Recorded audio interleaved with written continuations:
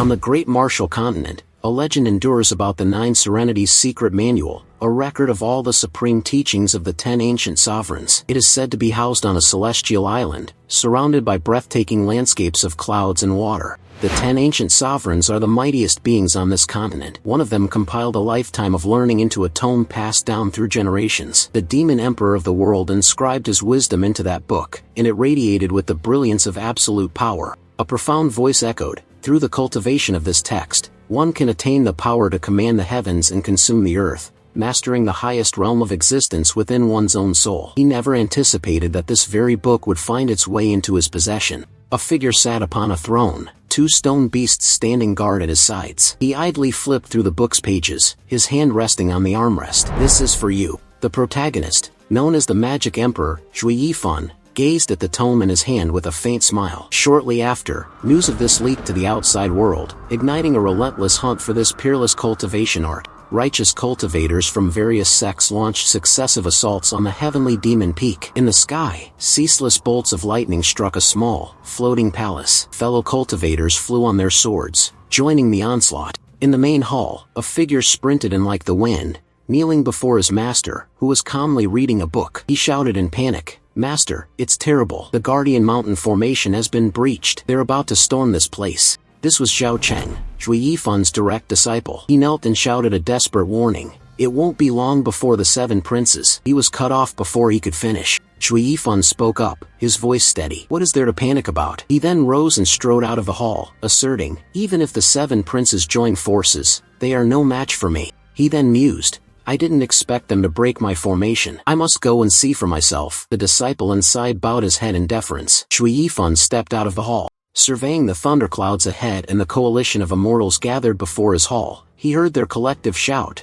"Magic Emperor, surrender the forbidden scroll." He regarded them with disdain and retorted, "A rabble dares to act arrogantly before me." His gaze deepened, radiating lethal intent. He levitated gently off the ground. The immortals below paled, shouting fearfully, "Everyone, be on guard." He continued his charge. Lao swiftly rushed towards them, weaving hand seals. Amidst the heaven-shaking thunder, Zhui Yifan, he surged forward, swiftly dispatching each foe one by one, his eyes gleaming with murderous intent, a cold smirk on his lips. Suddenly, a shout cut through, "Magic Emperor Zhui Yifan, surrender now." He looked up, puzzled, trying to discern the softly spoken source. He soared upward, murmuring, "Humph, finally here." His disciple followed closely. Zhui Yifan shouted back. The 7 monarchs of the Dark Sea turned their attention to him. One, acting as their spokesperson, declared, "Hand over the 9 Serenities secret manual, and we guarantee your life." He glanced at the other 6, and they nodded in unison. "Old Sword King, I am the leader of the 8 kings, acknowledged by the holy domain." The mark on his forehead shone brightly. Zhui Yifan looked at Yan Fu and the others, his lips curling into a mocking smile. "Even if all 7 of your kings attack together, bet you are no match for me," he finished. Then, he asked softly, "Why court death?" Seeing this, the Sword King Daoist shot him a glance and replied quietly, "What do you intend to do now? You have made yourself an enemy of the entire holy realm. Do you think there is no one within it stronger than you?" Then, a figure descended from the clouds and called out, "Zhui Yifan." He looked over, his expression turning grave. "It is confirmed. This saint acts on behalf of the holy realm to retrieve the demon emperor's legacy." Xiao Cheng, the demon emperor, flew to his side and whispered urgently, "This is bad. This saint is the mightiest in the holy realm." The man beside them watched silently before speaking softly, "What path of protection? Which saint?" Zhui Yifan roared at them, his face twisted in a derisive grin. "It's merely that treacherous, petty men, upon seeing a treasure, were moved by greed." Suddenly, a blade stabbed through his back, catching him completely off guard. He had no time to react. The disciple whispered to him, "Master, make your move. Only those who recognize the right moment are true heroes." Hearing this, the immortals stared in confusion. Zhui Yifan turned his head, glancing at his disciple, his eyes wide with shock. Trembling, Zhui Yifan asked cautiously, "Was it you who leaked the information? Was it you who broke the mountain's great formation, letting them in 5 years ago? Was it you who watched them sow discord?" He voiced his anguish. "Why? I raised you since you were a child, treated you as my own son. Why would you betray me?" Xiao Cheng still held the sword firmly, standing behind him, then chuckled softly and explained, "Master, though the kindness you've shown me is as weighty as a mountain, you shouldn't hoard the 9 Serenities secret manual for yourself. It's as if you're guarding against a thief, not even allowing me a glimpse." Then, his eyes flashed with scorn as he continued, I never imagined that a mere cultivation manual could outweigh a lifetime of nurturing and teaching. Zhao Qing pulled the sword from Zhui Yifan's body, stating coldly, as long as my actions are righteous, I care not for the judgment of others. Zhui Yifan also spoke his truth. Isn't this what the master taught the disciple? His face darkened. He thought to himself, Zhao Cheng, I had planned to pass my ultimate techniques to you. I never expected you to be so impatient. It seems nothing in this world can be trusted. He opened his mouth, air and blood rushing out as he smiled. Then, he stretched his body and laughed. Ha ha ha. Well said. The man withdrew the sword from his body, and lightning flashed in his eyes. Smoke exhaled from his mouth as he laughed wildly. Today, even if I must destroy the 9 Serenities secret manual, I will not let anyone obtain it. Zhao Qing cried out in alarm. He's going to self-destruct. A blinding light erupted from him, illuminating everything. Zhui Yifan's body turned completely white before gradually plummeting down into a forest below, where a pile of mangled corpses lay. Among the casualties below, one body remained relatively intact. Swords, blades, and arrows were embedded in trees, with the scars of battle scattered everywhere. Then, Zhui Yifan's soul entered the body of a youth wearing a red robe, leaving a mark on the forehead. His eyes snapped open wide, and he suddenly sat up, reaching a hand forward, his face filled with confusion. Can this really be me now? He struggled to stand, thinking, I never imagined that I, the Magic Emperor, would end up possessing the body of a child. Suddenly, he turned around, hearing a noise approach. Zhui Yifan's eyes widened as he looked in that direction. A beast with gleaming green eyes stood amidst the trees, followed by a pack of ravenous creatures, baring their teeth and staring at him. Zhui Yifan stood his ground. The water-dwelling beast crawled down and slowly advanced toward him. Then, they charged. Zhui Yifan glared and shouted in a terrifying voice, Get lost! The beasts, sensing the fearsome aura emanating from Zhui Yifan, immediately cowered and fell silent. The surrounding birds and animals also fled in panic, following his lead. He began to wander through the forest. Suddenly, a cry for help rang out. Save me! Zhui Yifan, save me! A person leaned against a tree, injured. He called out, and Zhui Yifan shot a brief, cold glance his way. He assessed the youth, likely an acquaintance from the body's past, and remarked, Not bad. Second level of the Qi-gathering realm. He slowly walked toward him, his mind racing. It could be used for absorption. He swiftly grabbed the person, who screamed in fear. What are you doing? Who are you? He looked at Zhui Yifan in panic, shouting, You are not Zhui Yifan. Who are you? His hand still gripping the youth's face, his expression dark. He offered no answer. Zhui Yifan's face then twisted into a demonic smile. You're right. I am not him. He introduced himself. I am a demon. Zhui Yifan then shouted, 9 Serenities secret manual, heavenly demon great transformation art. The man's body was drained and shriveled, his agonized screams echoing through the forest. The next day, sunlight filtered into the forest. He sat meditating, contemplating. In the 9 Serenities secret manual, the supreme technique is the heavenly demon great transformation art, capable of absorbing the cultivation of others. To enhance one's own cultivation, one must absorb the spiritual energy of others, but the energy they painstakingly cultivated would be forcibly extracted. The man from yesterday, now drained, was nothing but a skeleton beneath a piece of cloth. Zhui Yifan's gaze shifted beyond the ring of fire. He concluded that to thoroughly absorb the energy, he must first demonize the other party's original essence. He stepped forward, grabbed the skeleton's robe, and draped it over his own shoulders. He channeled his energy to summon a lightning bolt, thinking confidently that dawn had arrived. He was caught off guard, having spent the entire night refining the energy of a mere Qi-gathering second-level cultivator, when suddenly a bolt of lightning struck from nowhere. He raised his hand with full alertness to block it. Then, a powerful bolt of lightning shot toward a stone hollow beside him. It absorbed the electricity to the point of explosion. Zhui Yifan's body was struck, blackened and covered in dust. Immediately, he trembled with rage. His body still crackled with residual lightning, his gaze dark. Clenching his fist tightly, he trembled and vowed, Sword King Zhao Cheng, you will pay. Then, he roared to the heavens with certainty, wait for my return to the Holy Realm. That will be the day of your reckoning. Birds in the forest were startled into flight. He then leaped, activating his lightness skill to depart, noting internally that this body had cultivated from nothing to reach the 5th level of the Foundation Establishment realm. Zhui Yifan jumped across the branch. Assessing internally, it seemed it wouldn't be too long before he could return to the Holy Realm. Suddenly, he stopped on a branch, hearing something. Zhui Yifan hid in the tree, looking down warily, wondering to himself, what's happening down there? It's a battle between 2 unevenly matched groups. He observed silently. One of them pointed a sword and shouted, You traitor!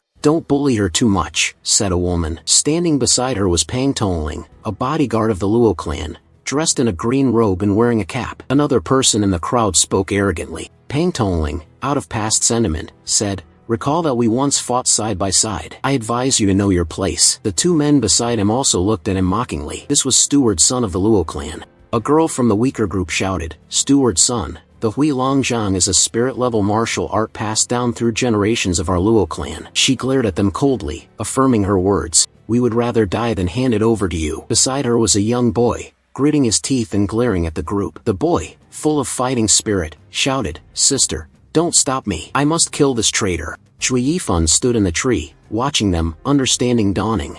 So the Luo clan's misfortune was caused by a traitor. He sat on the branch, his hand touching his chest, concluding, "This body has some grievance with the Luo clan's mountain bandits. Previously, the affairs of family forces had nothing to do with me," he remarked. Immediately after, Chui Yifan used his lightness skill to leave. Suddenly, something shot toward him. It pierced through him, and Chui Yifan frowned in discomfort, crying out inwardly, "What's wrong?" His heart convulsed with sharp, agonizing pain, forcing a cry from his lips. It hurt so much. He collapsed, barely supporting himself with his left hand. His right hand clutched his left chest tightly. He thought, "What's happening? Could my cultivation have gone berserk, causing a demonic chi backlash?" The intense pain broke him into a cold sweat. The heavenly demon great transformation art had barely begun, yet it was already causing loss of control. Was all his effort in vain? Could this body, a cripple, be fundamentally incapable of cultivation? Considering this possibility, he furrowed his brow and gritted his teeth. Chuafan immediately sat cross-legged and swiftly checked the condition of the body. Internal energy and heart meridian were normal. The circulation of Chu Tian energy was also normal.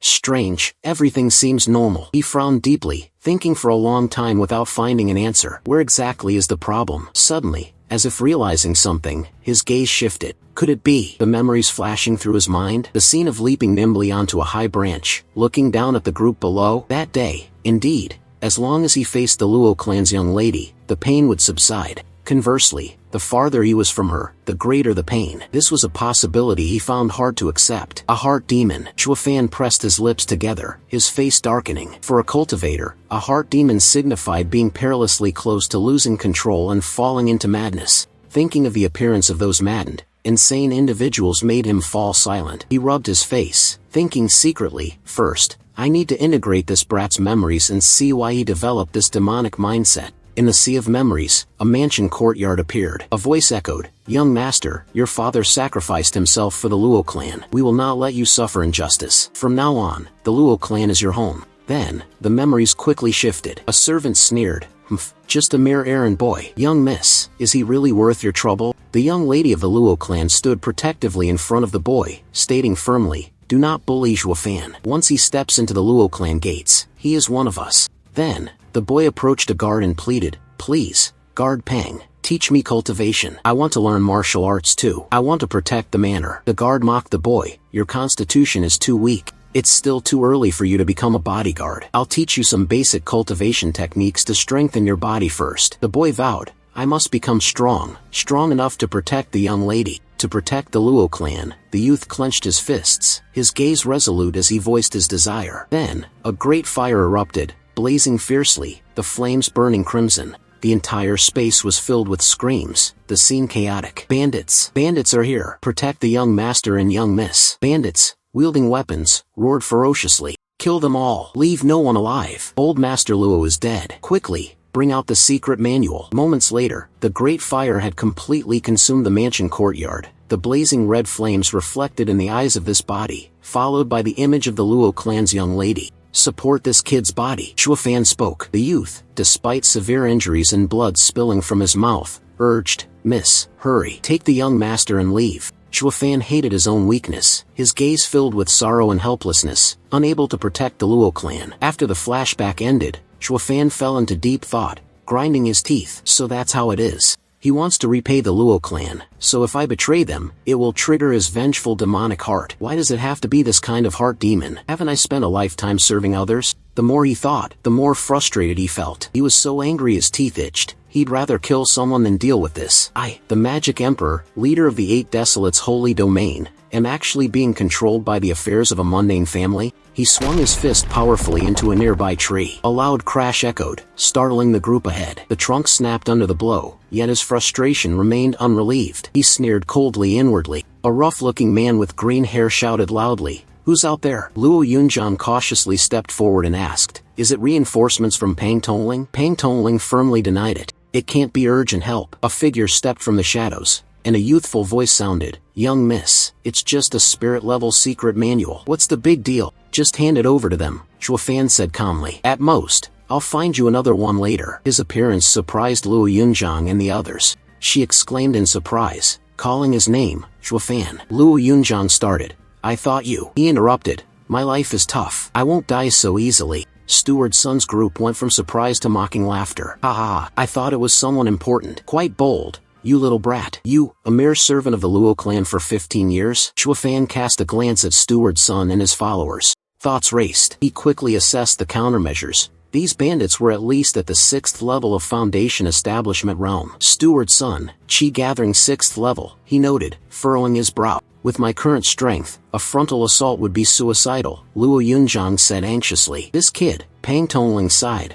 "I've always thought he was a bit foolish since childhood. Perhaps we should find a physician to treat his condition," one person said. "Look at how you're speaking," another remarked. Zhuo Fan spoke firmly. "We have no choice. We must take the risk." To them, he said one thing, but inwardly he thought, "I must find a way to break the encirclement." Luo Yunjiang shouted loudly, "Zhuo Fan, stop talking nonsense and come over here at once." Steward Sun squinted and smirked mischievously. The young lady is still as kind-hearted as ever, wanting to save even a mad servant. His attitude infuriated Luo Yunjiang. "Steward Sun, can't you even spare a madman?" Seeing her remain stubborn, Steward Sun ordered, "Have the subordinates kill everyone around her until she agrees to hand over the Huilong Zhang." A subordinate gave a soft grunt, as if awaiting the command. The green-haired man eagerly charged forward. Though he was the target, Zhuo Fan remained calm. Assessing the enemy's strength, Foundation Establishment Realm 7th level, 2 ranks above mine. I should be able to handle him. The green-haired man,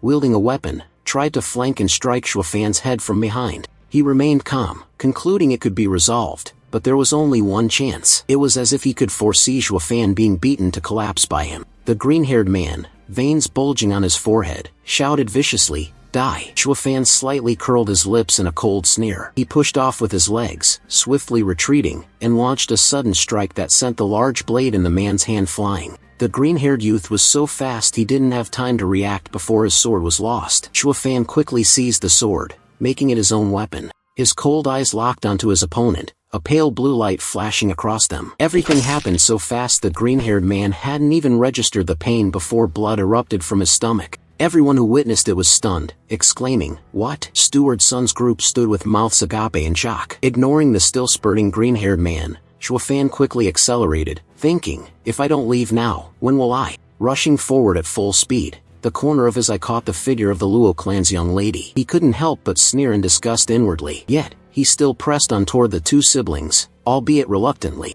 He sighed inwardly, "I have to protect these 2 lives." Carrying both people, his feet still moved rapidly. He thought, "This is such a hassle." His figure quickly vanished from the battlefield. After a while, the remaining group finally came to their senses. A shout echoed, "That little brat ran off. Chase him!" Mixed in was the weak cry of the green-haired man, "Save!" Pang Tongling, Steward Sun quickly regained his composure. He then ordered the other guards, "Block them. Buy more time for the young miss and young master." The guards shouted in unison. Steward Sun gritted his teeth in anger. "That damn brat, daring to ruin my plans. Don't let me catch you." Taking the 2 siblings with him, the Luo clan managed to escape for the time being. But Zhuo Fan still heard Steward Sun's furious roar, "Once I catch you, I'll skin you alive, break every bone, and make you die a death worse than any other." A loud scream echoed through the forest. "Let me go!" Luo Yunjiang, carried over Zhuo Fan's shoulder, struggled fiercely, continuously shouting, "We can't just leave them behind. I must save them." Clearly, her actions were testing his patience. At that moment, Luo Yunhai, Luo Yunjiang's younger brother, ignited the last of his patience, shouting, "Zhuo Fan, you dog slave, release us immediately." Without hesitation, Zhuo Fan snapped shut, raised his hand, and slammed Luo Yunjiang to the ground, causing her to cry out in pain. Despite the agony, she still shouted, "We must go back. We can't let the Luo clan guards sacrifice their lives in vain." Zhuo Fan continued walking, while Luo Yunhai, not looking back, kept pace. He sneered coldly. What can you do by going back? He turned his head, glancing at her, then asked icily, can you defeat those bandits? In response to his questions, Luo Yunzhang fell silent. He turned around decisively to leave but still spoke to her. Let's go. The enemies are about to catch up. Do you still have time to play the young lady with me? Luo Yunhai, who had been treated like a sack of rice the whole time, finally lost his temper. He waved his arms wildly, hitting Zhuofan, his mouth continuously cursing. Is this how you speak to your master? Hurry up and apologize to my sister. Zhuofan wasn't having it either and retorted, you little brat, do you believe I'll spank your butt until it's raw? Luo Yunhai's face darkened as he shouted, you dare, you damn servant. Suddenly, Zhuofan looked at him with an ominous glare, a wicked smile spreading across his face. Luo Yunhai was stunned. His face displayed 3 large question marks, not knowing what this guy intended to do. Immediately after, his rear end bloomed like a chrysanthemum from the spanking. Without delay, Luo Yunhai grabbed his stinging rear and trembled as he burrowed into his sister's embrace. Luo Yunzhang said angrily, Zhuofan, you are truly rude. Zhuofan shrugged, his attitude calm as he replied, I only spanked his butt a few times. If we don't run, they'll catch up and take your lives. Right. Is there any place nearby where we can hide? Hearing this question, Luo Yunzhang suddenly thought of something, but then she averted her gaze and said, recently, there's a farmstead. There's nowhere else to run. To the west of Black Wind Mountain lies a dense, mist-shrouded forest. Someone once said, even bandits from Black Wind Mountain that don't fully understand the terrain. Upon hearing this, Zhuofan made a decision. We'll head there. You lead the way, but don't forget the 2 Luo clan siblings. Hold your younger brother and lead the way. Luo Yunzhang pursed her lips, her cheeks flushed as she glanced in that direction. Zhuofan made up his mind. Wait for me there. Once I escape this danger, I'll make you pay for this, Mississippi. The sky was pitch black, and dense mist swirled within the forest ahead. From the mountain peak, the 3 of them could clearly see the scene. Luo Yunzhang explained, this is the misty forest. The fog surrounds the area year-round. Once you step inside, it's hard to escape. Looking toward the distant mountain, her voice remained steady as she shared what she knew. My father said the Mountain Lord of Black Wind Mountain is very powerful, no less than him. But for over 10 years, our 2 families had no issues. I don't know why it's different this time. Saying this, she furrowed her brows, her face contemplative. The bandits suddenly attacked our mountain stronghold. Ignoring Luo Yunzhang's troubled thoughts, Zhuofan, on the other hand, was pleased. He said excitedly, Haha, this place is perfect for a breather. Luo Yunzhang made up her mind and embraced her younger brother. Then, she said to Zhuofan, Zhuofan, you take the young master into the forest. I'll go hold off the bandits. Zhuofan replied bluntly, I refuse. Luo Yunzhang furrowed her brows, gritting her teeth. You! Zhuofan looked at her indifferently and said, I'm not familiar with the layout here. If you're not here, neither I nor this little demon will be able to escape. If you dare leave, I'll crush this little demon to death. The words struck the 2 Luo clan siblings heavily. Luo Yunzhang looked at him in fear, while Luo Yunhai shouted angrily, You! Zhuofan spoke his ruthless words calmly. It doesn't matter if you die, but don't drag me down with you. Luo Yunzhang sneered, his words cold. It's not worth it. The corner of his mouth curled into a sinister smile. His words shocked the others. Why don't we eliminate Steward's son and his group here? How about it? Zhuofan's question left Luo Yunzhang stiff with surprise. She stood frozen for a long time before reacting. Then she screamed frantically, Zhuofan, you're insane. With your strength, Steward's son is at Qi Gathering Realm level 6. I'm only at level 3, and the guard captain is at level 4. Luo Yunhai also loudly criticized the dog slave, accusing him of nothing but boasting. In the face of these words, Zhuofan merely stayed silent, giving a sinister laugh as if resigned to it. Luo Yunzhang kept trying to advise him, trying to make him see reality. Even if Pang Tongling and I join forces, we are no match for him. What can you, who hasn't even gathered qi, possibly do? Hearing her question, Zhuofan lifted his foot and repeated, What can I do? Turning his head, his face was full of confidence and arrogance as he looked at the group of fools. They're not worth my concern. Looking toward the 2 Luo clan siblings, he made an offer. In the end, it's either you follow me and take a risk, or you wait for them to catch up and face death. Does the young miss wish to place a bet? Zhuofan, with a confident demeanor as if he had everything under control, spoke in a captivating tone that seemed to enchant the listener. Take advantage of the fact that they haven't caught up yet. Quickly hand over the spirit stones you have on you. The last hope of the Luo clan is in your hands. Hearing this, Luo Yunzhang gritted her teeth as if making a decision.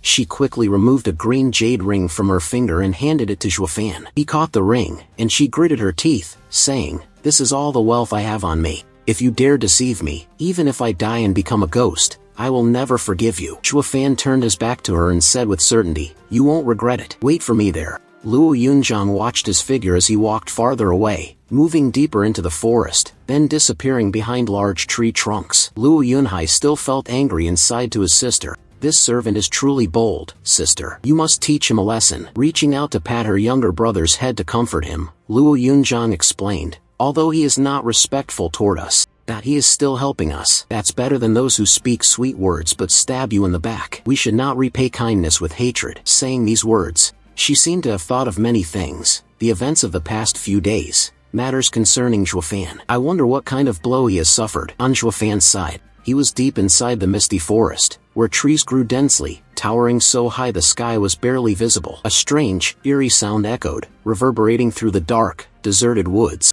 East, azure dragon. West, white tiger. South, vermilion bird. North, black tortoise. And in the center, the Qilin soaring to the heavens. Truly a formation capable of shattering space. This is a formation of nature itself. He paused, smiling with satisfaction. Unfortunately, no one could see this. A voice echoed in the dark space. This time, I will turn it into the second heavenly demon mountain. With a hand forming a seal, a loud shout opened the nether palace of the Nine Yin. Luo Yunzhang's green ring began to glow, then slowly floated up, hovering in the palm of Chua Fan's hand as he shouted loudly. Sinister forces from all directions merged into the formation. The ring emitted a brilliant golden light. Chua Fan performed a spell, pointing forward with all his might and shouting, "Open!" On the side of the Luo clan siblings, they also noticed something unusual. Luo Yunhai exclaimed in surprise, "Sister, look over there." In that misty forest, there's a strange vortex swirling with purple light, pulling everything around it in. The thick mist surrounding it is being sucked away.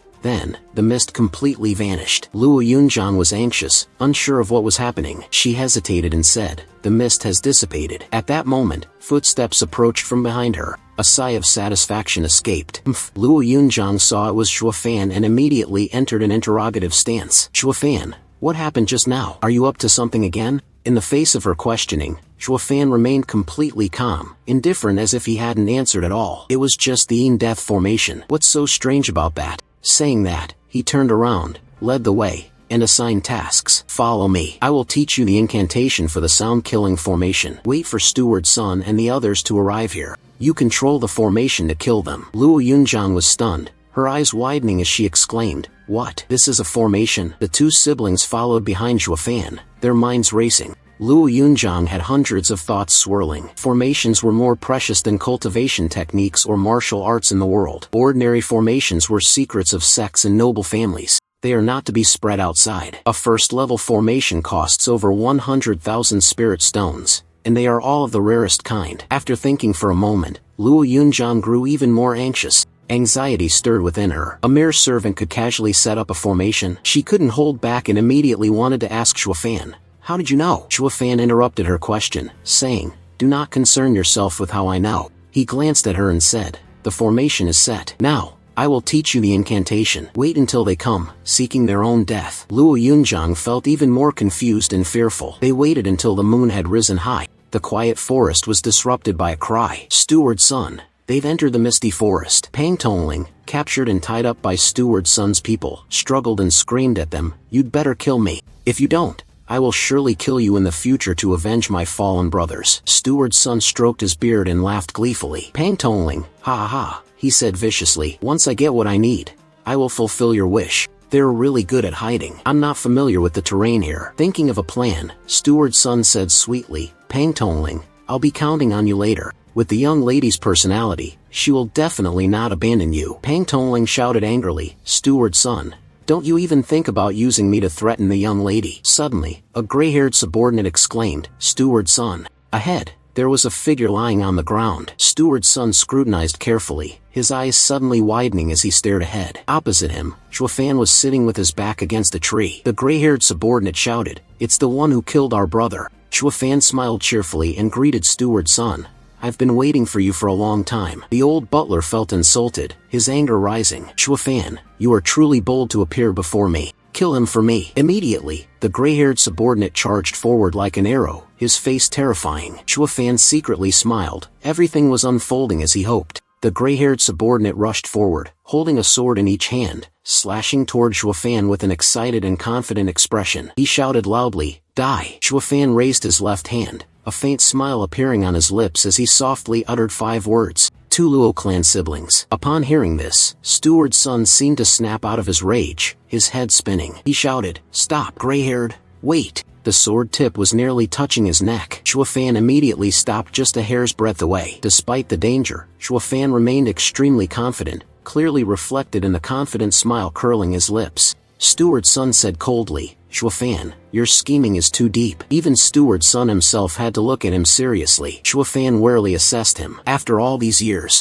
I misjudged you." But he didn't show Steward's son's attitude. Fan calmly stood up and presented his condition. "Steward's son, how about we make a deal?" Steward's son was puzzled, unsure of what scheme was running through his mind. He squinted and asked, "What kind of deal?" Standing at the same level as Steward's son, Fan calmly made his request. "I entrust the fate of the Luo clan to you." Fan's gaze was filled with seriousness, but his words, once spoken, left the listener stunned, unable to avoid a sense of shock. "You offer me a future in Black Wind Mountain?" Steward's son himself was also surprised, unable to react in time. Pang Tongling, on the other hand, widened his eyes and shouted as if he had seen a chicken flying in the sky. "What is this?" Steward's son slowly approached Fan. He found it hard to understand. "Why would you do such a thing? The Luo clan has treated you well." But hearing such a ridiculous story, Fan chuckled disdainfully, staring directly at Steward's son's face. "Then why did you betray the Luo clan?" "The Luo clan has treated you very generously." Like a cat whose tail had been stepped on, Steward's son became so angry that veins bulged on his forehead. Before Steward's son could say anything more, Fan turned his back and left with a single sentence. "You will not be destroyed by heaven and earth for your own sake. Now that the Luo clan has fallen,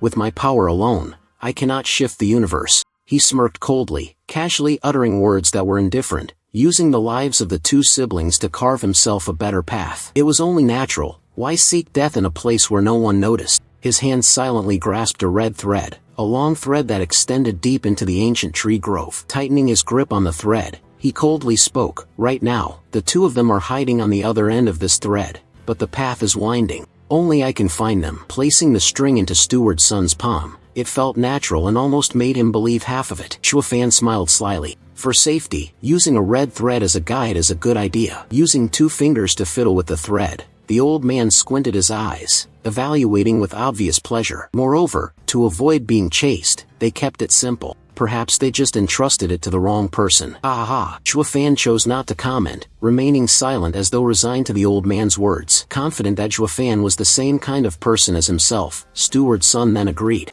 He made the decision earlier, and it was settled. "You lead the way, but don't try any tricks." Fan's eyes gleamed with interest. Everything was proceeding according to plan. "Steward's son, I am a straightforward person."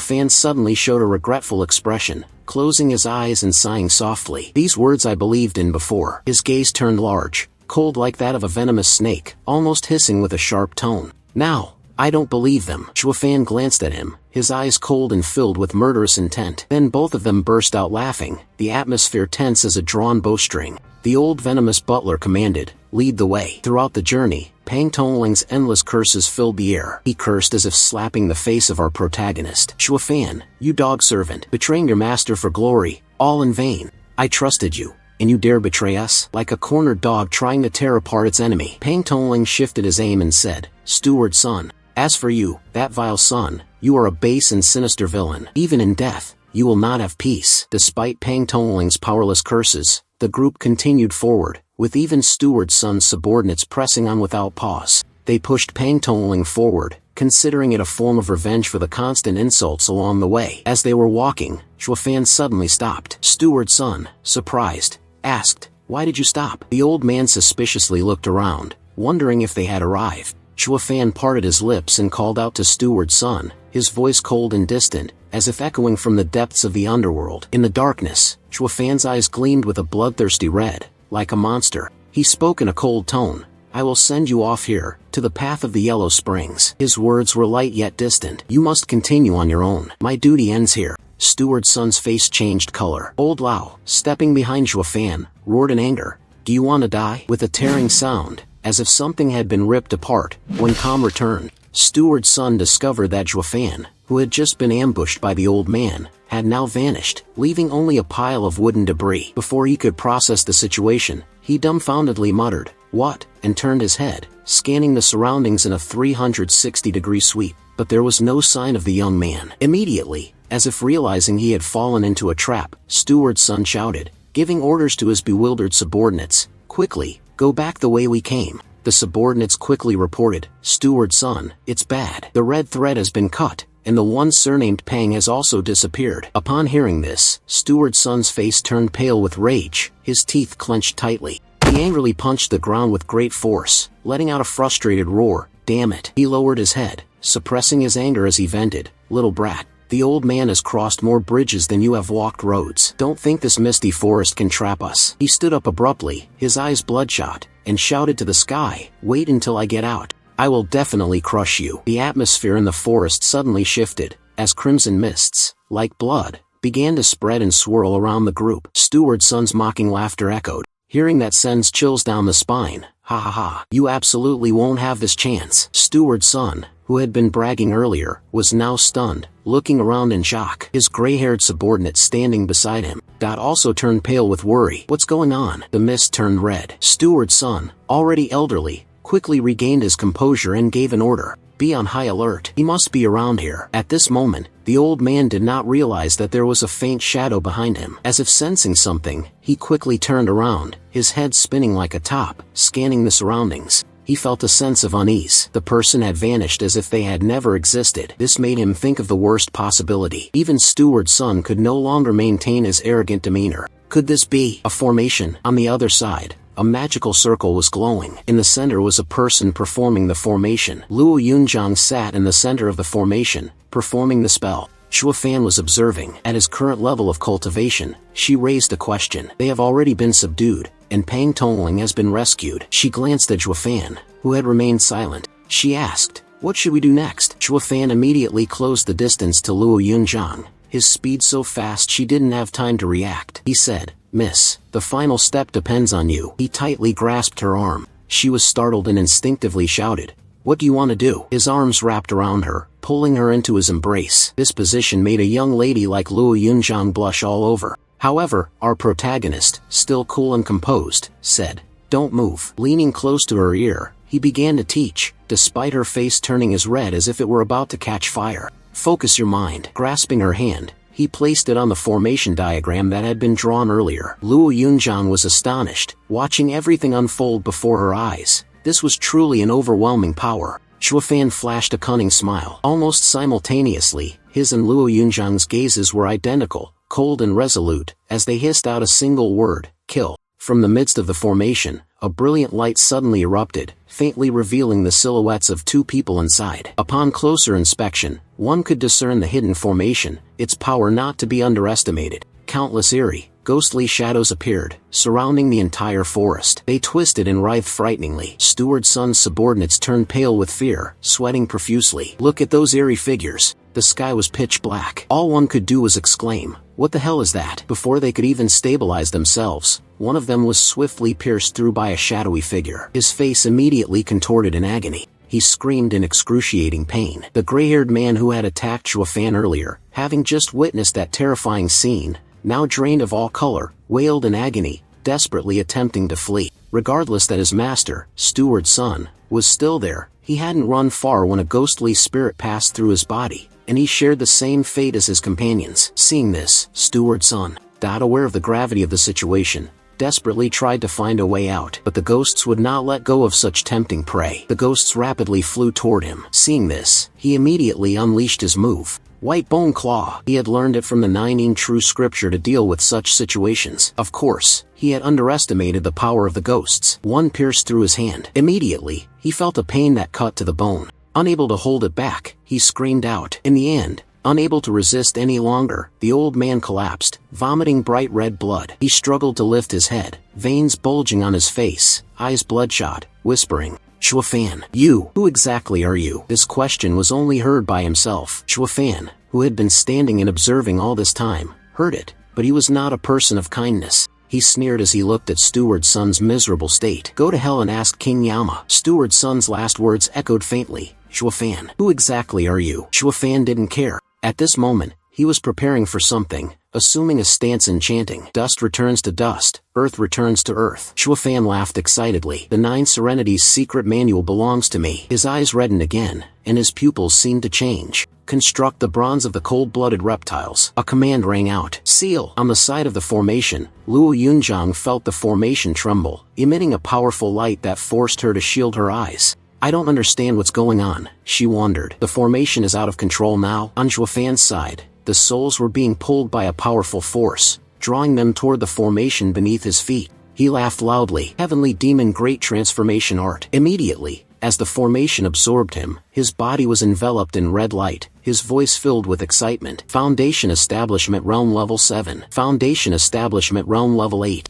Foundation Establishment Realm, 9 levels. His eyes shone brightly. His body felt as if it had been completely liberated. He shouted, Peak stage of Foundation Establishment Realm. After a brief pause, Shuofan sighed in regret. The demonic energy brought by the Yin Fiend had nearly been exhausted. His fists trembled with excitement. But in moments of breakthrough like this, the achievements that followed held even greater value. A loud crack of red light descended straight down, striking Shuofan. When the light faded, his flawless skin and hair were revealed. He was very pleased and proclaimed, Qi Gathering Realm. It seemed that the result of this level up greatly delighted him. The breakthrough to the Qi Gathering Realm this time, compared to previous breakthroughs, had greatly expanded his meridians. The spiritual energy accumulated in the Dantian must be 3 times greater than usual. He smirked arrogantly. A typical expert of the Qi Gathering Realm. Shuofan raised his left hand and made a stretching motion. The forest, which had been shrouded in a dark mist like a distorted television screen, suddenly saw sunlight, long unseen,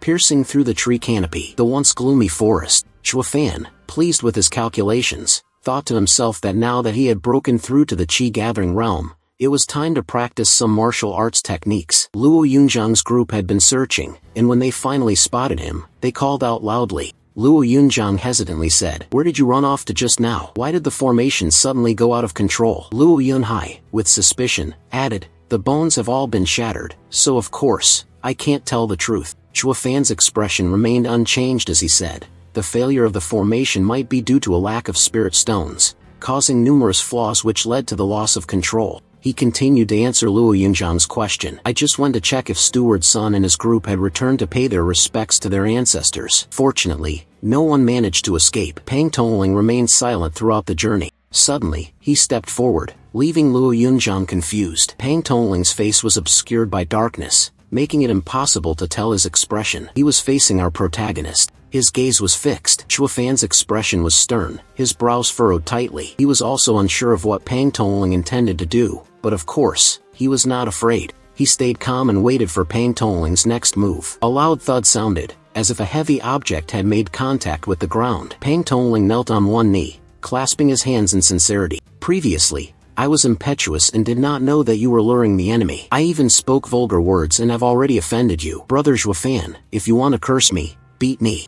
I do not blame you in the slightest. The man's powerful words caused Shuofan to be taken aback, nearly stumbling backward. Even if he wanted to, not a single wrinkle would form on Pang Tongling's forehead. Hearing the desperate words, even Shuofan couldn't help but praise. This Pang could also be considered a loyal servant. His eyes flashed with a hint of regret. If only Zhao Cheng, that had half the loyalty of Pang Tongling, I wouldn't have ended up in this situation. Pang Tongling sat, awaiting his judgment. Shuofan extended his hand toward him, his voice carrying no trace of anger. Pang Tongling, quickly rise. A subordinate who is wholeheartedly devoted to his master should not kneel so. Shuofan humbly replied, You are the chief protector. I am but a humble servant. How dare I accept such a generous gift? He said calmly, with no intention of taking credit. Moreover, the fact that we were able to deal with Steward Sun and his group this time is all thanks to the formation set up by the young Mississippi. Hearing this, Pang Tongling excitedly shouted, Young Miss, you even know Grand Arrays? Is this true? Shuofan nodded. The sound of Pang Tongling's excited cries echoed like the pounding of garlic.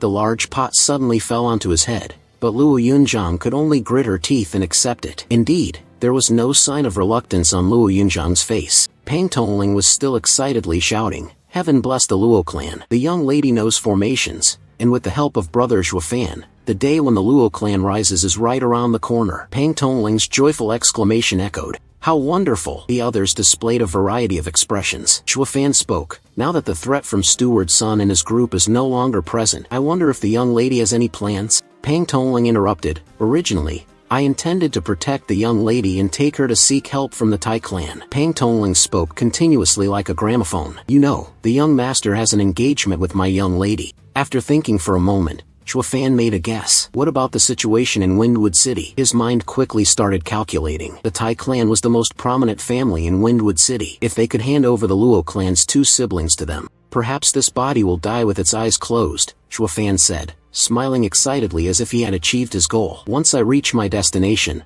I can eliminate my inner demons, and then I will be free. With a firm decision, Chuafan spoke with boldness. I will reach the peak. He looked toward the distant high mountain and left behind a single sentence. I will return. On the other side, in a ruined palace, a bright flame illuminated a person kneeling. Above the throne, a dark figure sat, asking, "Still no news from Steward Sun's group?" The subordinate, who was kneeling on the ground, trembled like a dried dog, drenched in sweat, shaking uncontrollably. He reporting to the young master, the messenger from Steward Sun said, that the cultivation method is about to be in hand. The figure smiled wickedly like a venomous snake. Order them to retreat. The subordinate, like a condemned prisoner granted amnesty, quickly responded with a yes and then ran off. The young deputy leader propped himself up and stood. He walked toward the curtain, lifted it, and gently called out, "Master." Inside, there was a bed, and on it lay an old man trembling. His eyes were wide open, looking terrifying. The young deputy leader gently stroked the old man's finger, his voice flat. "Do not worry.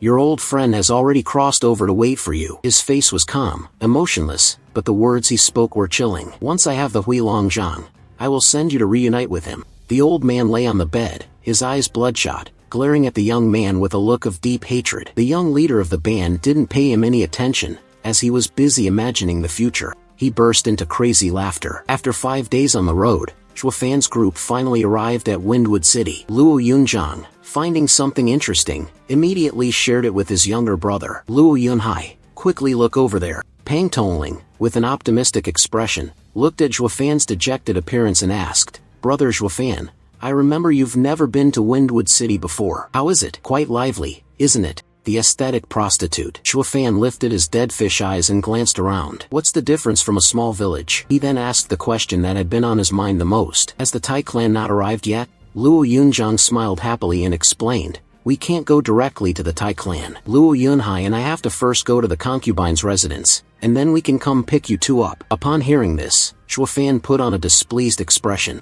"How troublesome," Pang Tongling said with a hearty laugh. "There's nothing we can do. After all, we came to seek their help." He thought carefully and proposed a solution. "If we go directly to their door, they will laugh at us for not knowing manners. We can go to the guest and head to rest." With no other choice, Chuafan sighed in resignation and compromised. "You lead the way ahead." "Fine. You all go first. Anyway, they won't be able to return immediately. Old dog, let's go wander somewhere else." Luo Yunhai arrogantly criticized the useless servant dog. "Windwood City is my brother-in-law's territory," he sneered, threatening. "You just wait. I will have your brother-in-law teach you a lesson." Chuafan kicked Luo Yunhai in the back. "No need to wait for your brother-in-law." A single kick sent the young master tumbling into a position resembling a dog eating dirt. His face was contorted. "I'll teach you a lesson now." Seeing his younger brother fall, Luo Yunzhang scolded him. "Why are you picking on a child like that?" Pang Tongling, on the other hand, was green with anger, unsure of what to say. Chuafan didn't bother with pleasantries. "It's because your younger brother was asking for a beating," he said calmly. "Hurry up and go. Wait until you've stabilized." He turned away, leaving her with his cold, distant figure. The words spoken were even colder. "If you still find me annoying, feel free to just chase me away." Luo Yunzhang looked on in confusion,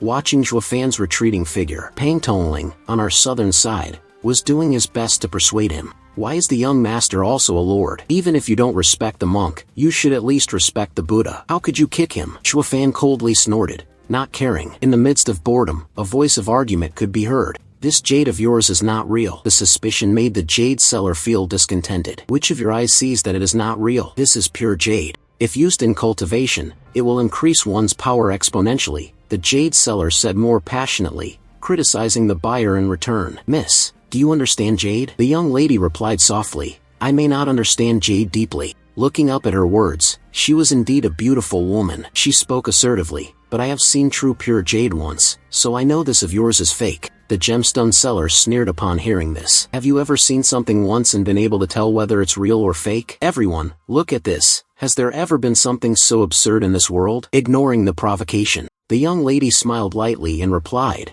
having me here means having that ability. Enraged, the jade vendor shouted, chase her away. Go on, you little brat, keep talking nonsense, but don't bother me with my business. At this moment, a strange voice sounded. This jade of yours is truly a fake. Both of the individuals who had been bickering turned to look, their expressions filled with suspicion. Shuafan's face showed the look of someone watching a good show. I have a way to prove that this is fake. Shuafan slowly walked toward the crowd. He couldn't help but compliment the young lady. This piece of jade is definitely fake. Miss, you have a keen eye. But how can it be exposed as fake without making everyone fully convinced? The jade seller angrily raised his brows and shouted, where did you come from? On what basis are you claiming that my jade is fake? Do you have any proof? He sneered, pointing at Shuafan. Kid, don't speak recklessly. I sell only genuine items. Shuafan calmly replied, it cannot be fake. If one cannot pretend to be sincere, then whether it is real or fake can be easily known. Right at the street corner, a crowd had gathered around a stall selling jade,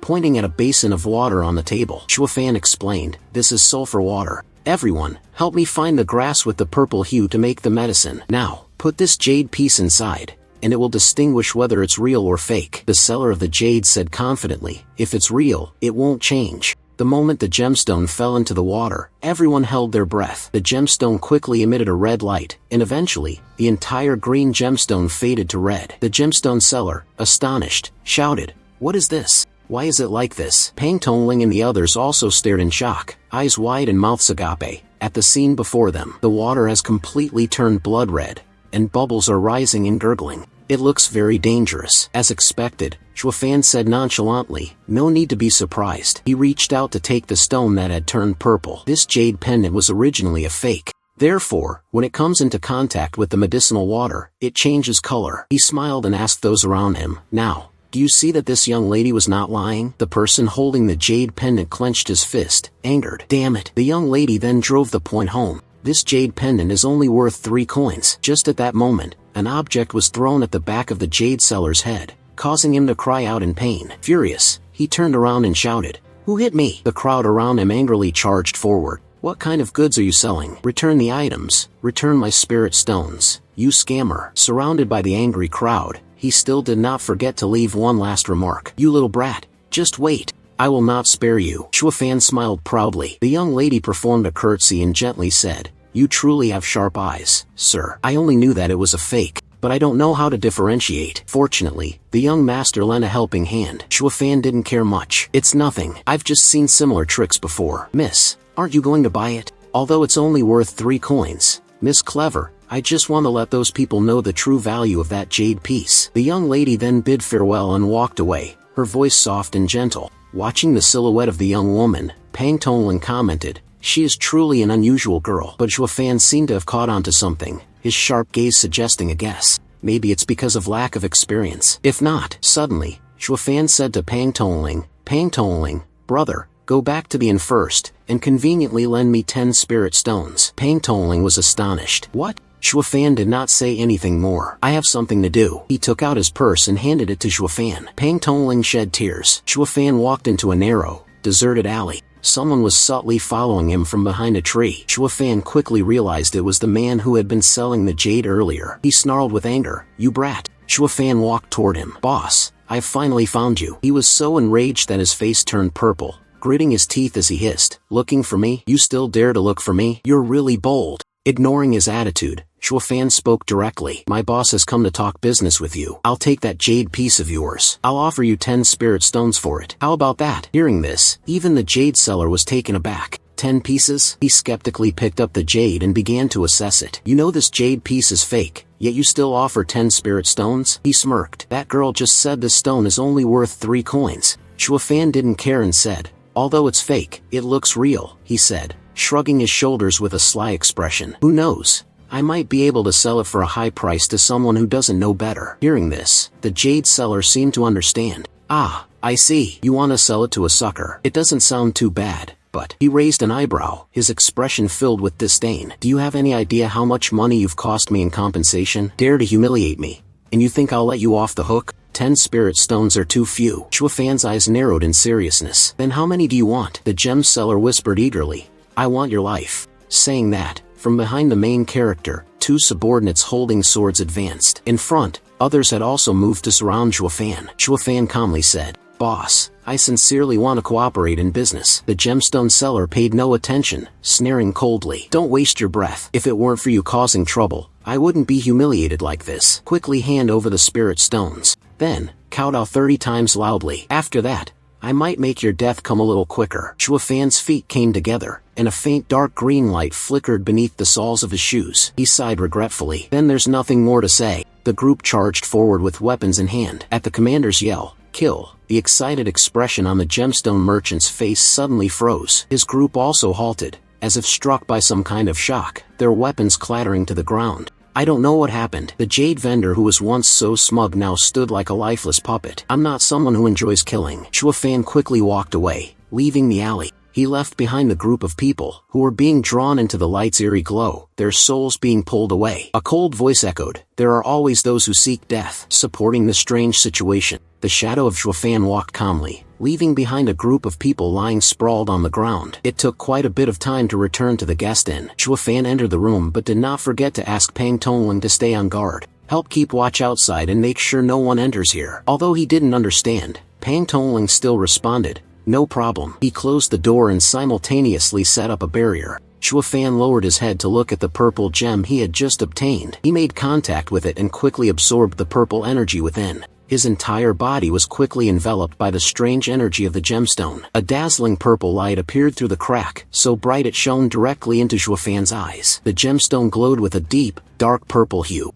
Then, gradually, it transformed back to its original form, a bright red color. Chuafan was overjoyed. Indeed, I wasn't mistaken. It's a blood spirit gem. The blood spirit gem is a rare and precious stone, formed by the accumulation of tens of thousands of blood essences, absorbing the spiritual energy of heaven and earth. The essence of the sun and moon takes countless millennia to form. This is a treasure of extreme yin and extreme yang, a precious item for cultivators of the demonic path, rare and invaluable. According to the records of the 9 Serenities secret manual, bathed in blood, it is possible to cultivate a destiny blood infant. When the blood infant is born, it will steal the vital blood of others to survive. Being extremely ruthless, the blood infant can grow and cultivate alongside the cultivator. Becoming a saint-level blood infant, even an emperor-level powerhouse would not dare to touch it. Chuafan's eyes were filled with excitement. If in my past life I had a destiny blood infant, what would a mere saint be? Quickly cutting his hand, he poured fresh blood onto the blood spirit gem. Chuafan silently expressed his gratitude. Unexpectedly, even the 9 Serenities demon emperor wasn't this fortunate, yet I have already obtained it. The blood spirit gem quickly absorbed the blood, emitting a brilliant light. The room was soon filled with a bright, eerie red glow. Chuafan, drenched in sweat, continued transfusing blood into the gem. He quickly made his decision. To cultivate the blood infant, the practitioner must be drenched in fresh blood. His hand clenched the table tightly, trembling slightly as he exerted all his strength to squeeze out blood to nourish the blood spirit. All he could think of was that until the blood essence merged with spiritual energy, feeling its heartbeat. After a long while, Chuafan gritted his teeth and thought, this is bad. I've lost too much blood. I'm starting to feel dizzy, but I can't stop, because it is only possible to subdue the blood spirit gem and refine it into a blood pill once. His gaze was firm. If I give up now, there will be no more chances. Once it began, it could only continue. As if something inside his body was sensed, it caused him great pain. Chuafan spat out a large mouthful of blood from the backlash, wiping his mouth with his hand. He hesitated, uncertain if he should continue, fearing it might endanger his life. His vision blurred as he looked at the blood spirit gem. He thought in anger, could it be that I really have to give up?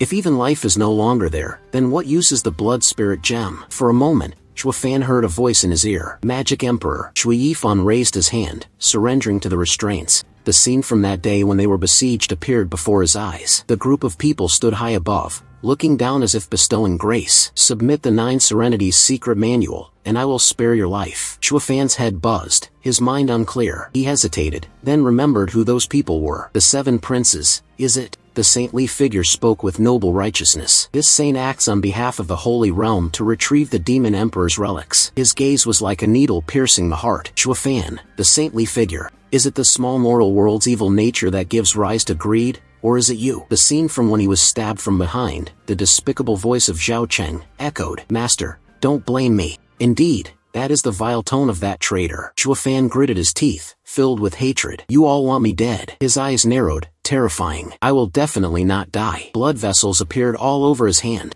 Unwillingness surged within him. What is a Taoist priest? What is a saint? Who am I? I am Magic Emperor Zhui Yifan. How did I become like this? He gritted his teeth, and the blood on his hand increased more and more. What I have lost, I must personally take back. The thick blood was transferred entirely to the blood spirit gem. Xue Fan screamed, "Mend me." The blood spirit gem wriggled and emitted a golden light. When he regained his composure, Xue Fan's eyes widened. This is the blood spirit gem. Glowing intensely, Xue Fan smiled with joy. It's a success. His hands formed a seal, intending to capture the blood spirit gem. A single utterance of the heavenly demon great transformation art caused countless strands of red energy to gather toward the gemstone. With a crack, the gemstone shattered into 100 pieces, completely merging into Xue Fan's body. His eyes turned bloodshot, resembling a demon crawling out from the depths of hell. I have never felt such overwhelming power as I do now, he said excitedly. I did it. And this is also the Destiny Blood Infant. Xue Fan was delighted. I didn't expect this. Can the Destiny Blood Infant be cultivated so easily? His eyes danced with ambition, and his voice brimmed with excitement. Now that I have the Destiny Blood Infant,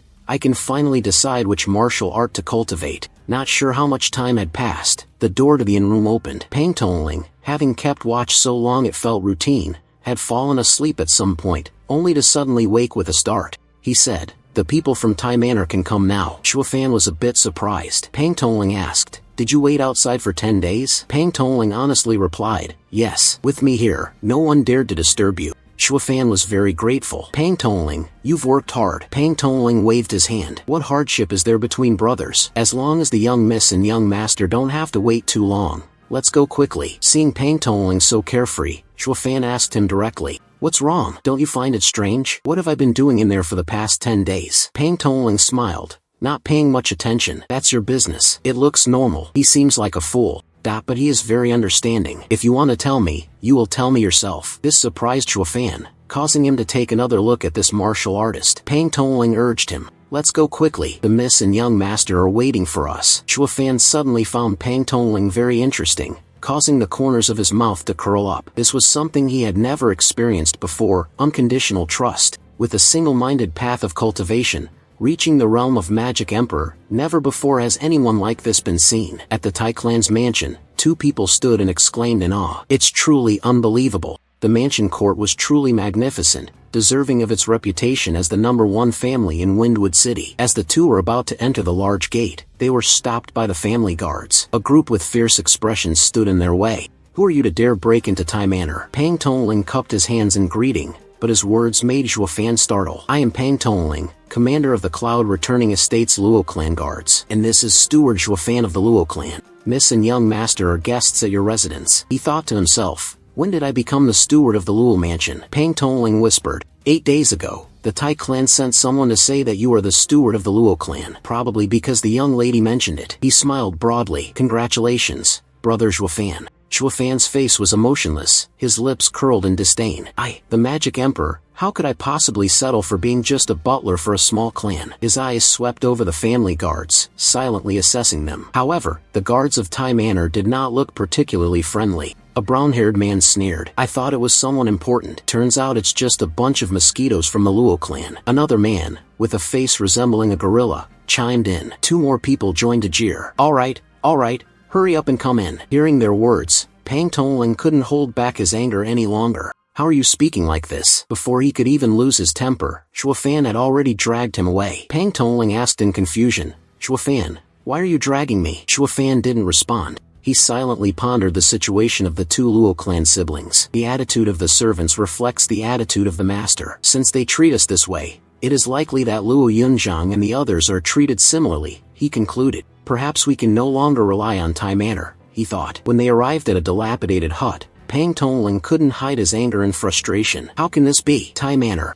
how can you treat the young master and young lady like this? This is too much bullying, utterly detestable. Pang Tongling kept cursing. Don't you even know the basic etiquette of receiving guests? Magic Emperor Zhui Yifan furrowed his brows, almost on the verge of anger. Not only that, but treating them like servants. Go inside and see for yourself. Inside the dilapidated house, there was only the silhouette of a child sitting on an old bed. Hearing the sound, Luo Yunhai glanced over with a sad look. Pang Tongling shouted loudly, "Young master." As soon as Luo Yunhai saw them, he exclaimed, "Pang Tongling." Like a cannonball, Luo Yunhai rushed forward and tightly embraced Pang Tongling, filled with emotion. Pang Tongling, ashamed, said, "Young master, I'm sorry I arrived late." Shuofan asked bluntly, "Kid, where's your sister?" Luo Yunhai replied dejectedly, "Senior sister went to find the crown prince, begging him to help rebuild the cloud-returning estate." Shuofan gritted his teeth in anger. With their attitude, what is there left to beg for? Are you bringing disgrace upon yourself? He grabbed Luo Yunhai's arm tightly and dragged him away. He shouted, "Go!" His voice cold. "Take me to find your sister." His gaze tightened, frustration evident. Tai clan, daring to ruin my plans. At the Tai clan residence, in the peaceful court within the garden of flowers, a woman's coquettish voice echoed. Kai shouting, "Elder brother." Luo Yunjiang stood like a decorative statue, watching the couple in front of them laughing and joking. The love between the man and the woman. She gritted her teeth, trying to suppress her anger, and hesitantly called out, "Kai shouting, Gee." Kai shouting glanced at Luo Yunjiang with disdain. His voice was cold. "Luo Yunjiang, I have made it very clear to you. From now on, you and I have nothing to do with each other. In my eyes, there is only Yu Fei, my junior sister." Yu Fei added a few more words. Her tone was contemptuous and arrogant. "If you know what's good for you, leave quickly. Kai shouting has disliked you for a long time. The person he loves most is me, not you." They took turns mocking Luo Yunjiang, laughing at her expense. Unable to endure it any longer, she shouted, "Kai shouting, I am not begging you to fulfill our engagement from back then. I only hope you can persuade your uncle, out of respect for the relationship between the two families, help the Luo clan this time." These words seemed to strike a nerve with Kai shouting, causing him to grit his teeth in anger. He waved his hand and left in a fit of indifference. "This has nothing to do with me. You should go talk to my father." Seeing that he was about to leave, Luo Yunjiang desperately called out, "Kai shouting, please, I beg you to talk to him. Consider it as you showing kindness because we were once childhood friends. Help the Luo clan this time." When Luo Yunjiang came to beg, seeing her pitiful pleading attitude, Kai shouting couldn't help but feel a bit soft-hearted. Before he could say anything, Yu Fei gritted her teeth and rushed forward, slapping Luo Yunjiang across the face. She insulted her, "Bitch, Kai shouting is mine. Stay away from him." After saying that, she glared at her. Seeing Kai shouting, her voice filled with jealousy, "From now on, stay away from her. If I find out you're involved with her in any way, I will never forgive you." Kai shouting jumped in shock, bowing low and swearing an oath. "Yu Fei, rest assured, to express my feelings for you, I purposely insulted and trampled on Luo Yunjiang. In my eyes, there is only you. Other women are nothing but a pile of shit to me." This sentence won Yu Fei's heart. She was smug, thinking that this was enough. Luo Yunjiang felt as if she had fallen into an ice cave, her whole body freezing. What should I do now? What should the Luo clan do now? Her hand clutched the cheek stinging from the slap, and she, filled with resentment, shed tears. Is there anyone who can save me?" In that moment, a figure rushed forward. Slap, slap, two sounds. The faces of the two shameless individuals were beaten to the point of distortion. Yu Fei held his face, glaring. "Shuofan." Kai shouting even fell backward after being struck. Shuofan, looking down disdainfully, often indulged in a pair of lecherous adulterers. His gaze shifted to a blood-red fury, his voice seething with anger. "Daring to ruin my plans." Yu Fei shouted loudly. "Who are you?" She secretly analyzed the situation before making an assessment. "This kid looks to be about the same age as me, but his speed and striking is astonishing." Kai shouting's expression showed shock. "At the very least, we are geniuses and experts of the chi-gathering realm. Who would have thought we wouldn't even have time to react, and he would slap us twice?" Looking at that proud and arrogant expression, Kai shouting was in shock. How could someone like him appear? Shuofan glanced at Luo Yunjiang, letting out a deep sigh in his heart. With the temperament of the Magic Emperor, he had long seen through the suffering of the world. His gaze landed on Luo Yunjiang, who was pitifully wiping away her tears. He suddenly paused for a moment. How could I endure humiliation because of a little girl? Yet, seeing her in this situation made his heart ache. Shuofan gritted his teeth in fury. Certainly, it's because she is the benefactor of this body. Previously, that damned heart demon, that cursed thing, helplessly compromised. Shuofan shrugged and stepped forward, wiping away Luo Yunjiang's tears. He silently thought, "It seems that I will have to spend quite a bit of time because of the Luo clan's matter." Wrapping his arm around Luo Yunjiang's shoulder, Shuofan tightened his grip on her and walked forward, with a bold declaration, regardless of the shameless adulterous couple, we should leave. How could Yu Fei allow those who had just insulted her to leave so easily? She immediately raised her voice and shouted, "Stop!" She then declared aggressively, "You think you can hit someone and just walk away? It's not that easy. Luo Yunzhang, where do you think this is? You can come and go as you please." Luo Yunzhang hesitated and turned her head. "So, what do you all want?" Yu Fei said with a smug expression, her words as venomous as a snake's bite. "It's simple. All of you kneel down, kowtow 3 times loudly, and then you can leave," she added, specifically pointing at Zhuofan. Especially him. Luo Yunzhang, originally a kind-hearted person who always stood up for those she cared about, would naturally not let her have her way. "Don't push people too far." Kai Xiaoting regained the upper hand and began to scold. "Luo Yunzhang, you don't even know the way out. If you don't kneel today, none of you will leave here." Yu Fei, that snake-like woman. She also used Luo Yunhai to threaten her. "Luo Yunzhang, think carefully. It's not just about yourself. Don't let your emotions make you impulsively endanger your younger brother's life." She heard her mention her younger brother. Clearly, in an instant, Luo Yunzhang hesitated. Pang Tongling saw the master being oppressed like this and stepped forward to shield the 2 siblings of the Luo clan. "You're pushing too far." Luo Yunzhang bit her lip, enduring this humiliation. He whispered an order, "Kneel down." The group led by Kai Xiaoting laughed even more mockingly, their faces twisted in taunting expressions. This very act stirred a murderous intent in Zhuofan. In the blink of an eye, he shot forward like an arrow. He charged toward the group of Kai Xiaoting's subordinates, grabbing hold of Yu Fei and Kai Xiaoting by their collars, leaving them no time to react. In a swift motion, he stomped their heads into the ground, a dull thud resounding. Yu Fei's head split open, blood erupted as she screamed in pain. Zhuofan stood above, looking down at the 2 worthless beings with a cold gaze, as if staring at 2 corpses. Yu Fei, feeling furious, wanted to bite her teeth to pieces and screamed out, "It's you again. You still haven't understood your situation. Still so arrogant, threatening, even though right now you should be kneeling down and begging for mercy. This young lady will never forgive you. I won't even bother listening to her words." Zhuofan swung her leg and kicked Kai Xiaoting's face, then proceeded to deal with the couple on her own. The group of Luo Yunzhang looked at the scene in shock. Speechless, Zhuofan coldly stared at Yu Fei, thinking that she could make him kneel. Not a chance. In that moment, everyone was watching the one-sided brawl. A powerful voice suddenly rang out. "Who dares to cause trouble at Tai Manor?" The person who arrived was a man dressed in a long robe, looking very dignified as he stepped forward. Seeing this man,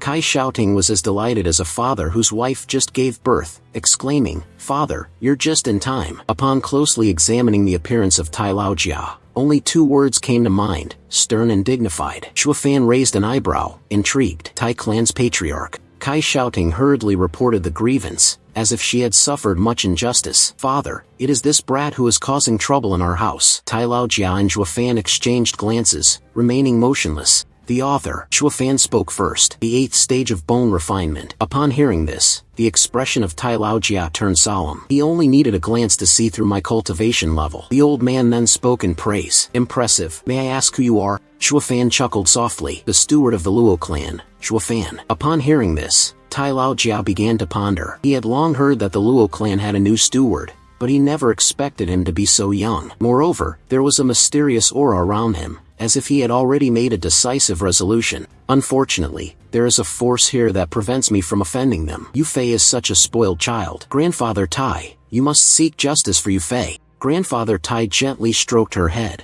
"Don't worry, with your grandfather here." Having said that, his expression changed rapidly, flipping faster than a pancake, and he spoke in a heavy tone to Luo Yunzhang. "Luo Yunzhang, I took you in out of kindness to help you." The old man's expression was truly terrifying, as if he wanted to chew Luo Yunzhang's head off. "Not only did you not show any gratitude, but you also caused trouble. How shameless of Grandfather Tai to behave like this." Zhuofan touched his shoulder. Luo Yunzhang spoke up in defense. "The Tai clan leader, already advanced in years, is still bullying a young girl." He stepped forward to face the old man, calmly saying, "If there's something to discuss, talk to me." He raised an eyebrow mockingly. "Moreover, don't speak as if you owe something to the Luo clan. Let's be straightforward, it's all for personal gain. If it weren't for that, you certainly wouldn't have called off the engagement." Seeing that he had been exposed, Grandfather Tai no longer bothered to pretend. If that's the case, this old man no longer needs to show any regard. The old man appeared unconcerned, his expression unchanged as he uttered insults. "Today's matter, this old man will definitely seek justice for Yu Fei.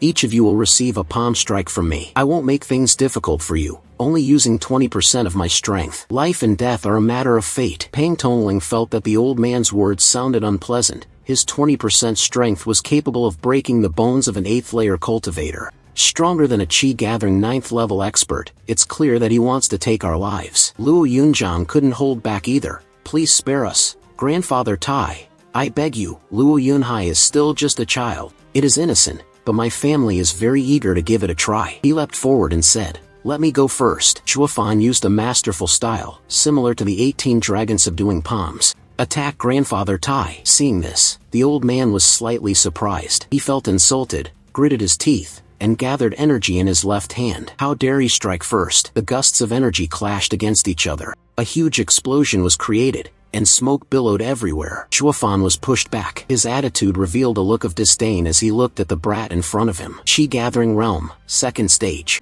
I didn't expect you to be able to withstand 2 parts of my power. However, you may have been lucky to survive, but the others aren't so sure. Chuafan laughed arrogantly, leaving the old man stunned. Haha, I've never believed in fate. I rely on my own strength. As soon as the words left his mouth, Grandfather Tai noticed the blood on someone's hand. Chuafan glanced at the old man and then feigned concern. By the way, take a look at your son. Hearing this, the old man immediately turned around and saw Kai shouting, continuously coughing up blood. He became furious and shouted, Chuafan, what have you done? Chuafan snapped his fingers and smiled lightly. I just want to let the Tai clan leader know, Chuafan, that I can take your son's life at any time. Be careful, understand? Immediately, Kai shouting screamed in pain. Blood spurted from his mouth like a stream. Seeing her beloved son in such a state, Grandfather Tai immediately panicked, her earlier arrogant demeanor completely gone. Alright, I'll find someone. Chuafan smiled triumphantly, turned his back, leaving the Tai clan's remnants behind, and said to Luo Yunzhang and the others, let's go. Chuafan exuded the aura of a victor. He laughed joyfully and said to Grandfather Tai, the Tai clan leader, I'll give you a sentence. Today you ignore me. Tomorrow I'll make sure you can't reach me. We'll meet again soon. In Chuafan's laughter, the members of the Tai clan could only watch them leave with a glance. Yu Fei was unwilling to accept it. Grandfather Tai spared them. But what about these people? The Tai clan leader pondered for a moment, then turned to speak to Yu Fei. At that time, this old man took them in, and now they have released the tiger back into the forest. As for the girl, if this Chuafan is not dealt with soon, he will undoubtedly become a threat in the future. Steward, you should find a solution as soon as possible. Yu Fei gritted her teeth and retorted, you're worried about your son, aren't you? You don't dare to touch that brat, do you? Steward, we're not afraid of him, she hissed angrily. Moreover, he dared to strike the esteemed face of this old woman. This young lady must make him pay with his life. He will have to pay the price for coming to the 7 imperial clans like a snake or a dragon. After leaving the main gates of the Tai clan estate, everyone had their own thoughts in mind. Chuafan broke the silence with a question. Miss, do you know what the 7 imperial clans are? Upon hearing him mention it, Luo Yunzhang was startled. What? How do you know about this? Pang Tongling also had a difficult to understand, foolish 7 imperial clan. Luo Yunhai became even more confused about what that was, while Luo Yunzhang, swallowing his saliva with difficulty, said, previously, at Cloud Returning Estate, we didn't have much to do with them. Therefore, we haven't heard anything. Right now, we are wandering outside. If we truly encounter someone from the 7 imperial clan, conflict is inevitable, Luo Yunzhang said with a tone of worry and unease. Chuafan glanced over and saw her with her head lowered, trudging along. Even their dog behaved the same way. Pang Tongling felt worried as he looked at the young lady. The young lady has always been proud, even when the 7 imperial clans face off against the Tai clan, the largest one. Windwood City absolutely never uttered such words, yet now, Luo Yunzhang began to recount the origins of the 7 imperial clan. With a distant voice, whether it is our Luo clan or the Tai clan, no matter how powerful the forces may be, they are just secular families. However, during the founding period of the Tianyu Empire, there are 7 founding heroes, approved by the imperial family, who are on par with the royal family, holding dominions and powers that surpass other noble families. Their enemies are the entire empire. This is the 7 imperial clan. Luo Yunzhang only mentioned this and then stopped. Pang Tongling was extremely surprised. What? In this world, there are families that can stand on equal footing with the imperial family? Luo Yunzhang added, the 7 imperial clans are forbidden areas that no other great families are allowed to interfere with. Everyone who holds power within their family knows this. Chuafan seized the key point and inquired, is the steward among them? Luo Yunzhang was surprised. Why do you ask like that? Pang Tongling was also curious. That's right. Brother Zhuofan. If she belongs to the 7 Imperial clan from earlier, the young lady would have definitely stopped you from dealing with her. Zhuofan furrowed his brows. Then what is the relationship between the steward and the 7 Imperial clan? Luo Yunzhang asked curiously. How do you know about this? Zhuofan recounted what he had just heard. The girl just now said that she would show us the power of the 7 Imperial clans. Pang Tongling shouted loudly, anxious. How could this happen? I didn't expect this. Once again, by accident, I have offended someone from the 7 Imperial clan. Luo Yunzhang said anxiously, quickly grabbing Zhuofan's hand and pulling him, wanting to turn back. Tai Clan Zhuofan, hurry, we must apologize to Miss Tong. He quickly shrugged her hand off and calmly said, it's useless. He looked straight at her and spoke the truth. If you leave now, there's only one way, death. Upon hearing this, Luo Yunzhang fell silent, not knowing what to say. As everyone around them remained quiet, a childish voice rang out, so, Brother Zhuofan, what should we do now? The 3 members of Zhuofan's group finally noticed the little brat, Luo Yunhai, following them. Until now, Luo Yunzhang had seen his younger brother gazing at Zhuofan with starry eyes, full of admiration, and was left speechless. Luo Yunhai, on the other hand, made a displeased face. You're not calling me a dog servant anymore? Luo Yunhai feigned meekness. Brother Zhuofan has saved the lives of my 2 subordinates. I am extremely grateful, but the meek expression couldn't be maintained for long. He immediately put on a fawning expression. From now on, you will be the reincarnation of my parents, my biological brother, my brother-in-law. I beg you to save us once again. Seeing the shamelessness of his younger brother, Luo Yunzhang immediately wanted to cover the child's mouth. Luo Yunhai remained silent, not daring to speak nonsense. Zhuofan closed his eyes and sighed, asking, does Windwood City really have people from the 7 great clans? Luo Yunzhang made a statement, claiming that the Veiled Dragon Pavilion dared to assert the first among the aristocratic families, and the 7 Imperial clans were extremely wealthy. Zhuofan raised his hand and rubbed Luo Yunhai's bald head. In that case, let's head back to the inn first. He turned and walked away, leaving only a sentence, tomorrow, go to the Veiled Dragon Pavilion. Luo Yunzhang didn't understand why we were going there. Zhuofan smiled faintly, and with a mysterious look, uttered 2 words, alliance, causing both Pang Tongling and Luo Yunzhang to be astonished. What is it that tomorrow the sky will be clear and the sun warm? A guard with a cold expression said. At the gates of the Veiled Dragon Pavilion located in Windwood City, outside the gate,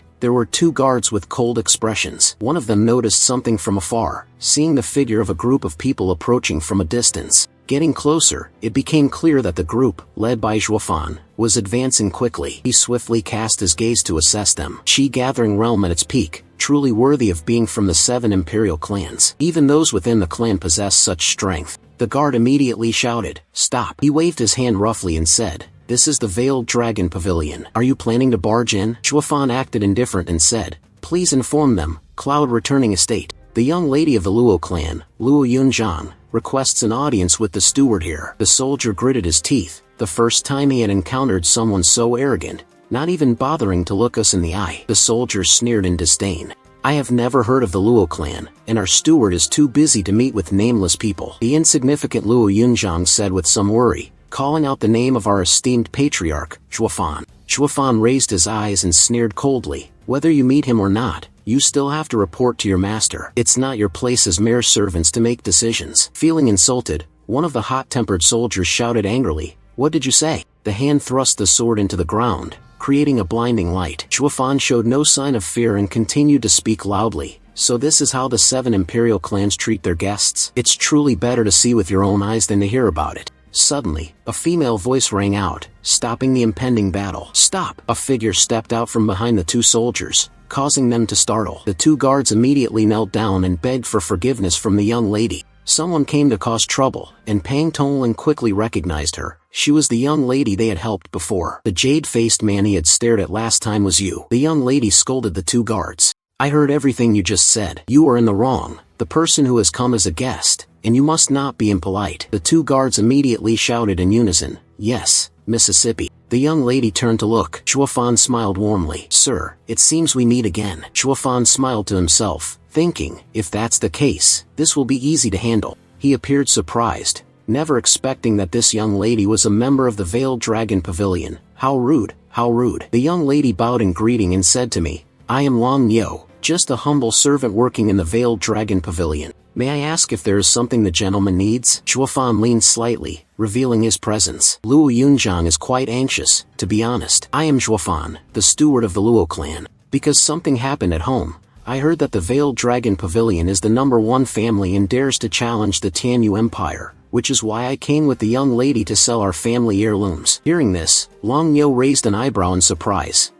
But soon, she extended her arm and invited the group inside. If the gentleman wishes to sell treasures, this humble girl will certainly take a look. Please, come in. Watching the figures of the group, Zhuofan entered, and 2 guards began to gossip. Was that person just now a friend of the young lady? Of course not. The young lady doesn't have any friends that poor. She probably just wanted to practice her skills. The guard almost fought with Zhuofan earlier. He sneered, waiting for them to bring out a treasure that wouldn't meet his expectations, at which point the young lady would be kicked out. By then he would definitely have to teach those people a lesson, especially that Zhuofan who looks down on everyone. A lesson. The mocking laughter of the 2 guards echoed at the large door. Given his pitifully destitute appearance, it would be a miracle if he could even manage to take out a piece of jade pendant. Inside the guest room of the Veiled Dragon Pavilion, Long Yo inquired, I wonder if the esteemed sir has any treasures? Please take them out for this little sister to admire. Zhuofan was at a loss for words as he looked at Long Yo's eager expression.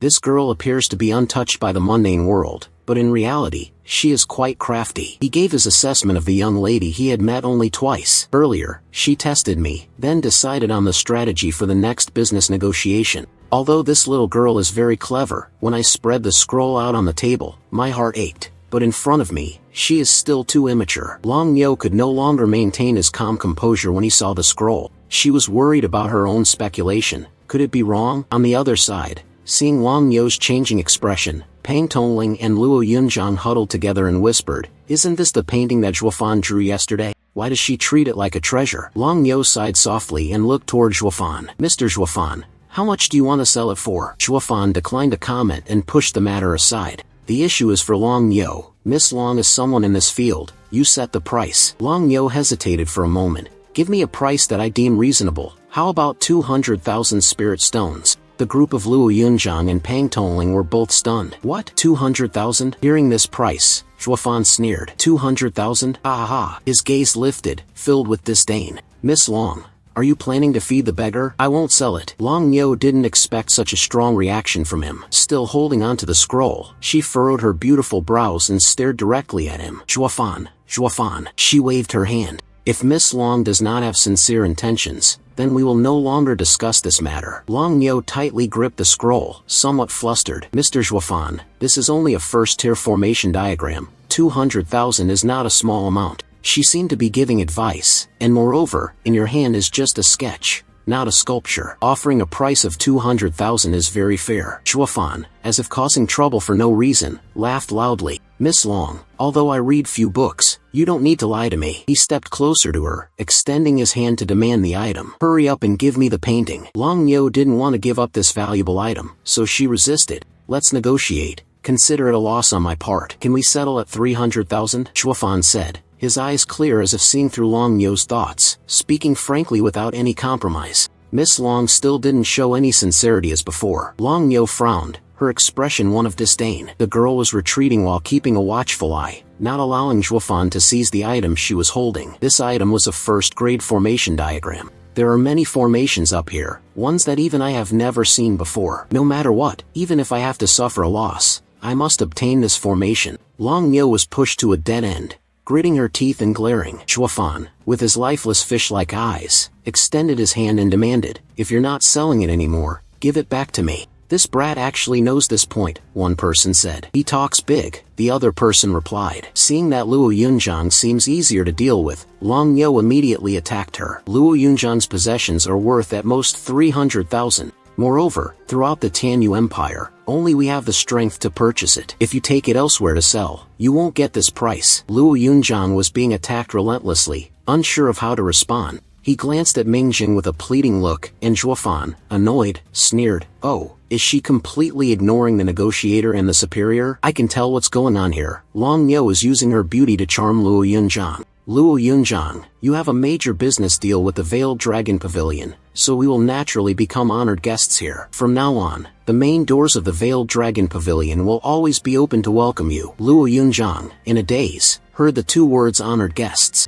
She immediately realized, does this count as having support? Luo Yunjiang was excited and turned back to discuss with the protagonist. What about Zhuofan? Before she could finish her sentence, the main character coldly interrupted. Shut up. Luo Yunjiang bit her lip, feeling aggrieved, and gave the stage back to Zhuofan. He appeared unfazed, resolutely stating, Miss Long, I am the steward of the Luo clan. If there's anything, I will take responsibility for it. Quickly, hand me the painting. Seeing the attitude of our male lead, Long Yo let out a sigh of regret. What a pity, Mr. Zhuofan. She handed the scroll back, saying, your demands are too high. We really cannot fulfill them. Although the cooperation has fallen through, Long Yo still spoke sincerely. However, I guarantee with the honor of the Veiled Dragon Pavilion that this formation map is only worth 300,000, Zhuofan said with a sinister smile. As for Long Yo's retreating figure, my apologies. I thought earlier that the young lady was deliberately blocking the door. We turned the scroll in our hands. Zhuofan sighed. Turns out the young lady doesn't understand. Not knowing to look for the Veiled Dragon Pavilion, yet still daring to mention other masters. These words seemed to strike at Long Yo's pride, making her angry, questioning what? I don't understand what you mean. The girl trembled violently, her face filled with anger she couldn't release, her voice barely audible. Mr. Zhuofan, your eyesight is not bad, but absolutely don't blame yourself. Seeing that she was shaking with anger, Mingjing still wanted to add fuel to the fire. To provoke her, he acted as if he hadn't said anything wrong and repeated the question. I ask again. Do you dare to call me another master? A moment of silence between the two. Long Yo was furious, spinning around to storm out, not forgetting to leave a parting remark. Fine, you wait for it. Luo Yunjiang felt a bit worried. With Zhuofan's reckless actions just now, have we offended the Veiled Dragon Pavilion? A moment later, footsteps could be heard approaching the private room, with an elderly man, his beard and hair completely white, leading the way. But there was still an aura that made others fear. Long Yo respectfully followed behind. Luo Yunjiang recognized that this was the leader, the one who sought the Veiled Dragon Pavilion's divine eyes. Long Jiu. Upon seeing the confused expression on Zhuofan's face, Pang Tongling, he immediately explained that he was the steward of the Veiled Dragon Pavilion in Windwood City, and the chief protector, Long Jiu, was the leader of the inner circle. Zhuofan silently assessed the steward, truly worthy of being the Veiled Dragon Pavilion. I didn't expect there to be such a master. This person's strength surpasses Tyrone's. It must be many levels higher. The difference in power is just too vast. Right now, I cannot see his cultivation level. Long Jiu looked at Luo Yunjiang. It's Luo Yunjiang, isn't it? Luo Yunjiang immediately cupped his hands in a respectful salute and called out, Long Jiu. Long Jiu then continued to look at Zhuofan, casually asking, Han, you are the new steward of the Luo clan. Zhuofan replied cautiously. That's correct. Long Jiu walked over, sat down in the chair, and lightly commented, that's fine, as long as it's not old Master Tun. Anyone from the Luo clan can be the steward. Once settled, Long Jiu looked straight at Zhuofan and posed a question. I heard you doubt the judgment of the little devil. Zhuofan replied calmly, without any pressure, that's correct. Long Jiu laughed loudly, ha ha ha. Although Long Yo had only just stepped into the world of cultivation, her vision was unique, and she was definitely not wrong in what she said. However, if you still have doubts, let me see for myself. Zhuofan immediately unrolled the scroll in front of Long Jiu, allowing him to assess it. Long Jiu was also taken aback by the contents of the scroll. Long Yo's tone was one of defiance. Did you ask if Long Jiu is like what you said? The level-up formation diagram is worth 300,000. Long Jiu glanced at Zhuofan. Of course, he was not afraid and returned the gaze. Long Jiu nodded, considering the situation. I didn't expect the Luo clan to have something like this. How about that kid? 1.8 million. The outrageous price made Pang Tongling panic completely. What's this about Luo Yunjiang? I never expected things to turn out like this. Long Yo, confused, asked Long Jiu, what does that mean? Before she could finish speaking, he raised his hand, signaling for her to stop. Zhuofan was blunt, speaking in a low voice. Listen to what Zhuofan says. Are you all confused by Pang Tongling? Long Jiu remained very calm. In the face of Zhuofan's straightforwardness, you took a step back. I understand that this is merely 1.8 million. For the time being, this is the amount of money I can mobilize. Any more than this is impossible. Seeing the tense situation, the Veiled Dragon Pavilion has also taken a step back. Luo Yunjiang, smiling to make amends, he said, alright, then we'll sell it to Long Jiu. 1.8 million it is. Upon hearing this, Long Jiu smiled with squinted eyes, looking very pleased. Zhuofan slapped his hand on the table, causing a loud bang. He spoke with a suppressed tone. If you don't offer a higher price, He shot a sharp glance at Long Jio. Then let's call off this deal. Luo Yunzhang anxiously called out his full name, wanting to advise him to stop. Shuofan Long Jio narrowed his eyes sternly. You brat. He stood up and launched a move to push back. Shuofan slid backward, accompanied by a mighty roar. This old man must have it. Pang Tongling quickly advanced. To block the fierce wind for Luo Yunzhang, Shuofan, fearless of death, continued to provoke Long Jio. By doing so, it would damage the reputation of the Veiled Dragon Pavilion. Long Jio, however, refused to back down. Ready to respond, little brat, are you afraid? Shuofan burst into laughter, still trying to move towards Long Jio, despite being pushed back by his spiritual energy.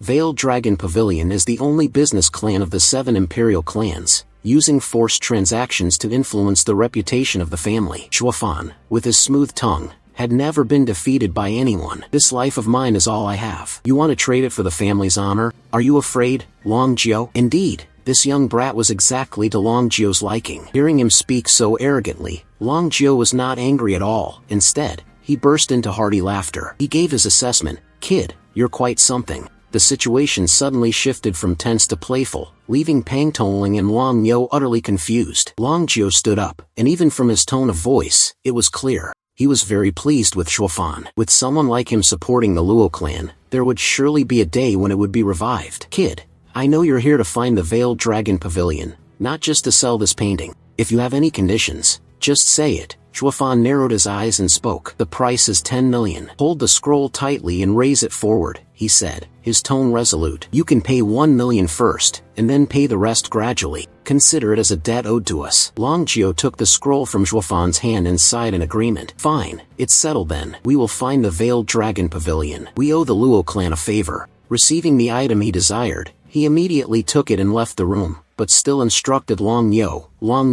give them 1 million and see them off. Miss Long respectfully replied, yes. Sure. Here is the translation. Shuofan smiled happily as she left this elegant room. Long Yo had many things he wanted to ask. Long Jio hesitated for a moment, then spoke. Isn't Long Jio a first-level formation master? Why has it gone up to 10 million per piece? I've never seen anything priced like this before. Spreading the scroll on the table, Long Jio pointed at a spot on it, his voice firm. Long Yo, take a good look at this picture. It seems that the Heavenly Ning Empire only has one copy, and it has already revealed the hidden secrets in this scroll. Long Yo could hardly believe his eyes. This is an ancient formation diagram. Long Jio nodded. It is confirmed that the ancient formation has been passed down for so long, but based on the legends, it cannot be wrong. This is the ancient formation diagram. Moreover, it is a priceless treasure, and even 10 million spirit stones cannot compare to it. Long Yo couldn't believe it, that this thing was actually worth so much. After a moment of deep thought, Long Jio seemed to have made up his mind, and he commanded the ghostly heart. Long Yo told Long Jia to find 4 experts to protect the people of the Luo clan. Yesterday, they had offended the steward. Long Yo didn't understand why they had to protect them. Long Jio sighed. Didn't you hear just now? This is what we owe them. All of this had long been planned out by Shuofan. Leaving the Veiled Dragon Pavilion, the groups of people chatted and laughed happily. Long Jio closed his eyes, recalling that little brat. Indeed, he is a formidable figure, Shuofan thought to himself. Inside the resting room of the guest inn, Shuofan was sitting in meditation, cultivating. The sound of hurried footsteps echoed. Shuofan opened his eyes slightly and saw Pang Tongling rushing in, flustered, worrying like ants crawling on a hot pan. This is bad. Outside, it was surrounded by a barrier, yet Shuofan remained calm as if he had everything under control. The one causing trouble had finally arrived. Pang Tongling was baffled by this calmness. Why aren't you worried at all? Shuofan turned around, walking confidently, and said, I'm waiting for them to call everyone out. Pang Tongling admired. A skilled person has the same aura even when serving others. Outside the guest inn, it was surrounded tightly, like a wedge in a millstone. A sharp, resentful female voice rang out. Luo clan, get out here. As expected, Yu Fei had led her group of people and arrived at this place. She spoke arrogantly. Wasn't she being quite arrogant yesterday? The door suddenly swung open, catching her attention as she stared intently. Luo Yunzhang, leading the way, spoke up. I didn't know Miss Sun brought so many people today. What's going on at TIMG? Yu Fei gritted her teeth, her words sharp. You're asking me when you already know? She screamed in anger. Have you forgotten what you did to this young lady at the Haute Tai Manor? It was a few days ago. So what? Today, I will destroy your Luo clan here. Luo Yunzhang was somewhat frightened, and she secretly glanced at Meng Zheng. Now feeling more confident, Shuofan, as long as Shuofan is not afraid, nothing will happen. Luo Yunzhang regained her composure, her noblewoman demeanor displayed with finesse. "Miss Tong, our Luo clan has been in Windwood City for hundreds of years. How could it be so easy to wipe out our clan? The steward has only been in Windwood City for about 15 years. Please be mindful of your words." Hearing those words, Yu Fei felt humiliated. She was deeply dissatisfied, and her hands began to gather spiritual energy. "Luo Yunzhang," Yu Fei charged forward swiftly, snarling in fury. "This young lady will show you today what a phoenix is. One with broken wings is no better than a chicken." Pang Tongling hurriedly stepped in front of his master, his hand holding a fan extending outward. Stopping Yu Fei, she puzzledly snapped, "Cousin, what are you doing?" The cousin, looking like a young master, elegantly glanced at Luo Yunzhang. He spoke eloquently, "Luo Yunzhang, please forgive my cousin's rash behavior. In fact, we have come to find the steward of your household to seek justice for my cousin. It has nothing to do with the young lady." He narrowed his slanted eyes, his pupils constricting with a cold, reptilian gleam. "As long as the young lady hands over this person, we guarantee that the Luo clan will not be touched." Yu Fei couldn't hold back, and Chen said, "As my cousin said, didn't we agree on this beforehand? Why do we have to eliminate all of them? Why didn't you let her finish speaking? And why was her cousin's fan silencing her? That cousin of hers has such a strange attitude, always trying so hard to seduce. Moreover, if the young lady agrees, I can help the Luo clan return to its former glorious days." Luo Yunzhang turned a blind eye to the tempting offer. She bluntly refused. "No need. Zhuofan is our housekeeper, and if you want to cause trouble with him, it's the same as causing trouble with the Luo clan. I am the head of the Luo clan. If there's an issue, just come to me." The cousin flashed a sneer, raising his fan to cover half his face, staring at the dung with a piercing gaze, as if looking at prey. He feigned kindness and advised me, "I advise you, miss, do not act in haste. If you knew my identity, you probably wouldn't be saying that." Luo Yunzhang hesitated a bit, looking at him. I swiftly closed the folding fan and confidently introduced myself. "I am Wu Xian, the disciple of Hell Valley." Upon hearing the name Hell Valley, Luo Yunzhang clearly showed surprise. Wu Tuen, thinking that she was trembling in fear, added, "I am from the 7 Imperial Clan." Yu Fei laughed triumphantly, his arrogance evident. "So, what's it going to be? Are you scared now?" "Ha ha ha." Luo Yunzhang hesitated slightly, his mind in a state of confusion. The steward really has connections with the 7 Imperial clans. No wonder Tai Rong had to. Seeing the expression on this girl's face, she tightly grasped Meng Zheng's wrist, hesitating and worrying. "Zhuofan, in contrast to Luo Yunzhang's anxious and timid nature, our family is very confident as we step forward to face the group. I am the steward of the Luo clan, Zhuofan. What do you want? One-on-one? Or should all of you come at once?" Seeing the arrogant attitude of our protagonist, Mystic Spring appeared very displeased. He intended to humiliate Zhuofan. The scent indeed matched what his younger cousin had described. He was a wild, arrogant dog-like servant, someone to be dealt with. "All of you come at once, you will only tarnish the reputation of my Hell Valley." As soon as he finished speaking, he launched forward with a kick, using a move similar to the 19 white bone claw, striking towards the neck of our mystic house.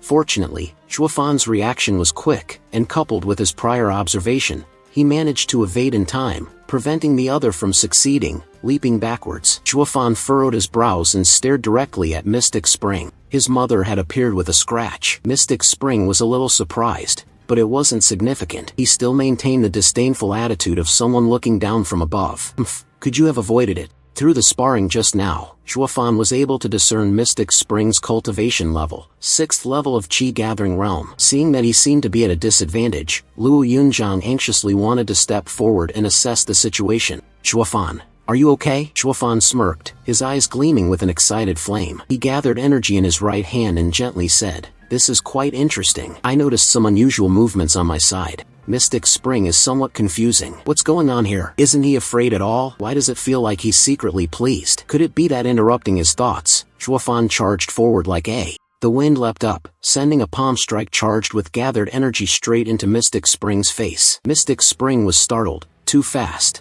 "What was that?" Zhuofan grinned with delight. "The blood shadow palm." Mystic Spring immediately retaliated. The calm expression on his face belied the frantic movement of his hand, attempting to block Zhuofan's palm strike. The two palms collided, sending out a blinding flash of light. Zhuofan's previous strike had successfully pushed Mystic Spring back. Prior to that, Zhuofan was in a precarious state, on the verge of collapsing, as Mystic Spring Lao approached with the intention of placing him on the altar to admire the chicken, accompanied by his triumphant laughter. Faced with such a life-or-death situation, our protagonist cracked a wicked smile. A hand appeared, bringing with it a terrifying gust of wind. The mid-level martial skill of the Veiled Dragon Pavilion, Long Claw, was unleashed. The sudden turn of events caused Mystic Spring to be startled and turn around, only to see a young man who had blocked his strike. Mystic Spring saw the chicken almost in its mouth, only to have it fly away, and immediately became furious. Long Jia, it's you. Yu Fei sensed the situation was not good and was also a bit flustered. Find Long.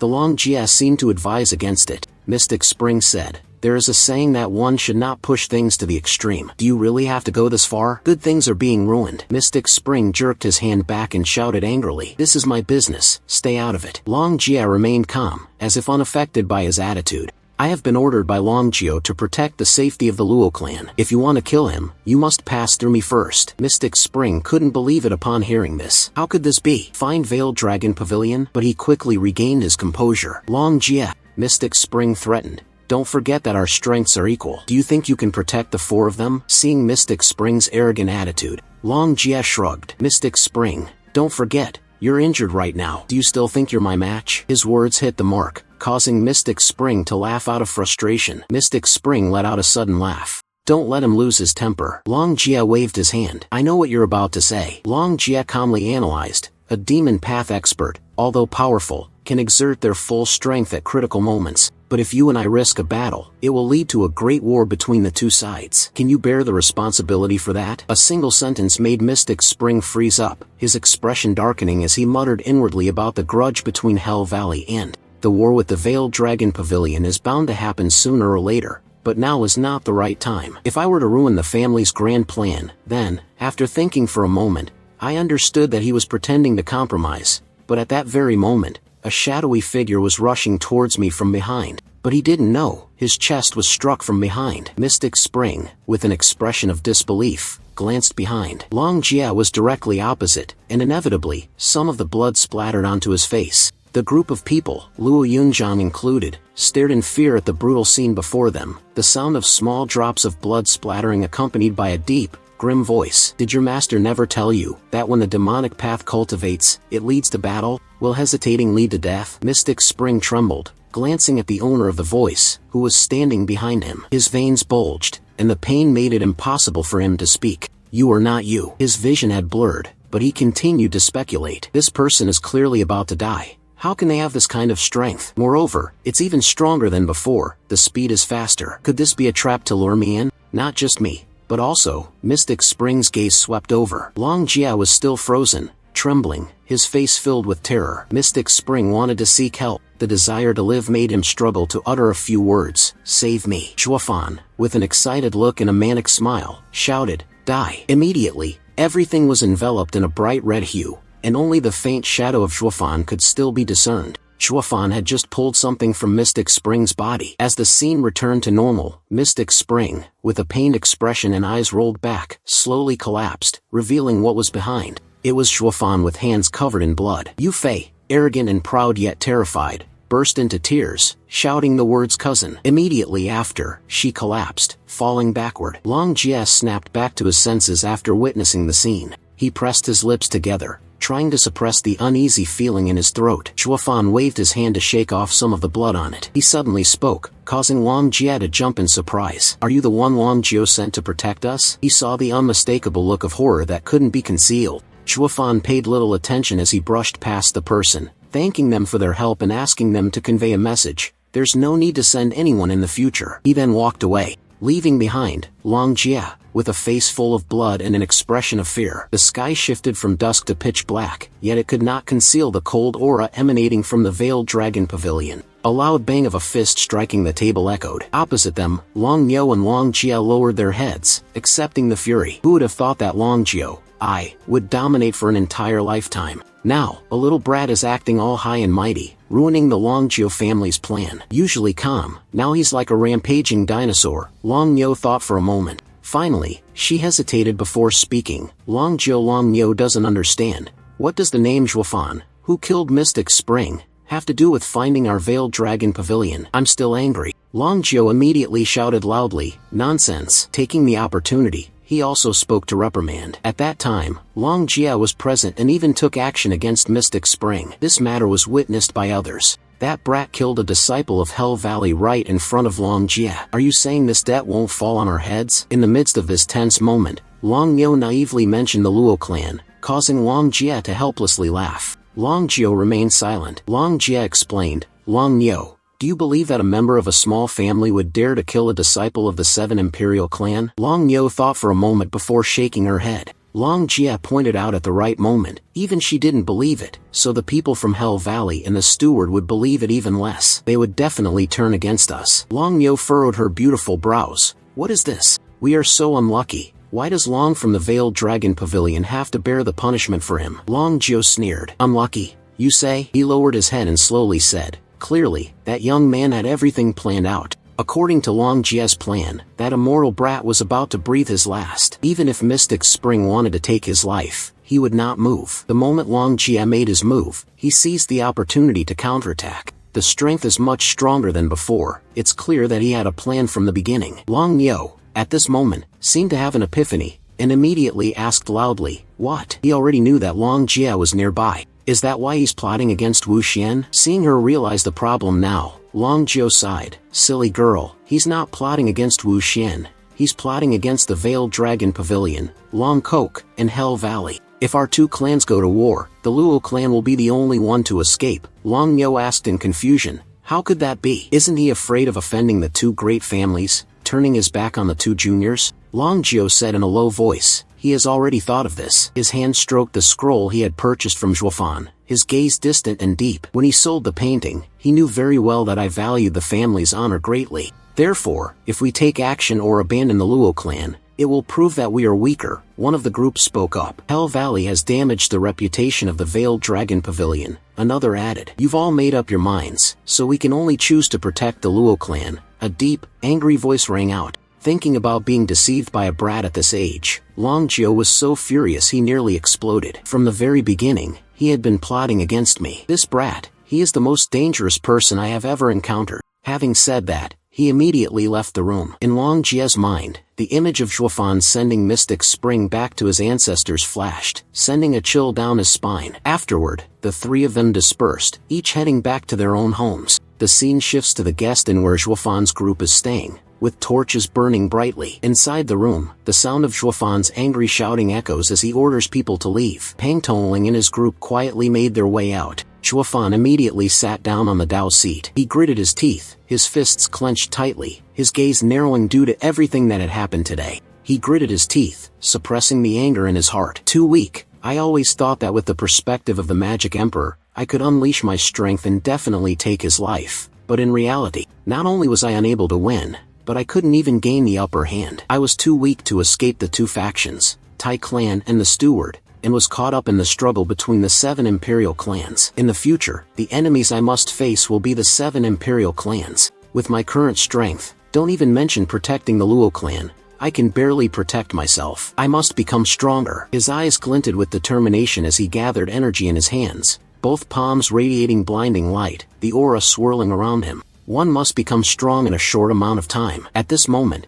it was late at night, and the Tai Manor sign hung silently in the dark night. Kai Shouting was meditating in a state of deep focus, when suddenly, he broke free from his tranquil state. He immediately spat out a mouthful of blood, and Kai Shouting's eyes rolled back as he collapsed to the ground. Countless black and red mists emerged from his body, slowly gathering together into a mass, as if someone was controlling it. All that could be seen was the black mist. A figure formed above, resembling a human, looked down at Kai Shouting, who was lying flat, and spoke. I won't take your life for now, but the shape of that black mist is exactly the same, like a shrunken Zhuofan. On his forehead was a strange seal of dark aura, his arms crossed as he thought.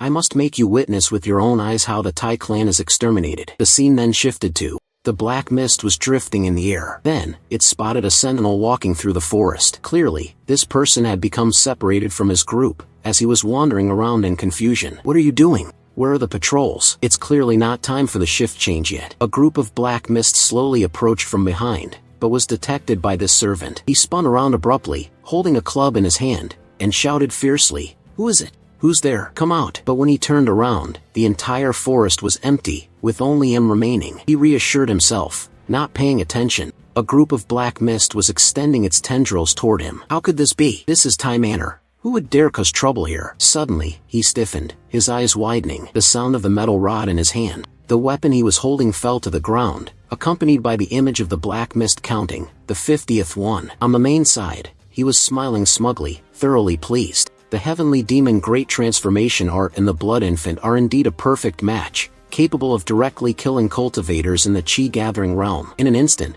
Zhuofan's gaze turned cold as he looked toward the sky, wondering if it weren't for his battle with Mystic Spring Storm. The spiritual vein needs the blood infant to use its blood energy to heal injuries, one person said. The dark energy is the blood infant of Zhuofan, wandering in the sky searching for its next prey, another replied. However, it just so happens that we can use someone from Tai Manor, the first person continued, to connect through the blood infant. Zhuofan sensed a familiar aura, one that surprised him. A master of the demonic path? He directed the blood infant to trace the aura, and soon he saw a group of people who looked quite imposing. Report, the weasels are standing all over the grand hall of Tai Manor. Is this the place? The guards are all at the peak of the chi-gathering realm. Avoiding those guards, the blood infant sneaks into the courtyard. As Zhuofan feels something interesting is about to happen, the blood infant flew for a while and then saw a room brightly lit with lamps, immediately drawn into eavesdrop. Inside, there was Tai Rong, the head of the Tai clan, respectfully greeting. Elder Jian,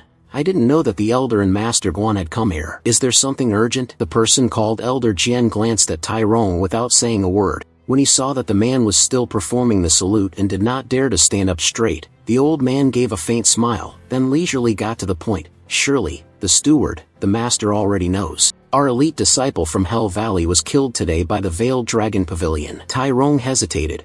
Wasn't that the work of the Luo clan? Zhuofan sneered disdainfully. Do you think the Luo clan has the guts to do something like this? He said bluntly. Hell Valley and Veiled Dragon Pavilion have had a long-standing grudge. It's just that neither side dares to take action. The disruption of the balance of the 7 imperial clans this time. Veiled Dragon Pavilion uses the excuse that the Luo clan killed one of my disciples. Zhuofan closed his eyes, his expression thoughtful, not revealing what he meant. Blood infant eavesdropped outside the window and transmitted it to Zhuofan. As I suspected, the 7 imperial clans have been dominating for many years. Absolutely unexpected, someone dared to challenge their dignity. It was precisely because of their arrogance that they were willing to believe in the conspiracy behind this matter, and were unwilling to accept the truth right in front of them. Moreover, the Veiled Dragon Pavilion was the same. They would rather suffer a false accusation than appear weak. At this moment, the blood infant was once again drawn to the conversation in the room. Rong's ears hesitated. So what is it that brings you to seek me out? Zhuofan asked, his expression one of thoughtful deliberation, casually lifting his wine cup. It's nothing, just that I need you to help me investigate the Veiled Dragon Pavilion. See what they intend, he said, taking a sip of wine. If I step in on behalf of both sides, a great battle is inevitable. I can already hear the flames wanting to spread to my side. Tai Rong immediately showed a helpless expression. Elder Jian, that is the Veiled Dragon Pavilion. Our Tai clan cannot afford to offend them. His words were polite, but his thoughts were different. The affairs of the 7 imperial clans. Why are you dragging our small clan into this? Zhuofan said leisurely, noticing Tai Rong's evasiveness. Lord of the Tai clan, please don't misunderstand. Relying solely on the Tai clan is not enough to face the Veiled Dragon Pavilion, I said. The reconnaissance mission is for you to deal with the Luo clan and see how the Veiled Dragon Pavilion reacts. Tai Rong flinched. What? Luo clan? He furrowed his brows and thought deeply. Is there anyone who doesn't know today that the Luo clan's backing is the Veiled Dragon Pavilion? Asking me to make things difficult for the Luo clan would be the same as offending the Veiled Dragon Pavilion, wouldn't it? Tai Rong muttered quietly. Glancing at the steward lord beside him, who had not said anything up to this point, Tai Rong noticed that the steward lord appeared to be deep in thought. Feeling frustrated, Tai Rong thought, the steward and Hell Valley have such a close connection. Why didn't you tell the steward to deal with the Luo clan? Is his daughter being arrogant today? As soon as she found out that the other party has ties to the Veiled Dragon Pavilion, she suddenly got scared. Tai Rong gritted his teeth in anger, thinking that was one thing, but Tai Rong still acted evasively to decline. Mentioning the name, Zhuofan was the person the old man hated the most. A few days ago, I don't know what evil technique he used to make my son spit blood. These past few days, my dog of a son has been seriously ill. If I touch him now, I'm afraid he will use his dark magic on my son again. He spoke as if he were a father suffering for his child, and yet Zhuofan, who had been watching all this time, couldn't help but chuckle. That day, inserting the blood infant into Kai Shouting's body was merely to teach a lesson. These past few days, he could take advantage of the blood infant to torment his son,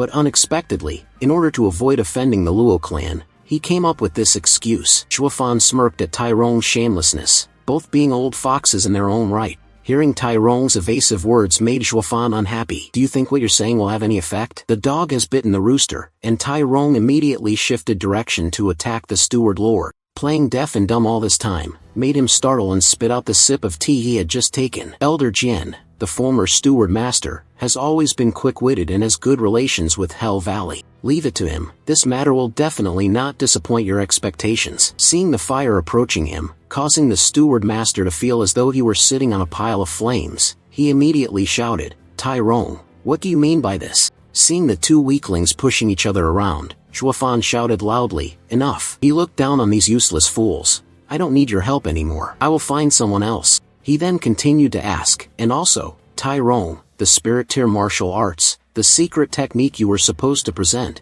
have you prepared it?" Tyrone, being called out, immediately became submissive. "Done, done. Please have the elder take a look." He quickly handed over Elder Jian, "Tai clan, we only have this ancestral spiritual grade martial art." Hearing the tone of his voice, the old fox Shuofan immediately pulled his hand back into his sleeve. "All right, I won't take anything from you." After saying that, he threw an item to Tyrone. "This is the mid-level spirit grade martial art, Flaming Finger. It's stronger than your low-level spirit grade martial art." Seeing the great bargain, Tyrone was visibly delighted and thanked Elder Jian profusely, but Shuofan fell into deep thought. Exchanging a mid-tier spiritual grade for a low-tier one, what exactly is Hell Valley planning? Tyrone was somewhat curious, so he boldly asked, "Elder Jian, may I ask who you intend to deal with from the Luo clan?" Shuofan sneered, "Two worthless dogs. Are you afraid that others will replace you? Rest assured, we are all from Hell Valley." The Valley Master is hard to understand. Hell Valley does not want to intervene? What's going on? Is the old fox Shuofan getting smug? He is the pawn we have set up long ago. He is at Black Wind Mountain. Hearing Black Wind Mountain caused Shuofan to waver intensely, inadvertently letting out a sound. Immediately, Shuofan made his move towards the window. The blood infant swiftly dodged and flew away. The old cunning fox, Jian Fan, relentlessly pursued. Not giving up, the blood infant turned back to glance at him, silently thinking, "So fast." The guards below, witnessing this scene, became flustered and chaotic. "What is that? Catch him!" With a swipe, the blood infant quickly burrowed into the body of a guard, which also surprised Shuofan, and a burst of intense light erupted. It caused everyone to be dazzled. The place that was once crowded with people now only had a few patches of blood, with a wisp of black mist flying away. At this moment, Tyrone and the steward master finally arrived. Before he could understand anything, Tyrone asked, "What was that just now?" Shuofan shook his head.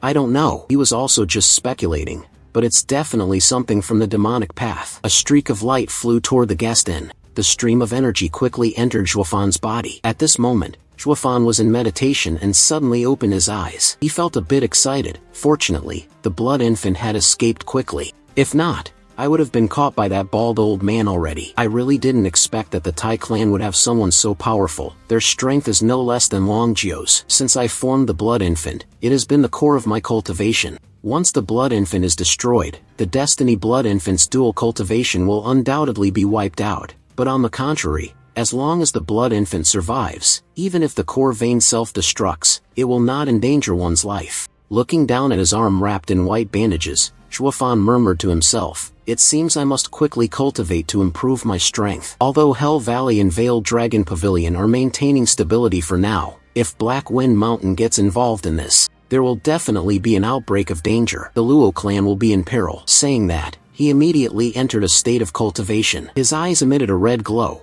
and his hands formed a black circle, entering the process of refining. The vital energy that the blood infant had acquired was being rapidly absorbed by Shuofan. The state of meditative cultivation was broken. When Shuofan slowly opened his eyes, he had successfully advanced to the 4th level of Qi refining stage. At this moment, his entire body was brimming with strength, and energy gathered in his hands. Immediately after, he clenched his fists, crushing it. Shuofan looked at his hands, filled with power, and smiled in satisfaction. Indeed, the blood infant's strength increased very easily. Previously, breaking through to the Qi gathering 2nd level took 10 days, but this time, it broke through 2 levels consecutively. Shuofan smiled confidently. "Black Wind Mountain, if you're not afraid of death, come here." The morning sunlight had appeared, signaling the start of a new day. Shuofan pushed open the door, intending to step outside, but as soon as the door opened, a figure fell in front of him. The person in question was none other than Luo Yunjiang, who at this moment was frowning while rubbing her bottom and groaning in pain. Chuafan stared at her with a serious expression, his gaze intense. "What are you doing in my room?" He inwardly cursed his own foolishness. "Damn it.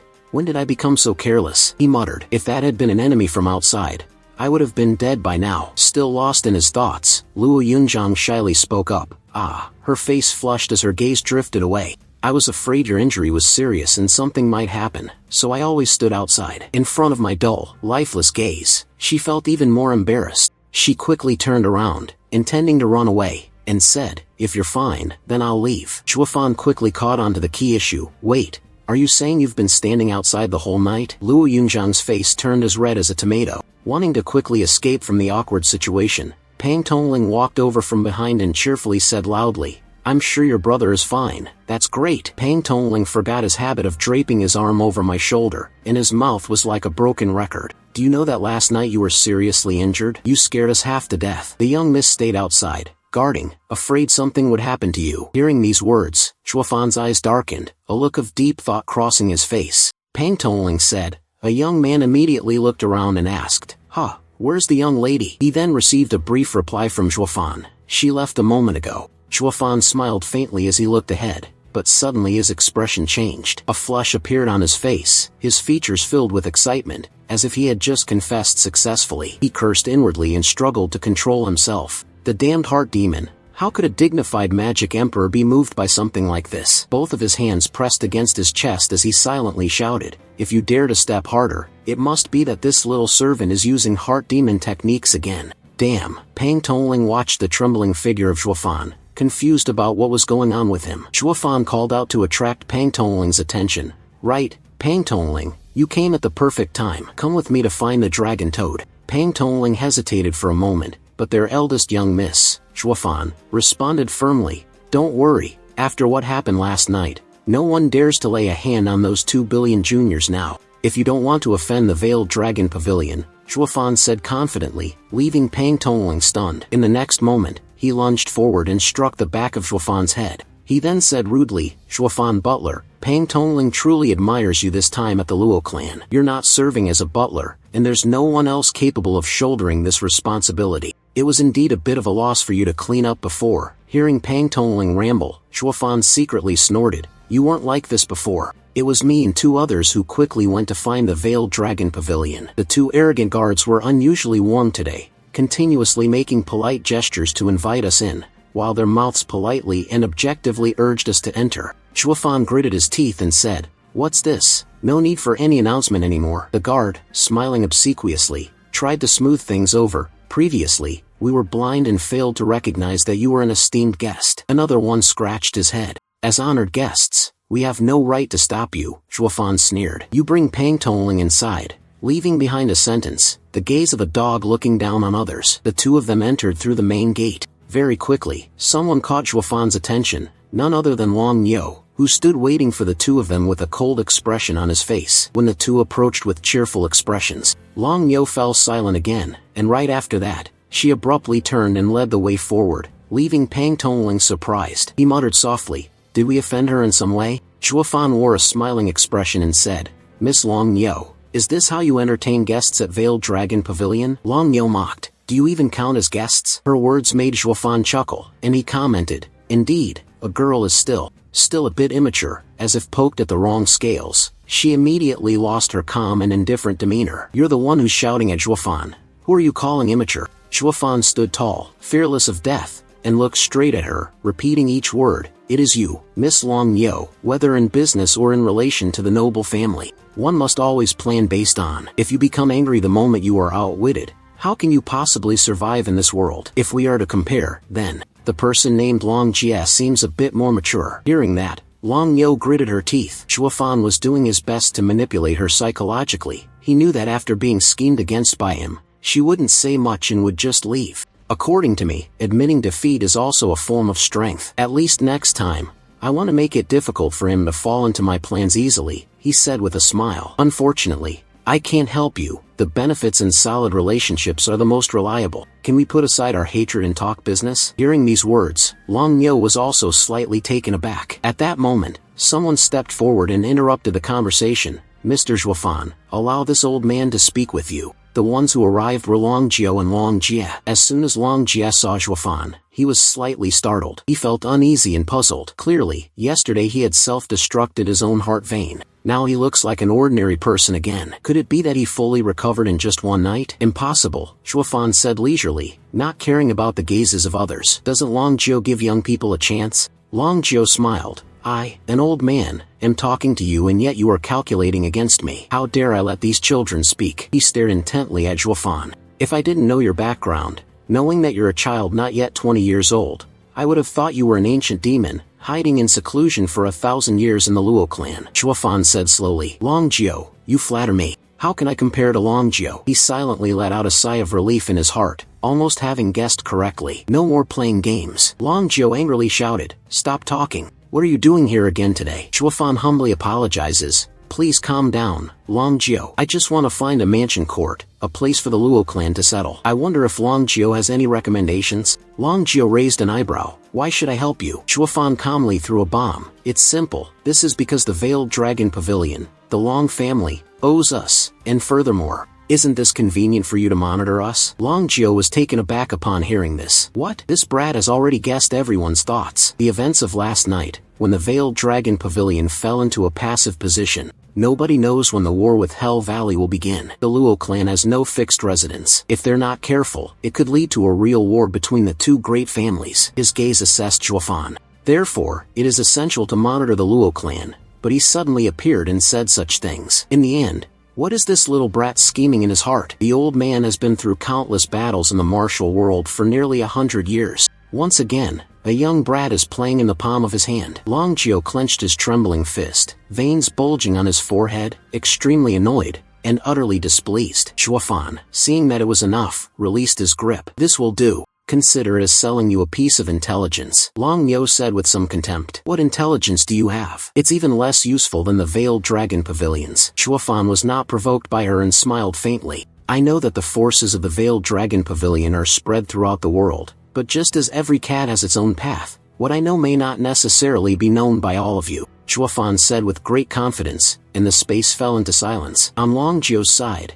it was quiet for a long while. But eventually, his curiosity got the better of him, and he spoke. Go ahead, say it. Zhuofan threw a stone, disturbing the still waters of the lake. Do you know that Hell Valley has sent people over? Long Jiao asked, surprised. What? Long Jie hurriedly explained. Impossible. The Windwood City route is entirely under my responsibility. No one can randomly hide me here. Long Yo said, appearing doubtful. Don't listen to him. He's definitely trying to trick us again. The girl spoke up in protest. Do you have any evidence? Zhuofan shook his head, having no evidence, then quickly spoke up to explain. But the appearance of that person was of a bald-headed man. Rong and the clan head named Tun referred to him as Elder Council, which left Long Jiao stunned. He was so enraged that the veins on his forehead bulged, shouting loudly, Jian Fan, bald-headed. His fury caused Long Jiao to show a furious, contorted expression, making Zhuofan cover his eyes. Seeing the anger on Long Jiao's face, even Zhuofan had to admit that the killing intent was overwhelming. He couldn't help but ask with some curiosity, Long Jiao, do you have some kind of grudge with him? Long Jiao explained, it's not just a grudge. One of Long Jiao's eyes was destroyed by him. Zhuofan feigned an apology. Long Jiao, don't be heartbroken. Inside, he secretly rejoiced, fearing that they might not have any grudge. If there were deep enmity, then this matter would be easy.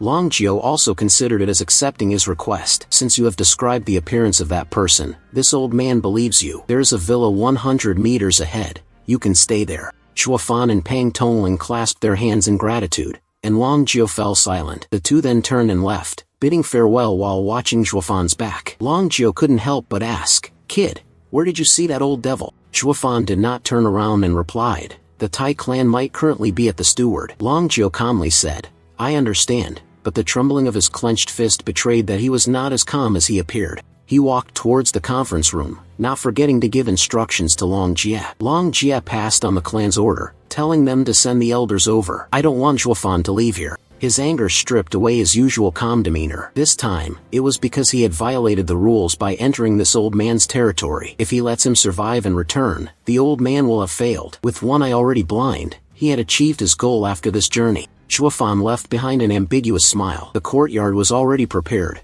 with the household servants standing within, while Luo Yunzhang gazed at the courtyard in awe. Will we live here in the future? Zhuofan smiled and said, Pang Tongling, as for rebuilding the Luo clan in the future, is a team like this sufficient for you? Pang Tongling felt a little helpless and said, every one of these guards is stronger than me. I would be more than happy just to become one of them. How could I dare to lead such powerful experts? Zhuofan did not offer empty words of comfort, but simply patted his shoulder and said, don't worry, that day will come. Pang Tongling seemed to have gained more confidence after his words. The two Long Yo appeared, interrupting his moment of relaxation. The young woman said, Mr. Zhuofan, it turns out you not only look down on others. She even looked down on herself, saying that being a butler wasn't worth it. The girl spoke harshly. With the talent of this fool, at most, he could cultivate to the 6th level of Qi gathering. At my place, it's only suitable for being a junior guard, not for being a commander. Her arrogant words displeased Zhuofan, but she was unaware and continued speaking. I advise you, little family, not to dream of becoming a great family. Zhuofan interrupted. Miss Long Yo, there's a saying, don't bully poor young men. What you said is a bit too much. He shot her a sharp glance. Long Yo paid no heed to anyone, continuing to speak insults. The words don't bully the poor youth were merely meant to comfort those who were daydreaming, offering self-reassurance. If it is a great clan, it must have the Veiled Dragon Pavilion with immense power, accumulated over hundreds of thousands of years, passed down from generation to generation. Do you think that with just a little intelligence of yours, the Veiled Dragon Pavilion will protect you? Are you really that impressive? Long Yo spoke more and more confidently, his tone turning condescending as he continued, even if you call yourself king or ruler here, you are nothing but a frog in a well. You have no idea how vast the world outside is. Zhuofan gritted his teeth and repeated, a frog in a well. Seeing him like this, Luo Yunzhang anxiously called out, Zhuofan. Long Jie also intervened, you should say less. Zhuofan said to Miss Luo Yunzhang, lend me a spirit stone. Immediately after, he soared up to the roof, standing on top, looking down at the crowd below. Long Yo, in a tone that indicated authority, shouted, this is not your home. What are you jumping up there for? Come down here quickly. She yelled loudly, giving orders, not caring about her at all. Zhuofan observed for a moment before saying, Level 3 Guardian Formation, the Ban Long Formation. His words left Long Yo and Long Jie speechless. This was a formation that Long Jio had personally set up. How did he know? Immediately after that, Zhuofan took action. He crouched down and jumped off the roof, tossing out golden stones with a wave of his hand, then reached his hand behind him. With a loud shout, he flicked his hand, and the stones shot forward like missiles, launching from their launch pad. The gemstones plunged down, crashing to the ground with a clatter, leaving the crowd bewildered and unable to comprehend what was happening. Long Yo, with the voice of a young lady, angrily shouted, what do you want to do? Zhuofan paid her no mind, but she continued to yell, I'm asking you. He raised both hands, intending to form a seal, while black mist swirled around him. His eyes glowed red, and his hands had already formed the seal. The ground trembled, causing the Long Yo to panic in fear. From beneath the earth, a golden dragon emerged, radiating golden light, rising from the ground. The dragons charged towards Zhuofan like a train. On Jian Fan's side, he was sitting in meditation, but he sensed the tremor and opened his eyes. He speculated that someone was setting up a formation. Could it be that old devil? After thinking for a moment, he denied it again. No, it's impossible. He doesn't have the ability to set up such a grand formation. On the side of Veiled Dragon Pavilion, Long Jio has also noticed the anomaly. I suspect that it is my own Long formation. In front of him was the sight of 4 dragons soaring into the sky. Long Jio also wondered, no, that can't be right. My dragon formation doesn't possess such immense power. In another place, within a cave, a young man stood observing the events from a distance. He wondered, what is happening in the city? Could it be that the plan is being carried out earlier? But he quickly denied it to himself. No, Elder Jian cannot be so reckless. He furrowed his brows, puzzled. So what exactly is it? Turning back to Zhuofan, his eyes were serious, his hands already forming the seal. Above his head, the golden dragon swirled and soared. Then, golden yellow light membranes slowly spread out. After that, the membranes gathered together to form a massive barrier, enveloping the courtyard. Long Yo witnessed this and immediately questioned, Zhuofan, what do you plan to do? Seeing that Zhuofan ignored her, she immediately screamed, don't look down on me. Zhuofan clasped his hands in a respectful gesture towards Lady Luo Yunzhang, the eldest young miss. I just saw that the dragon formation was only at the 3rd level, and I feared it wouldn't be enough to protect the young miss. Therefore, I decided on my own to upgrade the formation to the 5th level, the 9 heavens version of the dragon's true form, which cost quite a bit of spirit stones. Miss, please punish me. The words I said made the Long Yo spray glue or something. The 5 grains formation. Long Jia broke into a cold sweat. The 5 grains formation. In the entire Chanyu Empire, very few people knew of this, and even the 7 imperial clans had few who could accomplish such a feat. This kid can easily set up a grain formation. Could it be that he is a grain formation master? Luo Yunzhang was also surprised by this situation. She glanced at the group of Long Jia behind her, then cleared her throat. Zhuofan Butler, this time you used so many spirit stones without my approval. You deserve to be punished. But considering your good intentions, I will not punish you, she said, then led the group away. Let's go. The group of Zhuofan happily followed. Yes, young miss. Long Yo watched the group leave, regretting as he thought, I originally thought he was only good at scheming, his strength only at Qi gathering 2nd level, and she must be regretting deeply. I never expected him to be a 5 grains array master, coming from such a small family in such a remote area. Another outstanding talent like this. A figure swiftly charged forward, none other than Long Jiu. He quickly landed in front of the two. Long Jiu anxiously asked, who set up the formation just now? Long Yo, worried, stammered, it was Long Jia who replaced it. She continued, I am the butler of the Luo clan, Zhuofan. Long Jiu was equally stunned. What? Him? He speculated. As long as it's a formation, every master must be proficient in every level of the formation. Moreover, it took many years of cultivation to comprehend the crucial insight within the formation of heaven and earth. Looking down at the light beneath the ground, he continued, this old man has spent his entire life to set up these 3 levels of formations. He is still so young. How could he possibly arrange the 5 grains formation? The old man looked at the stone surrounded by flying talismans, falling into deep thought. After a while, Long Jiu said, you all quickly call his name. Has that brat come here? Didn't invite him. He frowned and pondered. I must have a word with him. In the pavilion garden, a hearty laugh echoed out. Zhuofan, my junior brother, please take a seat, the group of Long Yo said in surprise. Zhuofan, is it really you? Long Jiu, who was usually arrogant, never expected to address him as an equal. Zhuofan, however, was not polite and sat down in the chair. He rested his hand on the table, speaking blandly. I wonder what business Long Jiu has in finding me. Long Jia was taken aback, while Long Jiu and Long Yo turned their faces away, scoffing coldly in shamelessness, their addresses as casual as flies in Zhuofan's ears. Long Jiu was also taken aback, but he let out a long sigh. Leaning back in his chair, he spoke comfortably, Zhuofan, my younger brother, since you've called me Long Jiu, I won't beat around the bush anymore. Let me be honest with you. Junior, you have the ability to set up the grain formation. With such capability, why follow a small family like the Luo clan? It would be better to come to my place, and find the Veiled Dragon Pavilion. They will offer you a position in the imperial court. The words were righteous, yet they set a trap to lure in talented individuals. Zhuofan smirked, showing a hint of interest, and said with a chuckle, repeating from the previous chapter, Long Jiu is doing his best to invite,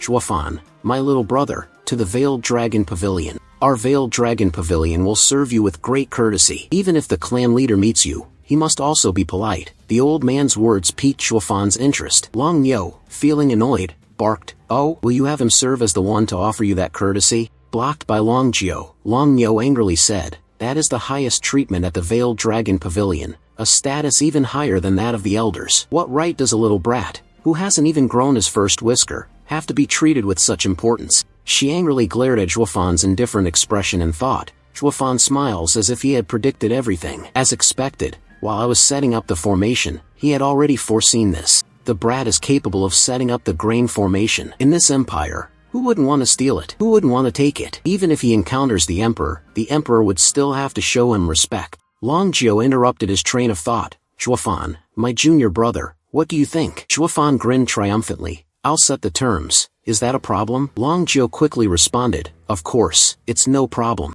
As long as you can find Long Cock, anything you ask for can be done. Zhuofan immediately pointed towards Long Yo and teased, telling her to serve tea, pour water, or even wash my feet is no problem. Immediately, she went mad and screamed, dream on. Long Jiu spoke sternly, Long Yo, don't. Zhuofan waved his hand. I'm just joking. There's already a young lady in the house. Do we really need another one? Zhuofan withdrew his playful demeanor and seriously stated the condition.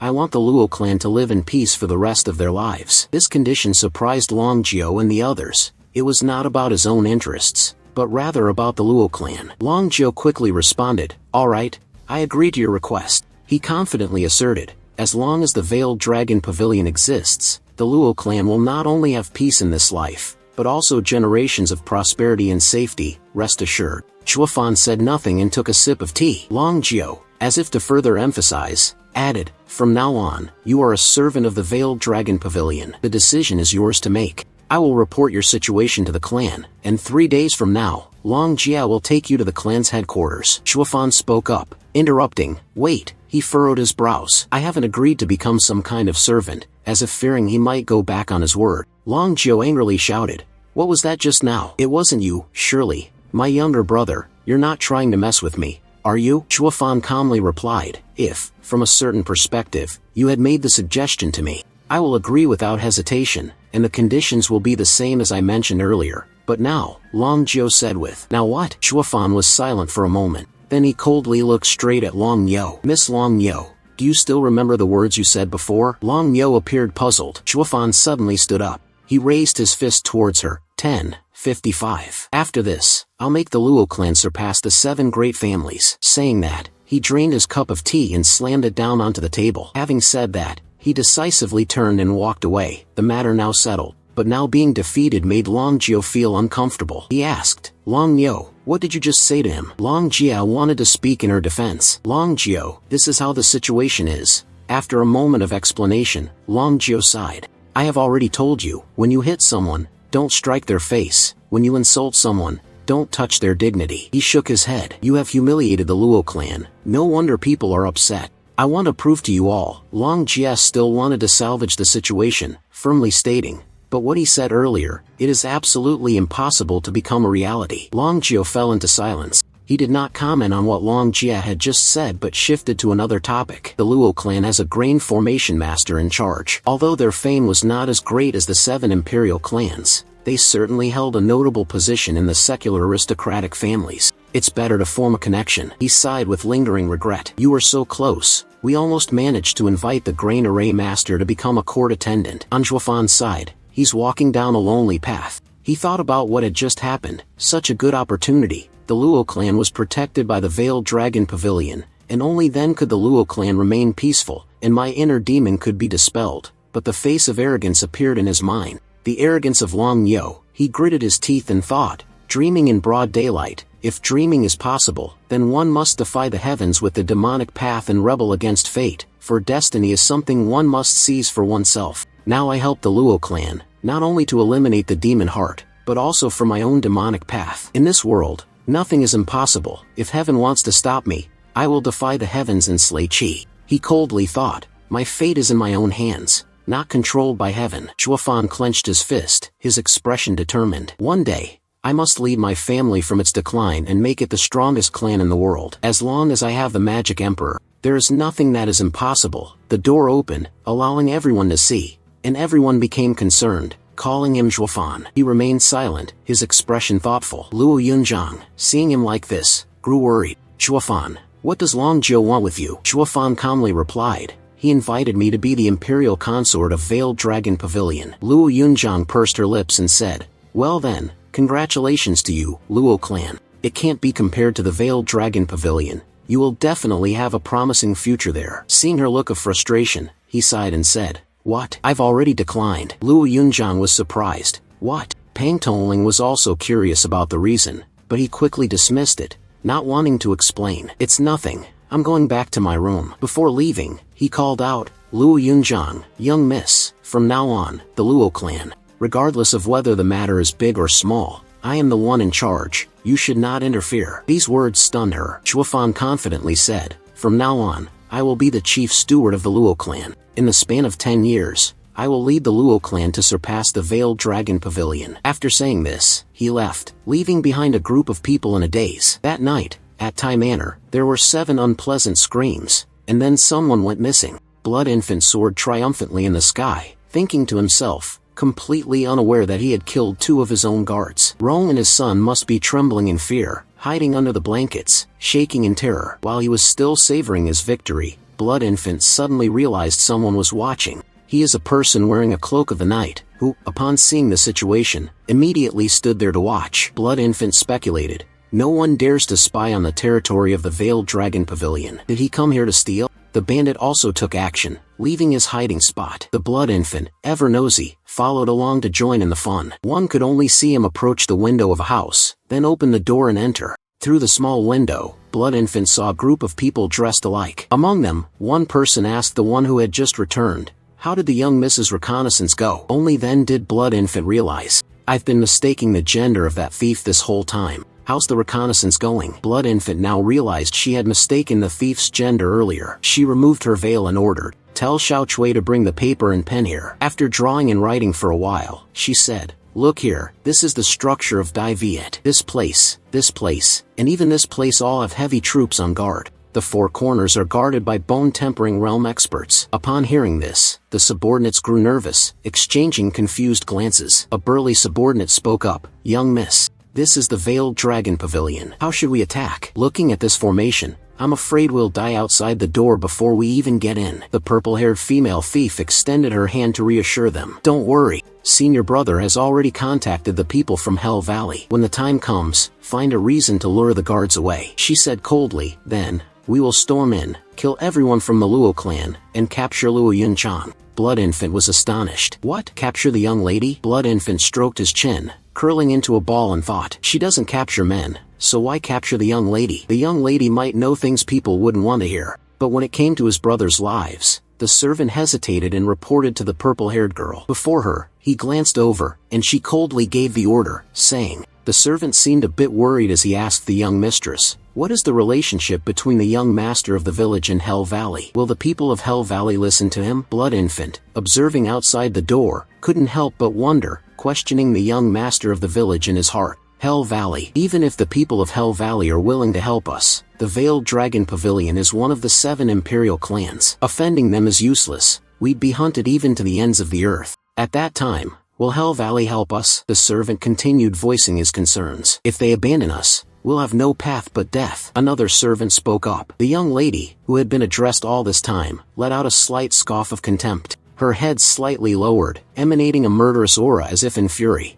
To put it more accurately, you are simply afraid of death." Her eyes were steadfast as she gazed at them, her voice commanding as she questioned, "Today, you dare speak such words to me? Do you feel guilty towards the old village chief? To heal the old village chief's wounds, to avenge him, even if it costs 10 lives, it's worth it." Hearing her speak, the servants shamefully lowered their heads. A man more cowardly than a woman is truly laughable. She turned around, her voice commanding as she issued the order, "Follow the original plan, no objections allowed." Everyone could hear the courage in her words. Everyone clasped their hands and obeyed the command, with no further objections. Blood Infant, observing from outside, secretly admired the situation. With just a few words, the troops' morale had been stabilized quite well. Then, in the next moment, he transformed back into his human form. Sharp eyes gazed inside. "Now it's my turn to make a move." Inside, the little girl with brown hair tied into 2 small buns, her eyes shining, looked at her in admiration. "The young lady is so cool," she exclaimed.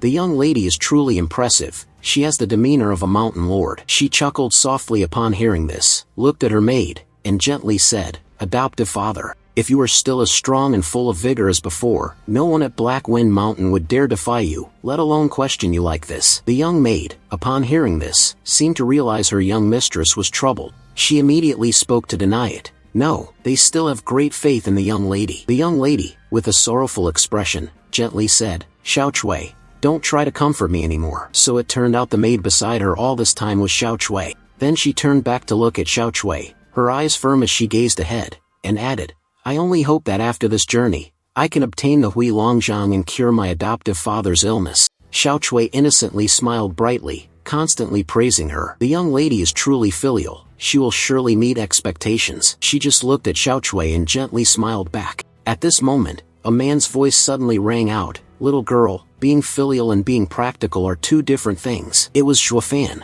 and the young lady immediately became alert, turning her head to look. Xiao Chui was startled and confused. Shuofan stood proudly on the windowsill, his face full of arrogance, a smile on his lips, looking more like a rogue than a male lead. His voice was like an interrogation. "Is there more? Who told you that Hui Longzhang can cure diseases?" The young lady did not answer, her eyes still wary as she kept her gaze fixed on him. Who are you? Shuofan slightly curled his lips. Please do not panic. I mean no harm. After that, he lightly jumped down from the windowsill, raising his hand in a teasing motion, his lips curving into a smile, his voice still calm and steady. I simply wish to invite you two to accompany me to clarify a few matters. Who are you? Finally, she stood in front of Xiao Chui, fearing he might harm the little girl. He remained calm. Oh, I haven't introduced myself yet. He slightly bowed, showing respect. His eyes glowed with a red light, looking like a villain. I am the steward of the Luo clan, Shuofan. Upon hearing this, the young lady became even more tense. What? You are from the Luo clan? Immediately after,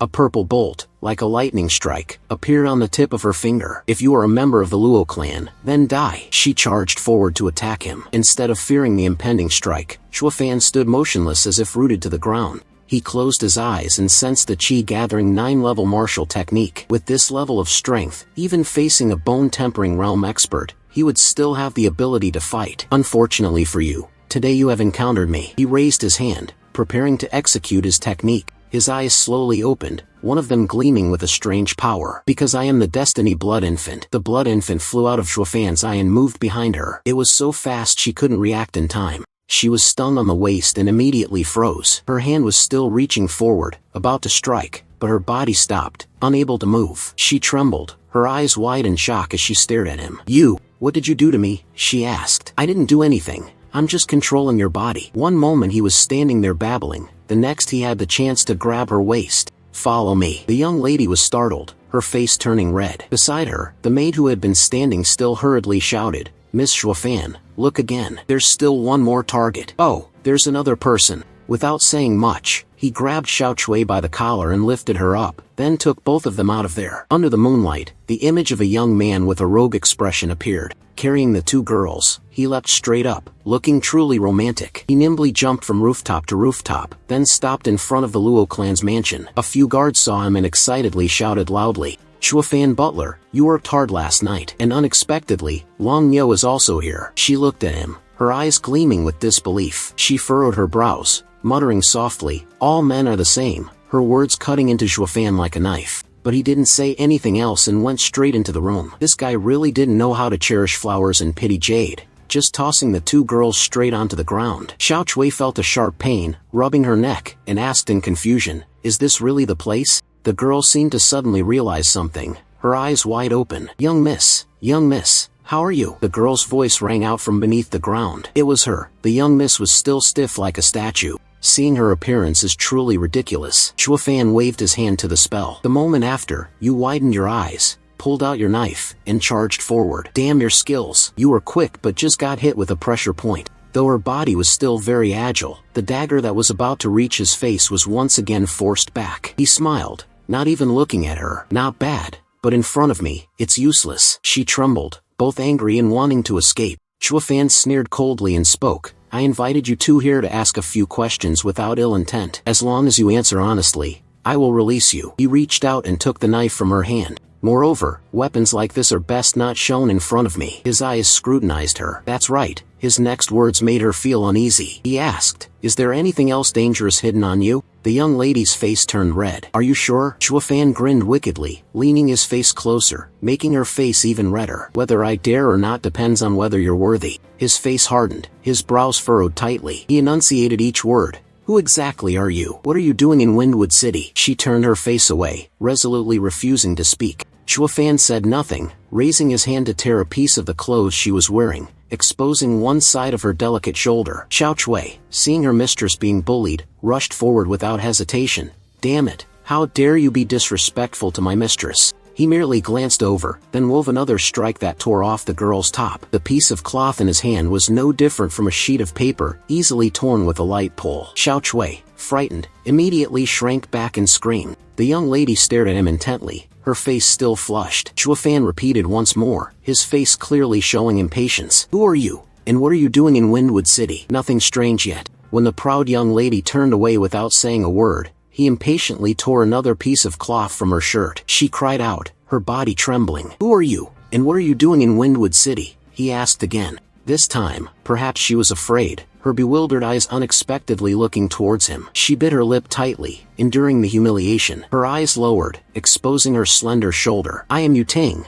adopted daughter of the Mountain Lord of Black Wind Mountain. This time, I came to Windwood City to eradicate the Luo clan. He opened his eyes wide in surprise. Eradicate? How? You don't beat around the bush. We will lure the people of the Veiled Dragon Pavilion directly to Hell Valley. We take advantage of the opportunity to attack. Shuofan continued to press. What is your relationship with Hell Valley? What benefits do they provide you? He asked repeatedly. Yuting could only reply that she didn't know. Her eyes silent, her face flushed. How are you connected to Hell Valley? Who made the introduction? She sweated again and said, I don't know. Perhaps Shuofan had noticed something, as he reached out and tore the piece of cloth on her body. She trembled, her eyes widening in surprise, her upper body left with only a thin garment. Shuofan threatened, You're dreaming. This is your last chance to preserve your dignity. If you don't answer clearly, there are still dozens of men outside who are eager. His face darkened. The threatening tone sounded in. No one would dare think it came from the protagonist. Yuting, upon hearing this, shouted,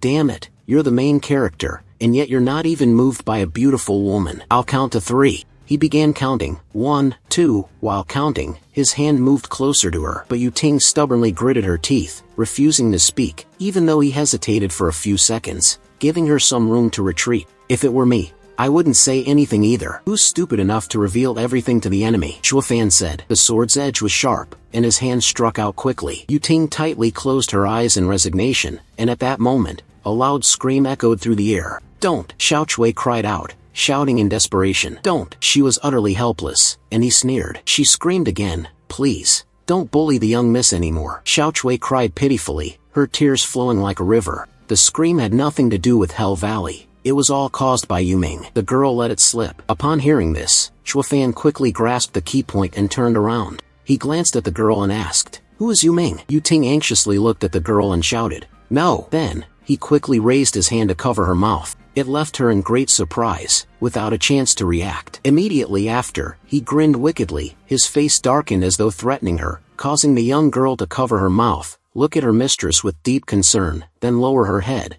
tears welling up in her eyes, helplessly confessing. Yuming is named Yuming. He is a disciple of the main sect and also the fiancé of the young miss. The girl continued, but on that very day, the Mountain Lord had been assassinated by the Luo clan leader, Lu Zhennan. His body could not rise, and he was unable to speak. Therefore, she stopped talking, while he stared at them blankly, understanding. Speaking up to confirm, so you all ambushed the Luo clan, killing people to avenge and take revenge. What's wrong with that? He then voiced his questioning. Upon hearing this, the girl glanced away, biting her lip, feeling guilty. Then, his gaze sharpened. Seeing that she stopped speaking, he quickly reached out his hand to touch Yuting, causing Xiaochui to immediately open her mouth and scream. The Luo clan has strict guards. We are not certain of victory, but luckily, Yuming's divine powers are vast. Yuting saw him reaching for her chest, her body stiffened, gritting her teeth and glaring. Xiaochui screamed again. Contact Sun Guanjiao of the Luo clan. We will work internally and externally to defeat the Luo clan. She spoke softly. After that, Luo Yunchang fled. We don't know where she is recently. Yuming said, You all are here, so you must have contacted Hell Valley for assistance. Seeing her obedient, he withdrew his hand and spoke, All right. Then, he glanced at them with a wink, raised his hand, and asked, How do you know it was Lu Zhennan who attacked from behind? Did you see it? Xiaochui shouted, I'm sure Yuming saw it. Hearing this, he questioned them again. Are you sure? Then, Hui Longzhang can treat the mountain master's injuries, also because Yuming said so. He looked at them coldly. Xiaochui nodded, grimacing in confirmation. Outside the door, Luo Yunchang suddenly smiled as he opened the door and shouted, Shuofan, what are you still doing here? He raised his hand to rub his mouth, coldly staring at them, and once he understood, it all made sense. Luo Yunchang looked at the scene ahead, her eyes frozen in place. The man also looked in her direction. He was looking at her as if he were evaluating someone else's daughter. In this situation, Luo Yunchang's face turned as red as a GAC fruit, and she screamed in panic, Shuofan butler, what are you doing? She was puzzled, shouting, then awkwardly covering her face, her mind spinning in confusion, and yelled, After all, this is the territory of the Veiled Dragon Pavilion.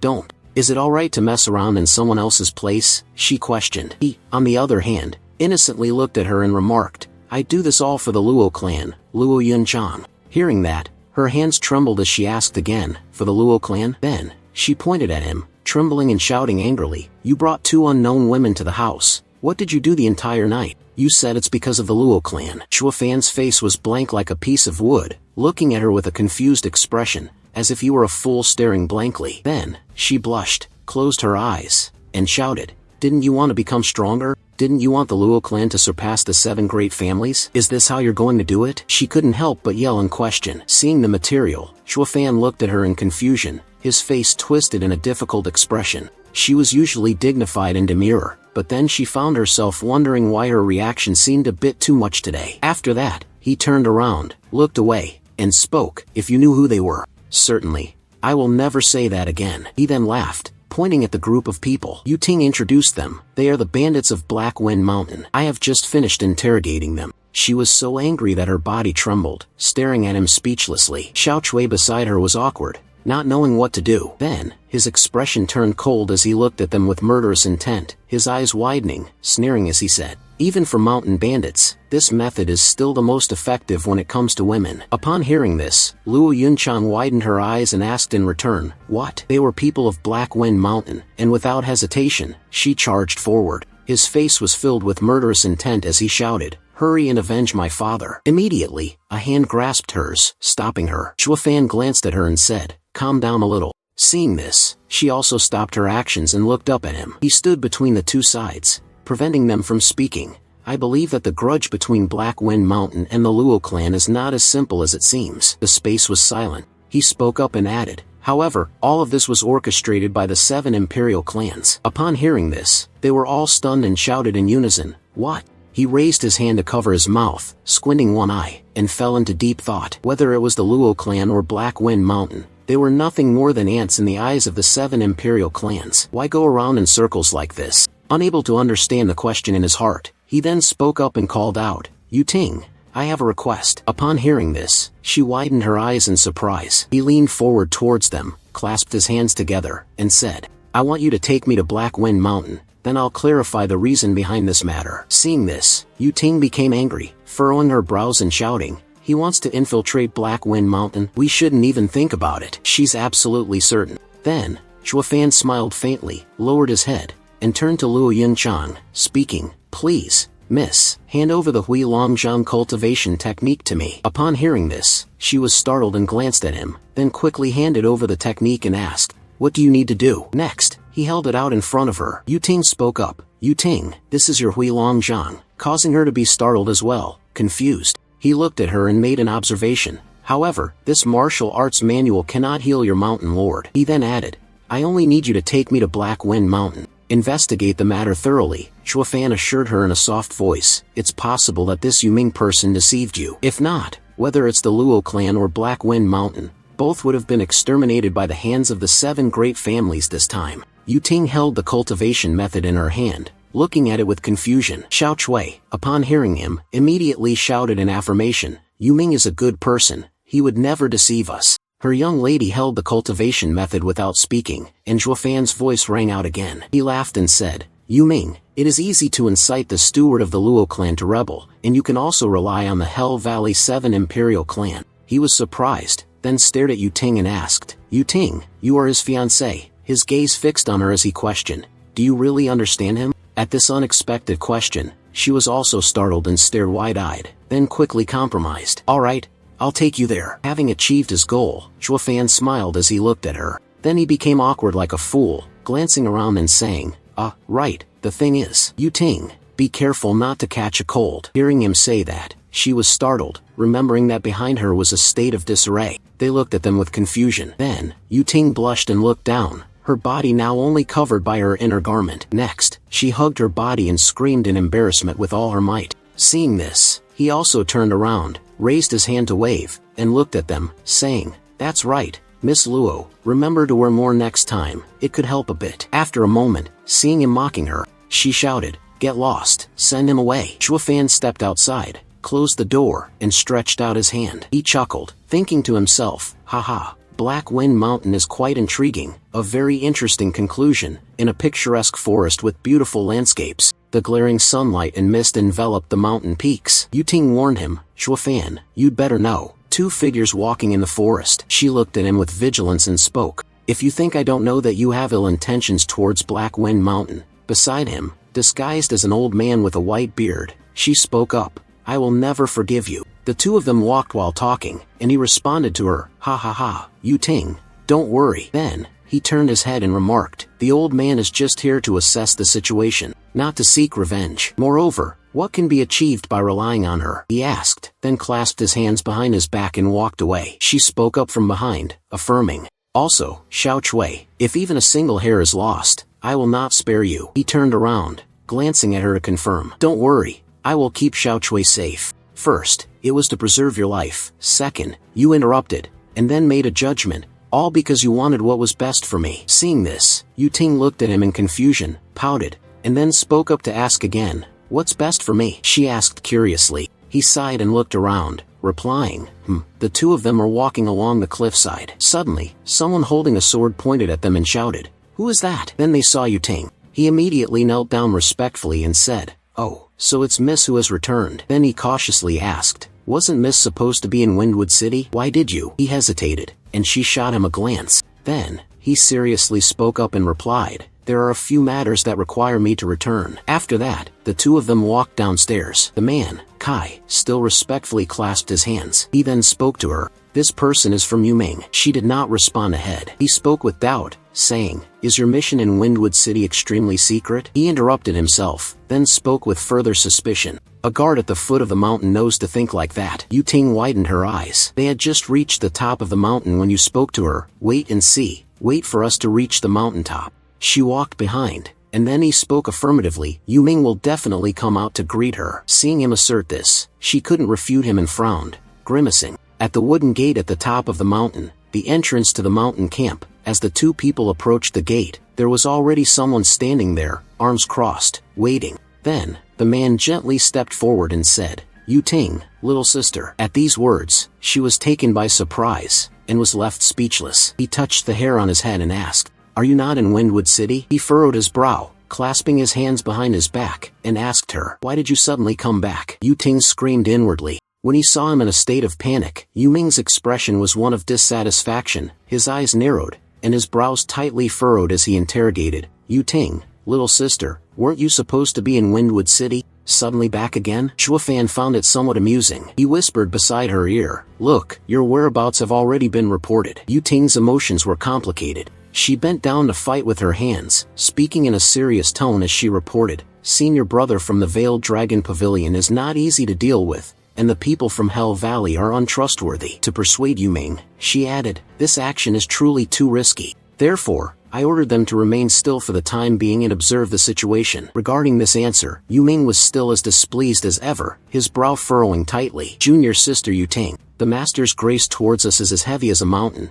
He took a step closer to her and continued, even if we have to sacrifice our lives, so what? We are not the kind who fear death and cling to life. Furthermore, how could the master's grudge not be avenged? Yu Ming made it clear. Yu Ting immediately panicked, and fearing it might be misunderstood, immediately explained, of course, I understand, but this matter is just. But before she could finish her sentence, Yu Ming interrupted loudly, pointing at Zhuofan, who was disguised as an old man. Enough. How can the master's vengeance not be avenged? Who is he? Yu Ting was startled and turned to look behind, realizing that she had yet to introduce the person, so she casually introduced him. This is the second great alchemist I invited. Perhaps he can save my foster father. Zhuofan had the appearance of a human, and the old man, pretending to be one of those quack doctors, laughed loudly in an exaggerated manner. Ha ha ha. I have roamed the Jianghu and treated all kinds of diseases. Even if it's a rare and complicated illness, as long as it comes into my hands, it will be cured.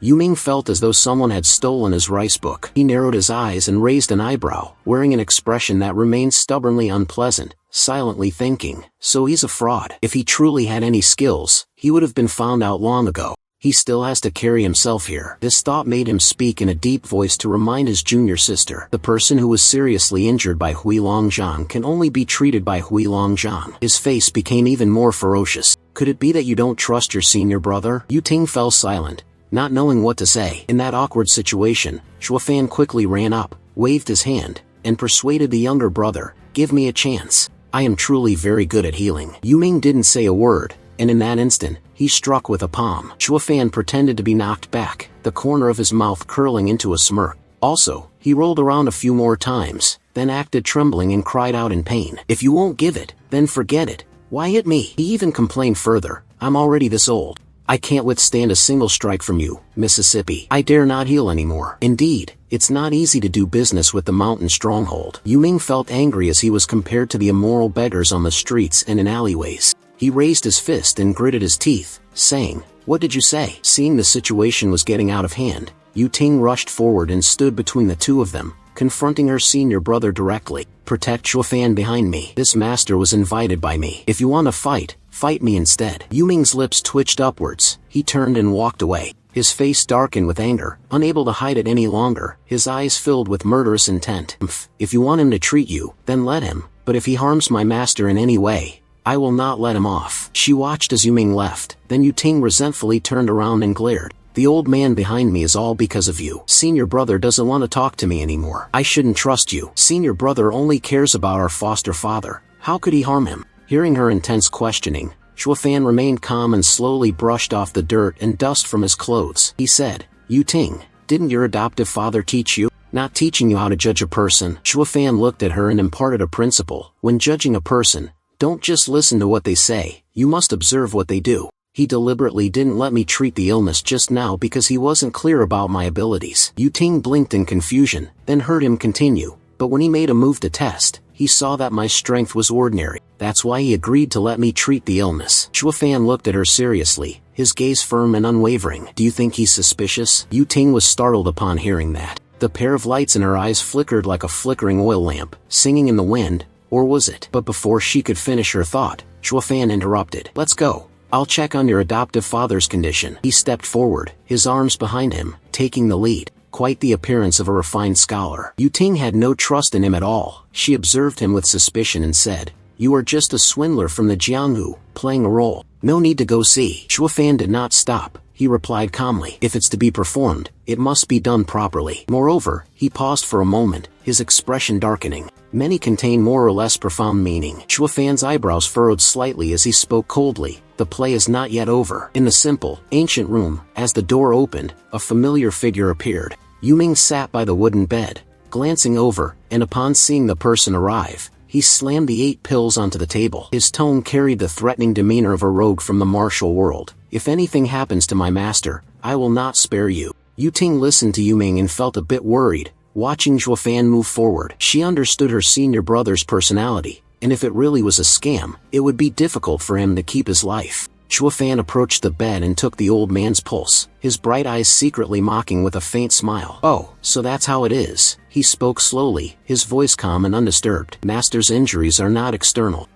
This needs to be said by you." Yu Ming turned his face and smiled faintly. Of course, he already knew. Shuofan said again, "But the sect master isn't injured internally." Hearing this, Yu Ming's expression drastically changed. Yu Ting furrowed her brow, questioning, "There are no internal injuries, nor external injuries, so why is my adoptive father motionless and silent?" Although she had her suspicions in her heart, she still put it aside, silently praying with worry, "Please, can you act a little more like it? The illness of the master can only be cured by this old man." Shuofan entered acting mode, his face pale, turning around to speak. It was a relic of incarnation. The old man lay on the bed, his eyes wide open, pupils shrinking, astonishment flooding his gaze, while similarly, Yu Ming, on the other side, was also taken by surprise. His face was dark, an unbelievable emotion taking over, accompanied by a hint of fear inside. Yu Ming reached out, grabbing the collar of Shuofan's shirt, tossing him aside, speaking in a muddled manner. He raised his voice and glared at him. Yu Ting widened his eyes in surprise. "Senior brother,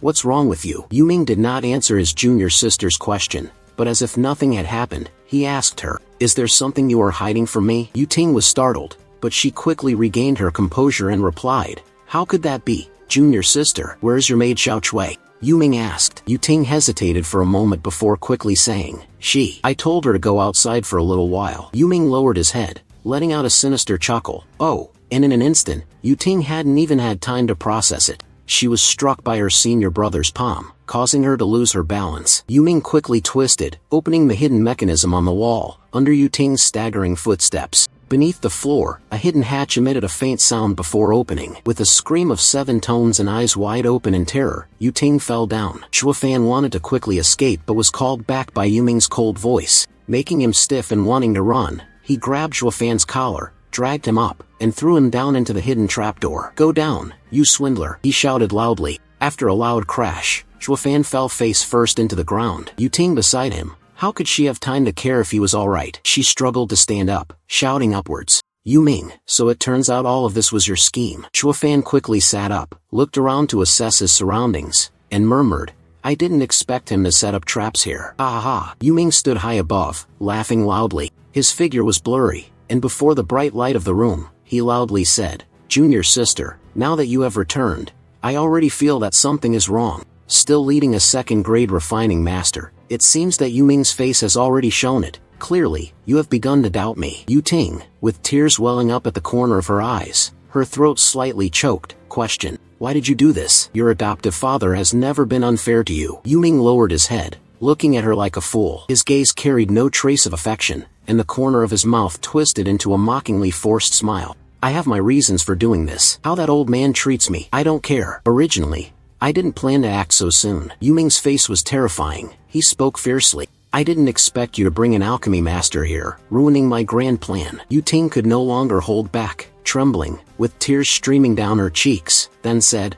"Aren't you going to spare me?" Zhuofan looked at her body trembling uncontrollably, watching her unable to utter a single word, gritting his teeth and silently crying, thinking, "Who can I blame? Only blame you for being blind. However, since we are acting, we must follow the script." Zhuofan continued with his performance, speaking to the younger brother, "If there are grudges, you should settle them yourselves. I am innocent, let me go." The shadow of Yu Ming responded from above, "Ha ha ha, you old swindler, if you don't have the patience, whether I kill you or not doesn't matter. It's a pity, though, that you were the one who diagnosed the cause of the old man's illness." Zhuofan feigned ignorance, scratching the back of his head. "What do you mean by original illness? I just thought he had been immobile for too long, causing toxins to build up in his body. I was planning to give him some clear intestine pills to help clear his bowels and stomach." Yu Ming was astonished. If he had known earlier, he wouldn't have acted so hastily. He gritted his teeth. Now he had to do it himself. That damn swindler was just putting on an act. "Ruined my great plan," Yu Ming angrily shouted. "Get lost." The door to the underground chamber slowly began to close. "Once this matter is finished, I'll deal with the two of you later." "Who is there? Stand guard here. No one is allowed to enter." "Yes," the subordinate replied loudly. The cellar door slowly closed, and the light in the room formed a long strip, shining down. "Today, little brother, am I pretending wrongly? Is it roaming the Jianghu all about relying on this move?" Zhuofan didn't give up, calling out after them, "Hey, let me go. I'm innocent." When the sound of footsteps faded, he also lowered his voice, turning his head to look at Yuting. Sitting with his head bowed in the corner, unable to hold back, he spoke, "You are very much like our young Mrs. situation. In the future, you two could exchange experiences to avoid being kicked out again." "In the future, whether we can survive and make it out is still a question." Yuting's eyes were filled with sorrow as she spoke. "Where's there a future?" Zhuofan's voice echoed. "Everything is going according to plan. Don't worry. Tonight, we can go outside." A smile appeared in his eyes, and he softly continued, "Of course, if you want to die now, you can just commit suicide. After all, you are no longer of any use." Yuting immediately lifted his head and said seriously, "Even if I die, I will find someone to die with me." Upon hearing this, Zhuofan did not reply but let out a quiet sigh of relief. The night quickly descended, and the sky was bright with stars. The moon was clear, the breeze was cool, and the rustling of the leaves swaying gently sounded like a symphony, softly echoing. Zhuofan looked at Yuting, who was lying with her back to him, seemingly asleep. Then, he snapped his fingers, and a piece of crimson energy, like a ribbon of silk, flew and hovered in the air. Then it transformed into a tiny, newborn demon, flying onto Zhuofan's palm. As soon as it became a physical entity, it quickly slammed into Zhuofan's chest. Both of them laughed happily, their smiles wide. His eyes also curved into a crescent shape. Suddenly, his gaze sharpened, a strange aura emanating from him. It turned blood red, as beautiful as top-quality red jade. He spoke in a flat voice, ordering, "Go, destroy them." The newborn demon, red as blood, spun around once before darting forward and leaving. Outside Black Wind Mountain, the wind blew faintly, a red line streaking across the sky like a brushstroke. Hovering in the air, it drifted past each rooftop, arriving in front of the room where two guards stood watch. One of the attendants, upon seeing the red thread, slipping into the clothes of the person next to him, taking advantage of his moment of inattention, his face looked foolish. 7 Meridians cried out, causing the person opposite to also be startled. Something just slipped into your clothes. Suddenly, at this moment, from the chest of the guard with a fierce face, a familiar voice sounded, "Quickly open the mechanism and release us." The two of them looked at each other in doubt. The foolish name spoke again. "Why is the human voice trapped within the mechanism, yet coming from your body?" The person opposite also didn't understand why. Suddenly, at this moment, he widened his eyes as if sensing something, but everything was generally beyond saving. His eyes rolled back, his mouth gaping open without a single word escaping, and fresh blood sprayed from his neck in all directions. The fool standing nearby turned pale with fear. He panicked and collapsed to the ground, his eyes fixed on his colleague's body falling, his head striking the ground hard, unable to close his eyes. The name of the loft suddenly noticed the red thread from earlier, crawling out from within his colleague's body, slipping towards him, and then swiftly entering his chest, yet he himself could not stop it. His eyes widened as he watched everything unfold. The familiar voice once again repeated its words, "Open the mechanism, release us." The guard, trembling with fear, crawled forward, responding in panic as he crawled. "Young master, don't rush. I will open it immediately." Immediately afterward, the sound of the mechanism door creaking echoed, and the dim light once again illuminated the basement. Yu Ting, tied up, regained consciousness, but his eyes still carried a trace of drowsiness and fatigue. "Yu Ting, you're awake, right?" Yu Ting propped himself up and looked around. Shuo Fan had removed his disguise and continued speaking. "If you don't want to die, then follow me." Shuo Fan glanced back and gave her a look. Yu Ting's face, from her eyes to her expression, showed discomfort and unwillingness. She gritted her teeth. "Humph, do you want me to die?" Shuo Fan did not respond. A faint smile appeared on his lips as he leapt out of the secret chamber first. Behind him, Yu Ting was not slow to follow, and she even decisively added, "I'm not dead, you know. Just escaping." Yu Ting cast a glance behind, seeing the servant kneeling humbly on the ground, repeatedly pleading, "Esteemed young lady, please let me go." His face broke into a light sweat as he explained, "Am I missing a camp?" "No, it's just that damn Yu Ming forced me into it." But Yu Ting, with a headache and not wanting to care, coldly said, her voice filled with annoyance, "Get out of my way." By the bed, Shuo Fan smiled, watching the elder work on the bed, and spoke, "I can help you heal, but from now on, you must listen to me." Yu Ting, upon hearing this, was startled and exclaimed, "You?" She furrowed her brows and snapped, "Can you really cure the illness of my foster father?" Old Master Lei, though unable to speak, stared intently with bloodshot eyes. Shuo Fan had, to some extent, voiced the thoughts in his heart. "Don't worry.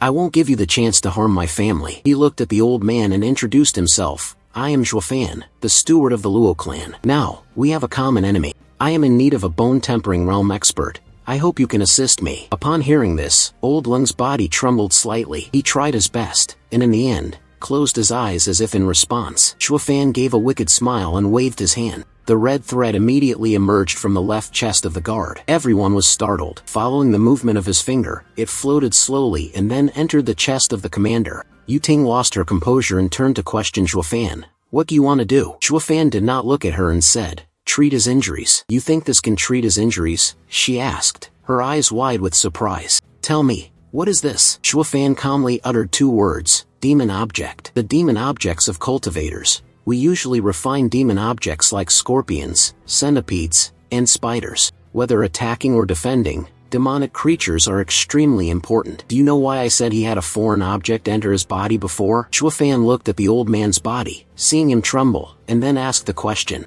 "It seems unrelated. Has Yu Ming made a move on us yet?" Yu Ting shouted. "That's not it. You said you were just guessing about the cow, right?" Shuo Fan is so foolish. He was speechless in judgment. "Now I understand why you were deceived, truly foolish." Reluctantly, I had to explain. I said at that time I was just brushing him off. Do you believe it too? If not, then how could he leave in peace? Hearing each word, it felt like an arrow piercing her head. Yu Ting bit her lip, her face reddening with embarrassment. Shuo Fan continued, "He took action against us. It's because I hit the right spot." He said seriously, "This old man hasn't spoken or moved because the demon has possessed him. That's why I used my own demon to eliminate his." Yu Ting was somewhat doubtful, and her words were hesitant. "Can your demonic creature deal with his demonic creature?" During the time the two of them were speaking, Shuo Fan's demonic creature, it gradually withdrew from Old Man Lung's body. Old Man Lung's face was covered in sweat, his eyes dazed as he looked at the person beside the bed, struggling to call out, "Ding ding," and Yu Ting was moved to tears. She knelt down,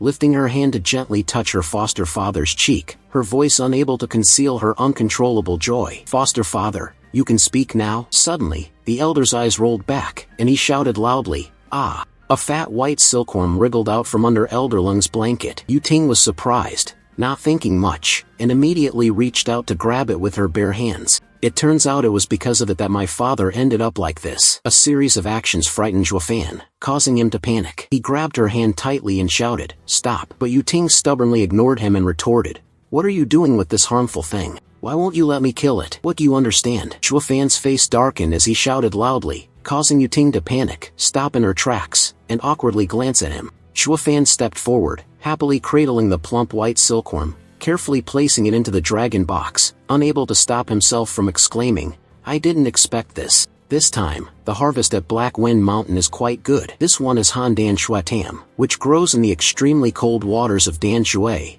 making it very rare. Most people in the demonic path raise it into an ancient tam, but it is a type of extremely wicked creature in the demon world." Zhuofan's gaze was serious, though even in the Holy Realm, few knew of him. Han Shui possessed a deadly talent. His hand stealthily reached into the darkness, spilling a few drops of blood. Blood stained and blended, attracting countless connections. If it parasitizes, Zhuofan doesn't care if the blood flows, unless the host dies. It will find a new host. Otherwise, no matter the method, it cannot be eliminated. Just now, the blood infant used the heavenly demon great transformation art to completely eliminate its larvae, making it think that the life force of its host was disappearing, which is why it was willing to retreat. It was only because the person who raised it did not know this method, causing the snow silkworm larvae to lose its original characteristics, transforming into a type of ancient worm different from the others. In his heart, he thought, Zhuofan should conveniently put away the wooden box as well. But it ended up in my hands, he thought with a wicked expression, then said, "Hurry up and carry this old man." Yu Ting was startled when she heard him, but Zhuofan's voice sounded again. The tone could not be hidden, eager for us to return to Windwood City. I will refine it into the most terrifying demonic creature in the world. Laughed excitedly. Outside Black Wind Mountain, where the dense forests and mountains stand, the corpses of the dead lay scattered like straw, each in a different place, making the atmosphere unbearably cold and gloomy. Yu Ting carried the elder's orders on his back, staring in shock at the scene before him. She was stunned, her face agape, somewhat frightened, silently thinking, the mountain had at least 300 or 400 people, yet one had died, and the scream. Suddenly, a sound rang out in her ears. The rustling sound caught the attention of Yu Ting and the old commander. A guard, terrified, sat leaning against the wall, trembling uncontrollably, stammering, "Dead, dead, all dead." He pointed and repeated it again. Zhuofan gazed at the surrounding scenery. A cold breeze suddenly passed by, causing his scarf to flutter gently. He slightly tilted his head, with a few strands of blood energy hanging by his eye. The dangerous pupils glared at him. "Almost forgetting about you." Zhuofan approached him, causing the lowly servant and Yu Ting to be startled. He said,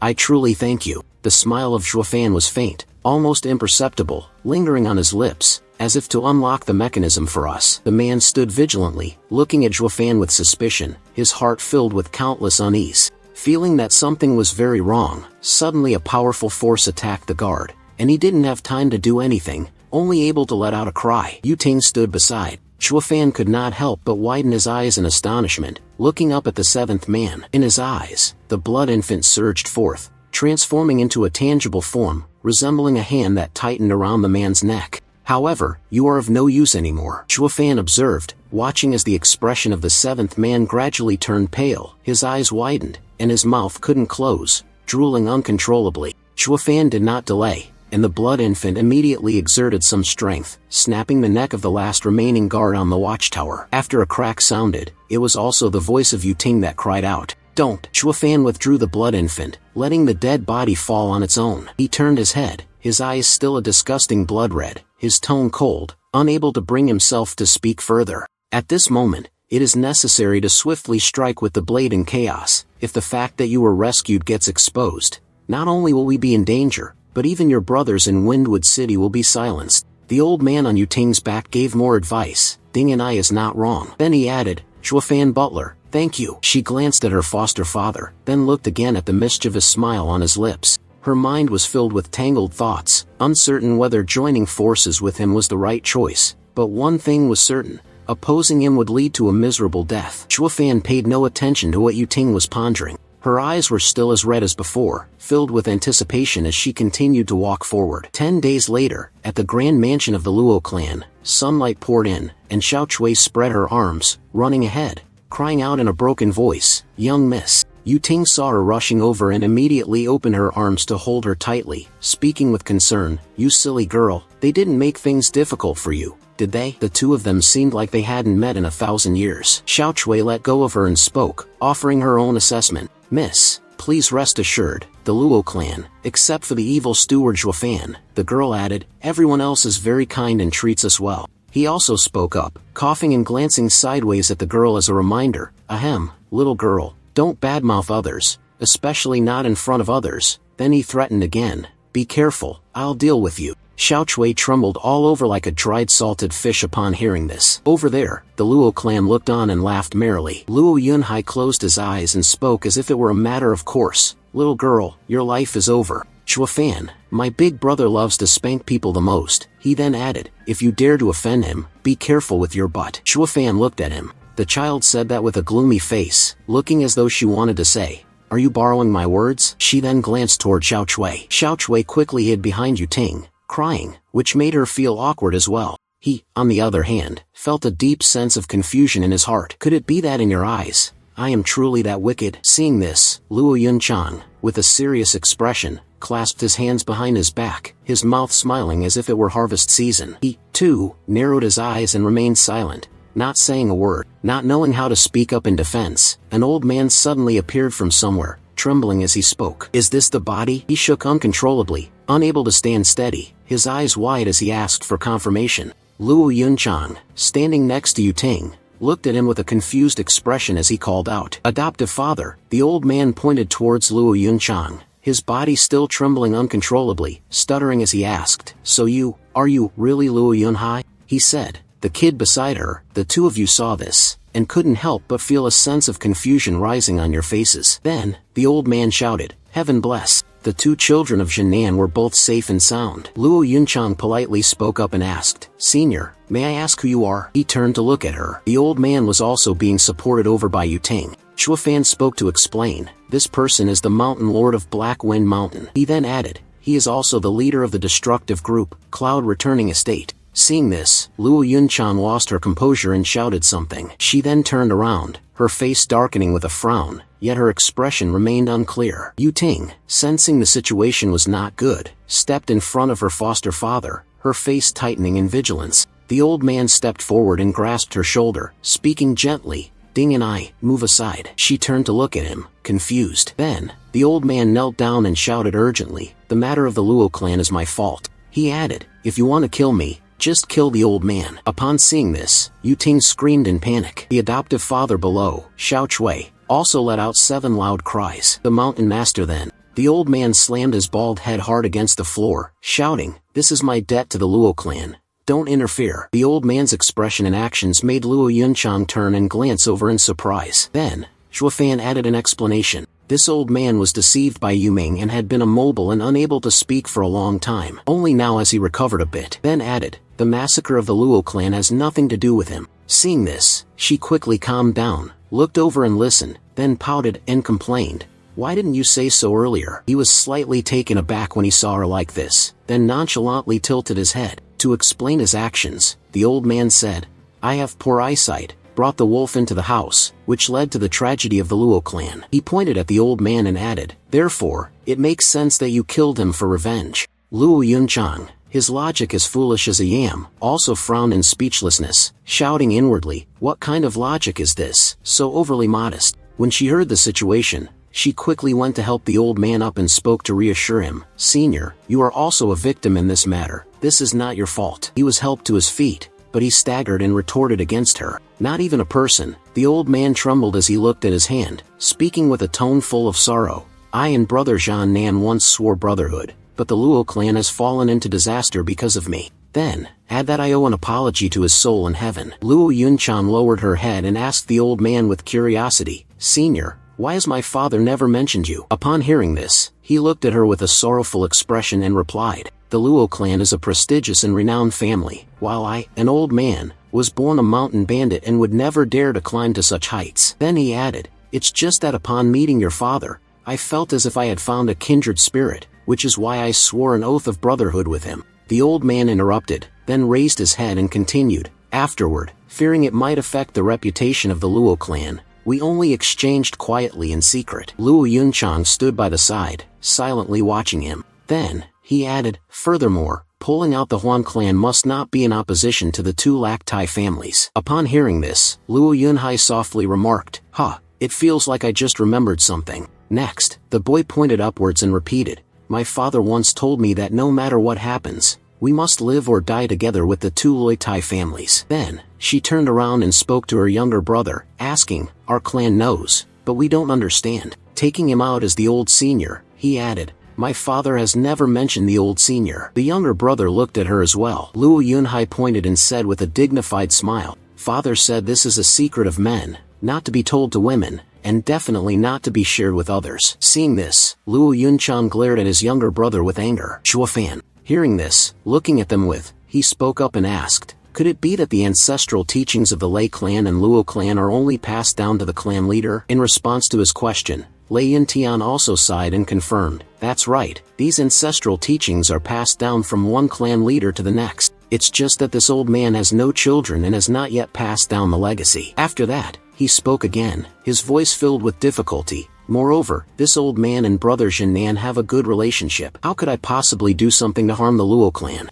Hearing this, Chuafan finally understood and couldn't help but widen his eyes, shouting in his mind, could it be the ancestral teachings of the third master? He asked Lei Yintian in return. The old man didn't bring out the family martial arts, nor did he bring out any. The old man also grimaced and honestly replied, you brought out the spirit-level martial arts, only because I am old and have no descendants, so I passed them down to Ding and I. Then, it was added that, unfortunately, the jade manuscript of this martial art was stolen by Yu Ming, that beast. Upon seeing this, Chuafan smiled and confirmed, that's correct. His face darkened as he gazed into the distance and spoke, they are targeting this. Before anyone could understand the situation, he turned around and walked out of the room, heading somewhere. The crowd turned their gaze towards him. Chuafan turned around to look at them, not forgetting to remind them, wait here, I'll be back. The people in the room looked at him, but no one said a word. Then, a loud voice called out from within a fortress, Longjiu. Outside the fortress, two guards were stationed. Chuafan walked toward them, then quickly closed his eyes, raised his hand to form a speaker-like arch, and shouted, Longjiu. Seeing this, the woman standing at the door yelled at him, shut up, Longjiu is not meeting guests today, you better leave. He just smiled, his expression unreadable, then stubbornly raised his head and glanced at them, saying, I am not a guest. I have something important to discuss with Longjiu, step aside. As he entered, the two people immediately blocked his path. Chuafan glanced at them, and the girl, seeing his expression, shouted loudly, interrogation, what do you think is so important? Don't think that just because Longjiu values you, you can be so shameless, she shouted, adding, this is the Veiled Dragon Pavilion, and you're not allowed to be impudent here. Nearby, a man on guard also spoke up, softly addressing him. Chuafan brother, Longjiu is not meeting you today, you can leave. He lowered his head and questioned them, little girl, do you know where you've been these past few days? She looked at him with disdain and replied, villainous men, where can you escape to? After that, he spoke again, repeating, the last time, I brought back two people, this time, you will probably die in the gentleness of some woman again.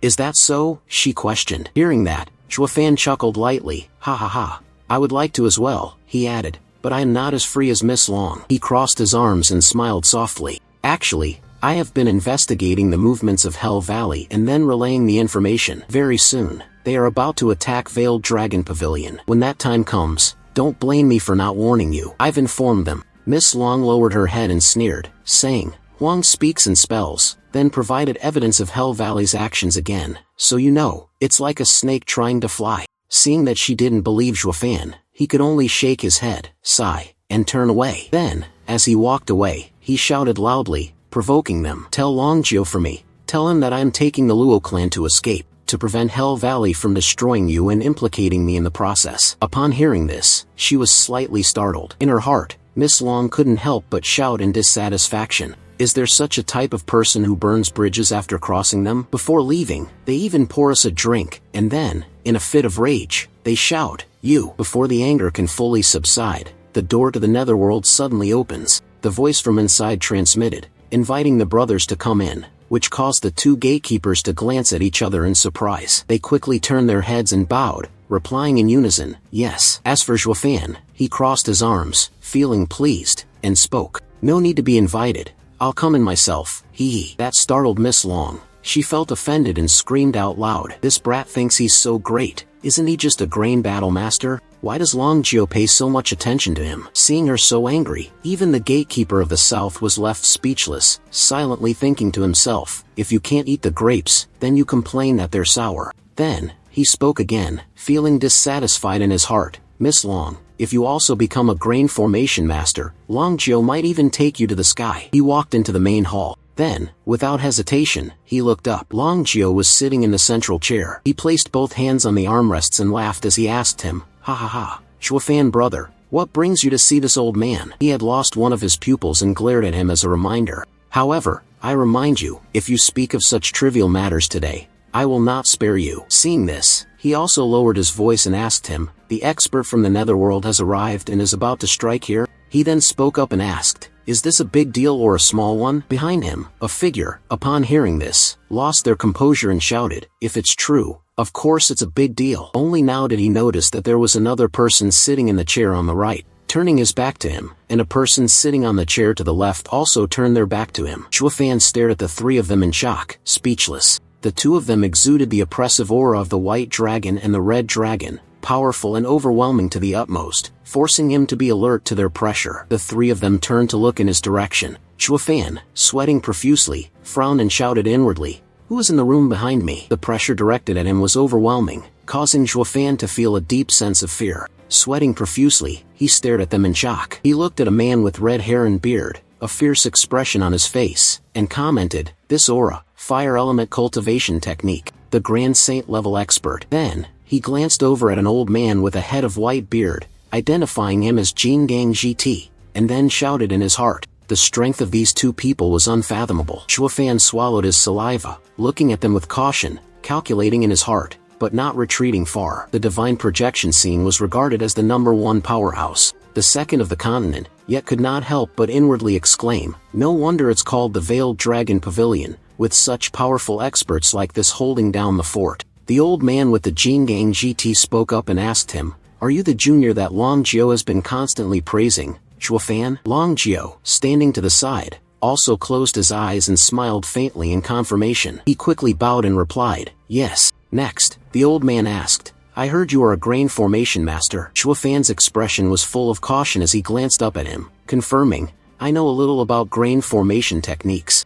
I'm only afraid I might not catch the attention of the two seniors, he said modestly. Seeing this, the old man with Jingang GT stroked his beard, closed his eyes, and chuckled lightly, saying, ha ha ha, the grain master of the Veiled Dragon Pavilion. We are being treated with honor by the emperor. He then spoke, if you have come, the two elders and I must show you respect. He was joking. You have fire-based cultivation techniques, so speak up and call him. Hey, the little brat. Zhuofan also glanced at him. The man propped his hand on the chair, resting his chin on it, closed his eyes, and spoke. Long Jio said you're very arrogant. You said you would make the small family reach far, 7 great families within 15, then added, upon meeting you, you called Long Jio once, Long Jio twice, Long Jio. He interrupted, and you remained silent, watching and listening. Then, the man with red hair and a red-clad body opened his eyes wide, his face darkening as he spoke. You are truly reckless. Others do not have the courage to do this. Then he spoke and asked him, but you seem weak when facing the two of us. Seeing this, Zhuofan immediately bent down and softly explained, I have met Long Jio many times and am well acquainted with him, but this is the first time I've met the two of you. He interrupted. Seeing this, Long Jio became angry, opening his mouth wide and glaring at him, questioning, you little brat, so it turns out you're the kind who knows how to reap the benefits without hesitation? You are arrogant with everyone. But seeing Long Jio this angry, even the two people beside him were startled. He spoke out angrily and yelled, so you are only arrogant with me. When encountering a formidable person, immediately shrink back. Seeing him so angry, he quickly scratched his head, glanced up secretly, and laughed while explaining, hee, not at all. Next, Bing Ting calmly raised his head and softly explained, I was arrogant with Long Jio because I consider Long Jio as one of my own. Long Jio is a senior with a generous heart, who does not hold anything against me. He added, if we encounter someone with a narrow mind, being arrogant toward them is no different from seeking death. In the end, he looked at him, raised his hand, and spoke his judgment. At that point, it won't be called arrogance anymore. Rather, it's foolish. Seeing his answer, the old man with the red beard and hair looked deeply contemplative, thinking to himself, this kid truly is just as the old sheep said, understanding human nature, flattering without leaving a trace. Even someone with Jingang GT couldn't help but glance at him, silently commenting in their heart as they listened to his words. Even though Long Jiao was angry in his heart as an elder, he did not feel it was appropriate to settle accounts with the junior. Suddenly, the old man with a full red beard laughed heartily and remarked, I like this kid, ha ha ha. Over there, the old man with the Jingang GT also smiled. He laughed as he looked at him and made a remark, if I didn't know you had no intention toward the Veiled Dragon Pavilion, I would have accepted you as my disciple, ha. Chuafan bowed to them, his heart filled with a mix of contemptuous thoughts. Lao Tzu, the illustrious magic emperor, still fell down, not even bothering to pay attention to the mundane world. After entering the realm of continuous cultivation, no fish or shrimp had a chance. Then, he further remarked, it would be more reasonable for this sovereign to guide you. The old man with Jingang GT suddenly remembered something, looked at him, and asked, that's right, earlier you mentioned that people from Hell Valley have arrived. Is something happening? Seeing this, Long Jiao also looked at him, preparing to listen attentively. Chuafan did not hesitate, staring at them, his face hardening as he seriously spoke to confirm. Half a month ago, I discovered that in the Tun clan, besides Elder Zhang, there are 2 other very strong auras. He interrupted and then continued, however, I have been out these past few days due to some matters. There was no time to supervise, so whether they have more people now, I'm not sure. Upon hearing this, Long Jiao slammed the armrest of the chair and shouted angrily, humph, the more the better. He stood up abruptly, shouting in rage, glancing at them to confirm, for 1 person, I will kill 1, for 2 people, I will kill them both. Seeing him trembling with anger, gritting his teeth, the old man with the Jingang GT shouted to remind Long Jiao, Long Jiao, don't act rashly. He then glanced at him warily and asked, little brother, how did you know about this? He calmly looked back at him and softly replied, the cat has its own tricks, and the mouse has its own way. Then, confidently saying, I have my own methods, and outsiders are not in a position to reveal them. Seeing this, Long Jiao looked towards his brothers and spoke affirmatively. Third brother, the intelligence from Zhuofan's brotherhood is very reliable, he said. Seeing this, he still looked at you with caution. Then, he spoke up to explain, previously, that bastard Zhui Yifan came to block the city, creating a network. The intelligence from the Veiled Dragon Pavilion did not detect it either. Fortunately, Brother Zhuofan informed me. Afterward, I personally investigated, and indeed, it was as such. He looked at him with full confidence. Seeing that, the person with Jingang GT also let out a sound of surprise, looking at him with deep, admiring eyes. Young brother, you really amaze me. I wonder who your master is. He hesitated. He, with a proud look in his eyes, spoke up to answer him, the Lord Nineen. Upon hearing this, all 3 of them were taken aback, silently shouting in their hearts, the Lord Nineen,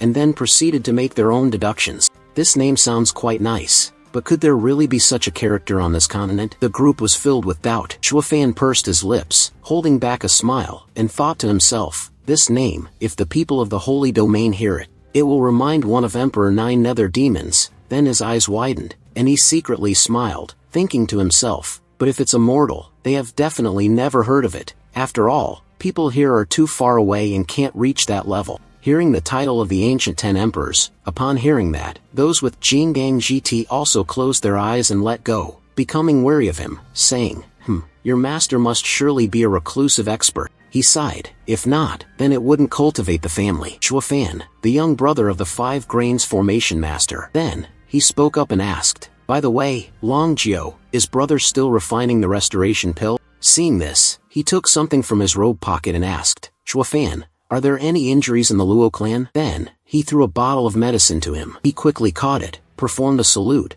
bowed his head, and softly said, many thanks to Long Jiao and the 2 seniors. I shall take my leave. Seeing him about to leave, Long Jiao furrowed his brows and looked at him. Then he angrily shouted at him, Huang, you brat, so it turns out you came here with an ulterior motive. He then spoke up to question, this is just a trivial matter. You are disturbing us while we are in a meeting. I will not spare you. Chuafan quickly turned around and left. Don't forget to turn around and reveal more to them, giving them another piece of intelligence. Hell Valley will take action within the next 2 days. He quickly walked away, laughing and shouting to remind them, prepare for defense. The person with Jingang GT watched his figure leave, then called out, Long Jiao, the fifth elder. He stroked his beard and made his comment, this person appears smart and quick-witted on the outside, but in reality, every word he speaks is very meticulous. Deep calculation, he did not forget to add, though still young, with a body full of extraordinary skills, it is unknown which venerable master he is a disciple of. Upon hearing this, the other two could not help but react, nodding in agreement. Following that, the old man with the Jingang body also offered a different opinion. In the future, our Veiled Dragon Pavilion must definitely form friendly alliances. At the Luo clan village, Shuofan held out a bottle of medicine in front of him and urged, quickly take this, it can help you recover faster. Lei Yuntian took the bottle of medicine in his hand, stared at it for a moment, then set it aside. Yu Ting, filled with doubt, looked at him and asked, what is this? He quickly answered, recovery pill. Upon hearing this, she was taken aback, her eyes wide, and she exclaimed loudly, what? Yu Ting looked at the medicine bottle in front of him in astonishment, screaming inwardly, this is a 9th grade pill worth tens of thousands of spirit pills. I just bought one. After that, he compared again. Black Wind, I plundered for a year, yet I couldn't even seize a few thousand spirit stones. In her mind, a mountain of golden spirit stones piled up, and she wondered to herself, how could the Luo clan throw them around so carelessly? Yu Ting was astonished by her own thoughts, realizing in her heart that the Luo clan was so wealthy. Luo Yunchang looked at her and smiled happily, then quickly walked over to take Yu Ting's hand, laughing joyfully as she spoke. Yu Ting's sister, don't worry, the Veiled Dragon Pavilion still owes us 10 million. A 3rd grade pill is just the interest. Upon hearing this, she stiffened and stared at her, then it was as if a thunderbolt struck her. Frowning, gritting her teeth in shock, Yu Ting furrowed her brows, pursing her lips as she made an internal assessment. The Veiled Dragon Pavilion owed them so much. No wonder they were protecting them. Then, she frowned again and wondered to herself. In his heart, full of disbelief, he thought, wait, the Cloud Returning Estate actually has this much money? Then, he shouted inwardly in confusion, why do they keep getting richer the more they rob? Luo Yunchang, standing aside, raised his hand to cover his mouth and smiled. He looked at them calmly and thought to himself, women are all the same. No matter where they are, they never forget to compare. At that moment, at Guanjia Secret 7, a group of evil spirits hovered in the air. With 2 eyes as bright as car headlights, an old man with a wrinkled body sat on the chair, and the evil spirits clinging to him spoke. Yu Ming, he too respectfully clasped his hands together and greeted him.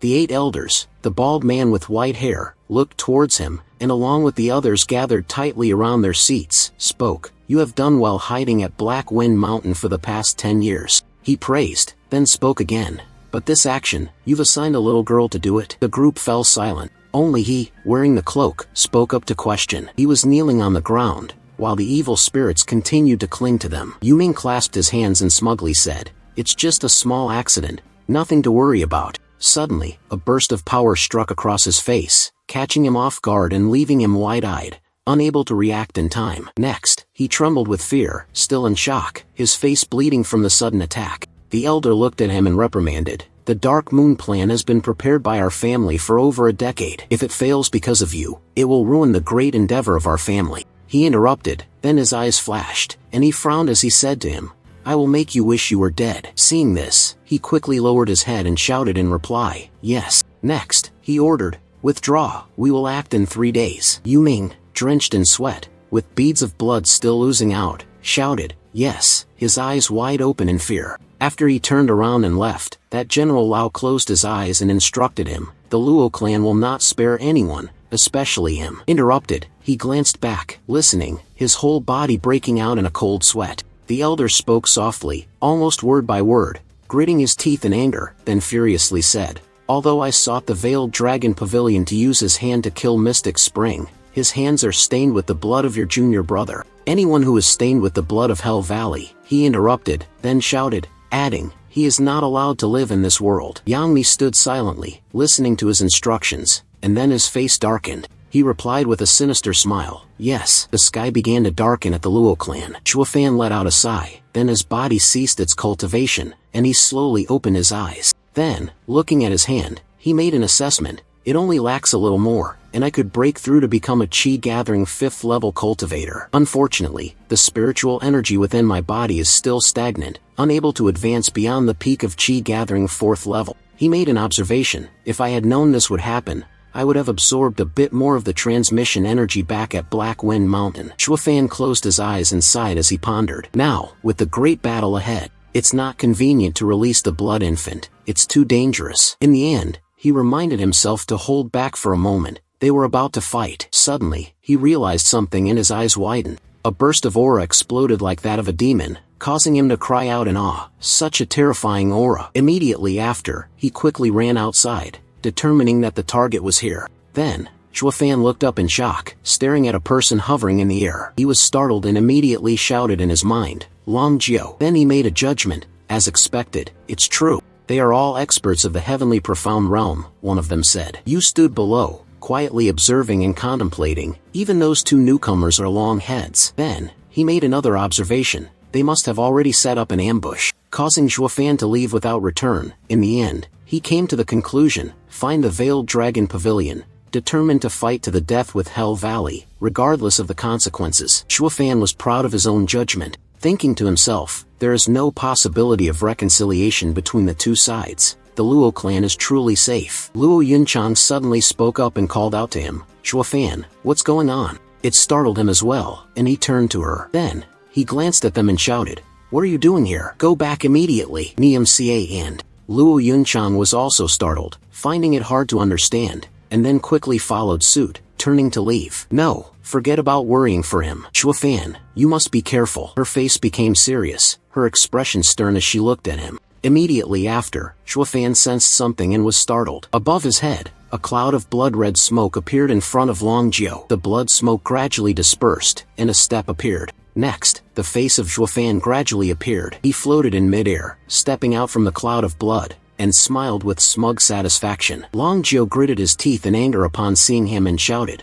Zhui Yifan, you are truly daring. Then, Long Jiao spoke up to question him. How dare you come to my territory and cause trouble? The man shouted from within the blood mist. Long Jiao then countered, people from the Veiled Dragon Pavilion, killing the disciples of Mystic Spring from Hell Valley? That person announced, then loudly shouted, questioning Long Jiao, is it not allowed for this old man to come and seek justice? Seeing him speak like that, Long Jiao angrily glared, frowning. He shouted at him, confirm the justice. Then, he screamed in rage towards him, his eyes wide, people of Hell Valley, what do you know of justice? Then, recounting with great anger, who was it that plotted to deceive this old man to Lack Deep City? Who was it that set a trap for my third, and fought to harm my Purple Thunder Golden Eyes? Upon hearing this, Chuafan below also realized. He shouted in confirmation in his mind, Purple Thunder Golden Eyes. He recalled the legend, Purple Thunder Golden Eyes is one of the three emperors, the strongest of the three ancient emperors, the divine eye of the heavenly emperor. The figure of that person appeared in his mind. Chuafan recalled further, his eyes could emit golden light, annihilating the heavenly thunderbolt at the high-tier celestial level.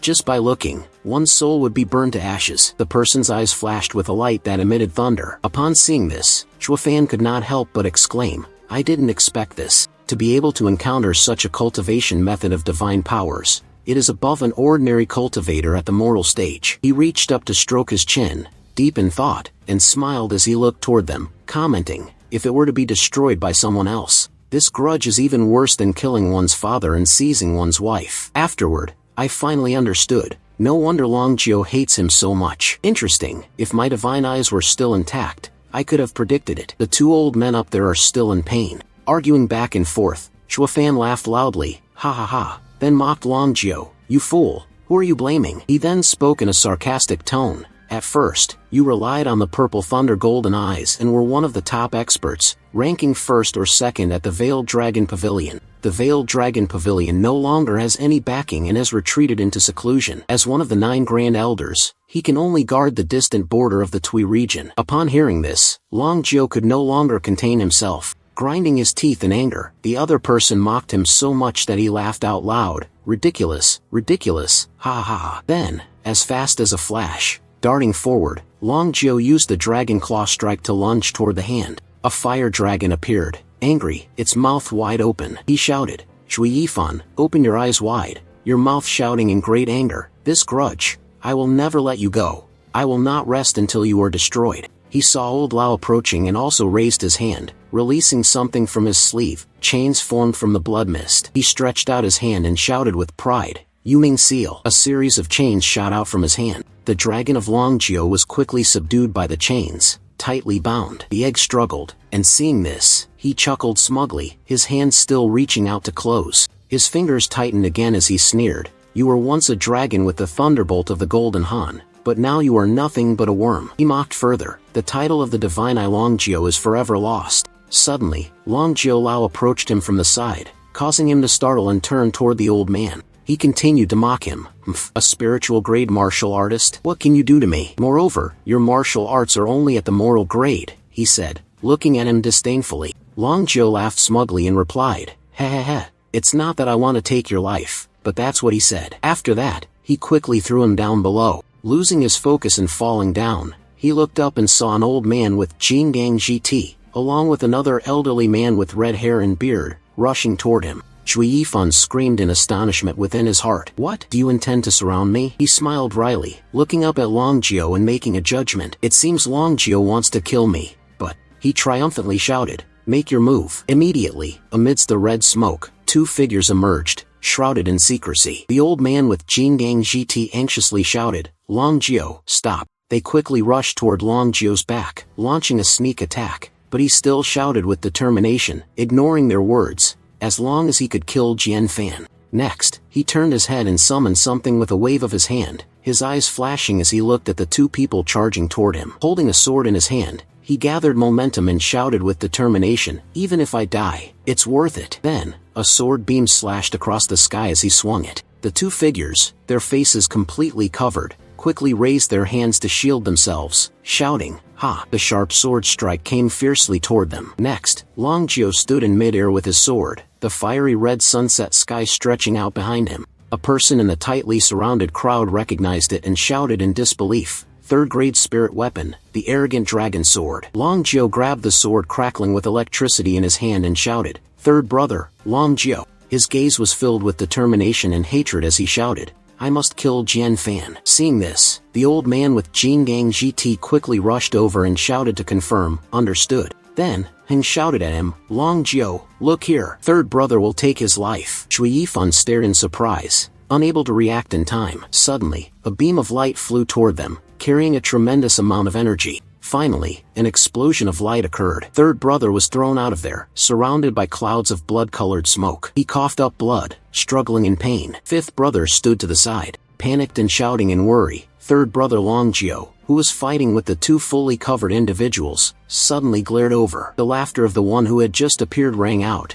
hee, causing fifth brother and third brother to look at him, gritting his teeth in anger. Amidst the red smoke as thick as blood, a figure flickered in and out of sight. Cui Yifan stood within the smoke, his eyes flashing, a smug smile on his lips as he said, too dangerous, he said in admiration. I never expected that by finding the Veiled Dragon Pavilion, they would send 3 elders and 5 more to help. Around him, the smoke began to disperse slowly. The two people stared at him in astonishment and said, the Fanyan River has reached the golden teachings of the sea, where the earthly fire annihilates the sky, causing a violent inferno. Long then spoke again, sighing about their identities. I have long heard of your name, and today, seeing you in person, it is indeed true that your reputation is well-deserved. On Jian Fan's shoulder, a black raven appeared, perched there. He, looking up from below, was also somewhat surprised to see it. Frowning, he shouted inwardly, devouring demon, ha! Then, he stared at it as it obediently folded its wings and perched on his shoulder. He, on the other hand, smiled smugly. Cui Yifan made an assessment.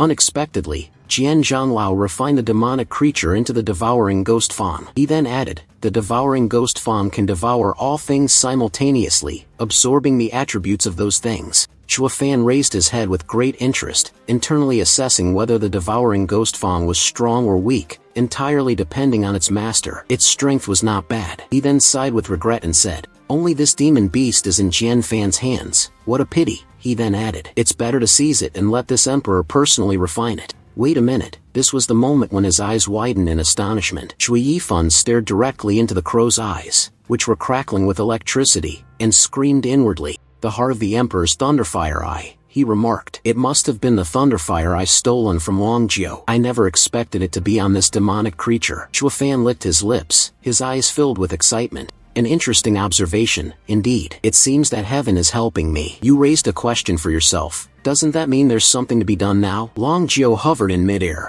In his mind, thoughts continued to swirl, contemplating what had just happened. That was my purple thunder golden eyes. It couldn't be. He couldn't believe his eyes. Across from him, Zhui Yifan smiled with delight. A provocative voice rang out, Long Jiao, didn't expect this, did you? Your purple thunder golden eyes have already been refined onto this demonic creature's body by me. The raven perched on Jian Fan's shoulder, equally excited, caught as if mocking Long Jiao. Zhui Yifan continued, do you want to kill me today? You must first pass through your divine eye. As soon as the words were spoken, the raven on Zhui Yifan's shoulder suddenly flew toward Long Jiao, rushing to attack him. Lao San shouted from afar, Long Jiao, be careful. But Long Jiao was still too stunned by the harsh truth, and he didn't have time to react to this dangerous assault when the crow arrived. A huge explosion occurred instantly, sending Long Jiao flying far away, severely injured to the point of spitting blood from his mouth. Lao Tam, seeing this scene, angrily shouted, Long Jiao. Immediately, Old Third and Old Fifth rushed to attack Zhui Yifan. Old Third shouted loudly, Old Fifth, kill him. As long as Jian Fan is taken down, this eye demon will have no one to control it anymore. But Jian Fan remained completely fearless.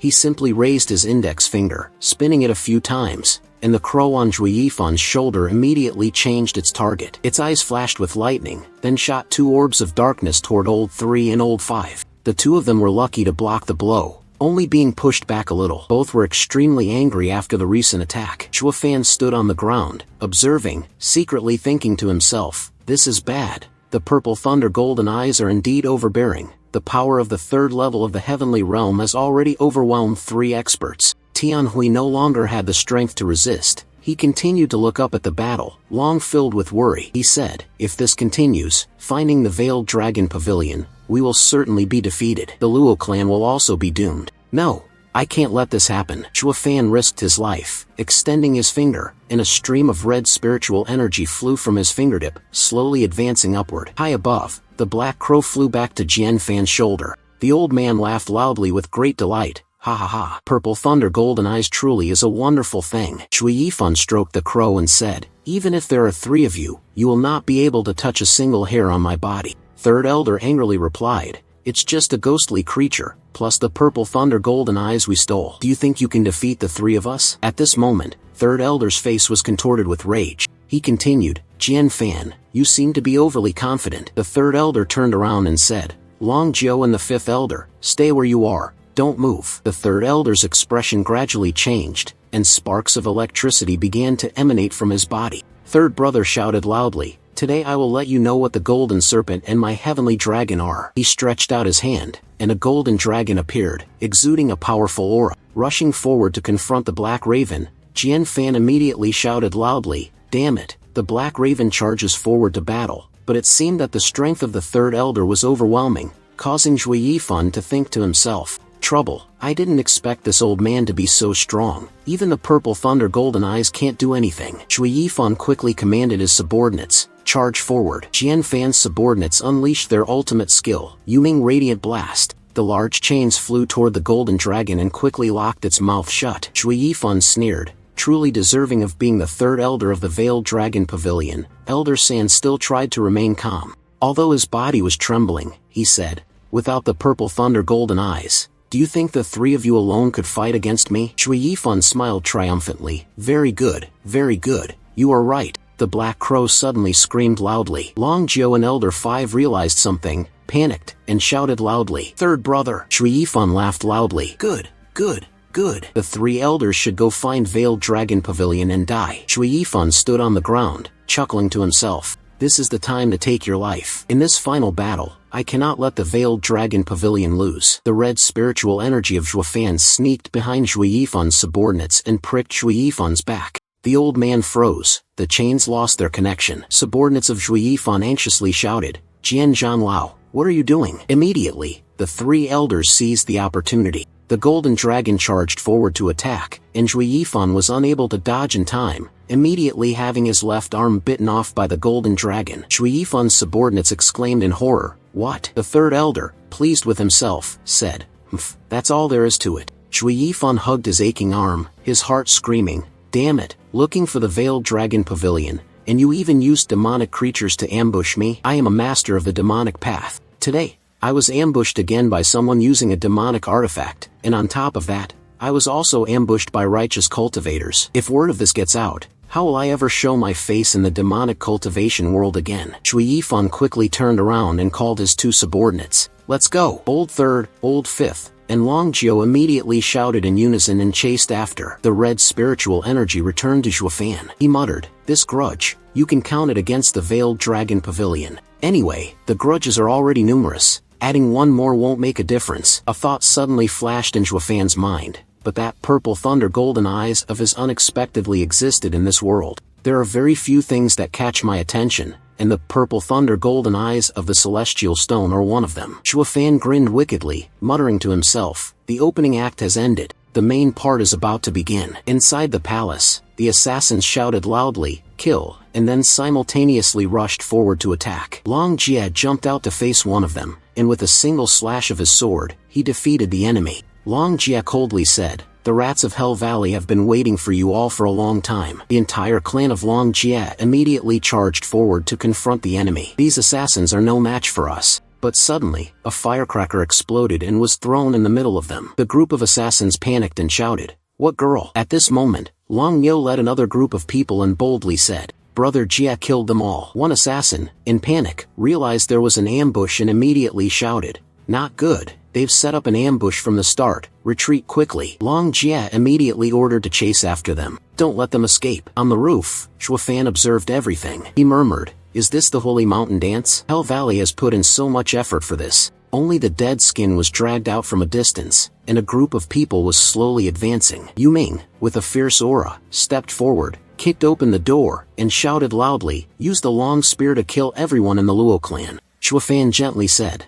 "This path is not open to you." Yu Ming was startled and turned around. Zhuofan jumped down from the roof and said, "You should leave. Don't sacrifice yourselves in vain." Yu Ming looked at Zhuofan and asked, "Are you a member of the Luo clan?" Zhuofan replied, "I am the steward of the Luo clan, Zhuofan." Yu Ming was stunned and said, "You are Zhuofan? I didn't expect you to come on your own before I could find you." He shouted loudly, "Guards, take his head. The young master will reward handsomely." One of the subordinates immediately rushed forward.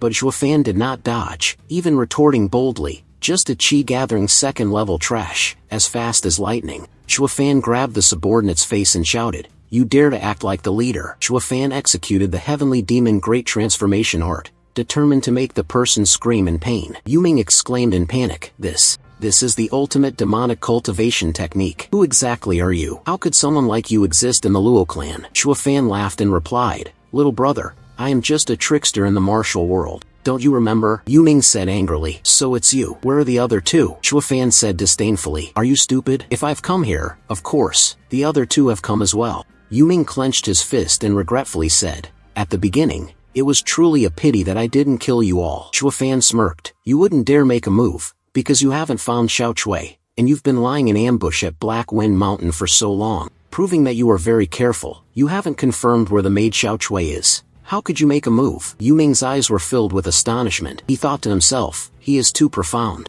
completely understanding my thoughts, even more terrifying than the old men in Hell Valley." Yu Ming suddenly launched an attack, shouting in his heart, "How can someone like him still hold back?" But Zhuofan didn't pay any attention, saying, "You've only reached the bone-tempering realm, and even using all your strength, you still don't know your own limits." Yu Ming, like a monster craving power, shouted, "Do you think I'm like that trash you picked up? Are you really going to let me overturn the table?" However, Yu Ming's attack was blocked by Zhuofan with an invisible shield. Yu Ming was knocked back, bewildered, and said, "What was that?" Zhuofan coldly replied, "You are slightly stronger than Mystic Spring, but you are still a worthless waste. The fate of a waste is always death." Zhuofan summoned a proud dragon. The dragon immediately charged forward to attack Yu Ming. In his panic, Yu Ming could only stand frozen, unable to react in time. Suddenly, a girl rushed over and shouted loudly, "Stop!" The dragon was tightly bound by chains. Zhuofan muttered, "Are there still more of them?" Lei Dingwu rushed over and scolded, "I told you to stop earlier." Zhuofan calmly replied, "Those who stand against me are all my enemies. Why should I listen to you?" From the sky, a person flew down. From within the dark clouds, the sound of creak creak creak was heard. Elder Yun appeared, stepping forward and said, "Yu Ming, step back." But Yu Ming firmly refused. "No, Elder Yun, I have already said I will personally take Shuafan's head. As soon as the words left his mouth, Elder Yun slapped him across the face. Elder Yun coldly shouted, "Do you even deserve that?" Yu Ming clutched his face in pain and asked, "Elder Yun, why?" Elder Yun looked at him and said, "Previously, I saw that your strategic thinking and talent were second to none, and you could be considered a person of great potential. But compared to this brat, you are not even as good as an ant." Shuafan noticed something. Elder Yun turned to Shuafan and said, "I will give you an opportunity to join our Hell Valley. The grievances between us will no longer be counted." Shuafan merely chuckled lightly, then smirked and said, "You're not worthy." The contemptuous attitude and the arrogant tone of rejection from Shuafan. It made Elder Yun furious. His face darkened. He looked at Shuafan with eyes full of resentment, his hands starting to gather energy, with blazing red sparks emerging. As if to display the fury burning within him, Elder Yun coldly said, "You'd better know your place, or you'll end up like them." After speaking, he hurled a chain strike toward the group. In an instant, they turned to ashes, like a terrifying threat. Lei Dingwu stood dumbfounded, gazing at the scene before him, while Shuafan only sneered with disdain. He responded, "Hell Valley. Aren't you always relying on Black Wind Mountain? Why are you killing them?" Elder Yun looked at Shuafan with a wicked gaze and said, "You're smart enough to understand what will happen if this matter is exposed. Better to have them suspect us than leave behind hidden dangers and be caught with evidence." Shuafan frowned and asked again, "Who are they?" Elder Yun smiled faintly, playing on Shuafan's mind. "You will know once you join Hell Valley." But Shuafan burst into loud laughter, then pointed at Elder Yun. "Hell Valley in my eyes is no different from a bunch of ants." His words made both Elder Yun and Yu Ming furious. Elder Yun gritted his teeth and asked the young man, "Aren't you afraid of death?" Shuafan confidently replied, "Do you have the ability to make me afraid?" Unable to endure any longer, Elder Yun shouted, "You want to die?" And he charged towards Shuafan. But Shuafan remained standing firm like the heavens and earth, unafraid in the slightest, wearing a smug smile. With just a single strike, Shuafan had blocked Elder Yun's attack, while Yu Ming stood beside him, filled with jealousy towards Shuafan, muttering to himself, "Clearly, I am the most outstanding one. If it weren't for you, Shuafan, you wait." Yu Ming secretly tried to flee, but Lei Dingwu quickly noticed and chased after him, shouting, "Trying to run?" Seeing this, Shuafan sighed and said, "Lei Dingwu, you foolish girl." Then, he ordered the blood infant to follow her and return to the battle. Elder Yun, taken by surprise, delivered another strike from above, grabbing Shuafan's head and shouting loudly, "You are quite good." Shuafan raised his hand to block and immediately counterattacked, rushing straight toward Elder Yun, causing the old man to be stunned for a moment, but he still managed to dodge in time and soar into the air. The old man looked down at Shuafan and said, "At such a young age, you have already mastered the operation of the three-tiered long formation. Truly not simple. Unfortunately, today you have encountered me." Elder Yun intended to create a diversion to launch a surprise attack, but Shuafan quickly formed thousands of golden shields in front of him in the heavenly profound realm. Elder Yun angrily shattered the shield and shouted, his strength at the profound heaven realm, far beyond what you, a mere fifth-stage chi-gathering cultivator, could ever imagine. Shuafan merely sneered and replied, "You wouldn't be able to comprehend the grain formation." A golden dragon appeared. It was first heaven. Elder Yun scornfully said, "Just child's play." Then he unleashed a chain strike, confident that he would turn the golden dragon to ashes. But Shuafan continued to circulate his energy. When the golden dragon transformed into two, its power doubled, and the light grew increasingly dazzling, followed by the appearance of the third heaven, the fourth heaven, and the fifth heaven in succession. Elder Yun then realized the truth. This was not the original dragon formation. It is the nine heavens dragon formation. Shuafan sneered, "If you're so skilled, come and break it." Elder Yun suddenly burst into laughter. "Aha, this is interesting. I didn't expect you, so young, to already know how to operate the grain formation. The more I am amazed by you, the more I wonder, do you want to join Hell Valley?" But Shuafan, with his indomitable spirit, replied disdainfully, "That shabby place is not worthy of holding me." Elder Yun was so angry that he nearly shouted, "If you don't want to, I will not allow you to exist in this world." He charged forward to attack but had forgotten about Shuafan's nine heavens dragon suppression formation. The 5 golden dragons immediately attacked, leaving him stunned, and he could only surrender his body to the strength of the dragons. Elder Yun was blasted away, tumbling several times in midair. Blood poured from his mouth in shock. Shuafan sneered and said, "Is this the extent of your abilities, and you're already an elder? How about Hell Valley?" He might be able to step into the ranks of the 7 imperial clans, thinking that Elder Yun would admit defeat. But no, upon seeing Shuafan's victorious expression, he became even more furious. "This little brat is quite something. This time, even if you kneel down and beg, I will definitely kill you. My anger has reached its peak, and my eyes no longer resemble those of a normal person, but rather look like the eyes of a demon. The old man's entire hand, with its 5 sharp claws, was filled with strength and the determination to kill Zhuo Fan. But Zhuo Fan remained calm and observed, recognizing that Elder Yun was using a magical artifact. A very dangerous weapon. Although unexpected, Zhuo Fan still showed disdain and said, "Elder of Hell Valley, dealing with a mere junior of the Qi-gathering realm, using a demonic treasure to transmit outside, isn't that a disgrace to the 7 great clans?" However, Elder Yun did not care. The only goal left in his mind at this moment was to kill Zhuo Fan. He broke into a savage grin, his face losing all semblance of humanity, and said, "If you're dead, who will be left to transport it out?" Zhuo Fan had originally intended to provoke Elder Yun, hoping the old man would retract the primordial wheel. But unexpectedly, Elder Yun truly lived up to his name, a master of the demonic path, without the slightest sense of shame. Zhuo Fan thought to himself, he is nothing like a righteous person. Even when death is upon them, they still speak of reason. This is why the demonic path refuses to fight against fellow cultivators. The elder murmured to himself, the demonic path, besides being ruthless, has no sense of shame. Once the battle begins, it's either you live or I die. There is no room for negotiation. If the situation were reversed, I would do the same. After thinking for a moment, Elder Yun struck with a decisive blow, the sharp blade of his sword. As long as the tongue of death, Zhuo Fan immediately reacted by releasing 5 dragons. But this time, a clear expression of worry appeared in Zhuo Fan's eyes. As expected, Elder Yun's move, immediately severing the head of the 5-colored dragon, the speed was so fast that it was astounding. The demonic treasure was truly formidable. After completing the task, the blade returned to its master, and Elder Yun was extremely pleased, confident that Zhuo Fan could not escape from his grasp. He flashed a wild grin, his eyes sparkling like electric sparks, and said, "You will die under the 3rd-grade demonic treasure, the evil moon wheel.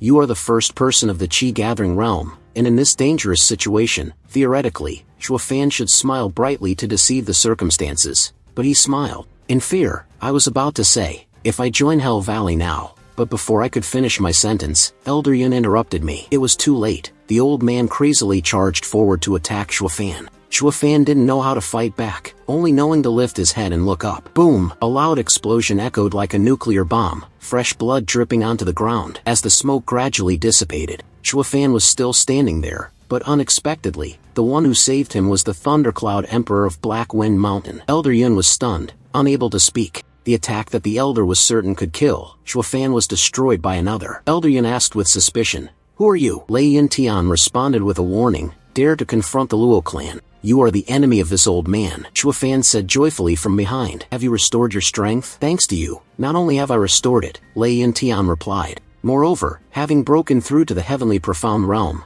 Zhuo Fan saw this as a great opportunity and said, all right, this time we must work together to take his old life." However, Elder Yun confidently laughed wildly, "Ha ha ha. I have broken your formation, and the old man, whose breakthrough is still unstable, is not a match for me." Zhuo Fan smiled. "Not necessarily. This time, I will show you my true strength." No more words. Lei Yintian stepped forward, and Zhuo Fan shouted loudly, "Coordinate with me to unleash the thunderbolt strike." Elder Yun, confident, unleashed his chain attack, but he did not expect that from behind him, Zhuo Fan's golden dragon was silently following. The old man angrily shouted, "Zhuo Fan, I will deal with you first." But before he could carry out his intention, Lei Yintian suppressed him with the thunderbolt finger, causing him to freeze in place, unable to move. The demon blade of Elder Yun, being knocked back by Zhuo Fan. On the contrary, Zhuo Fan did not forget to thank Lei Yintian for his help. Now, it was Zhuo Fan's turn. Demonstrating the true power of the 9 heavens dragon formation, the strength of the formation blazed like the sun in the early morning,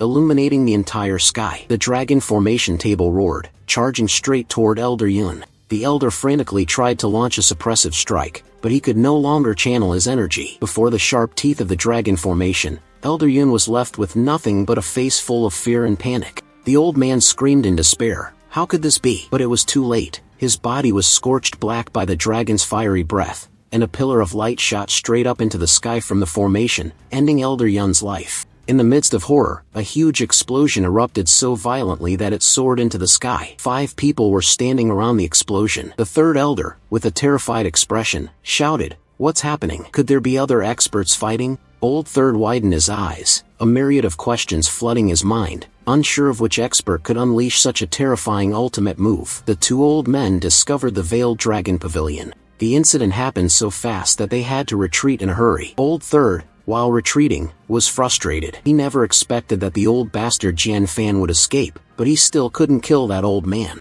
A guy with a pale purple face intended to chase after him, so he turned to ask Captain Tin directly, but was scolded by him as a fool, saying that such a powerful move definitely wasn't Yu Van Tan. The three old men from the Veiled Dragon Pavilion are back. If we go there now, it's like willingly putting our heads into the final place of death. The two disciples chose to retreat but still left a provocative challenge for Elder Yun. Pray for your own blessing. While running, they were encountered by an old man. It was Lei Yintian. He was stunned, somewhat trembling. The old man originally thought that he would have to take a life in exchange for a life. He diverted the attention of the old thief, but unexpectedly, it created an opportunity for them, allowing them to execute a world-shattering move, instantly killing everyone. The move was so powerful that the body was completely obliterated. Not even a trace of the bones was left. Even the Elder of Hell Valley, a master of the heavenly profound realm, was killed by him. This kid is truly terrifying. Chua Fan called out to Lei Yintian, wanting to give him some instructions. The old man bent over and asked if there was anything that needed to be said. No need to be shy, Chua Fan, he continued. He wants Lei Yintian to take care of the Luo clan,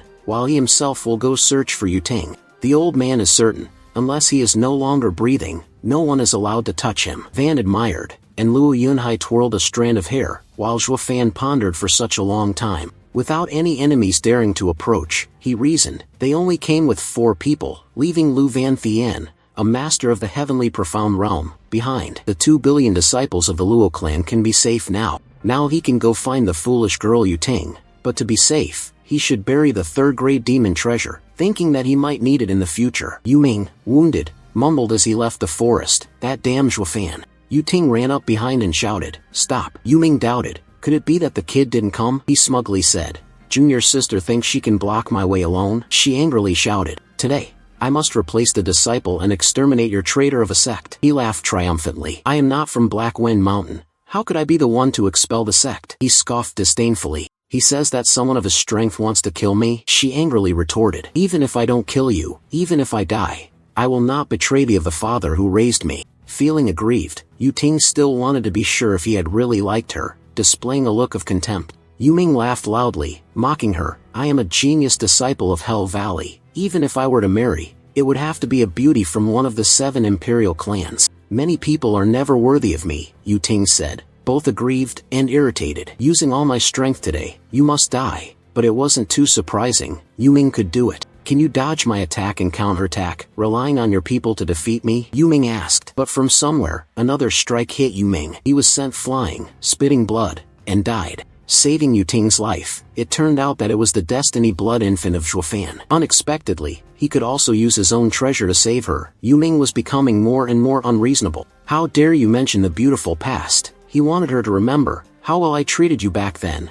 How I wanted you to go easy on me, yet you still said such despicable things. Yu Ting became increasingly frustrated with those things, her hatred growing more and more. She used her final move to end him, but unexpectedly, another old man intervened and blocked her attack. That is the Elder Council, he said. He is in a terribly pitiable state, and then asked about the progress of the plan. But he hesitated, unable to respond, because the plan's failure 7 times couldn't be more embarrassing. The old man said, go back and deal with this girl first. He started attacking, and Yu Ting was utterly panic-stricken. Just as her life was about to end, Chua Fan appeared and blocked the old man's strike, but still not forgetting to throw a few provoking words. The elders of Hell Valley all enjoy bullying the juniors, don't they? The old man suddenly panicked. He had countless questions. Why is the demon treasure in the hands of this brat? Elder Yun has been suspicious all this time. Could it be that Elder Yun died at the hands of a young brat? But no matter what, the demon treasure cannot fall into the hands of outsiders. Thinking of that, he gritted his teeth in anger. Chua Fan transmitted a sound message to Yu Ting,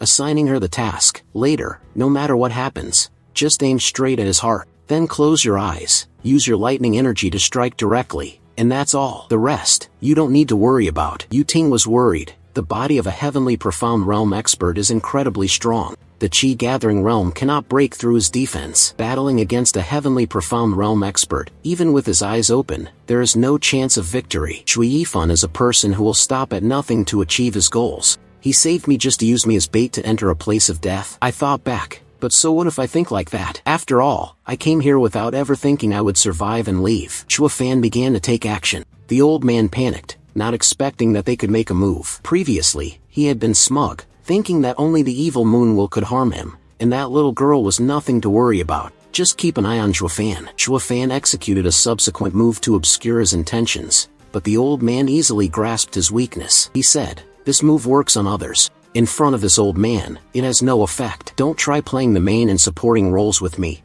I won't be fooled," the old man shouted. Chua Fan smugly said, "But you still got tricked," as he unleashed a move straight into the old man's heart and liver, causing him to scream in pain. The old man did not expect it and said, "Previously, you were harmed by that brat, and I lost an arm. In this life, I will force your demonic creature out, and I will definitely make your flesh and bones crumble. But it's not over yet." Chua Fan surprised him again and said, "Old leader, this time you've been deceived again." Yu Ting charged from behind with a move, striking straight into the old man's heart, causing him to fall backward and die instantly. However, before dying, the old man still had to endure the disdainful words of, "Chua Fan, you have always thought that only the evil moon will could harm you, but do not forget that your body is severely injured, no longer as strong as before, and you have accumulated all the spiritual power within you." After finishing, the old man Chua Fan tiredly collapsed to the ground. Yu Ting felt guilty. If not through ruthless means, this would be my fate. To eliminate the opponent, it is only right to exploit them. Just one wrong step, and death is the only outcome. Unfortunately, every step of my plan has no flaws. She never expected that he would sacrifice himself to give me the chance to survive. She sat down next to Chua Fan and apologized, but he refused and denied it. "This has nothing to do with you. My blood infant is seriously injured, so my internal energy has also been affected." She realized that this demonic creature was not only his treasure but also tied to his life force. Yet, even so, at the critical moment, he still took a blow to save her. Chua Fan wore a wicked expression. Yu Ting wants to see what the old man has on him and whether he can take it, because he's sure the old man has a lot of interesting things. Chua Fan said, "Yu Ting, strip everything off the old man and take all his good stuff for yourself. Tell Chua Fan that all his belongings are here," she said with a sly smile. Thinking quickly, no wonder he's a bandit, truly professional. Yu Ting's face had turned cold. This made Chua Fan feel a bit suspicious, thinking and questioning, why is she acting so strange, just picking up a corpse, yet behaving as if she's doing something embarrassing. But Chua Fan paid no attention to that and focused on the old man's belongings, checking to see what valuable items he had. After a while of rummaging, Chua Fan found the item he was looking for. That is, the Lin Spirit Token, a low-grade item of the Lei family's Thunderbolt, and the Martial Spirit Token, a low-grade item of the General family's Broken Wind Break. Chua Fan was unsure what secret these two items from the two families held,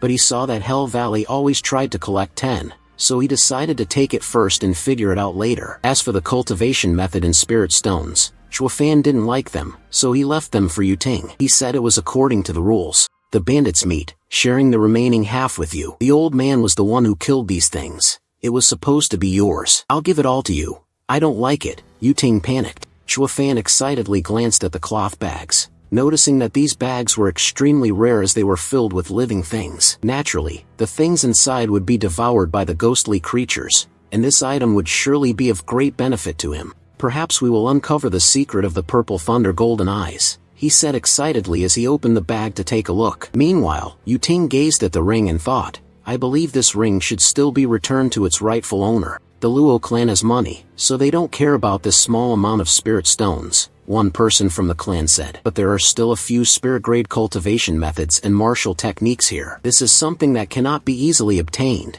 and it plays a crucial role in revitalizing the Luo clan. Later, Chua Fan said with an annoyed expression, this trash, I can have as much as I want, it's nothing special. Then, casually, he added, if you don't need it, I'll just throw it away. Yu Ting panically waved her hands and shouted, don't throw it away. She angrily yelled, how can you be so reckless? You don't even need the spiritual grade martial techniques. I really don't understand how you can be the steward of the Luo clan. If this continues, no matter how much money the Luo clan has, you will ruin it all. Chua Fan said helplessly, alright, let's go back. He picked up the ring and headed toward the Veiled Dragon Pavilion. Long is over there. Perhaps we should eat our fill. Chua Fan asked Yu Ting to take him home, but he suddenly remembered, having forgotten that the little brat Yu Ming had run off, which made Chua Fan furious. He gritted his teeth and muttered about the worthless little brat, But even though he was just a small minion, keeping him alive would still be troublesome. The next time they met, he would definitely have to kill him. The malicious face, with bloodshot eyes, turned vicious. Scene change, Long Nyo and Long Jia were running while shouting,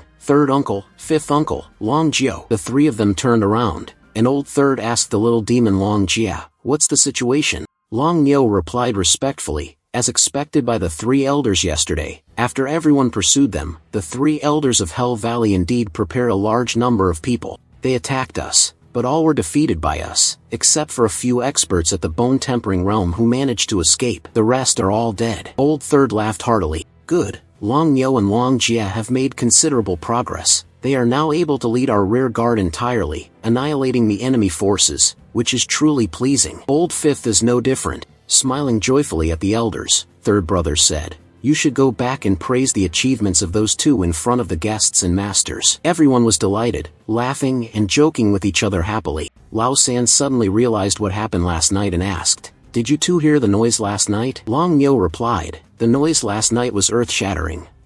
I thought the three elders were fighting with the three old men at the head of Hell Valley. Was that not the case?" The three elders shook their heads and thought, "But we don't know where it came from." Long Jio suddenly remembered something and decided to speak up. "That's right, the people from the Luo clan have always been hiding in their small courtyard, right? We should ask them if they know what's going on." Everyone agreed and began heading toward the Luo clan. Long Nyo speculated, with such a fierce battle last night, several small clans were so scared they didn't dare to go outside. Maybe, apart from the sounds, they didn't see anything. When they arrived, everyone was surprised to see the expert from the heavenly profound realm. Long kept thinking, unless it was last night, it must have been since entering the Luo clan that such a powerful expert appeared. Long Jio spoke up, "May I ask who this honorable brother is?" The old man replied, "I am Lei Yintian of Black Cloud Mountain. I have heard of the Veiled Dragon Pavilion for a long time, so it is indeed an honor to meet the three elders today." Long Jio said, "Lord Lei, I do not know who these people are." Lei Yintian responded,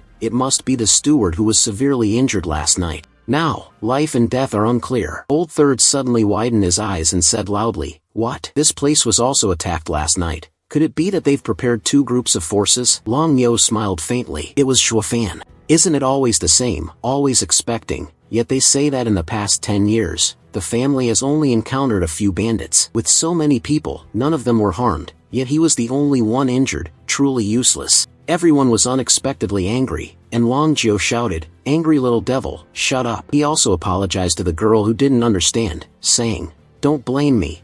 I don't know who it was last night. Even you, with your heavenly profound realm strength, cannot protect it." Shuofan Lei Yintian replied, "To speak the truth, it is quite shameful. I only broke through last night, yet I still lack the strength to properly protect the steward. But the person who came last night was also a master of the heavenly profound realm. Some call him Elder Yun." Long Jio was startled, exclaiming loudly, "What?" He flipped his hand, causing a cloud of dark mist to form, not expecting that he had also arrived last night. Long Jio continued, "Brother Loi is truly skilled. You must know that Yu Van Tan is one of the 12 elders of Hell Valley. Over 10 years ago, he advanced to the heavenly profound realm, and moreover, just to have withstood him for an entire night in the heavenly profound realm. Truly impressive," Lei Yintian said. "The three elders are overpraising me. In truth, I, Lei, couldn't even withstand a single move." As he spoke, he showed a hint of embarrassment. Long Jio said, "If it wasn't for you, how could everyone have been safe throughout the night?" Lei Yintian replied, "It was all thanks to Zhuofan Butler. If no one had been here, death would have been hard to avoid." Everyone was surprised and exclaimed, "What did you say?" Long Nyo was also shocked and still couldn't believe it. How could this be? Long Jio was stunned. "What did you say?" "The person who always supported Yu Van Tan was Shuofan, but he's only at the Qi Gathering Realm," Lei Yintian replied. "I know that. But what does that matter?" As he spoke, his face darkened. Long Jio, with a pale face, the third elder asked, "So what happens next? You mentioned Shuofan, relying on his strength in the Qi Gathering Realm to retreat. That old man Yu Van Tan, right?" Lei Yintian continued to step back. "You shouldn't underestimate the brat Shuofan." The three elders hesitated for a moment, thinking, "What? Where did they look down on us?" Their eyes swept across the entire continent. The Qi Gathering Realm had retreated, and the experts of the heavenly profound realm had already. Was there ever a situation like this before? Lei Yintian continued, "That old man refused to retreat and was killed by Zhuofan in the blink of an eye." The third elder widened his eyes in shock. Lei Yintian went on, "And the price was just the consumption of some original energy, a little bit of fatigue, that's all." The three elders suddenly shouted loudly, "What? How is that possible? The heavenly profound realm was killed by a chi-gathering realm? How could that be? He couldn't have died without any harm." "You Van Tan, you say?" Shuafan arrived with a tired expression and said, "Isn't it because of you, Long Jiao?" Everyone was startled, turned to look at the blonde-haired figure with admiration, then rushed over to ask, "Are your injuries better?" Shuafan angrily shouted, "Hold that damn monkey! I'm recovering from my injuries, and you guys are still sitting here making noise non-stop. How am I supposed to heal? Didn't Long Jiao want to know why I'm injured?" Shuafan held out a ring and executed a special move, causing the old man Jian Zhanlao to appear. Everyone was taken aback. Did Jian Fan provoke the eagle? How could that be? Long Jiao spoke up, provoking the eagle. Jian Fan died here. Who killed him? Shuafan replied. I took the corpse out. Who else could have killed him? I know this old man had grudges with Long Jiao, and it just so happened that I ran into him, so I took the opportunity to deal with it. Long Jiao surely won't blame me for meddling, right? Old Third was startled and whispered, "How could it be?" Long Jiao was furious, his gaze sharp, his face darkened. This old demon ruined my divine eyes, causing me to lose face. I, the old man, regret not being able to drink his blood and tear his body apart. How could I blame you for taking action on my behalf? Brother, from today onward,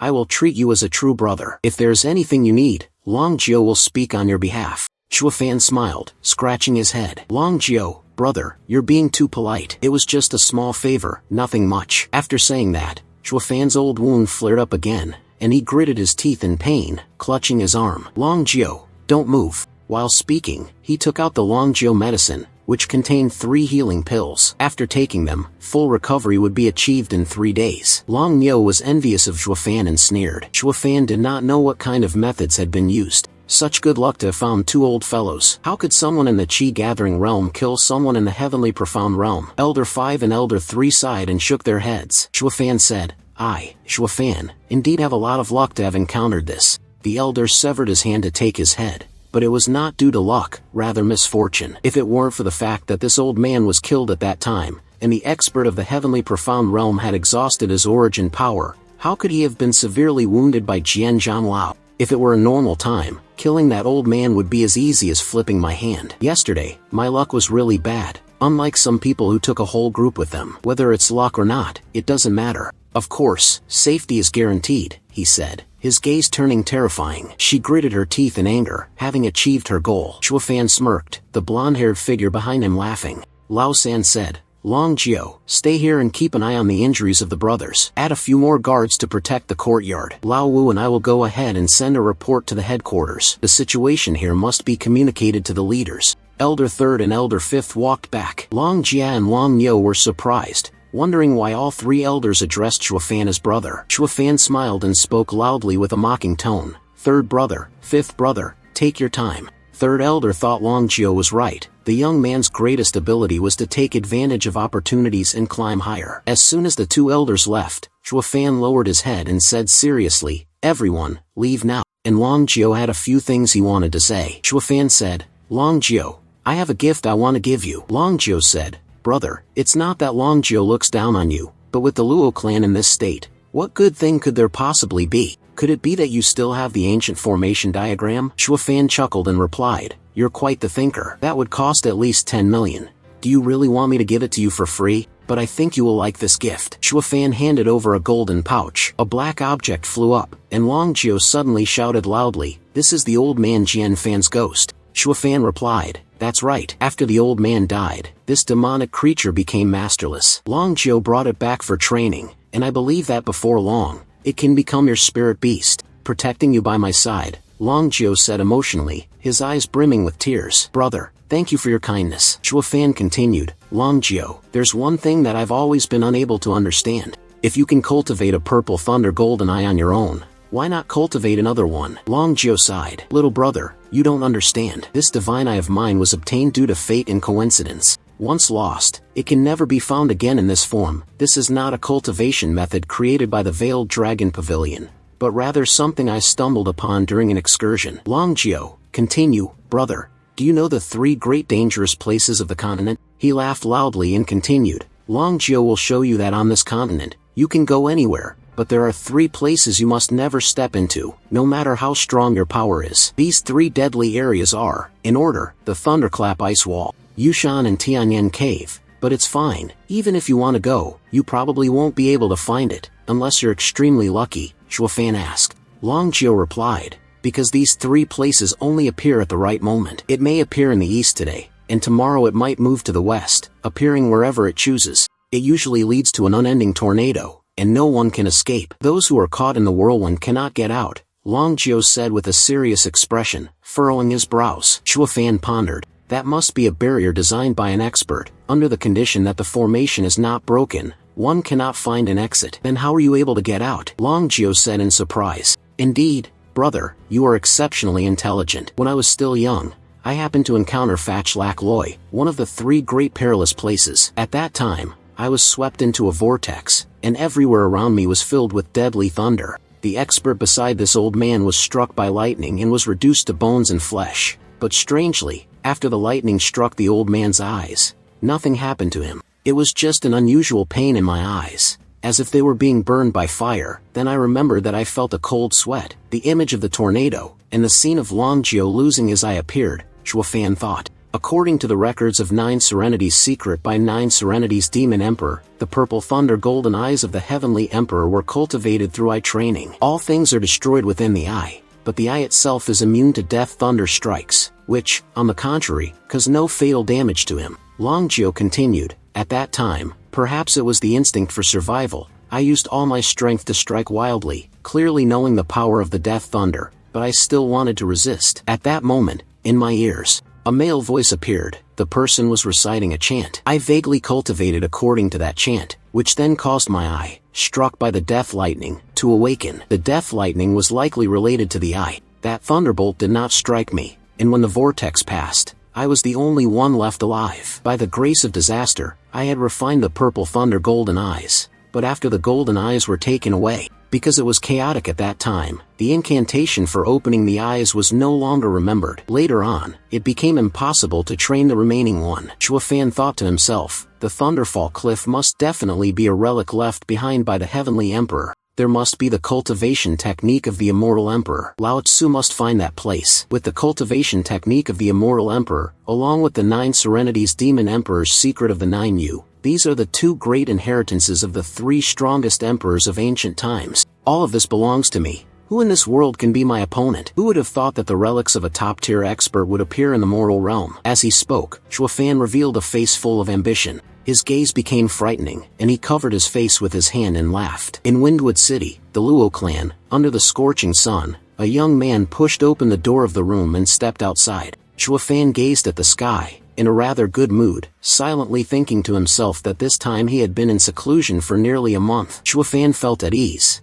as if all his burdens had vanished. The tendon and bone cultivation and destiny blood infant also broke through to the chi gathering 5th level. It seems that this injury wasn't too much of a loss after all. He closed his eyes, continuing to immerse himself in his own thoughts, unaware of when Xiao Chui had appeared behind him. It was a pity that he did not absorb the primordial force of the 2 experts from the heavenly profound realm. Otherwise, now I am not only at the chi gathering 5th level, but I fear I will also break through to the bone tempering realm, she exclaimed. Ah, it's Shuofan Butler, she said, then immediately turned and ran off without a second thought. Shuofan stood there, dumbfounded, not understanding anything. Could it be that something has changed after I went into seclusion? Why did even the little girl run away when she saw me? I'm not a monster. I don't hurt people or anything scary like that. Why did I suddenly remember something? His eyes widened. Wait, it must be. The memory surfaced in his mind, the day he found Xiao Chui. At first, when he brought Xiao Chui back, he had been too rough, tearing things apart. The clothes of others leave a psychological scar on the little girl. Shuofan hugged his head and sighed. It's the same principle as when I used to beat Luo Yunhai. Was I too cruel to those 2 before? At that moment, Pang Tongling walked over from behind and waved his hand happily. Brother Shuofan, have your injuries healed? Have you recovered? Shuofan turned around and smiled. Pang Tongling suddenly froze, then turned around and ran for his life as if being chased by a ghost. This scene was yet another shock to Shuofan. His limbs went stiff, his mouth twisted, and he jerked a few times. Xiao Chui is stopping as well. Even Pang Tongling. Shuofan, seeing that the situation seemed unfavorable, began to think seriously, make judgments, and prepare for battle. Earlier, the reason I was able to gain the upper hand was because their actions must have had some purpose or benefit behind them. But I have never harmed Pang Tongling. What is he afraid I will do? He sighed, feeling a headache. I just can't think of it, so I won't think anymore. I, the Magic Emperor, am a person who accomplishes great things. There's no need to be bothered by such trivial matters. Chuafan Butler, in a delicate voice, spoke up again. Chuafan glanced over. Yu Ting was holding a basket with both hands, followed by Xiao Chui, who was smiling happily. Yu Ting shyly looked at him and said, "Oh, Chuafan Butler, thank you for saving me that day." She handed him the basket. "This is a small token of my intentions. I hope you accept it." Chuafan furrowed his brow in confusion. "What is this for?" Inside, there were actually 2 dishes that looked incredibly beautiful and eye-catching, emitting a fragrant aroma. Chuafan's eyes lit up at that moment. "It smells so good." He turned to Yu Ting and asked, "Where did you buy it? Does Windwood City have such good restaurants?" Xiao Chui snorted lightly. "I didn't buy it. This is because my young miss spends an hour every day cooking it, waiting for the day when father, the steward, comes out of seclusion to taste it." Chuafan was surprised, and every day, he smiled happily while holding the basket. "You have a kind heart. I will accept this gift." Yu Ting blushed, not daring to look directly. Chuafan Butler's injury had just healed, and he needed to recover his strength. "Brother, hurry back and eat. Letting it cool is not good for your health." The 3 of them returned to the Luo clan. Chuafan stared at the food without looking away, happily picking up his chopsticks. A guy who doesn't eat rice but has cultivation. My chi gathering realm is truly a bit hungry. At that moment, the sound of a knock on the door suddenly rang out. The ones who arrived were Pang Tongling and Luo Yunchan. Luo Yunchan was also holding a basket of food, and upon realizing that she was a step too late, she became embarrassed and trembled. Who would have thought someone had already made breakfast for Chuafan Butler, and I, on the other hand, had worried for nothing. Pang Tongling whistled. "See." Casually dodging, avoiding Chuafan's sharp, perplexing gaze, he thought to himself, "What's wrong with this girl today? Her temperament seems off." Luo Yunchan stepped forward and slammed the food basket onto the table. She glanced at him and said, "Chuafan Butler, this is the dish I personally made for you. Please take care of your health." Chuafan immediately declined. "But I already have it. I'm not a rice barrel. I don't need to eat that much." Luo Yunchan's face darkened upon hearing these words. He frowned, his face emotionless as he stared at the other person. Cold sweat trickled down Chuafan's spine from an unknown source. He stammered, "I will take both portions." He was holding her food basket while not understanding himself. "What is this?" For the first time, this prince has to step back, but my 6th sense tells me, if you don't do it, it will be life-threatening. In contrast to the food of Yu Ting, the item in Luo Yunchan's basket was something black and foul-smelling. Chuafan trembled in fear. "How can this be eaten?" He glanced secretly behind him, then pointed at Yu Ting's food. "I think it would be better if I ate this instead." His words were like adding fuel to the fire. Luo Yunchan angrily shouted, "Just now, you said you would eat both pieces." Her face fell, her eyes shimmering with unshed tears, and she stared directly at Chuafan, causing him to freeze in shock. With his heart pounding, Chuafan sighed. "Get ready to eat," Luo Yunchan joyfully exclaimed, "Eat mine first." At this moment, Yu Ting could no longer bear it. Angrily shouted at Luo Yunchan, "Not mine first." Chuafan, confused, thought, "These 2 were fine before I entered closed-door cultivation. Why have they become like fire and water now?" He could only sit there in a daze, observing. The 2 of them were grinding their teeth, staring at each other with eyes sparkling with fury, while silently chanting Buddhist prayers in their hearts. Chuafan pouted, "These 2 have become like this today. Who is ultimately responsible for this?" Outside, the sun continues to shine relentlessly, its blinding rays scorching the earth. Inside the room, there are now 2 women in the embrace of one's arms. It's even hotter than the sun. He stared at Chuafan, making him feel incredibly awkward. With both a beginning and an end, "I'll taste Yu Ting's first." Lei Dingwu quickly looked at him with a cheerful expression, picked up his chopsticks, and placed some food onto his own plate. Chuafan put the food into his mouth and began to chew. His eyes immediately lit up, exclaiming, "So fragrant, the cooking skills are amazing." Xiao Chui puffed up her nose, quickly showing off. "Our young miss has been able to cook since she was 10 years old. In Windwood City, no one surpasses our young miss's culinary skills." She laughed heartily. "Chuafan Butler, you are fortunate to enjoy such delicious food." Luo Yunchan saw this and immediately urged, "Chuafan, quickly try mine." Chuafan's face turned pale as he looked at the pitch-black thing, already feeling like he was about to vomit before even taking a bite. Gritting his teeth, he put a piece into his mouth. His eyes widened, sweat began to bead, and Chuafan couldn't stand it any longer, spitting everything out of his mouth. Heavens, the poison tastes better than this. He quickly pushed it aside. He turned to Yu Ting's food and said, "I'll have this one." Luo Yunhai, seeing that the room was crowded, walked over. The rich aroma of the food hit his nose. He joyfully exclaimed, "It smells so good." Luo Yunhai laughed loudly. "Chuafan, Big brother, you've come out of seclusion, and there are so many delicious treats to share with me. Shuafan waved his hand in annoyance. Go eat your sister's food. Luo Yunhai innocently exposed his sister in front of the crowd. My elder sister doesn't know either. She doesn't even know where the kitchen is. Luo Yunchan endured the blow from Shuafan. And now, even my younger brother can't hold it in. Her eyes started to fill with tears, and she quickly turned around and left the room, leaving Luo Yunhai staring at her in surprise. He scratched his head in confusion. Did I say something wrong? Shuafan shook his head. You didn't say anything wrong. You just don't know how to speak euphemistically. After that, he stood up. I will go find Long Frog for a while. You all stay here and don't go outside to avoid trouble. The people from Hell Valley are still around here, Shuafan said, turning around and walking straight towards the door. Once he left, Xiao Chui cheerfully shouted, "The young lady is so good. It seems that Shuafan Butler likes her more." The two of them are celebrating without a care, while Luo Yunhai feels discriminated against behind. At this moment, in the vast palace of the Tianyu Empire, a shadowy figure, in the grand hall, two figures were sitting opposite each other, not knowing what they were discussing. One was the Lord of the Veiled Dragon Pavilion, the pavilion master, leisurely enjoying tea. The remaining person is from Hell Valley, the master of Yuanshan, who did not seem very pleased. A sudden cough echoed. The Heavenly Emperor, from the Wu Empire, had a weary, aged face. Two frail old men with white beards and hair walked forward. The two people sitting below immediately performed the ritual to pay respects to His Majesty. The Emperor spoke. Veiled Dragon Pavilion and Hell Valley are both 7 imperial clans.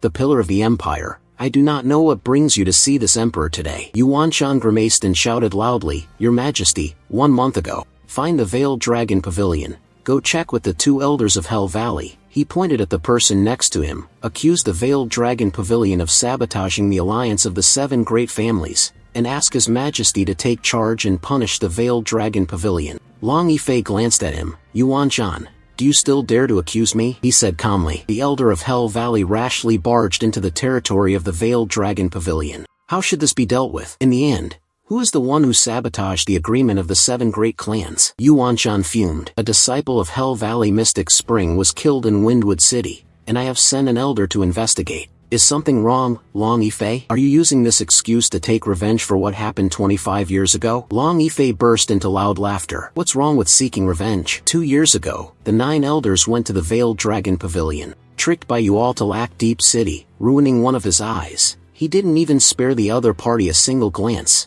Continuing to speak, you claim that he violated the agreement of the 7 imperial clans, intruding into your territory. I won't say anything either. The emperor sat in silence, listening to the heated argument below. This time, your elder has come to my territory. Furthermore, your father is here to investigate. Yuanshan also holds high expectations for you. The emperor could not bear it any longer, slamming his hand down on the table and shouting loudly, Enough! He sternly looked down at those below. This matter is unsatisfactory for both sides. You will make the final decision, convey my imperial decree, and order the Veiled Dragon Pavilion to withdraw from Windwood City. From now on, it will no longer be under your control. Long Yifei's face immediately darkened, and the emperor continued, People from Hell Valley and Veiled Dragon Pavilion must never set foot in Windwood City. Both of them simultaneously exclaimed, Unacceptable, Your Majesty. The emperor immediately interrupted, making a decision. From now on, do not let me hear any rumors about the 7 great families fighting among themselves. Long Yifei and Yuanshan helplessly responded with a single yes.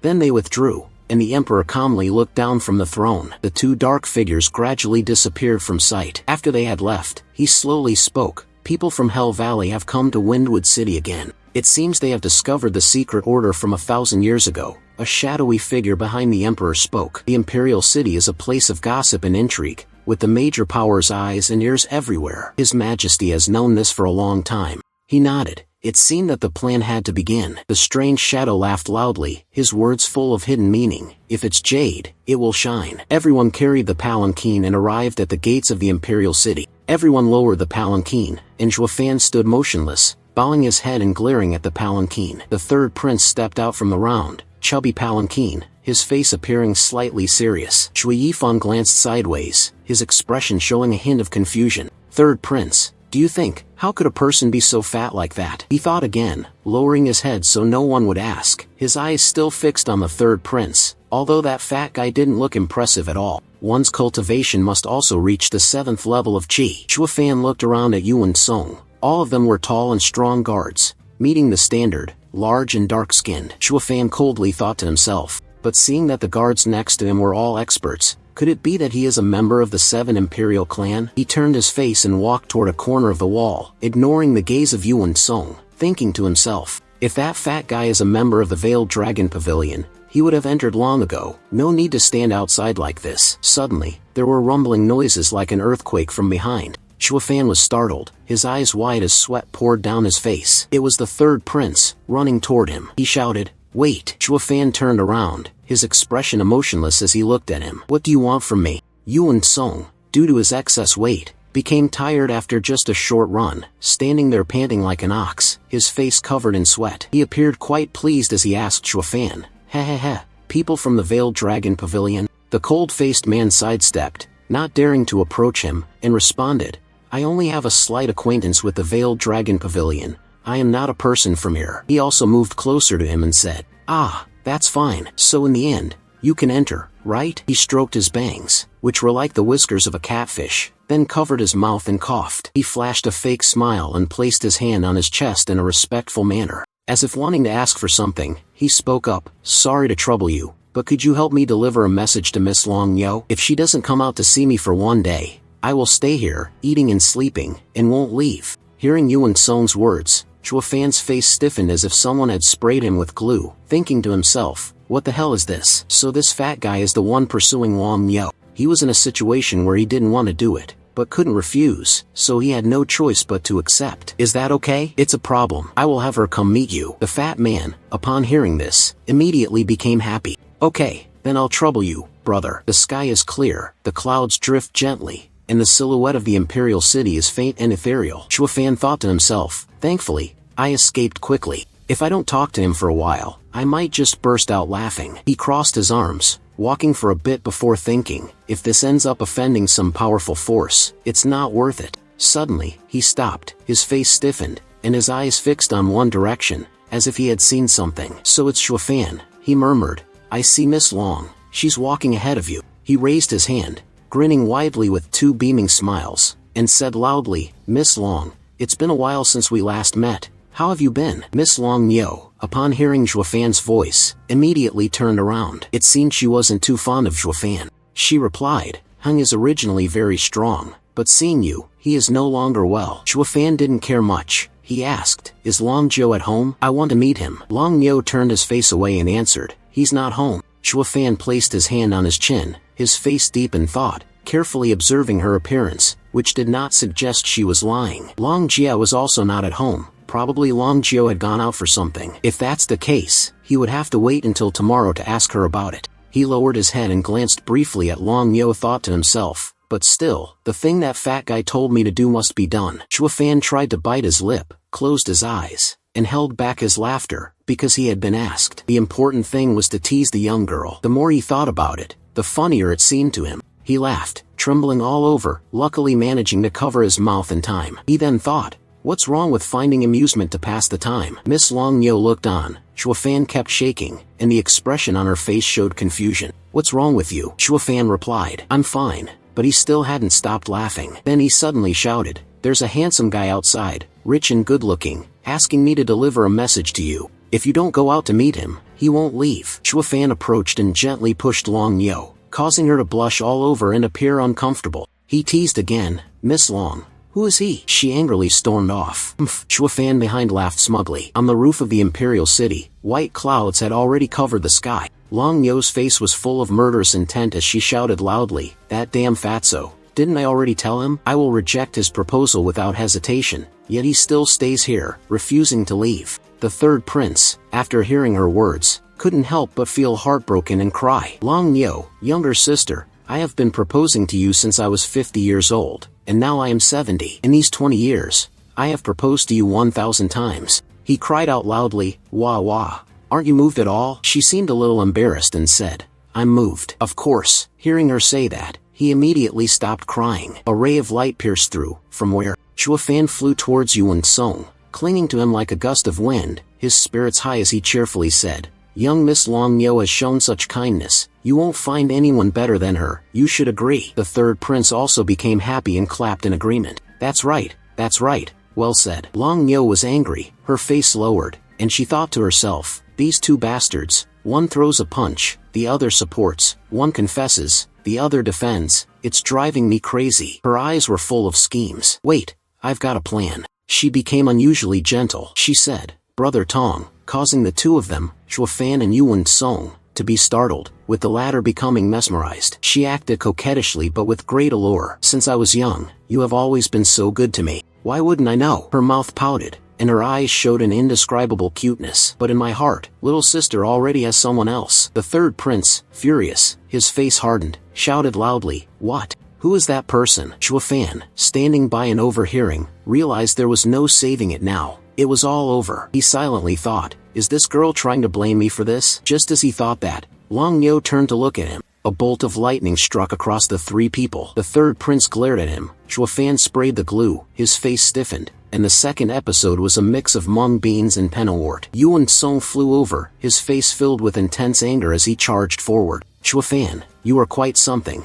I must say. Why are you able to enter and leave the Veiled Dragon Pavilion so freely, doing such things? He pointed directly at Shuofan's face and shouted, So it turns out, you and Long's sister are Shuofan. Hastily laughing and explaining, Brother, you misunderstand. The third prince thought to himself, a man has two things he cannot tolerate in life. The first is the hatred of his father's killer. The second is the hatred of taking a wife, especially the hatred of taking a wife compared to the hatred of killing. A father cannot tolerate it. The third prince clenched his fist tightly, lifting Zhui Yifan by his collar. You're so angry it seems like you want to devour me alive. Zhui Yifan said with a slight smile. Brother, it's a misunderstanding. It's all a misunderstanding. The third prince turned around, looking in the direction of Long Yo. She then released her grip from Zhui Yifan's collar and said with a hint of grievance, What is wrong with my younger sister? What makes her worse than this little brat? Then, the third prince turned towards Zhui Yifan, his gaze cold and murderous. Zhui Yifan merely looked at him and mocked his brother. Now I understand why you begged 1,000 times. Long Yo could only stand there, speechless.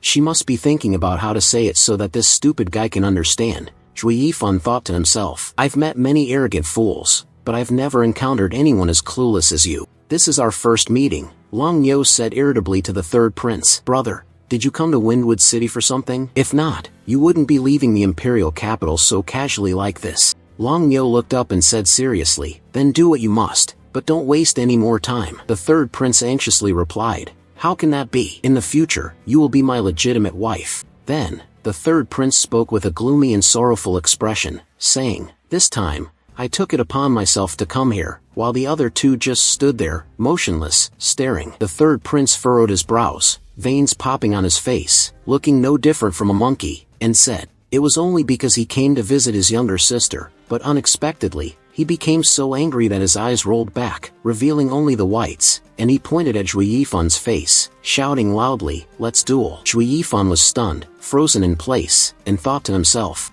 This is the first time I've seen someone like this. Meanwhile, a man ran to where the third prince was and loudly said, Young master, your esteemed body, how can it be casually used for a competition? Zhui Yifan could only look and then secretly think to himself, daring not to report the name of his family's disciple in front of me. For this, I highly appreciate this person. The man continued, If the young master wishes to teach him a lesson, feel free to leave it to your subordinates. Third prince heard this and immediately shouted, Shut up. Furious, third prince said, I want to marry my younger sister. This duel is the dignity of a man. Third prince clenched his fists, closed his eyes, and frowned, adding, If you strike now, where will my face be? Later, my sister will look down on me. Long, the demon behind, thought to himself, I have never thought highly of you. Zhui Yifan smiled lightly. He looked up with a bold demeanor. I am not afraid of anyone saying anything. I accept the challenge, but your guards are all stronger than me. If they make a move, I won't be able to fight back, the third prince said,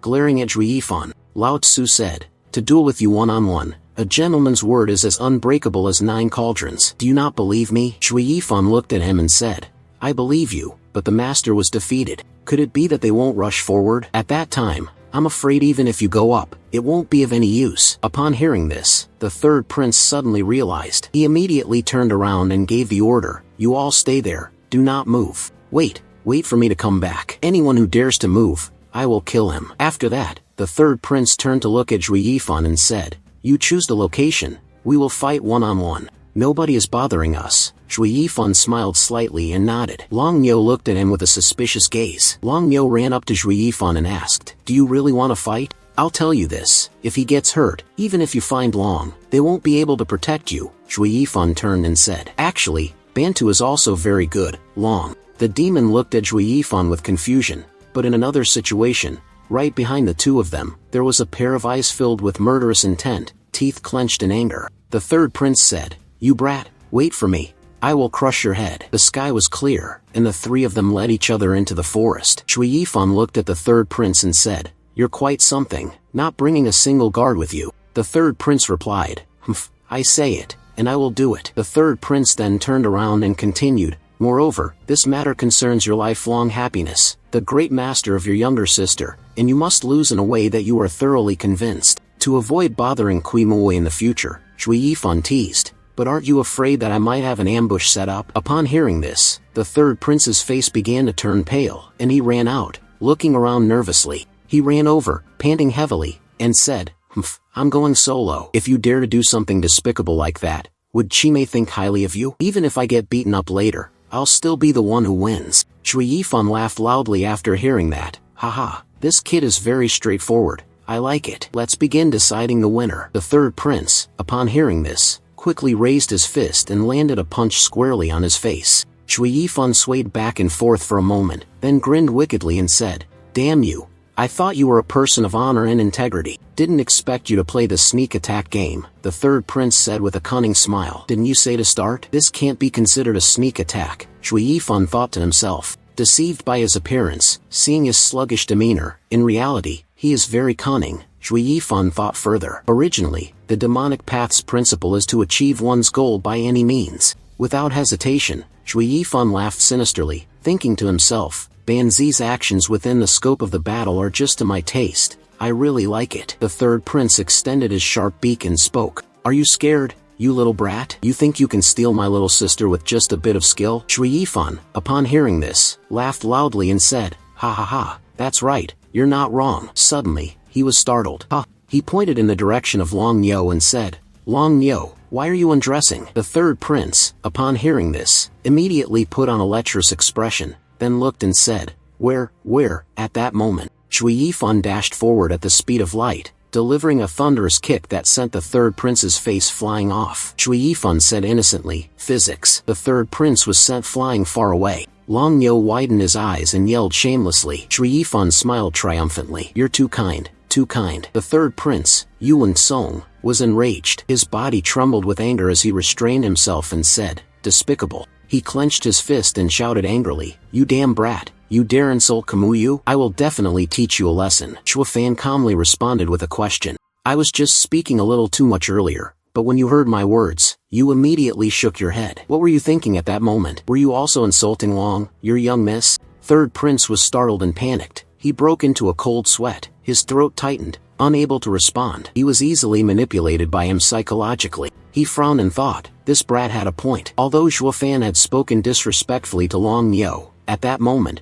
what came to mind wasn't a clearer understanding of the goddess's intentions. Otherwise, why would I still be here pretending to blame him? He fantasized about Long Yo's alluring, captivating appearance and couldn't help but scratch his head in embarrassment. Seeing his demeanor, Chuafan felt helpless, his face darkening like the bottom of a pot. Curse the bastard, he must be thinking nonsense. After a moment's contemplation, Yuan Song pointed a finger and said carelessly, "Kid, I'll let what happened earlier slide." Suddenly, he turned hostile and charged forward. "Now I'll get serious." Gathering all his strength, he threw a high-level mortal realm punch, the mountain-shaking fist. With full confidence, the third prince rushed fearlessly toward Chuafan. He warned in advance, "Brat, if you don't want to get hurt, step aside. But if you run, it means you admit defeat." Chuafan gathered his energy, ready to retaliate, while the third prince merely blustered on without pause. "You brat, do you want to die? I'm at the Qi Gathering 7th level with advanced martial arts," Chuafan responded disdainfully. "You're only at the Qi Gathering 5th level with intermediate techniques. What's so impressive about that?"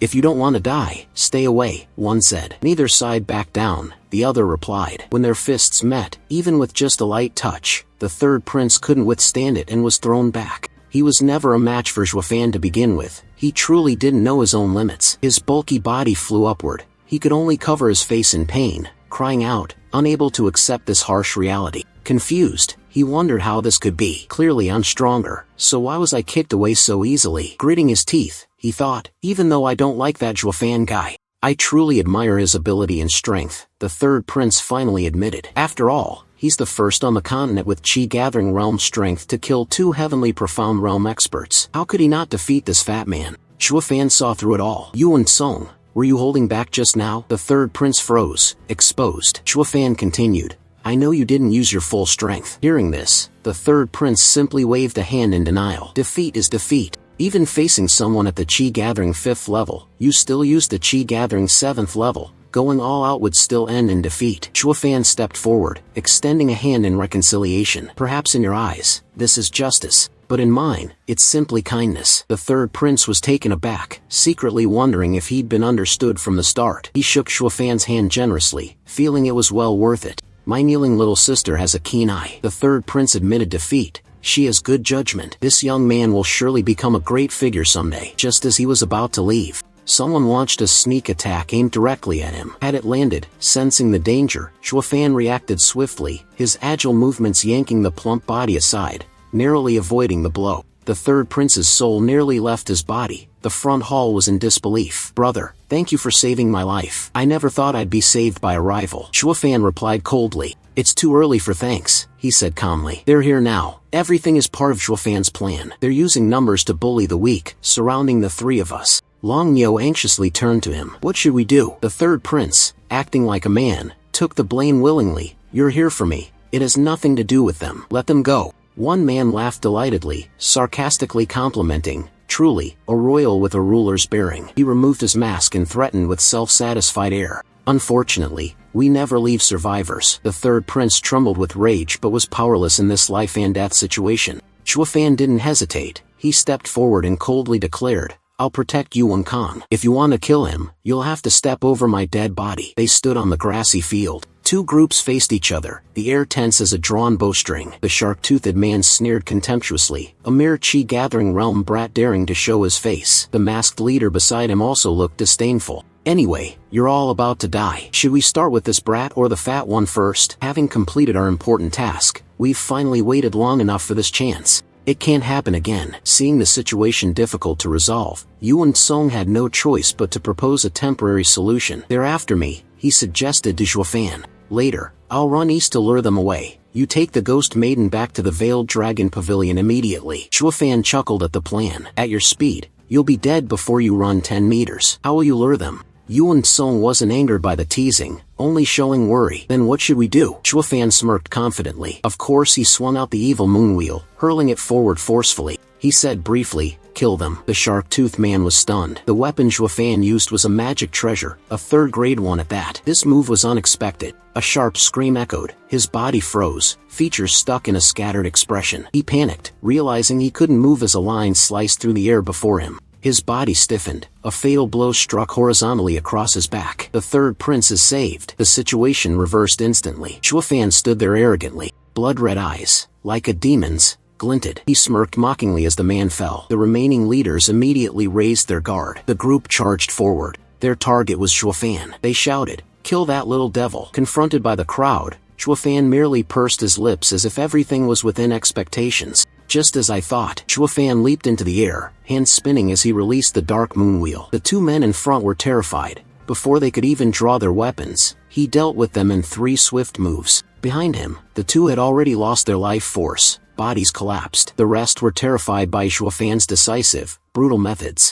He turned his head, a faint smirk on his lips. Dare to cause trouble on my turf? Once again, the young man showed his cool demeanor. Zhuofan, looking for death by turning your back? His eyes glowed bright red, burning with overwhelming pressure. They saw this and couldn't help but retreat. Yuan Song and Long Niu were also wary, intimidated by his presence. One shouted desperately, everyone, don't be afraid, charge, trying to rally his comrades. He's just a little Qi-gathering realm demon, relying on a 3rd-grade magic treasure. Zhuofan heard this and still smiled, waiting calmly. Emboldened, the other shouted louder, just surround him, he can't escape. Everyone, charge. With that, the group attacked simultaneously. Zhuofan only grew more delighted. Don't take that man's threat seriously. He raised his right hand, power gathering within. The third prince watched restlessly from outside, feeling like ants were crawling up his back. He vaguely recognized a familiar feeling of suppression, staring at the wildly arrogant figure before him. Yuan Song. He connected the dots. That's right, just like the emperor,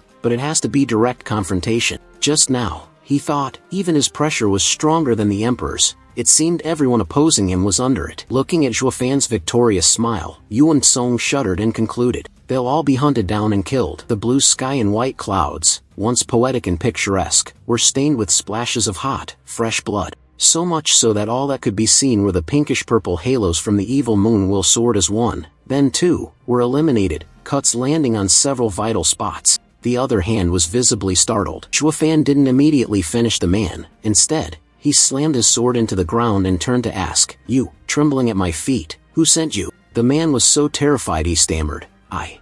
Before he could say more, suddenly a white-haired figure of unclear origin placed a finger to his lips. A haunting flute tune echoed, truly eerie. Before the man could respond, Zhuo Fan spat blood and died unexpectedly from internal hemorrhage. Zhuo Fan himself was shocked by the scene. On Yuan Song and Long Yo's side, they were also responsible. Before the killing move, Zhuo Fan, looking at the fallen corpse, realized the person had used the will to kill, a move of divine-level experts. He cast his gaze toward that person, sighing helplessly, a master like him attacking, even the blood infant and evil moon will would be no match. From behind, a figure leisurely walked toward them. The three quickly turned to face the mysterious master. Fingers danced on a pure white flute. The silver-haired middle-aged man smiled at them. His demeanor was leisurely yet filled with royal elegance. Tong called out, "Master." At the same time, his demoness blurted, "Senior Feng." Both spoke in unison without prior agreement. Their faces couldn't hide their joy. "Master, why have you come here?" "Senior brother, why are you here?" The person behind remained silent, observing. He stared directly at the man before him. "Zhuo Fan, you are one of the imperial family's 5 great dragon guardians." He laughed, saying nothing more, merely stating his own title. The Tianyu Empire's #1 sword master, Jade Flute Sword God, Fang Qiubai. A loud, boisterous laugh echoed from behind, tinged with Long Zhou's ridicule. "Ha! Wasn't I right? This brat has sharp eyes." He stepped forward to walk side by side. Pleased, Fang Qiubai told the person beside him, "I only mentioned it once, and he recognized you immediately." Qi Muoi, seeing him, brightened and called out twice, "Long Zhou," before stepping forward to ask, "When did you and Senior Immortal arrive? Why not earlier? You didn't hide your whereabouts." "Ha! We've been here since Zhuo Fan and the third prince dueled," Long Zhou said, turning to praise him. "Zhuo Fan, you're impressive. Facing over 10 experts without changing your expression, your composure is remarkable." He listened silently as the praise continued. "Charging in alone, even in my youth, I wouldn't have had your courage, brother." The master now spared no admiration. He was full of respect. Long Yo, hearing that, nodded as well, face indifferent and detached, yet for a moment, she couldn't hide the dreamy, admiring sparkle in her eyes. Indeed, she was addicted yet hesitant. Yuan Song let out a breath after Long Zhou spoke, then turned to Fang Qiubai with puzzlement. "Master, the 2 seniors were already here. Why didn't you act?" The words carried barely concealed anger and resentment, blaming the disciple. "Afraid of dying? I could handle it alone." "Is there a demoness too?" he murmured, asking the third prince in return. "If I'd acted from the start, would I have missed the show?" Then he glanced at Zhuo Fan. "I wouldn't have witnessed this talented young man's abilities." He clasped his hands respectfully. "Senior, you flatter me." But his eyes were contemplative. "It's just why did Senior kill that person?" Making a prediction, the light in her eyes toward Fang Qiubai suddenly sharpened. He stepped forward, responding slowly, "You are very intelligent." His face was serious. "But with your current strength, intelligence may not necessarily be a good thing," Zhuo Fan said. The implied meaning in his words and reaction was understandable from the Jade Flute Sword God side. "He's warning me, the imperial family's power struggle isn't on my level, and the one who intervened to kill is also protecting me." He cupped his hands again. "This junior learns from your teachings." Zhuo Fan bowed his head, choosing words carefully. "I will forget today's matter immediately." Fang Qiubai smirked in satisfaction. "Not only clever, but you know when to retreat and advance very well." He didn't hold back praise. "Never expected that apart from the 7 great families, there are people in the mortal world as formidable as you. If you weren't on the demonic path, you'd be a perfect match for this old man." He appeared regretful. "I'd definitely take you back and teach you for 2 years. Your future is limitless." Hearing this, Zhuo Fan couldn't help but be surprised, but the other 2 young people had even stronger reactions. The third prince asked in disbelief, What? Long Yo, not paying attention, raised her voice. Accepting a disciple? Of course, she knows the situation best. Who is Fang Qiubai? Others might not know, but the 7 imperial clans are aware of his temperament. Their patriarchs all want to marry their descendants to him, cultivating under him. Look at that calm, arrogant demeanor, but he's unpleasant, disregarding everyone, not even showing respect to the emperor, Yuan Kang. It was because he knelt before him for 3 years that Fang Qiubai finally agreed to teach him a few moves, but refused to accept him as a disciple. That's why Yuan Song calls him teacher, not master. This really exceeded Long Yo's expectations, she assessed, squinting. I never thought Zhuofan, after meeting Fang Qiubai just once, would be accepted as a disciple, and Fang Qiubai took the initiative. He's a super expert, extremely arrogant and proactive. She couldn't help but look at Zhuofan differently. If not for their different cultivation paths, perhaps Zhuofan would have been the first to enter the sword god path. In the future, even descendants of the 7 great families would have to make way. Truly, Brother Zhuofan could soar to the heavens. Zhuofan didn't mind, nor did he pay attention to these worthless scholars. Even if you accept me, I won't bow as your disciple. Truly, a real master with genuine skill, with my magic emperor cultivation,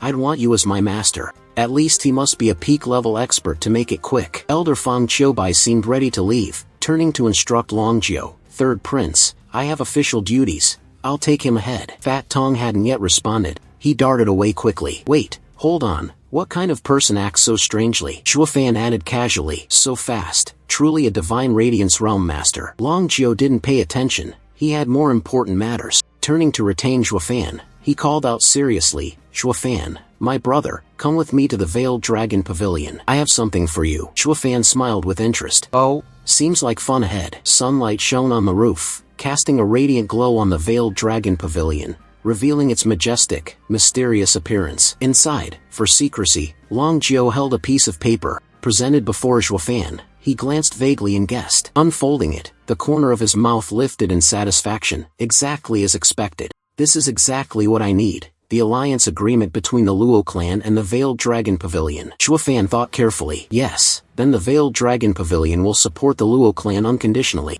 In the short term, no one will dare covet the Luo clan, and this benefits you too. I can focus on developing the family's power. Long Jiu looked at his face as if to say, I've thought of everything. My experience tells me you seem to have known beforehand. Zhuofan casually glanced. Of course, you're the male lead. There's a reason. It's not like I knew beforehand. But everything I've done is for this contract, though I won't flaunt my godlike calculation skills to him. He planned to leave and bring it back for the young lady to sign. Long Jiu cautiously stepped forward, placing a hand on his shoulder. Zhuofan stopped him. Wait, if you're determined to sign here, sign now. He explained his humble status. I'm not the Luo clan head. It's just that the steward might be useless in the future. Long Jiu corrected him, implying something. What our masters mean is, this alliance agreement isn't signed by the Luo clan, but by Zhuofan on their behalf. Zhuofan didn't expect this. He paused. He reaffirmed, Zhuofan is indeed an ally of the Veiled Dragon Pavilion. These are our master's exact words. Then he flashed a proud, triumphant smile.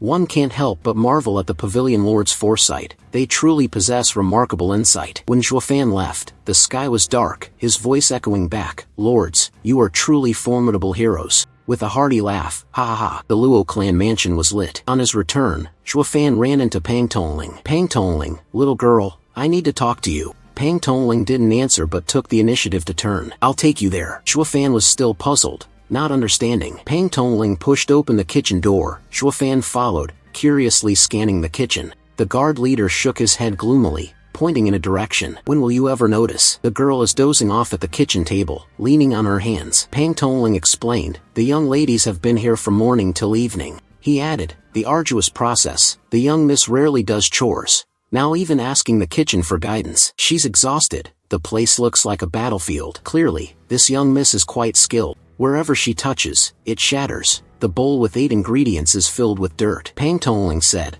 let me say a few words on her behalf. Zhuofan Butler, I know you're skilled, but you don't treat the young master and miss with respect. Zhuofan looked at the several plates of food arranged on the table, quite presentable. Pang Tongling continued, do you know, miss, that for you to leave seclusion and enjoy a good meal, she trained hard in the kitchen for a whole month? Who'd have thought she'd get only unpleasant comments from you? Pang Tongling said with grievance, don't mention it, any girl would be heartbroken. Zhuofan picked up a piece of meat to taste. Indeed, he couldn't deceive himself, it wasn't good. Chewing, he commented, She really has no skill at all. Pang Tongling saw the emotionally charged moment. All my life's gifts so far have been useless, he said, patting his head in frustration. Even without skill, you should at least show respect to the young lady. He picked up a piece and tried it. Just like me, swallowing it down is no problem, Shuofan said from behind, with a look that said, are you sure? Pang Tongling chewed a few times, savored, then slumped, spitting it out. The flavor was awful. Saved by the young lady's cooking, Shuofan had anticipated that reaction. He likes to talk without doing anything. Bodyguard Bang wiped his mouth. Indeed,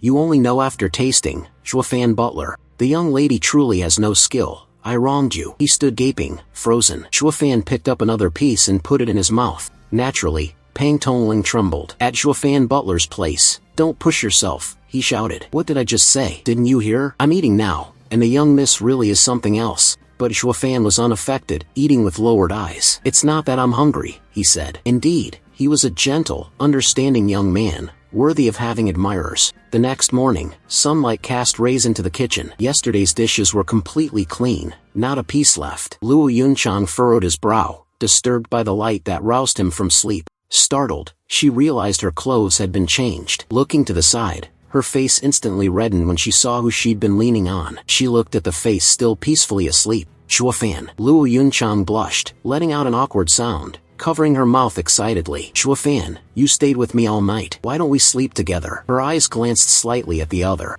The little deer in her heart was itching to break into a dance. She trembled. Who wouldn't want to spend the night with their crush? Seizing the moment, she leaned closer, obvious without guessing. She plans to take advantage and steal a kiss. This girl is full of chances. Shuofan is preparing to kiss Luo Yunchang. Both eagerly closed their eyes, feelings deep, bodies drawing closer, noses touching. In an instant, their lips were about to touch, but fate intervened, the moment lost before it began. Outside, a hurried voice called, Miss Shuofan Butler. The romantic atmosphere shattered completely. Luo Yunchang panicked, quickly backing away from Shuofan, eyes wide, mouth agape, pushing him away forcefully. Shuofan's face darkened in displeasure. Everything had gone wrong. Yet the people outside were naive, endlessly calling for Shuofan Butler. He supported Luo Yunchang, asking Pang Tongling what was so urgent. It was Pang Tongling. Interrupting the sweet moment, he walked in and saw the affectionate scene, then pointed at Luo Yunchang, stammering in confusion, Shuofan,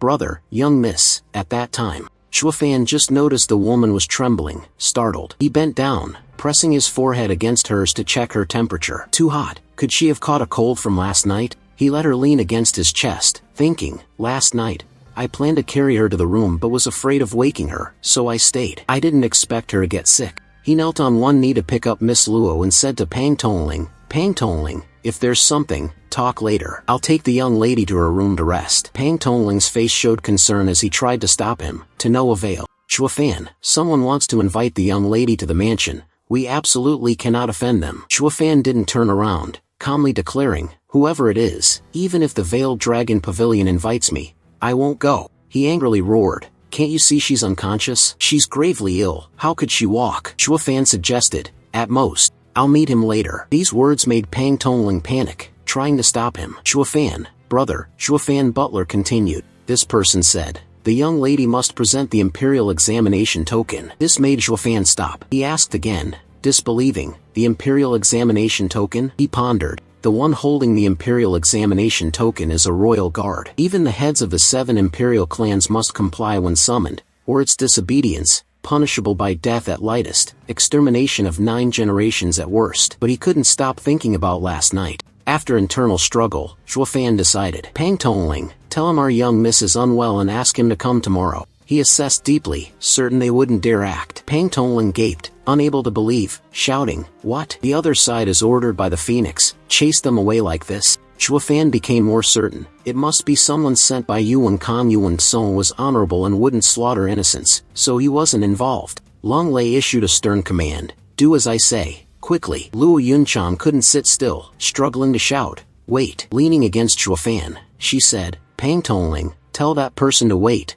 I'll prepare to leave immediately. Pang Tongling bowed respectfully. Yes, sir. Only then did Pang Tongling sigh in relief. If not for the young mistress waking in time and following instructions, brother Shuofan's orders, who knows what disaster might have occurred. Our Shuofan Butler fears neither heaven nor earth, but following him is like heading into battle. Shuofan's mind was filled with confusing questions. Just now, He seemed to have lost consciousness. Why did you suddenly wake up? Luo Yunchang asked weakly, body trembling. She harshly scolded, Zhuofan butler, you're too emotional. How could you offend the imperial family like this? She was about to explode, angry and helpless. She really didn't understand. Bending frustration, she turned coldly and walked away, while Zhuofan still had no idea. You're confusing. Are all women this strange? I really don't understand. A moment later, in the living room, Zhuofan met the imperial family members, waiting for Luo Yunchang. He held the imperial examination token, looking at him with half-suspicious eyes. You are Zhuofan, the family butler, invited by my master to Luo Yunchang. Is there something you need at the residence?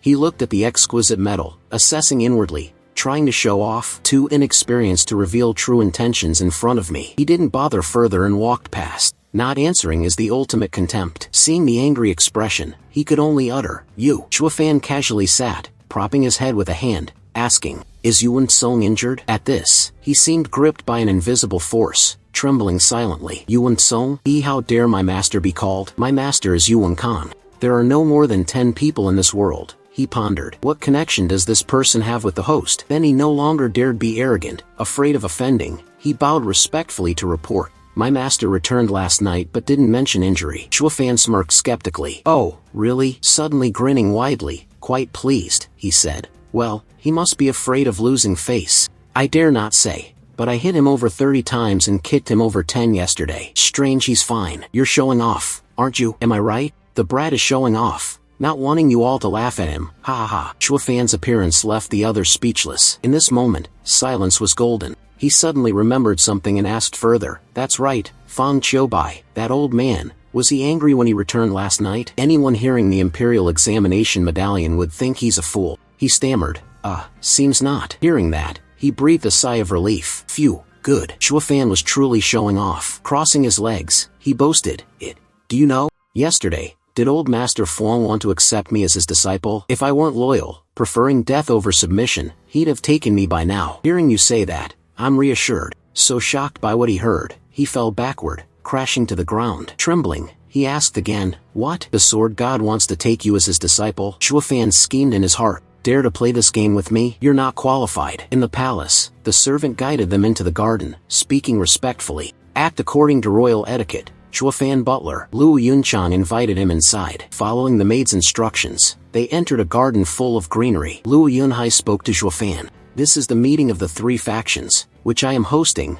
Zhuofan said to his brother. Seeing no response, he fell silent, then ran after him and said, I know. Luo Yunchang walked behind, observing his calm silhouette. She pondered, muttering, Zhuofan, it's only been a few months, but surely everyone in Windwood City knows by now. The leader of the Luo clan is Zhuofan, so the imperial family might regard Zhuofan as the true master. Zhuofan does this to make the Luo clan famous. He wanted everyone to know, the master of the Luo clan still carries the surname Luo. Zhuofan thanked her silently for what he'd done. The Luo clan arrived at the rendezvous. Third Prince Yuan Song, Fang Qiubai, and members of the 2 clans, Lei and Tai, were present, leisurely enjoying tea, waiting. Zhuofan arrived. They'd finally made it. Everyone simultaneously turned their gaze toward him. Under scrutinizing eyes, Zhuofan walked slowly. He instructed the others. This seemed a meeting between the 3 families' patriarchs. Later, they should present themselves with a patriarch's demeanor to avoid being looked down upon. Luo Yunhai immediately affirmed. The servant led respectfully, extending a hand to invite them inside. The 4 were invited in, watching as the servant humbly served them, while Zhuofan's group looked on. Third Prince Yuan Song couldn't help but feel astonished, thinking, since when are royal guards so humble? As for Tai Rong and Kai Shouting of the Tai clan, watching such courtesy, jealousy arose. All from Windwood City's noble families, this treatment seemed different. Weren't they domineering earlier? Yet seeing the Luo clan, they became scared. Luo Yunchang approached and performed proper etiquette. Luo Yunchang pays respects to His Highness, the 3rd Prince. Yuan Song courteously replied, please, take a seat, unconsciously. Noticing the young man standing next to Miss Luo clan, Zhuofan, despite extraordinary talent, he still chose to stand behind, assisting Luo Yunchang. Therefore, he couldn't help but silently admire, possessing formidable martial arts yet remaining humble, a true mid-rank warrior who could protect safety and uphold dignity. Bumping into a mid-rank warrior is precious. Once the Luo clan was seated, the 3 clans gathered fully. Yuan Song, not beating around the bush, went straight to the topic. Today, this prince has invited the 3 clan leaders under the Phoenix's orders, opening the 1,000-year-old fate of the 3 families. Surely when the family heads took their roles, they were instructed not to oppose the other 2 families, but to support and protect each other. At the same time, the 3 clans are not allowed to leave Windwood City until Min Chao decides to release the Radiance. Actually, all of this is an agreement between the founding imperial family and the 3 clan leaders millennia ago, called the Mingzhou Decree. Luo clan, Tai clan, Lei clan and the 7 imperial clans are the same, founding heroes of the nation. Hearing this, people from all 3 families were extremely shocked, exclaiming in unison, "What?" Luo Yunchang and Luo Yunhai found it hard to believe. Looking at Yuan Khan, Luo Yunchang silently thought, "Is it really like this? How did we fall so low, becoming a small family clan?" At this point, Yuan Song sighed, face showing guilt. "I'm sorry, this is something our Yuan family owes you." Back then, when the Tianyu Empire was just established, the foundation was unstable, common people and chaos. The founding emperor sent 7 founding heroes to various regions to manage and quell turmoil. He gave them enough power, on par with the imperial family, the 7 imperial clans. But who'd have thought 25 years later, their power would grow, and disputes over interests would cause war. At that time, the imperial family couldn't control them, so they gradually weakened their strength. Finally, the 7 imperial clans realized continuing like this brought no benefits, so they ceased battle.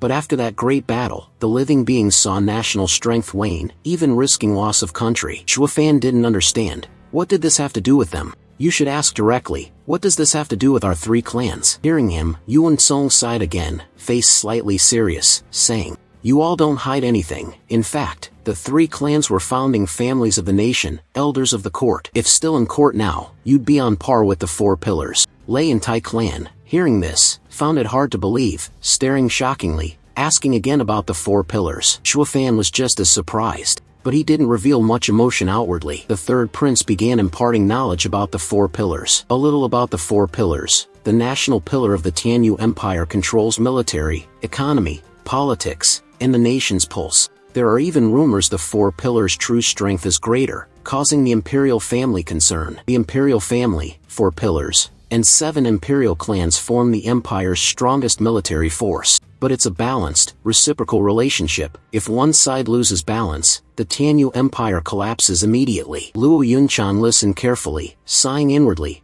"I didn't expect our ancestors to be so great, could become the empire's 4 pillars." She pursed her lips. "But why do we, Yuan Song, continue to receive secret orders from Mingzhou?" Luo Yunchang paused. The 3rd prince recounted. That year, Emperor Taizu, enraged by the war between the 7 clans, made an agreement with the ancestors of the 7 clans, exiling 3 families to Windwood City, turning them into ordinary aristocratic families. Yuan Song smiled. "Until the Great War of the 7 clans occurs, continue elevating other great clans to become the 7 imperial clans, ensuring balance of power and reducing suffering." Luo Yunchang was somewhat confused. "But even with 8 great clans now, they can't stop the 7 clans." Shuofan spoke up. "It's not about stopping, it's about balancing." "Let me explain, miss. Wars only occur when one side has an advantage. Like war, when 1,000 are involved, 800 are lost, unless there's irreconcilable enmity." The 3rd prince nodded. Shuofan continued, "If not, it wouldn't happen. That's why sometimes 2 great forces in conflict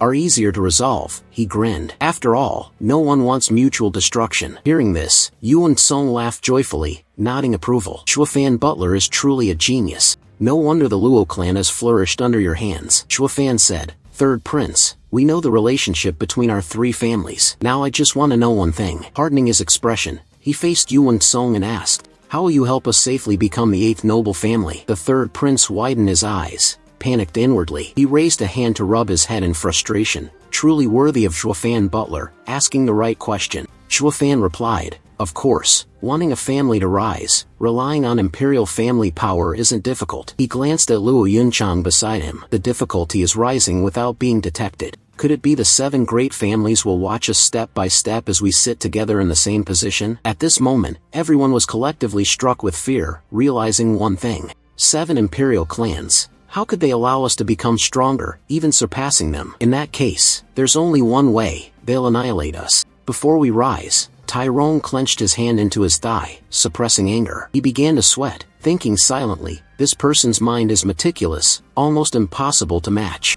Mr. Lin secretly glanced at him. Shuofan, this brat is truly a once-in-a-thousand-years genius. If I hadn't offended him back then, I could have recruited him by now. The third prince cleared his throat, then spoke. This was already arranged in the initial secret order. What's most fundamental for an important family? Spirit stones? Elixirs? The third prince shook his head. No, these are external possessions. It's experts who guarantee a family's prosperity. He thought of the Veiled Dragon Pavilion in Hell Valley, then continued. The Veiled Dragon Pavilion has 9 powerful Grand Elders. Hell Valley has 12 Station Elders. The 7 Imperial clans each have formidable strategies. Every family invited to the Phoenix Palace possesses secret weapons. Shuofan and Luo Yunchan listened intently, swallowing every word. Yuan Song, dragging his heavy, sluggish body, got up from his seat. Initially, to deceive the 7 Imperial clans, the Supreme Ancestor Emperor confiscated your 3 families' assets. He clasped hands behind his back, facing the Lotus Pond. Because I see none of you have offensive weapons, and the Soul Spirit looks down upon its own reflection in the water, he said. It's also why the 7 Imperial clans abandoned surveillance of you. From 500 years ago, the third prince suddenly halted. It's not right, they didn't expect this. He turned around. In your hands, there's still a mysterious level martial art. He smirked. As long as you have this martial art, you can cultivate your own powerful experts. Even the 7 Imperial clans only have 1 or 2 sets of mystic tier martial arts. These words left everyone in constant amazement. He asked loudly again, do we have Shen-grade martial arts in our hands? Shuofan paused, then smiled inwardly. So that's how it is. The third prince extended his hand. A small strip appeared, wrapped in something golden. He held it out for all to see. This is a mundane-level cultivation technique for merging secret arts. It has no intrinsic value. But when cultivating to the spiritual level, your ancestors' teachings can harmonize the 3 clans' martial arts into one, becoming a mysterious level martial art. Shuofan slowly opened his mouth, meaning. He raised an eyebrow, looking directly at the opponent. Wei Longzhan of the Luo clan, then the foul wind of the Tai clan and the thunderous lightning strike of the Thunder God, originally one form of martial arts. It's just that the Imperial family knows how to blend them into one. The third prince was stunned, exclaiming in surprise, Shuofan Butler is truly intelligent. I never expected you'd guess this. The third prince laughed heartily. If my father hadn't mentioned it, this prince would have never guessed. Shuofan smiled inwardly and analyzed. Martial arts in the sacred domain are but street games. You mortals wouldn't understand. Yuan Song happily extended his hand. 3 patriarchs, now bring forth your clan's ancestral martial arts. Lei Yintian let out a long sigh, then stepped forward, bowing before the third prince, clasping his hands. Third prince, your highness, this humble one has failed to uphold the ancestral martial arts. They were taken by Hell Valley. His Majesty the Emperor has ordered your highness to be punished. Tyrone also trembled as he reported, Your Highness, I too have lost it. The third prince was stunned, slamming a hand on the table. What? Lost it? Shuofan witnessed this and smirked, a smile full of hidden meaning. The third prince gritted his teeth, angrily shouting, How are you acting as family heads? Have you forgotten your family's teachings? One must use their life to protect their martial arts. Everyone was terrified, kneeling to beg forgiveness. The third prince held his head, suppressing rage to avoid killing the 2 old men. Tyrone asked the prince, could the Imperial family not reward us with another set? At this, veins bulged on Yuan Song's forehead. He could no longer endure. He shouted at the cunning old man, Dream on. Do you think mystic-grade martial arts are like market vegetables, that you can have as much as you want? The third prince continued striking at the opponent's head. The Imperial treasury doesn't have more than 3 or 4 types. Moreover, they must be registered. Tyrone said, with dizziness and ringing ears, how can you casually take out 3? How will you revive them? Are you a pig? Do you want to die? The third prince anxiously rolled back and forth, wondering what to do. The main Zhou secret order was completely ruined. Shuofan murmured, it's time. He raised a hand, a small dot of light appeared in his palm. Shuofan spoke, Third prince, don't worry about the martial arts. I've already retrieved the techniques from those 2 families. At that moment, 2 small strips with the martial arts names hung suspended in his hand. The 3 were stunned, turning their heads. Tyrone looked on in horror. Shuofan, taken by Hell Valley, not expecting him to regain it. Lei Yintian sighed in relief. Thankfully, there's Shuofan Butler. If I don't drag it out this time, we're in danger. The third prince hurriedly ran toward Shuofan, using all his strength to lift his chubby body, rushing to embrace him joyfully. Ha ha ha. Shuofan Butler, you're truly impressive. No wonder you're highly regarded by the Veiled Dragon Pavilion's 9 elders. The third prince patted Shuofan's shoulder repeatedly. If not for you this time, I wouldn't have completed the task my father assigned. This prince owes you a favor. Chuafan responded softly. I did it for the Luo clan as well. The third prince laughed heartily. Yes, doing it for the Luo clan is doing it for me. Ha ha. For martial arts formulas were neatly arranged on the table. Yu and Song looked at them. Now that we have the techniques, the next step is uniting the three houses. At that time, Emperor Tai Tzu planned to issue the Mingzhou secret decree. He smirked, then continued, when the secret order is issued, the two families will merge into the strongest family, and the Xiantir martial arts will be managed by the family head. The two families were somewhat stunned. Therefore, now you all, Tai Rong didn't allow the third prince to finish. Snorting loudly, he shouted, Your Highness. Tai Rong pointed at the group. Chuafan, Luo Yunchan. Currently, the Luo clan's power is weak, only 4 members. Even brought out, they're no longer strong. Only the Tai clan thrives, so I won't hesitate. Tai Rong suddenly lost composure. The patriarchs of the 3 great clans. From now on, I'll definitely treat my disciple well, said Luo clan, deputy of the royal family's secret order. Tai Rong quickly raised a hand, intending to grab the 4 clans' martial arts techniques on the table, but a wrinkled hand quickly restrained him. Lei Yintian, standing beside, reminded Tai Rong, gaze sinister as he looked down. Based on the bone-tempering realm, you think your strength is enough to become clan leader? Tai Rong flicked the hand off, replying annoyed. So what? The Tai clan's power is strongest now. Lei Yintian said in a deep voice. Then that's not certain. Yu Ting spoke up at that moment. Clan leader, within a month, I've summoned Black Wind Mountain's former subordinates, at least 600 people. More than half were in the Qi gathering realm. She stared straight at Tai Rong. In terms of power, the Tai clan is no match for us. However, the other scoffed and laughed. Ah, so what if you're strong? You're nothing but mountain bandits. He pointed straight at his face. Yu Ting spoke disdainfully, bringing up his bandit background, questioning how he could ever step into the Grand Hall. Tai Rong sneered. If I bring you out and you become clan leader, you'll be a laughingstock for the 7 imperial clans. How could you ever be ranked alongside them? Yu Ting couldn't help but yell angrily. Who are you calling a bandit? Do you want to die? Tai Rong is no better, wearing a dress and arguing like a woman. Could it be you're not bandits? The Luo clan had been silently watching the drama unfold. How could they bring it out and display it with the Tai clan? Chuafan secretly sneered. Truly, mud can't stick to the wall. Upon hearing this, Luo Yunchan was furious, body trembling,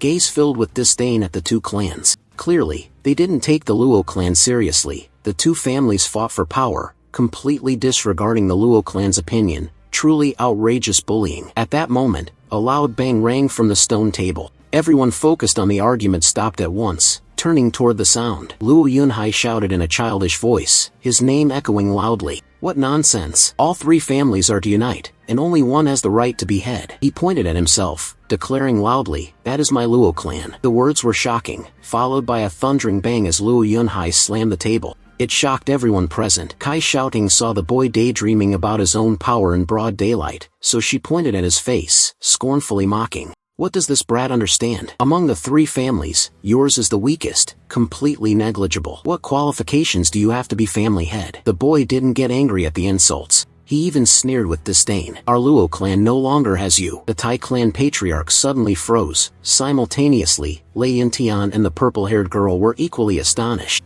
They all thought this expression was too mature, as if it were someone they knew. Then all 3 imagined Zhuofan's expression. Everything was different, but the demeanor was exactly the same. At this moment, Luo Yunhai crossed his arms, striking an arrogant pose. No money, no pills, just 4 people relying on each other. Zhuofan cast a glance at the boy. He's 2 heads shorter than me, he smirked, looking proud, as if everything the boy said pleased him greatly. Luo Yunhai speaks calmly, but he's the strongest among the 3 factions. Saying that, the boy extended a hand toward him and cheerfully said, because we have Zhuofan Butler. At that moment, all 3 turned to look at him, faces more serious and suspicious than ever, wondering what abilities this young man had. Then there's that noble demeanor, he's just an unknown little nobody. Zhuofan looked at the boy's joyful expression, bright sparkling eyes, looking at him as if seeing hope. He secretly thought, it's rare for this brat to expect and not be disappointed. Tai Rong lowered his eyes, voice colder and more serious than ever.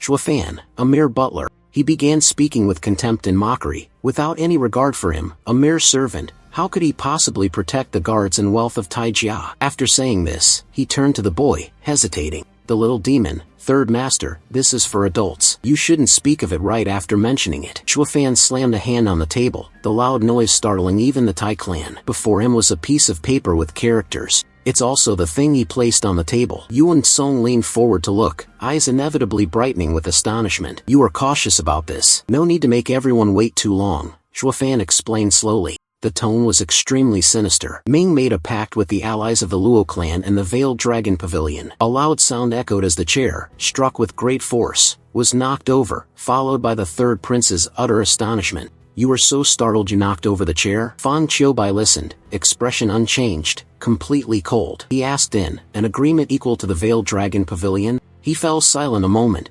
After a while, Fang Qiubai calmly placed his teacup on the table, then slowly asked, Shuofan kid, how did you manage it? Seeing someone had begun paying attention, otherwise they wouldn't have questioned, he smiled triumphantly, praising heroes who valued other heroes. After speaking, he turned to look at the third prince. His demeanor was very similar to mocking. Let me tell you, his eyes suddenly turned bright red, the red of rebellion and passion, expression growing more dangerous. He lowered his voice. Even without that Ming Zhou's secret order, the third master decrees, as long as I, Shuofan, am here, the Luo clan will rise to stand among the 5-7 imperial clans. It's just a matter of time. Tyrone lowered his eyes. His face was completely stunned by the words, shoulders trembled as if witnessing something beyond imagination. He continued uttering bitter words. You have no assistance for the Luo clan at all. Lei Yuntian and the purple-haired girl couldn't help but tremble, sweat beading at those words of judgment. At this moment, everyone listened attentively to Shuofan. He emphasized each word, ensuring they heard clearly. On the contrary, it's just a burden. He didn't forget to emphasize burden. After hearing, each person had a different expression. Luo Yunchang turned red, staring intently. The boy Luo Yunhai just grinned, fully satisfied. His eyes looked at him brightly as if seeing hope. At that moment, the third prince suddenly covered his mouth and giggled. Was there something so amusing?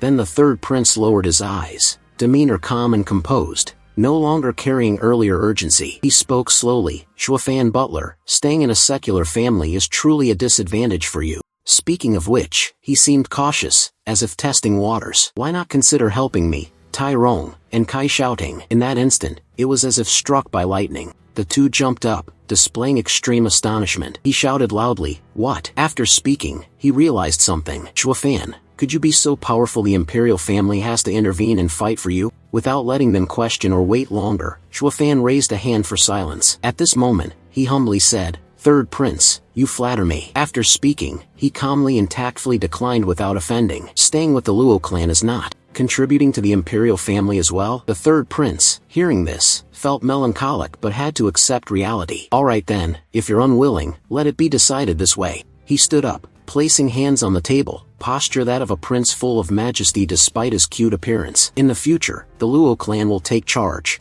the third master will unite, and the two thunder deities will assist. The Luo clan has completed the Ming Pearl secret order. Upon hearing, Kai shouting immediately shouted, Your Highness. A hand suddenly grasped his shoulder, signaling him to stop dissatisfaction. He turned to look at the person holding his shoulder. Rong's face was cold. He signaled with a shake of the head. He immediately understood, eyes widening in shock. Then he turned to the side. Seeing the third prince fuming with rage, they couldn't help but shudder. After a moment, both clasped hands respectfully, bowed sincerely, and said, The Tai clan submits and is willing to surrender. The Luo clan says that, but they can't stop trembling, eyes unwilling. Let's settle for this for now. The third prince also stopped probing, immediately frowning and shooting a glare. Lei Yintian stood beside, signaling, What about the old man? If he refuses, he won't get away with it. Lei Yintian and the purple-haired girl showed no fear, calmly bowing respectfully and speaking, Your Highness, rest assured, I will definitely assist in the future. Luo Yunchang and Luo Yunhai both raised their eyes, speaking earnestly. The Luo clan surrendered the sect because of me. I am willing to dedicate my entire life to atone for my sins. The third prince breathed a sigh of relief, face filled with great satisfaction. You may speak. After saying this, the third prince raised a hand, signaling intent to leave. If no further objections, let it be done as such. They respectfully bowed and replied in unison, Yes. The third prince took a step and left, simultaneously instructing the common people to withdraw. Shuofan and the two Luo clan brothers were about to turn and leave. He sensed something wrong. It turned out the third prince had left early but returned, probably because the steward stayed behind a while. Shuofan remained composed, turning to look at him expressionlessly. He was born without fear. As long as he fulfilled duties, there was nothing to hesitate about. The sunlight outside was still shining brightly, perhaps even blinding. It must have been a cool afternoon in a forest somewhere, where Xuefan and the third prince strolled together, the forest quiet and desolate. Xuefan felt doubt. "Third prince," Xuefan spoke up. "What do you think of this forest? Something feels off." I feel it too," the third prince replied. "But this is the forest we chose. Could there be danger?" Xuefan furrowed his brow. "I'm not sure, but this feeling can't be ignored." Suddenly coming to talk and entering all the way here, he asked cautiously. The third prince sat calmly, sensing his concern, and waved a hand with a confident, assured smile. "No need to say anything. I'll speak later. Just follow what I say." "What kind of person are you? So domineering as if you're the sky. Are you telling me if I say eat, I must eat?" As soon as the words were spoken, the third prince made an extremely incomprehensible gesture. He raised 2 fingers to the sky, then spoke in a loud, imposing voice, making an extremely puzzling gesture. "I, third prince of the Tianyu Empire, Yuan Song, swear to the heavens. From now on, I swear brotherhood with the steward of the Luo clan, Xuefan, live and die together, without regret." Xuefan stood there in a daze, stunned. Yuan Song finished speaking and pointed. "It's your turn, hurry up." He scratched his head, feeling helpless and confused. Although he didn't quite understand, swearing brotherhood with the prince might be good. Xuefan saw this and followed suit. He raised a hand to the sky, boldly declaring, "I, Xuefan, third steward of the Luo clan, swear to the heavens today to forge sworn brotherhood with third prince Yuan Song of the Tianyu Empire. If he betrays me, I will betray him." The third prince suddenly paused, eyes wide at the last words, then sneered. "Your brother is too cautious." Xuefan smiled, eyes squinted as if unraveling a knot in his heart. He said, "Yuan Song, it's not that I don't trust you, but the martial world is treacherous." Xuefan spoke truth. Business should be done this way. Even if brothers, we must leave ourselves a way out. "I can see you still seem to be keeping things to yourself." The third prince waved a hand, not wanting bogged down by details. "You can call it whatever. Anyway, after swearing brotherhood, I feel at ease." Xuefan suddenly felt a little confused. Isn't the plot moving too fast? At that moment, he spoke. "Do you remember our agreement from yesterday? Whoever loses must give up on Kui Mooi. But I lost, and still I won't give her up." Saying this, the third prince suddenly trembled. Such arrogance in speech and demeanor, 2 things with no connection. "Therefore, I've decided to form brotherhood with you. From now on, we are brothers." VCL, it turns out, was just exploitation. Third prince acts coquettishly with him. Therefore, the wife of his brother cannot be bullied. Third prince turned his face away, crying like a dragon, bitterly swallowing sorrow. "Later, I completely lost all hope in my younger sister-in-law. Indeed, it's really terrifying, terrified it might not be my turn." At this moment, Xuefan calmly and slowly explained to the third prince, "Yuan Song, in reality, there's nothing between me and that girl. The girl only said it was an excuse." Just as the words were withdrawn, the third prince leaped up, looking at him with sparkling eyes, shooting out 1,000 hearts. "Is what you said really true? It means I can still pursue her." Xuefan's face darkened. "You're really a love-crazed fool, the kind I told you to stay away from. Go, go, go, you'd better leave that girl alone." The third prince turned and walked away. His mouth smiled brightly like a spring flower, not forgetting to exclaim, "Good job, brother, you truly are my brother, ha ha ha." Just as he turned to leave, Xuefan called him back. "Banzi." He also responded, "Ah, we've wandered enough. The only reason I agreed to follow you all the way here was for the main topic." His voice was deep and heavy at that moment. With a serious, mysterious expression, he asked, "What is the true content of the Mingzhou secret order?" Being asked so directly, the third prince suddenly paused a few seconds, not expecting such straightforwardness. His face subtly broke out in cold sweat, realizing this topic shouldn't be brought up. The third prince turned and forced a smile, grin faker than ever. "Brother, didn't I just say that?" Xuefan wasn't afraid to voice doubts. The plan was well thought out, goals entirely legitimate. However, at this point, he hesitated a moment, then spoke in a domineering tone. The ambition of this plan was too small, so small it didn't resemble a founding emperor's. As soon as he finished, the third prince suddenly fell silent, face lowered, eyes staring at the ground. Xuefan's aesthetics. As long as he is a founding emperor, he must possess a hero's grandeur. To bind the 7 great families and merge forces, he devised a plan hidden for 1,000 years. Thinking of this, his eyes grew colder. He thought, no matter what, I still won't believe. The third prince still maintained that fake expression, as if no one could see through. He smiled, scratched his head awkwardly, and said, "I don't know about this either." In conclusion, I've received the imperial decree to complete this secret order. Chuafan fell silent, thinking it over again and again. Perhaps he truly doesn't know. Or there's a second possibility, which you've also considered. His acting skills are too good, he said, probing. If the secret order had been hidden 1,000 years, how could Hell Valley have known? He continued non-stop. Now that I think, Hell Valley has been obstructing this secret order, which raises suspicions. Perhaps they're afraid of the imperial family investigating. The third prince stroked his chin, appearing deep in thought. By theory, yes. However, the imperial city has too many eyes. The secret command might have leaked. Chuafan grasped the key point, the most unusual aspect. He spoke slowly, for 1,000 years hidden, now suddenly revealed, and only part of the secret order. It seemed he hit the nail on the head. The third prince suddenly widened his eyes in shock. Looking at him was like looking at a psychological manipulator. Because of that expression, Chuafan realized a few things. He smirked, thinking, as expected, someone is playing a game. But he also didn't want to expose or investigate. Never mind, forget it. As long as this benefits the Luo clan, why think too much? He turned and left. Before leaving, he didn't forget to leave a profound remark, leaving the third prince greatly confused. Truly, I don't know whether to feel relieved or exhausted. Ha ha ha. Yuan Song, I'm off now. Perhaps we'll meet again someday. The third prince watched his figure disappear. Many vague thoughts filled his mind. He furrowed his brows, beads of sweat forming, both sighing and worrying. This brat is too smart. Going down this path is truly frightening. A gust of wind suddenly swept over, power extremely sharp. Fang Qiubai, from who knows where, had overheard and caught up just as the young man was about to leave. He flew over and coldly said, "The more I look at this brat, the more he reminds me of someone." The third prince also began to doubt, asking his master, "You say he looks like whom?" Fang Qiubai recalled a man standing buried in darkness. That was Chu Cat Changfeng. A person with both strength and intelligence is quite formidable. The third prince suddenly gasped, voice growing louder. "Chuafan, what? One of the four pillars, Chancellor Chu Gat Changfeng?" Fang Qiubai curled his lips. The imperial court had guessed correctly. He calmly explained, "Fang Ni, swearing brotherhood with Chuafan may be the wisest decision of your life. Although the relationship is merely mutual exploitation," he continued, "there will come a day he'll become your fourth pillar." At this point, Fang Qiubai looked at the third prince, eyes filled with immense pride. "To help you take control of the world." Upon hearing, the third prince suddenly fell silent, face showing extreme shock. He lowered his voice, "Take control of the world?" In a different scene, Chuafan had returned. In the joy of the two Lack family sisters, his stance looked truly impressive, aura of grandeur, bright glorious future ahead, noble bearing. He smiled brightly to welcome them.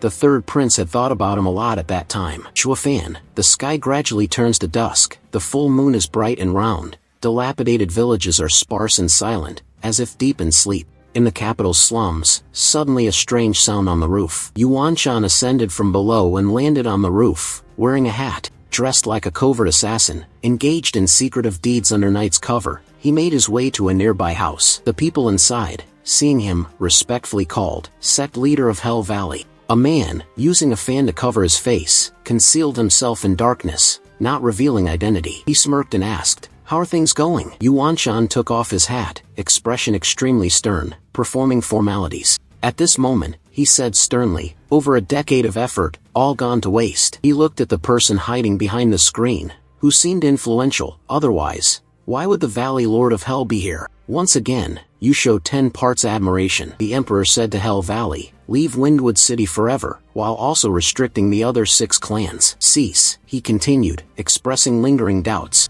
"It seems it has been discovered." The man with long white hair remained unfazed, merely waving his fan and laughing lightly. "So, the Emperor intends to open the Mingzhou secret decree?" Yuanshan gritted his teeth, struggling to speak true feelings. "I think that's probably the case. This time, he can no longer hide calmness." He immediately became enraged, shouting loudly, "This time we're lucky, but it won't be as easy next time. The imperial family wants to establish the 8th noble family. Then we must see if this family has capability or not." The man behind the screen suddenly laughed loudly, no sign of anger as he spoke. "Ha ha ha, Valley Master of Hell Valley, don't be so agitated." The screen was illuminated by the golden light of the Leo constellation, exuding a mysterious, strange aura. Surrounding him were solemn guards. Beside him stood the 2 elderly Yin and Yang brothers. At this moment, the person behind the screen spoke, "Defeat is defeat. Why make excuses?" Hell Valley, one of the 7 imperial clans, Hasn't even been able to handle 3 mundane families. Green eyes glinted in darkness, slowly disappearing and reappearing. Could this be Zhuge Changfeng, the one from legend? He said calmly. It would only be natural if his title were taken away in the future. Yuan Shan's ears rang as if struck. His whole body trembled as he gritted his teeth and asked, "What did you say?" Suddenly, the corner of the wall and floor cracked. Even the glass door couldn't withstand his anger. The water family created loud noise. Yuan Shan angrily shouted. The sky and earth around him spun. Initially, the Ming Zhou's secret order content was, "Tell me." It was also you who said the imperial family intends to establish the 8th great clan to replace my Hell Valley. Wind and immense force blew away the screen. The person in front began revealing true expression, still not over enraged fury. Raging like a hungry ghost, all plans of over 10 years, everything ruined by your hands, and now you still say such things. Ding Feng immediately flew far away, leaving behind the empty scene. He still ate heartily and spoke loudly, shouting the name Zhuge Changfeng. He was a handsome man with enchanting, androgynous beauty, the main highlight his mesmerizing blue eyes. Yuan Shan, you've arrived. Now die for me. He spread 5 fingers wide, ready to crush the person before him. Boom! Suddenly, a loud explosion rang out, shaking the entire house, almost buried in great flames. At this moment, Yuan Shan clutched his stomach and spat blood, eyes rolling back without sign of life. So the person had countered his strike. It is the Yin and Yang elders, 2 core subordinates of Zhuge Changfeng. Yuan Shan looked up with horrified eyes, staring at the two. Did you just mention the name of the Yin and Yang elders? At this moment, Zhuge Changfeng slowly stood up, speaking in measured tone. It was indeed true Hell Valley possessed greater knowledge than others. He slowly stood, walking toward the elder, tall figure exuding commanding presence. He said, "These 2 seniors are almost 100. This year, he hasn't manifested yet." He paused, then coldly continued, "I never thought you'd still recognize them." Yuan Shan was so furious his teeth clenched. He spoke up, truly deserving of being called the smartest person in the Tianyu Empire. Prime Minister Zhuge Changfeng, leader of the 4 pillars, managed to invite these 2 old monsters, even the 5 great dragon guardians of Fang Qiubai. He turned around and walked away. The gestures of sighing with regret and admiration now couldn't do anything to these 2 old men. In response to flattering words, he simply laughed casually. "Ha ha ha, the Valley Master of Hell Valley praises me too much. I dare not claim to be the smartest person in the Tianyu Empire." The 2 stood back to back, his voice now almost self-mocking. "And right now, I certainly don't dare turn against the imperial family." He cast a glance and said softly, "Zhuge Changfeng, the Prime Minister, is overly humble, which is in itself arrogance. With your current strength, who in the Tianyu Empire could stand against you, including the imperial family?" At this point, his figure stood tall in darkness, completely lonely and cold. People always say a successful person's place is lonely, and now he looks just like this. Zhuge Changfeng closed his eyes, took a deep breath, then exhaled, expression incredibly calm, voice somewhat arrogant. "No wonder you were defeated at Windwood City." He held the fan, calmly watching the full moon rise high. "In this world, true strength, you cannot just look at external appearances," he said, then glanced at him. "Moreover, I'm not the smartest person in the Tianyu Empire. Heaven granted him beauty, strength, and yet he knows how to be humble. Indeed, handsome, with legendary strength, this is it." At that moment, the old man was slightly confused. "Aren't you supposed to be someone else?" He pointed a finger to the sky, then calmly said, "You are above me." He made a vague, hesitant inquiry. "Are you just that useless old emperor?" He lowered his eyes and asked in return, "What do you mean by useless?" Then calmly continued, "I was in court during the 45th reign, and even now, I still don't understand him. Why is he so useless? Are there no wise people left in this world?" Without waiting for Yuan Shan to ask further, he politely sent the guest away. "Lord of Hell Valley, it's getting late. Please return. Do not cause more trouble." After saying that, he kindly raised his voice to remind, "Be careful. If that old man seizes opportunity, he'll make you never recover for all eternity." Upon finishing, Yuan Shan suddenly froze, eyes wide as if hearing something unbelievable. A shocking event occurred. The sky began gradually brightening as first rays of sunlight were about to appear. Yuan Shan thought it time to return and immediately clasped hands in respect, stepping back. "Wait until he leaves." At this moment, Zhuge Changfeng slightly opened his mouth, preparing to say something. In the end, he held the fan, tilted his head, and looked at the sky, as if asking himself, "What exactly are you planning, my emperor? What is the Ming Chao's secret order?" The sun began rising higher. The first rays of the day started shining down upon the imperial capital. He sighed helplessly. At Black Wind Mountain, in the misty forest, a lake red as blood continuously bubbled and churned. Beneath the glistening water surface was the face of Zhuofan. A stream of red water slowly flowed upstream, causing continuous splashing. The bright red stream flowed into a gourd-shaped bottle. He spoke calmly. It's been 3 months. Han Dam Tuet Tam has grown up. He closed the gourd bottle lid, then said, "No, now it's time to change the name." His eyes now glowed red, face showing a fierce expression, known as Han Dam's bloodthirsty omen. It's time to leave. At the mansion, the sky had brightened, sunlight shone upon the vast estate grounds. Miss Lak Luo Yunchang was taking her usual stroll when suddenly someone called her name. The young miss turned around. Upon seeing the person, she suddenly smiled brightly and exclaimed joyfully, "Zhuofan, you're back." You didn't say anything. Without smiling, without joy, coldly turning around, he said, "Come with me." She didn't understand at first, then let out a sound. In a different setting, on a beautiful morning, in the splendid mansion of Kang Trang, 2 people, one ahead and one behind, entered. It was Luo Yunchang, enigmatic, with quiet demeanor, who spoke first. "Zhuofan Butler, what's going on?" He still hadn't answered. His posture was so mysterious it made others uncomfortable. At that moment, he entered the room and closed the door. It made her feel confused. Closing the door? What is he going to do? Suddenly, a dark thought ran through her mind, causing her face to flush with embarrassment. Could her face be as red as a GAC fruit right now? She raised a hand to cover her body, shouting loudly, "Zhuofan, what do you intend to do now?" He remained silent, took a deep breath, then opened his eyes and calmly said, "I have to go." Luo Yunchang was stunned, eyes wide in astonishment. Afraid of hearing wrong, she asked again, "What was that?" She finally managed to calm down. Leaning forward, she said loudly to him, "Why is the Luo clan rising day by day?" Having become the foremost family in Windwood City, she couldn't bear to let him leave. She asked again, "Why are you leaving?" He lowered his eyes, attitude extremely serious. "For the safety of the Luo clan." Hearing this, she was stunned, not knowing how to respond momentarily. Zhuofan then calmly explained, "The Luo clan is temporarily safe for now. There's no danger. Moreover, no clan here can compare to the Luo clan. But don't forget what you're trading for." He lowered his head, looking at her sternly. "We've made an agreement with the imperial family to follow Ming Zhou's orders, offending the 7 imperial clans, including Hell Valley." Luo Yunchang didn't want to accept truth. Suddenly, he pursed his lips, feeling regret, and continued speaking. "The Veiled Dragon Pavilion, if we cannot become equals with the 7 great families, if you come here and suddenly tremble all over," he said, each word heavy, "they will not spare us either." Luo Yunchang lowered her head and cried bitterly, unable to contain emotions. "Then we really need you. What are we supposed to do if you leave?" He slowly raised a hand into the air, speaking in a deep, warm voice. "Fat name is absolutely right." He placed a hand on her cheek, which only made her cry harder. He continued, "The foundation of a family is the strong one." He smiled gently at her, a reassuring smile. "This time, I'm going out to recruit strong experts for the Luo clan, to ensure its safety in the future." Zhuofan extended a hand before her, a golden symbol. He then said coldly, "This is the formation of Black Wind Mountain's 4th. It can only be used alone. You must not let anyone else know." The two were still in that ambiguous position, him both consoling and explaining. "It would be truly impressive if we weren't at home. The Luo clan faces trouble. She can activate the Grand Formation, the 4 formations at the 5th level,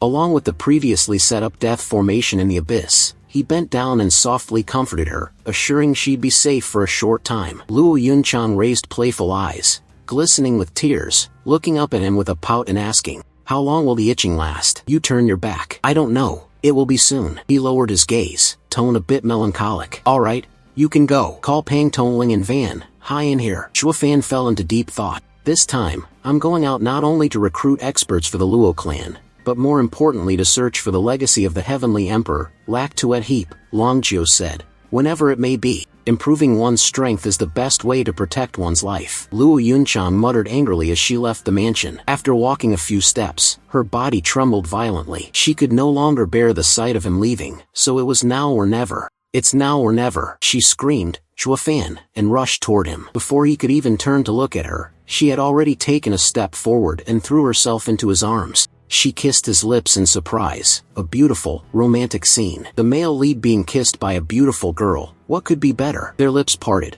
and both fell into a shy, awkward silence. Luo Yunchang's blush deepened, coloring even her ears. Shyly avoiding his gaze, she stammered, You should head back early." After the kiss, she ran off, her voice trembling. I'll go call them later, she said before disappearing, leaving him behind. An indescribable silence hung between them. Shuofan looked at her and suddenly smiled. The sun climbed higher, brightening the sky. The forest was lush and green, filled with the merry chirping of birds. Indeed, with perfect timing, favorable conditions, and harmony among people, Luo Yunhai entered the room. After hearing the story, the boy was equally shocked. What? Big brother Shuofan has to leave? Shuofan ruffled the boy's head softly. You little rascal. You are the only male of the Luo clan now. From this day forward, you must look after your older sister, just as the clan leader oversees the Luo clan. Do you understand? He instructed, continuously patting the boy's head. You can see how much he cares for everyone here. The boy could only glare at him sulkily. Afterwards, Shuofan turned to Pang Tongling.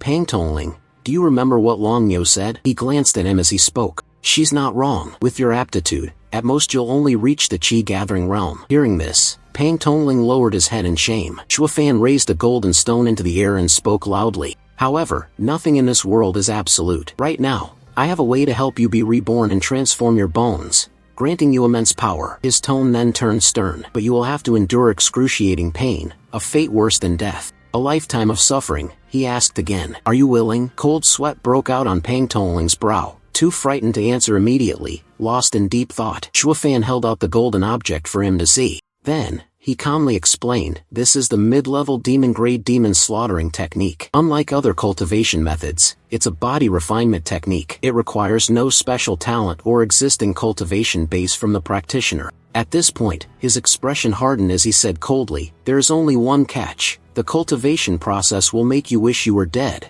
as if you were in azure as hell. Upon hearing this, a chill ran down Pang Tongling's spine. It was indeed a difficult decision. Shuofan maintained his mysterious demeanor. Moreover, he continued, once you begin the cultivation, you cannot stop. Otherwise, your soul will be completely destroyed, doomed for all eternity, never to be reborn. Pang Tongling gritted his teeth, truly hesitating. Finally, he grasped the yellow object firmly. With determination, he declared, there's no turning back now anyway. It's fine. As long as I become stronger, I can endure any hardship. He tightly clutched the golden object, his entire body trembling uncontrollably. He spoke forcefully, but in truth, he was scared, terrified of dying. Shuofan continued his instructions. Despite having imparted the technique, its power could rival a high-level mysterious technique. But cultivating it, you can't imagine it. He paused for a moment, then enunciated each word clearly. Because it is excruciatingly painful. Many powerful demonic path experts are afraid to touch it because the cultivation process can drive you to the brink of mental collapse. Hearing this, Pang Tongling's face turned ashen, frozen in place. Shuofan concluded, in the end, you could die. Think it over carefully.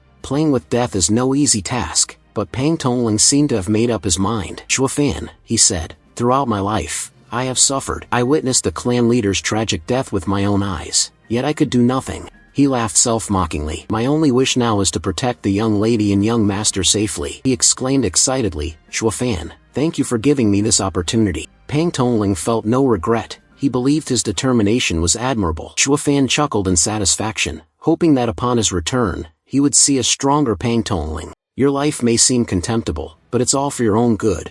Not for the sake of your corpse. He also let out a hearty laugh that shook the air. Ha ha ha. Pang Tongling replied, don't worry, my life is tough. I'm not easy to kill. Shuofan lowered his eyes, satisfied. Brother, have a safe journey and return soon, Pang Tongling said sincerely. The two clasped hands. The Luo clan cannot do without you, he added earnestly. They continued talking, unaware of how much time had passed as the sun rose higher. The sunlight was so intense it felt like it could crack one's skull. At that moment, Yu Ting entered the room. On this day of farewells, it seemed everyone was being summoned, entering one by one. Shuofan spoke up. How did the task I assigned you go? Yu Ting grinned. Of course it's done. Big brother Shuofan told me to find 600 children around 10 years old, and I've gathered enough. They all have superior talent, waiting for you to teach them. He suddenly sneered. How do you know I intend to teach them? Yu Ting didn't reply immediately, just smiled faintly at him. After a moment, she joked, from what I understand of you, you're not so kind-hearted as to simply pity these girls. Therefore, I guess you must want to train them, to make them guardians of the Luo clan. That's why you asked me to bring them back. Considering her words, he suddenly fell silent. Was it kindness? I once showed great compassion and raised an orphan. So what? A little child with black hair, a bright face, friendly, always calling me master. In the end, he still betrayed me. Bury yourself in that bright red blood, he said coldly. Yu Ting, she uttered calmly. He then handed her the golden stone, his voice firm. This is the Veiled Dragon Pavilion's mid-level spirit technique, Decisive Strike. Take it and cultivate it, then choose. It was passed down by a trusted person. It's an organization that secretly protects the family. He is a good person. Although she had never admitted it, wherever she went and whatever she did, she always thought of her family and everyone else. She suddenly picked up the golden stone and continued listening to his instructions. First, train those 600 children. Do it the way I taught you. At this moment, he stood upright and declared loudly, assign low-ranking personnel to the regular guard team, mid-ranking personnel to your elite team, and the high-ranking ones, those with firm willpower. He instructed coldly, give Pang Tongling the secret to your cultivation. Pass my words to him, he will know what to do. Yu Ting was stunned, feeling confused. Why don't you do it yourself? He answered bluntly, I must leave. She was startled. What? Why? She asked loudly. In the magnificent study, golden sunlight streamed through a small gap in the door as he recounted the matter to Yu Ting. She silently nodded. I understand. He acknowledged this and didn't say anything further. Suddenly, her purple hair flew in the wind, as if she had mustered her courage. It turned into yet another romantic scene. I've had enough of being a third wheel today, he thought. And yet, she suddenly kissed his cheek. Yu Ting whispered into his ear, I'll wait for you to come back. After that, without a hint of embarrassment, completely unlike Luo Yunchang's usual style, she quickly ran outside. Isn't it better if a girl is a little shy? If you find it disgusting, just say so. Do all women act like this? It's not like that. Women like you, that's why. You charm her. It is said that spirit beasts are indispensable in enhancing a cultivator's cultivation and strength. Righteous path cultivators tame spirit beasts as companions, while demonic path cultivators refine them into demonic creatures. To reach 10,000 Beast Mountain, home to the most spirit beasts, where the mountains are vast and endless, the forests stretch far and wide, one must pass through the territory of Hell Valley. The sound of footsteps moved slowly on the ground. A mysterious figure, wearing a hooded cloak that concealed their face, seemed intent on entering Hell Valley's gates. But before reaching the entrance, guards blocked the way with their spears. One of them shouted loudly, Halt! Another inside asked, Where's your pass? Hearing this, the mysterious person retrieved a golden token from their robe. A man stepped forward, examined the pass token, then gestured to clear the way for the mysterious figure, allowing smooth passage. A proud smile touched the lips of the Hell Valley guard. Once inside, Shuofan immediately removed the headscarf. He thought to himself, action or illusion? Shuofan sneered. What's the big deal with setting up a checkpoint? I could have dealt with those two weaklings and still gotten in. He looked at the bustling street filled with people, his heart still full of contemptuous satisfaction. This move by Hell Valley is only meant to scare the faint-hearted. Cultivators with a bit of courage, or experts at the heavenly profound realm and above, wouldn't care. Suddenly, the hurried footsteps of a girl caught Shuofan's attention. The girl crashed into him. The girl with her face covered with Xuanning Xiang, seemingly running from someone. She signaled for him to remain silent and pleaded in a soft voice, Please, don't speak. The group chasing after her was desperately searching. One asked, Have you found her? A voice replied, Not yet. Just by thinking it through, Shuofan understood the situation. He stood motionless, but his eyes remained fixed on the group. None paid him any attention, too busy shouting at each other. Why are you still standing there? Split up and start searching, a voice called from a distance. If we can't find the young lady, they'll have our heads. The space gradually quieted. Only then did Xuanning Xiang cautiously peek out from beneath his cloak. She breathed a sigh of relief. Patting her chest, she said, That was terrifying. I'm not afraid I can't run, but I haven't had the chance to thank you yet. As she spoke, Shuofan began to walk away coldly and indifferently, but Xuanning Xiang still called out to him,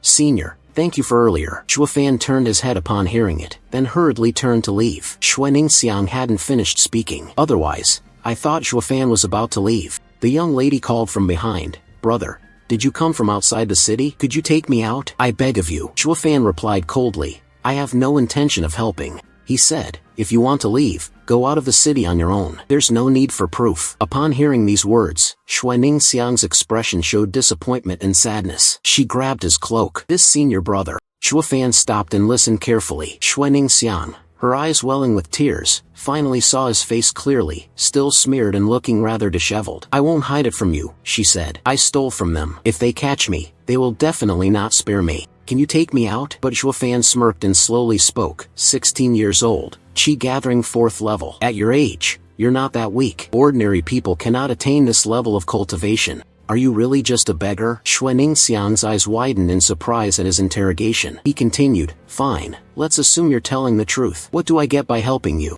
Only offending a major power. Xue Ningxiang fell completely silent, watching his back as he walked away while speaking. So I can't think of any reason to help you. Suddenly, Xue Ningxiang yelled loudly, asking him, do you want to go to 10,000 Beast Mountain? Hearing this, Xue Fan stopped in his tracks and admitted without hesitation, everyone who comes here wants to go to 10,000 Beast Mountain. Are you saying they come to burn incense for Hell Valley? He continued walking. Xue Ningxiang thought to herself, this brat is so arrogant, daring to curse. He must be tired of living. But outwardly, she said, you want to go to 10,000 Beast Mountain? You'll have to wait another 3 months before you can go. You can't leave now. Hearing this, Xue Fan stopped and turned his head. Why? Seeing this, Xue Ningxiang approached him. I'll tell you, 10,000 Beast Mountain is about to have a diamond sand eruption. She continued. So for the next 3 months, Hell Valley will seal off the mountain, not allowing anyone to enter. Xue Fan pondered internally. His expression remained indifferent regarding the diamond sand. He merely let out a soft "oh." Thinking about the dazzling brilliance of the diamond sand, he silently thought to himself, diamond sand, known as the material for forging 5th-tier spiritual weapons, is rare. More importantly, it is perfectly suited for my destiny blood infant. His eyes shone brightly. Still engrossed in thoughts about the diamond-flowing sand, he considered that if he used it to temper his body, even an attack from a heavenly profound realm expert might not be something to fear. The voice of Xue Ningxiang rang out, pulling him from his thoughts. Let's make a deal. Her voice rang out. If you're willing to take me out of the city, I'll lead you into 10,000 Beast Mountain via a secret path. By then, the diamond-flowing sand will appear. We can take advantage of their inattention and steal some. Xue Fan sneered at Xue Ningxiang's bold idea. Something so important, Hell Valley wouldn't let us take it so easily. After a pause, he continued. However, having a guide is good. They won't make a move and alert the enemy. In the end, he compromised. Fine. Upon hearing the desired answer, Xue Ningxiang was overjoyed. She laughed loudly. Haha, that's great. Finally, someone is taking me out of this damn place. Suddenly, she remembered something and asked, by the way,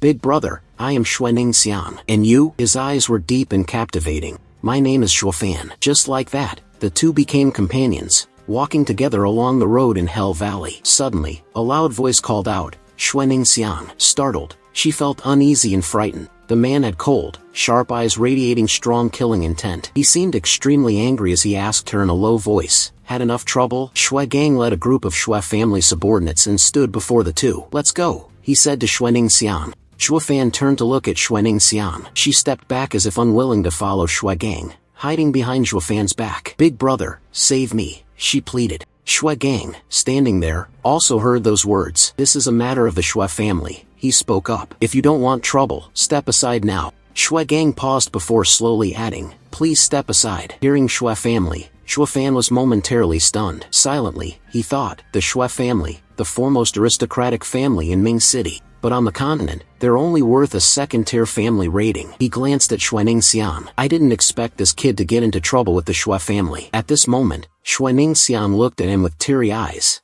as if about to cry. Please, I beg you, show mercy and save me. Suddenly, Xue Fan wrapped his arms around her. Seeing this, Xue Gang was thoroughly enraged. He shouted loudly like a cat with its tail stepped on. What are you doing, you little brat? But Xue Fan, with the aura of a protagonist, was not intimidated. He still held her, looking straight into Xue Gang's eyes. He said solemnly, from now on, she is under my protection. Xue Ningxiang heard this and felt both happy and shy, her face turning as red as a GAC fruit. Xue Fan continued, if any of you dare harm her, you'll have to go through me first. Xue Gang shouted as if having a fit, his scream utterly unreasonable. Before coming to Qingming City, didn't you investigate who the Xue family is? How dare you offend the Xue family here? Xue Fan laughed mockingly. Of course I investigated. The Xue family is just the dog of Hell Valley in Qingming. The more he spoke, the deeper his voice became. His eyes took on an unusually red hue. Am I supposed to come to 10,000 Beast Mountain, ignore the rare spiritual beasts there, and instead focus on a dog? Xue Gang and his subordinates grew more furious as they listened.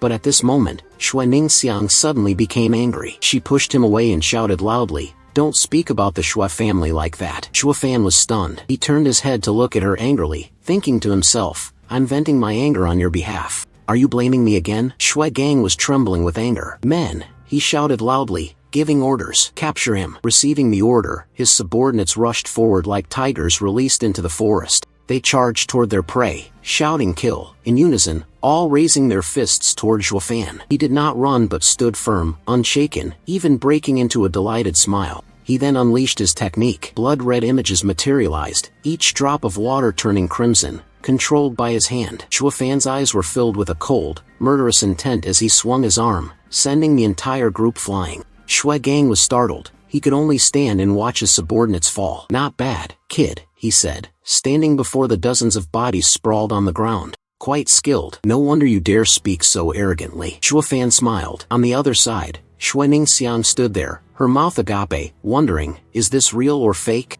I knew he was strong, but I never expected this strong. Now, this was Shui Gang's domain. A surge of power like lightning coursed through his body. He stomped heavily on the ground and said arrogantly, "Let me, Shui Gang, learn from your esteemed skills." Zhuofan asked again, "Shui Gang, after having your backside thoroughly kicked, you finally ask, are you the eldest young master of the Shui family, Shui Gang?" He answered without hesitation, "So what if I am? Are you afraid?" He replied, "It's not that I'm afraid, it's just troublesome." Without the flowery words, "You're no different from a demon disguised as a hero." He said to Shui Gang, "If I offend you here, I'm afraid my days of peace in Qingming City will be numbered. You'll encounter no small amount of trouble." He hesitated, then, while saying Zhuofan, he launched an attack at Shui Gang. "Let everyone here fall silent forever, so my ears may find peace." Shui Gang was startled upon hearing this, but once committed, he had no choice. He used his advanced mortal stage martial arts, the Fenghong Fist, to meet the strike. Zhuofan fought back while laughing provocatively. Suddenly, a red ribbon flew through the air, reaching Shui Gang's neck. "His woman is starting to panic. She can't move." Shui Gang teared up while Zhuofan remained full of fighting spirit. Then, Shui Gang was sent flying by a palm strike. The dust was thick and choking. Shui Gang spat out a mouthful of blood, his face drenched in sweat as he looked at Zhuofan in fear. At this moment, one side of Zhuofan's face had darkened. Seeing his disheveled appearance, he spoke, "Young Master Shui, rest assured," Zhuofan said, gripping his throat with one hand. "After you die, I will personally send your servants down to join you." Zhuofan tightened his grip, lifting him up, causing Shui Gang to dangle in the air. He spoke with a voice full of murderous intent. "No one will survive, at least not within the next 3 months. I don't want to be chased around by the Shui family." The sorrow and pain gradually became suffocating, but Zhuofan still had no intention of letting go. She scolded him, her face red as if she were no longer herself. He coldly spoke, "Let this matter become an unsolved case." At the moment when life hung by a thread, Shui Ningxiang cried and screamed, "Stop," she said fearfully, "don't kill him anymore." Zhuofan snapped to attention, turned his head, and asked her in confusion, "What are you doing? Aren't they your enemies?" Ningxiang sobbed, "Even if they are my enemies, I don't want them killed." Zhuofan replied, "Why didn't you say so earlier? It's too late now." At this moment, Shui Gang's eyes had lost their focus, and he trembled in his dying breaths. Zhuofan coldly said, "They are no longer just your enemies. He is my enemy now too, and the end for my enemy is only one." Zhuofan smiled indifferently. "Death!" With a roar, Shui Gang screamed in agony, his eyes bloodshot. Shui Ningxiang shouted, "If you don't release him, I won't guide you." Upon hearing this, Zhuofan immediately snapped to attention, letting go of his grip and retracting the red thread. He said, "You may not be afraid of anything, but I have to fear the trouble that will come later." Shui Ningxiang continued to cry without stopping. He looked at her. "Lead the way for me." He placed a hand on Shui Ningxiang's shoulder and spoke gently, "Then I will take you out of the city, away from the Shui family." Hearing this, Shui Ningxiang's sobs grew louder. Wiping away her tears with one hand, she opened her mouth to scold, "Zhuofan, you are a wicked person." Zhuofan heard this and let out a bitter laugh, admitting, "That's right. I am a villain. But in this world, only villains have the right to survive." He and Shui Ningxiang then left, leaving behind a mess of corpses scattered across the ground. He said, "Good people must descend to hell." The sound of shoes clattering echoed as Shui Wanlong walked forward. Looking at the bodies, he was filled with immense anger. The old man's eyes suddenly widened as he looked at Shui Gang, trembling and crying, clutching his head in a miserable state. On the ground, the old man called out, "Shui Gang, what's wrong with you?" He grabbed Shui Gang and questioned him. "Who harmed you? Who made you like this?" Shui Gang did not answer, only trembling in fear, holding his head and crying. Shui Wanlong felt heartbroken. Shui Gang is usually not cowardly. On the contrary, he's very formidable. Shui Wanlong fell into contemplation. To be able to strike such fear into a qi-gathering 8th level cultivator. What kind of terrifying expert could have done this? His eyes turned cold, filled with killing intent. The old man thought that no matter who it was, offending the Xue family in Qingming City would have consequences. Thinking this, he roared, shaking the space around him. In the forest, members of the Xue family were desperately searching for Zhuofan and Xuaningxiang. Standing in the shade of a tree, he asked the one standing sadly behind him, "Is that the path up the mountain?" He looked at the group searching for them. He pondered, "Everyone here is a powerhouse. With my current strength at the bone-tempering realm, along with the third-grade demon artifact, the evil moon wheel, and the destiny blood infant, breaking in shouldn't be difficult. The real issue is how to enter without a sound." After a moment's thought, he turned his head. "Miss Xuaningxiang, where's that secret path?" Xuaningxiang choked up and replied, "Why you follow me?" Following behind her, Zhuofan silently thought, "Is this little brat really worth it? Why is she more cowardly than a mouse?" He trailed behind her, looking on helplessly, crying non-stop. Only now is she finally stopping. Those seriously injured are all her enemies, not her loved ones. Why is she crying endlessly? Thoughts swirled in his mind. Forget it, it's my own fault for agreeing to this. Now I fear taking her up the mountain will make her face even more ferocious spirit beasts. My ears, I'm afraid, will never be at peace again. Xuaningxiang timidly pointed. This is the place. In front of her was a pitch-black cave.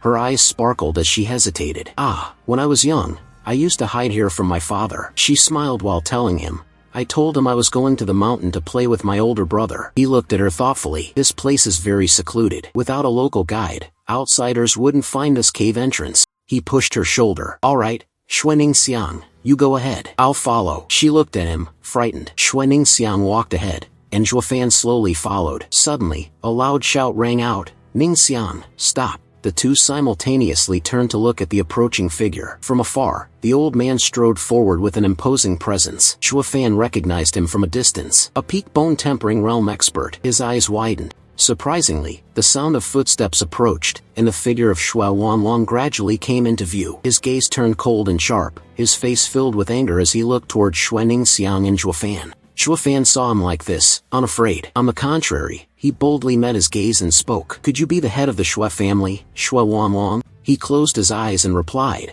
"You have a sharp eye." Suddenly, Xue Wanlong opened his eyes, his face clearly showing anger, and directly asked, "Did you seriously injure my son?" Zhuofan didn't hesitate, replying with a mocking smile, "That's right. He tried to take my person away. It's already very polite of me not to take his life." Xue Wanlong, upon hearing this, was stunned. "What? Your person?" Then, he frowned suspiciously and looked at them. Xuaningxiang hid behind, while Zhuofan's face showed no fear as he stood his ground. Suddenly, someone quickly charged from behind Xue Wanlong, shouting loudly, calling for his father. Hearing the call, Xue Wanlong quickly glanced at the newcomer. He slammed his foot to a halt, his tone still unyielding, and laughed loudly. "What was I saying? Xuaningxiang must be hiding here." His steps were swift. He rushed toward Xuaningxiang, shouting as he ran, "Father has sent me to bring her back." His hand was about to grab her. Seeing this, she panicked. Beside her, Zhuofan's eyes now also turned bright red. "This little brat really doesn't take anyone seriously." As he raised his hand, he continued, "Does he treat me like air?" Zhuofan swiftly grabbed the man by the throat. He was terrified, crying out in pain. Xue Wanlong, seeing his son in such a state, couldn't bear it and shouted, "What do you want to do?" He trembled as Zhuofan held him. Calmly, Zhuofan said, "Qi gathering 5th level. This must be young Master Xuelin, right?" He was on the verge of having his throat crushed and couldn't speak. Seeing this, Xue Wanlong shouted loudly, "Release him immediately, or I will not spare you." Zhuofan revealed a contemptuous smile. "If you don't spare me, I won't spare him either." While squeezing Xuelin's neck, he continued, "Master of the Xue family, what grudge do I have with you? Now she is under my protection." Upon hearing this, Xue Wanlong's face darkened even further, and he began to sweat profusely. Zhuofan continued, "I hope you can stop." He went on speaking. Before the words finished, he tightened his grip around Xuelin's neck, causing him to panic, his eyes wide open and saliva dripping like rain. He calmly looked at Xuelin in his grasp and finished the sentence, "Take your son away." Suddenly, Xuaningxiang reached out and clutched his robe. "Don't."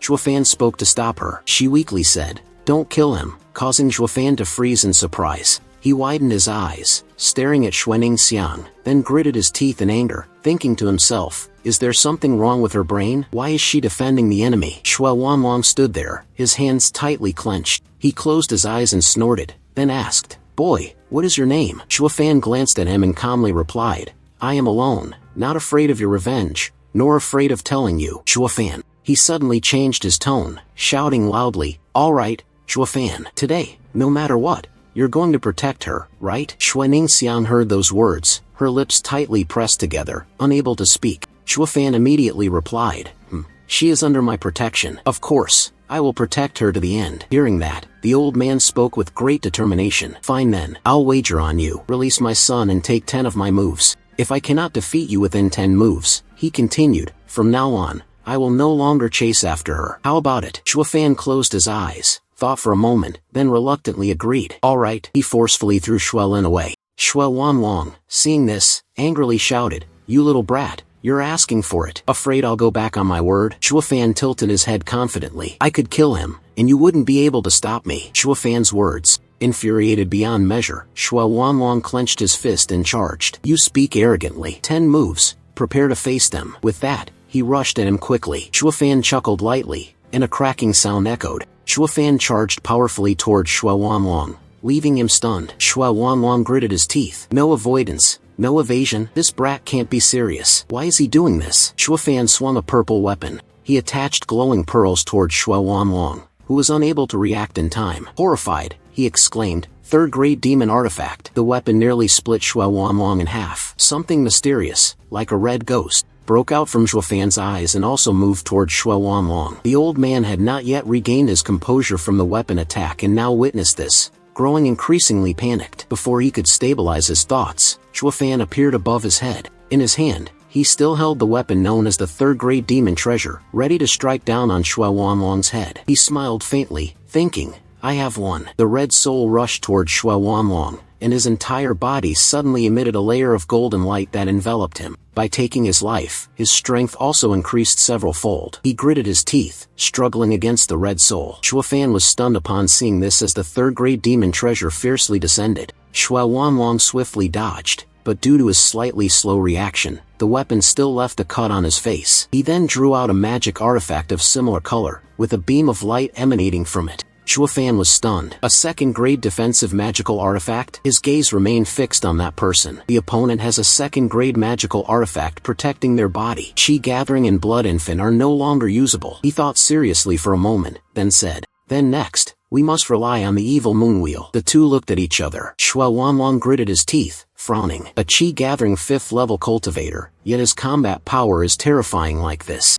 If I hadn't brought the ancestral armor, I would have been decapitated by his strike just now. As he thought this, he couldn't help but imagine Fan's imposing posture. Once again, Fan's eyes turned crimson with intensity. He glared at Fan in frustration. Damn it, is this kid a monster? No matter how you put it, I am a peak expert in the bone-tempering realm. He continued to think, today, if I lose to this little demon of the Qi-gathering realm, it would truly be a disgrace. His hand began to emit a golden light. Xue Wanlong still thought, no matter what happens, I must take action first to suppress the little demon in front. Fan said, you charge forward and shout out the second move. Xue Wanlong was stunned for a moment, then quickly regained his composure, leaping to dodge the attack. The sword slash was so powerful it overwhelmed the surrounding area. He quickly leaped up, his face still tense. He thought, only the evil moon will pose as a threat. Just keep an eye on it. It's fine. 10 moves won't be a problem. The two charged at each other like wild beasts, both brimming with the momentum to defeat the other.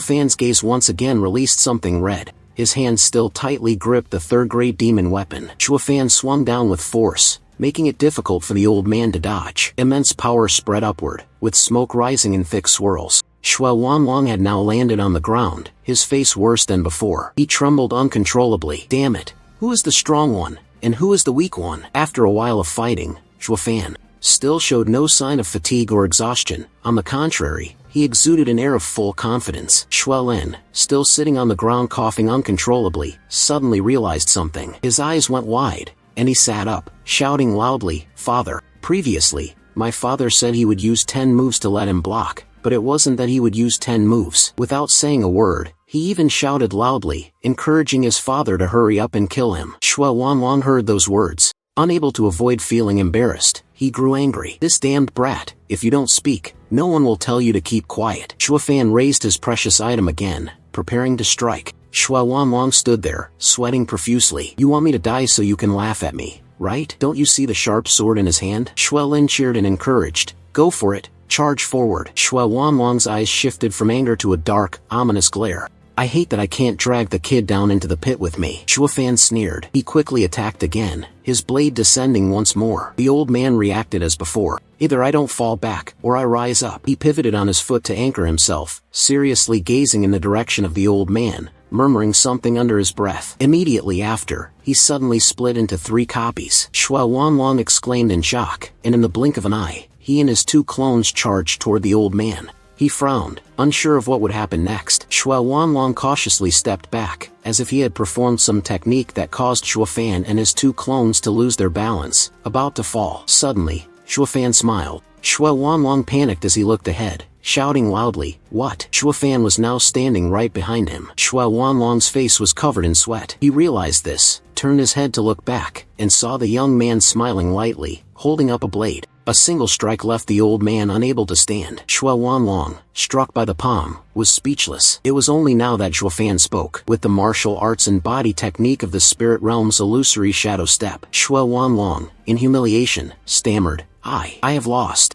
Witnessing Shuafan's power, Shua Wanlong staggered forward, his face ashen, sweat pouring down as if he had just taken a bath, his eyes wide open like 2 bulging snails. In fear, he said, "I admit defeat." Shuelin asked in surprise, "How is that possible?" He quickly jumped toward Shua Wanlong. Shuelin shouted, "Father must have gone easy on him." "He didn't, did he?" He looked at Shua Wanlong with eyes full of hope. Shuafan remained standing silently, then gave a faint smile and replied, "The Shua family head has not used his full strength. Each move was merely a probe, without any killing intent." Shuelin chuckled with delight, then mocked, "Look, if it weren't for my father showing mercy, you would have been dead a long time ago." Shuafan suddenly burst into laughter, steering his cursed crescent will forward. "My apologies. Your father truly hasn't used his full strength. But if he were to..." Suddenly, Shuelin's expression changed rapidly, and he began to tremble in fear. Shuafan continued, "Now, I've already touched his head." His eyes flashed with a fiery red light, filled with killing intent. Shuelin angrily shouted, "You!" Shuafan thought, for a master of the heavenly profound realm, the bone-tempering realm lacks speed. But with the assistance of the evil moon wheel,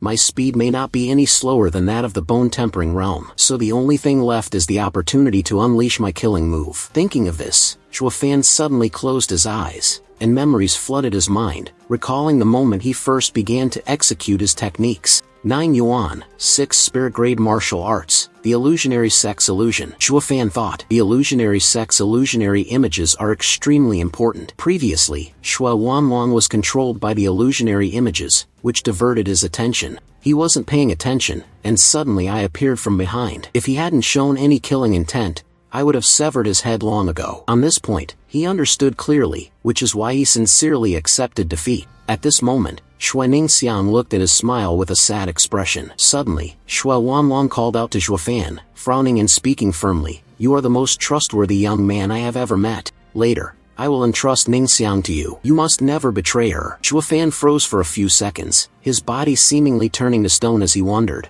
what does he mean by that? Suddenly, Shua Ningxiang slowly walked toward Shua Wanlong. Shua Wanlong immediately hugged his little daughter, then gently instructed her, "Shua Ningxiang, go. Never come back. Live the life you desire." Shua Ningxiang sobbed uncontrollably, softly calling, "Father." Shuafan exclaimed in panic, "Father? Wait, where did Shua Wanlong get a 3rd son from?" He quickly turned and asked, "Wait, is she the 3rd young miss of the Shua family, Shua Ningxiang?" Immediately, Shua Wanlong placed a hand on his shoulder. He said sternly, "Kid, only just realizing now, I thought you were quick-witted. Anyway, you already said it yourself, the girl is under your protection, so I'm leaving her in your care." As he spoke, he turned and walked away. He also did not forget to threaten, "In the future, if I find out that you treat my daughter poorly, I will definitely risk my life to fight you." Shuafan loudly asked, "No way? What exactly is going on here?" He bit his lip and thought, "So, after fighting for half a day, it turns out I was fighting with her father and older brother, almost killing her whole family." He glanced at Shua Ningxiang, looking at her tear-streaked face, and thought, "No wonder every time I make a move, she looks at me with eyes full of concern." At this moment, Shua Wanlong silently made his way toward Shua Lin, his expression now furrowed as he tried to suppress his emotions. "Liner, let's go," he called out. Shua Lin hurriedly ran up to him and asked, "Father, what if we don't bring Shua Ningxiang back? How should we explain it to Hell Valley?" Shua Wanlong angrily shouted, "Shut up, I have my own way." The scene suddenly fell into silence. After a while, Shuafan called to Shua Ningxiang. He quickly snatched the brown hat off her head and threw it up. Xuaningxiang was startled and screamed, her face pale as she looked at Zhuofan in panic. She hurriedly hugged her head. Zhuofan widened his eyes and asked, "Miss Xue, what are you doing?" "I don't know what tricks you're trying to pull," the old man muttered, confused after exchanging dozens of moves with the Xue family father and son. "I thought I'd be angry on your behalf, but in the end, I'm the one who's the fool." Saying this, his eyes turned pale, his teeth grinding. Xuaningxiang fearfully stepped back, laughing nervously as she replied, "Zhuofan, big brother, don't be angry. Anyway, I want to leave the city. Don't you want to go to the cliffs of 10,000 Beast Mountain now? We all have things to do, you won't lose out." Zhuofan thought, that's true. As long as the goal is achieved, it doesn't matter whether they are allies or enemies. "I never expected that the Magic Emperor, would be deceived by her," he said angrily. "Anyway, this has nothing to do with my interests." Suddenly, he was startled and remembered, wait, since when did I start becoming so emotionally swayed? Contact with the Luo clan these past few months has caused me to unconsciously think more about the people around me, to the point where it resembles a righteous cultivator rather than a demonic one. He gritted his teeth in anger. Zhuofan opened his eyes and looked at Xuaningxiang. He immediately called, "Xuaningxiang." She turned around in surprise to look at him. Zhuofan pointed at a nearby cave. "Go down there and wait. I'll finish my business at 10,000 Beast Mountain, then take you out. Our transaction ends at 10,000 Beast Mountain." The mountains were stacked upon each other, the space shrouded in mist and clouds, creating a magnificent and grand scene. Suddenly, a small white rabbit, soft and fluffy like cotton, appeared amidst the deep green forest. The rabbit's ears stood up as if listening for a sound, and suddenly it dashed away in panic when a hand reached out toward it. Xuaningxiang, her face covered in dirt, cried out as she fell to the ground. Behind him, Zhuofan saw this and immediately shouted, "Hurry up, give it to me." At that moment, he too looked ragged and covered in dust, no less struggling than anyone. Zhuofan wiped sweat from his brow with one hand, while the other rested on his knee as he looked at her. Xuaningxiang turned her head back, angrily shouting, "You are truly wicked. I had to lead the way and still had to drag you along." Zhuofan suddenly shifted into a thoughtful mode, stepping forward, his voice deepening. "I admit it. That's right. I am as wicked as that." His eyes were faintly melancholic as they gazed into the distance. At that moment, Zhuofan appeared truly solitary. His figure stood tall, yet it concealed a loneliness that only he could truly understand. After a while, he spoke to her. "Is there any river nearby where I can bathe?" Xuaningxiang replied, "Follow me." She led him to a river with clear water. The mere sight was enough to make one feel cool and refreshed. She said to him, "Look, this is the spot." A loud splash sounded. Xuaningxiang turned around, and all she could see was a set of clothes about to fall to the ground. Water splashed up from the force of the impact. Xuaningxiang's face turned red with embarrassment, her anger flaring as she shouted, "Ah, you scoundrel! What are you trying to do?" Handsome Zhuofan, leaning on his upper body, was even a little pleased, comfortably bathing without any embarrassment, as if the concept of modesty didn't exist in his mind and his sense of shame had been lost since birth. He answered her, "Nonsense, of course I'm taking a bath." Xuaningxiang turned away. Zhuofan continued, "I've finished my bath. Come on up.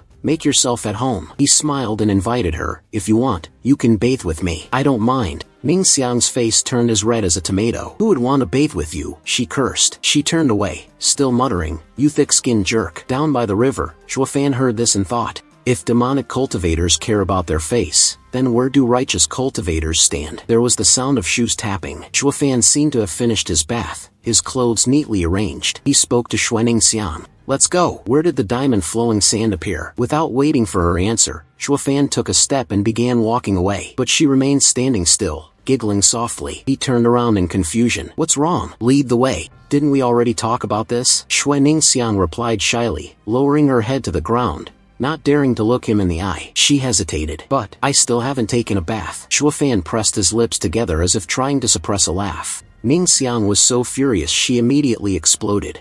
"This guy, he's deliberately teasing me." She took off her hat and threw it at his face, cursing, "Damn it." At the same time, she turned and walked toward the riverbank. She suddenly realized one hand was holding her clothes. She turned her head. You go hide in the forest. Don't peek." Zhuofan didn't show her any respect. He turned around and walked away, speaking as he went, "The fruit isn't ripe yet. Lao Tzu doesn't care." Xuaningxiang heard that and lowered her head, sadly looking down at herself, wondering if she was not yet ripe. Placing both hands on her hips, she muttered to herself, where am I not ripe?" Under the shade of the tree, Zhuofan was lying with his eyes closed, resting his mind, a blade of grass in his mouth, when suddenly he sat up. It turned out that Xue Ningxiang had finished her bath. He asked, "Oh, you're done bathing, little girl, can we leave now?" She replied, "Yes, yes." At this moment, after just finishing her bath, Xue Ningxiang's face was flushed with embarrassment, her eyes sparkling with allure. Her dress fluttered in the wind, the high slit revealing her long, slender legs.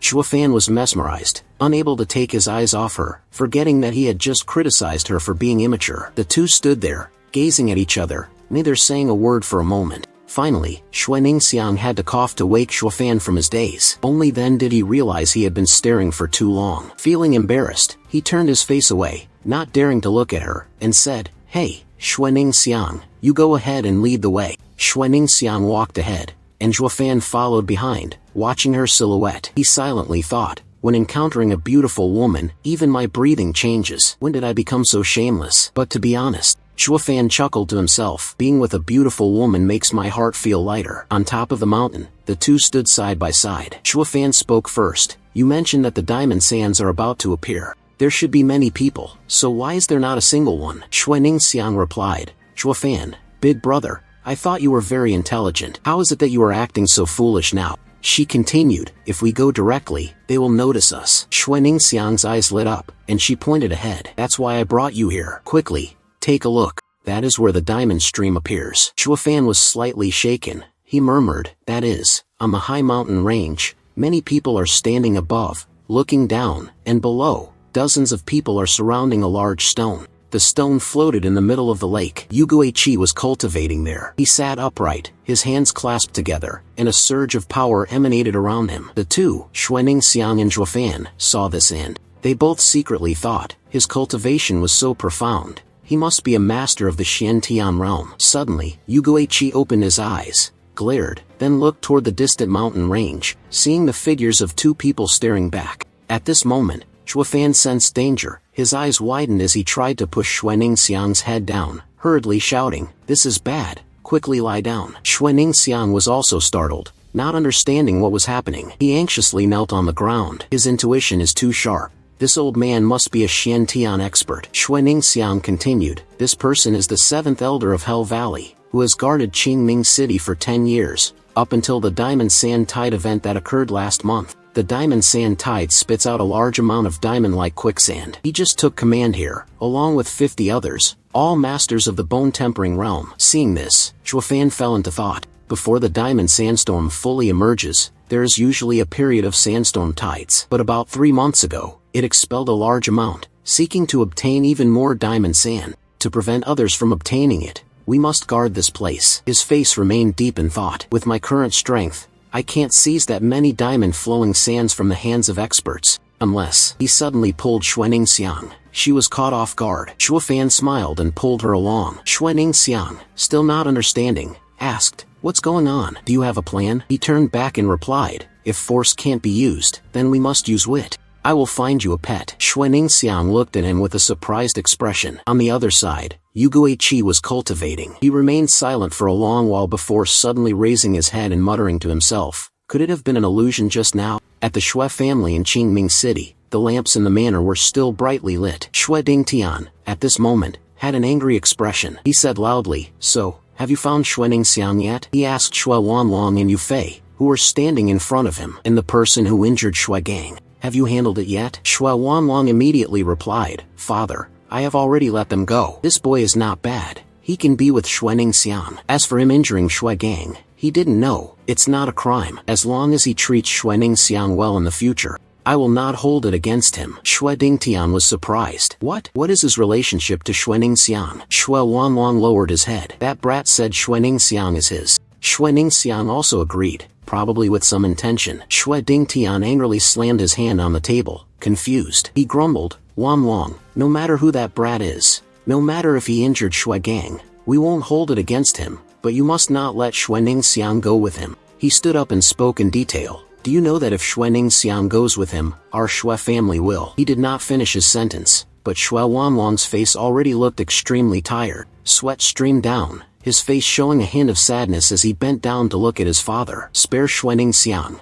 I will bear the consequences." Xue Dingtian shouted again, "What will you bear?" He approached Wanlong and shouted into his face, Can you bear the safety and well-being of the entire Xue family? Xue Dingtian tried to calm himself, then continued, Wanlong, I know you care for your daughter, but do I not care for my own descendants? But Xue Wanlong could only lower his head and listen upon hearing this. Xue Dingtian sighed. Suddenly, he widened his eyes. Where did they go? Xue Wanlong was startled, and sweat began to trickle down. He replied, 10,000 Beast Mountain. Suddenly, something flew down, diving straight in front of him. Elsewhere, two figures stood in the deep forest, Zhuofan and Xuening Xiang, as if searching for something beneath the ground. Xuening Xiang asked, What are you looking for? Suddenly, Zhuofan smiled, holding a potato in his hand. Found it. Xuening Xiang was puzzled, looking at him. What is it? What is it for? He placed it in front of her and replied, Sweet potato. This is what a level 1 mole spirit beast likes the most. Xuening Xiang was surprised, showing interest. Interesting. Are you planning to use the mole to dig a path? Stealing diamonds and fleeing far away, right? Mole, although it is a first-level spirit beast and lacks combat ability, even a Foundation Establishment realm cultivator can easily catch it. Its tunneling ability is very strong. A mole, in less than half an hour, can dig a tunnel long enough to pass through a mountain range. Zhuofan smiled upon hearing this, his gaze ahead filled with scheming. Who knows? Xuening Xiang looked at him, her expression puzzled and worried. What exactly is he calculating? She thought sadly, unable to see through it. In the forest, the trees surrounded them on all sides. A sweet potato was being roasted over a fire. Suddenly, something from beneath the ground began to move toward them. The soil rustled as if it were moving. A mole had caught the scent of roasted sweet potatoes, snuffling. The mole was holding the sweet potato when, suddenly, Zhuofan and Xuening Xiang jumped out from the bushes, and he shouted loudly, It was this creature that made the move. The mole, upon seeing this, was startled and jumped up. He quickly grabbed its tail. He pulled the mole closer and smiled, asking, Ha ha ha, where do you think you're going? Xuening Xiang suddenly snatched the mole from his hand, scolding, Why are you so cruel? What if you hurt it? He looked at her and replied, Humph, spirit beasts are not so easily injured. Right now, if we can't tame it, it will be too late. Xuening Xiang snapped, There's no need to be so rude about it. At my home, I also raise some little spirit beasts, and I have never tamed them harshly, yet they still obey me. The mole rubbed against her. Xuening Xiang petted it. You're right, the little creature is scared. She suddenly turned to look at him with a sharp, provocative gaze, glaring at him before sticking her tongue out at Zhuofan, making him furious. Zhuofan thought, You're pushing your luck. Suddenly, he was startled, and Zhuofan broke into a smile. Got it, he said as he moved closer to Xuening Xiang. She glanced at him as soon as she saw him. What are you planning to do now? From his pouch, he suddenly took out something. He replied, Don't worry, I'm not doing anything to it. A worm was wriggling in his hand. Just feed it this. Xuening Xiang saw this and said, Don't be afraid. What is that? It looks terrifying. Zhuofan approached her. In short, there are only two ways to quickly tame it. Either I train it every day, or I feed it this, he said with a serious expression. Xuening Xiang was forced into a situation where she had to make a choice, and she sadly took out the mole. Little creature, eat this. Although it's somewhat disgusting, it's better than falling into his hands. Zhuofan slowly brought the worm closer to the mole. The mole was so scared it started shedding tears. Suddenly, something rushed toward him, and Zhuofan had a feeling. He quickly pushed her away from his spot and shouted loudly, Be careful. They fell straight to the ground. Dust and smoke filled the air. The mole was terrified. It tried to run as fast as it could. Xuening Xiang was taken by surprise. The mouse quickly dashed toward a new figure, climbed onto his shoulder, and chattered. The figure said, You two are really bold. He stood on top of a rock, majestic and imposing. Dare to lay a hand on this young master's spiritual pet? The two people looked up. Xia Tianyang, with his delicate features, stared at them coldly. Zhuofan suddenly thought, This mole has an owner. Xuening Xiang answered sadly, Oh, sorry, we didn't mean to. Zhuofan suddenly stopped her, stepping in front of her. Whether it has an owner or not, today we must take it. Xia Tianyang looked down and laughed. Such big words. A chi gathering 5th level, a chi gathering 4th level, dare to lay hands on this young master's pet, the mole by my side. He showed a provocative attitude. Fine then, today I will end both of you. Zhuofan immediately burst into laughter and, in a single motion, charged quickly towards Xia Tianyang. Neither of them knew yet who would end up killing whom. Xia Tianyang looked at him with surprise as Zhuofan, wielding the 3rd-grade demonic artifact, rushed toward him at an astonishing speed. Xia Tianyang quickly drew his sword, preparing to unleash the Void Strike technique. Zhuofan, in the middle of his attack, was also greatly surprised. The two charged directly at each other, their strength immense. Both thought to themselves, Xianji's martial arts, Bone-tempering realm 7th layer, with a minor spirit weapon. The two swords clashed evenly. They began to tremble. This person is certainly a core disciple of one of the 7 imperial clans. Even in air. Then the two were violently thrown apart, flying a great distance. They retreated a whole kilometer. Today, offending him will definitely bring trouble in the future, Zhuo Fan thought. He immediately used all his strength to charge forward. His mind focused on one thought. I must kill him. Xie Tianyang was somewhat surprised to see Zhuo Fan like this, secretly thinking, right now, I have the upper hand, so why does that brat opposite me harbor such killing intent? Is he really capable of killing me? Zhuo Fan split into multiple forms, simultaneously attacking Xie Tianyang to distract him. This is your killing move? Xie Tianyang said upon seeing this. You use each strike of your sword. Cut down all those illusions. Precisely and with a single strike. Xie Tianyang thought, overly confident. Suddenly, from behind, Zhuo Fan appeared with a sword in hand. However, it is a pity that you encountered me. Xie Tianyang suddenly turned around, intending to strike. Zhuo Fan thought, one strike, 2 people clashing, and 1 life taken, it's worth it. Zhuo Fan charged forward, aiming to slash at Xie Tianyang,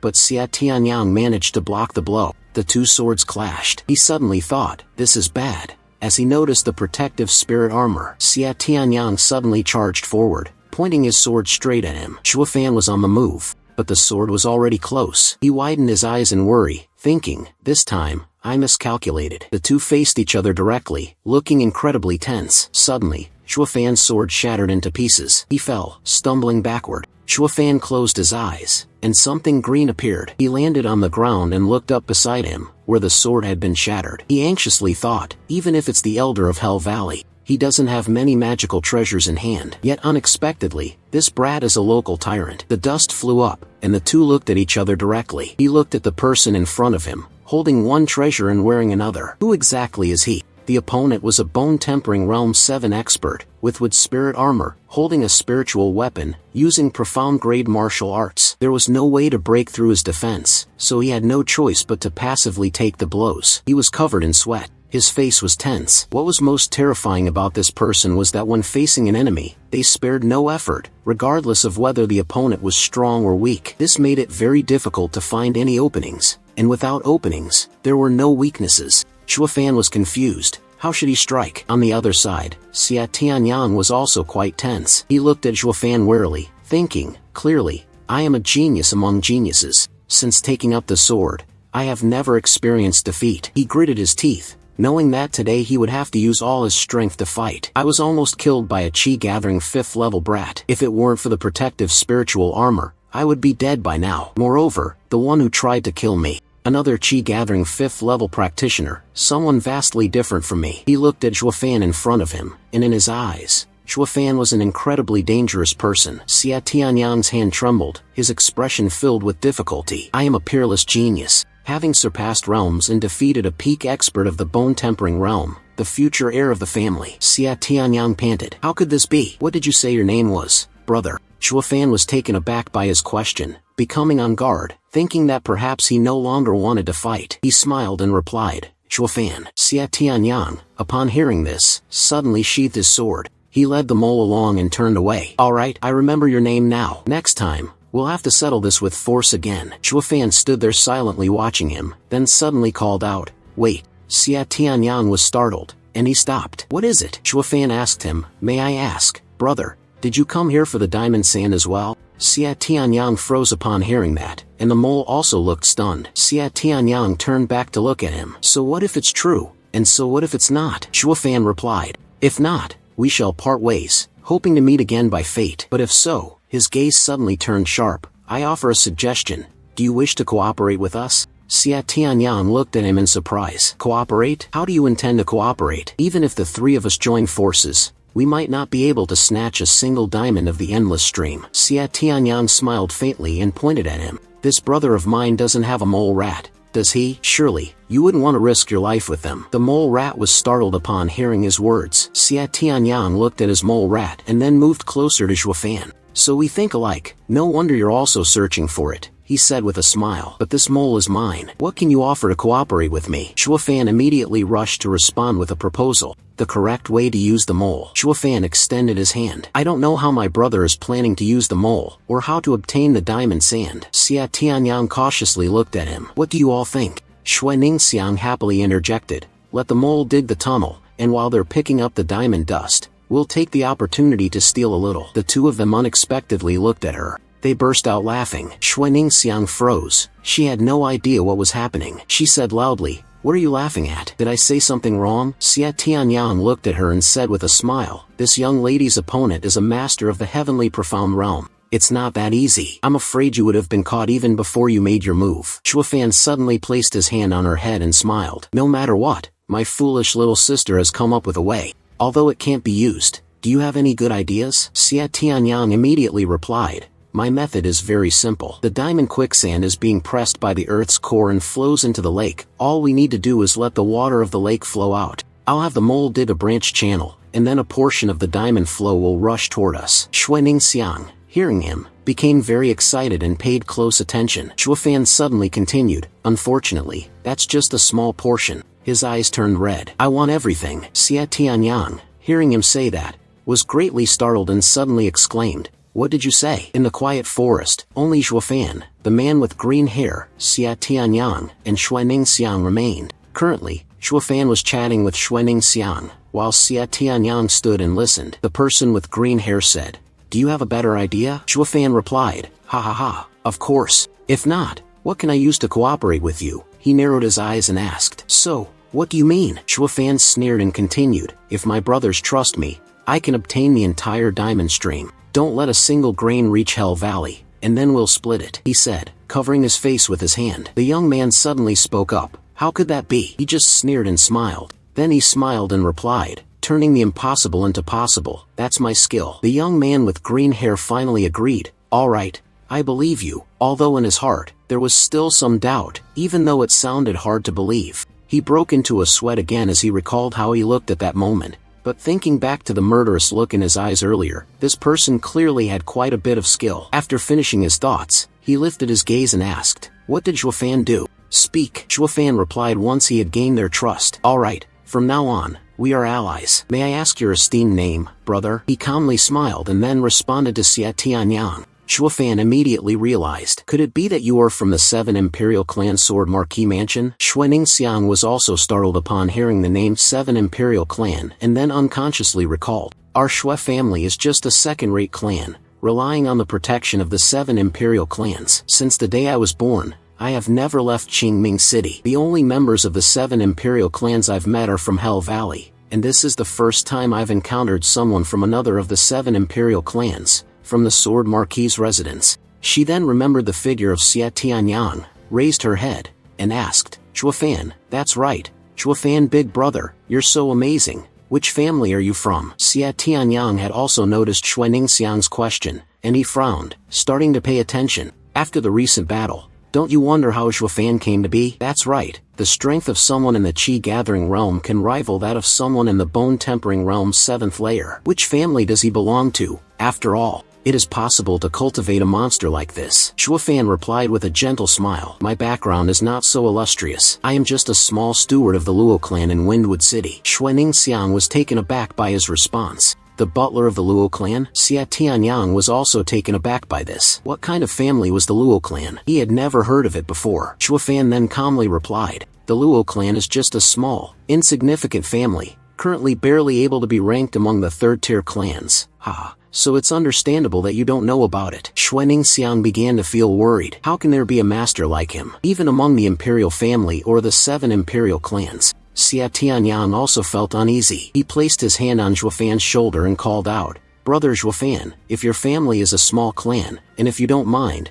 you can come to our Sword Marquis Mansion. Shuofan quickly flicked his hand away and laughed, replying, haha, you're late. In the face of Xia Tianyang's bewilderment, he placed his hand on his hip and continued, I have already signed an alliance contract with the Veiled Dragon Pavilion. If the Sword Marquis Mansion wishes to form an alliance with us, I would welcome it. Both Xia Tianyang and Shui Ningxiang were stunned and shouted loudly, what? Shui Ningxiang broke into a sweat, his mind racing with the idea of an alliance with the Veiled Dragon Pavilion. Xia Tianyang furrowed his brows, feeling a bit uneasy in his heart. Why would the Veiled Dragon Pavilion sign an agreement with a small, unknown clan? One of them asked. But his behavior doesn't seem like he's lying. Looking at Zhuofan's face, he remained as calm as before, not revealing anything. After a moment of doubt, he sighed and calmed down. It was indeed hard to believe. Then he spoke again. Brother, if you don't want to say, then fine. But why do you have to come up with such an absurd excuse? Xue Ningxiang then reproached Zhuofan.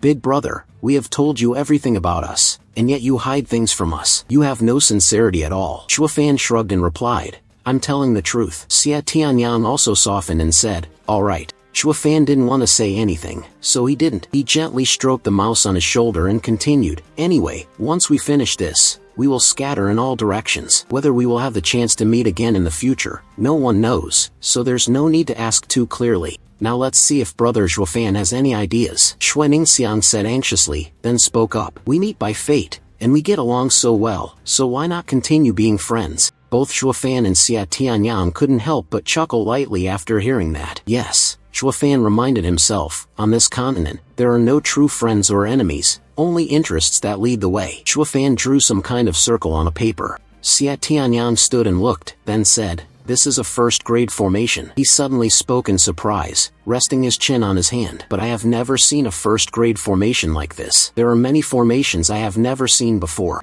Zhuofan suddenly glanced back at Xia Tianyang, silently thinking, truly someone from the 7 Imperial clan, so young yet. He is very knowledgeable about formations, just like Long Yo. But this is an ancient formation, so they did not recognize it. Then, he smiled again. Zhuofan stood up. Behind, Xia Tianyang was urgently questioning him. You are indeed knowledgeable, but not from the Imperial family? He suddenly shouted. Zhuofan glanced back and replied, I already said that earlier. Whether you believe it or not is up to you, but right now we are cooperating. Xia Tianyang still anxiously watched him. He suddenly flicked his cloak as a signal. Follow me. Following that, Xia Tianyang and Xue Ningxiang stepped behind him. The 10,000 Beast Mountain Cliff, due to the dangerous concentration of spirit beasts, is divided into 3 areas. The first area is considered safe, with only spirit beasts of level 1 or 2, suitable for Qi Gathering Realm and Foundation Establishment Realm cultivators to hunt spirit beasts. At a cliff with crystal clear waters, this is the Golden Spring Deep Lake. The second area is considered a treasure hunting zone. It focuses on 3rd level spirit beasts. If you don't have the basic strength of the bone refining realm, it's death. But the spirit beasts here are very abundant. It's a place where experts come to find spiritual companions. The third area is considered a dangerous zone. The spirit beasts that can survive here are all monsters of the 5th rank or higher. Even experts in the divine illumination realm face the danger of death. Zhuofan stopped in front of the lake. He did not turn back but spoke. We're here. Xia Tianyang silently followed behind, startled by the words and looking up. Zhuofan turned around and looked at Xia Tianyang. It's right here. Xia Tianyang looked around. Doubtfully, he asked again, here? Zhuofan did not answer, turning his head away. Xia Tianyang saw this and lowered his eyes, a look of concern on his face. However, this is the 2nd district, and even a master of Shantian would not dare to walk here carelessly. Finally, you speak. Zhuofan spoke up, interrupting. Xia Tianyang, brother. Zhuofan tilted his head and glanced at Xia Tianyang, his expression serious. Please take care of your mole. Dig the tunnel from here to the Golden Spring Flow. His words left the person and the beast on the other side stunned, not giving them time to object. He continued to take out a map, held it in front of them, and spoke again. Then, arrange the formation according to this map. He pointed at the map in his hand. This is the Golden Spring Deep Lake. The 2 people, upon hearing this, could not help but exclaim in astonishment. What? Xia Tianyang picked up the map and examined it carefully. Telling him to dig a tunnel from here is not a problem, but telling him to place spirit stones. When it came to this matter, Xia Tianyang's gaze immediately became serious. The formation must be arranged with no fewer than 1,000 stones. Zhuofan shamelessly glanced and grinned craftily. That's right, exactly 3,221 pills, he said without hesitation. The small-bodied mole can only hold 1 pill at a time, which means it has to go back and forth 3,221 times. Having just set up the dual formation around the Golden Spring Flow, Xia Tianyang was momentarily stunned but did not react too much. The little mouse on his shoulder, upon hearing this, became completely agitated. Perhaps it was secretly cursing Zhuofan as a shameless scoundrel, exploiting labor endlessly. Xue Ningxiang, who was standing beside him, directly spoke up. Think of the little mouse's heart. Do you want it to work itself to death? The little mouse on Xia Tianyang's shoulders suddenly fell backward, fainted on the spot, and landed with a thud on the ground, making Xue Ningxiang even more furious. Look, it passed out just from hearing that. Chuafan's face was filled with a stern expression as he lowered his eyes. His sharp gaze suddenly turned towards Xia Tianyang. We don't have much time left now. The diamond quicksand is about to erupt. Whenever it was necessary to make it act immediately. Xia Tianyang still had some conscience and, unwilling to watch the small creature suffer, he asked, do we really have to do this? Chuafan still wore that same deadpan expression. He straightforwardly replied, if you can set up military formations and battle arrays under their surveillance, where even gods and ghosts cannot detect it, then it would be acceptable. Hearing this, Xia Tianyang also began to feel a bit shaken. He avoided eye contact and began to seriously contemplate. Chuafan knew he had been swayed, so he stepped forward and patted his shoulder, his shameless mouth uttering words that broke the little mouse's heart. There will be many more moles in the future, but the diamond opportunity is rare. Just follow my instructions, and I guarantee you'll make a lot. Chuafan was indeed a despicable, exploitative creature who preyed on small animals. Xia Tianyang, after a moment of contemplation, finally crushed his hesitation. He had thought it through and gladly agreed. It was just a first-level spirit beast. At most, he wouldn't need it anymore. Then, the two of them walked toward the little mouse, which looked at the two evil figures before it in fear. Xia Tianyang and Chuafan smiled gently at it. You've worked hard. The little mouse was terrified, its fur standing on end, its body trembling and sweating continuously. In the end, something without the strength to resist, like it, is still the one that suffers. The small mole cried, kowtowing and begging in desperation and pain. In the end, it was still exploited by the two shameless ones. Chuafan, Xia Tianyang, after exploiting it, still happily chatted, saying, look, I told you it's fine. Xia Tianyang smiled and agreed, that's right, but it will probably hate its master a lot in the future. On this side, the little mole seemed to be on the verge of death, lying flat on Xue Ningxiang's shoulder. Seeing this, she couldn't help but turn and scold, you two shameless bastards, you're too much. It was already so tired, so pitiful. Chuafan didn't really care much, as his goal had been achieved. There was no other way. He had to set up the formation within 3 days. Is there any other way to set up the formation within 3 days? I had to force it, otherwise, it would become lazy. If it dies from exhaustion, then it's no longer a first-grade spirit beast. Speaking without shame, you are truly shameless. Chuafan raised one hand in front of him, the other extended forward, his eyes sharp as he waved, activating the formation. The ground trembled violently and began to crack. Chuafan stood in the center, activating the formation. A massive surge of power engulfed the area beneath the earth, and a beam of light extended outward, with stones arranged within the formation. At that moment, they were connected to each other, somewhere on the vast rock. Yugiki was focused on cultivating when suddenly his eyes widened, his gaze darting left and right, a feeling of confusion in his heart. What is going on? Why do I feel uneasy? On Chuafan's side, the formation had been activated, and he said happily, everything is ready, just waiting for the right opportunity. He smiled cunningly, tilted his head, and his deep gaze awaited the emergence of the diamond-flowing sand. The heavenly profound realm elder from Hell Valley would surely be astonished in the forest. The wind blew desolately. Xia Tianyang, looking somewhat displeased, had his gaze fixed on Xue Ningxiang. He pouted and thought to himself, this idiot only knows how to play with mice. Xue Ningxiang over here was extremely happy, constantly hugging and stroking the little mole in her arms. Seeing her so joyful, Xia Tianyang thought to himself, it seems like she's forgotten about the distant diamond stream, and clearly, this is my spiritual pet,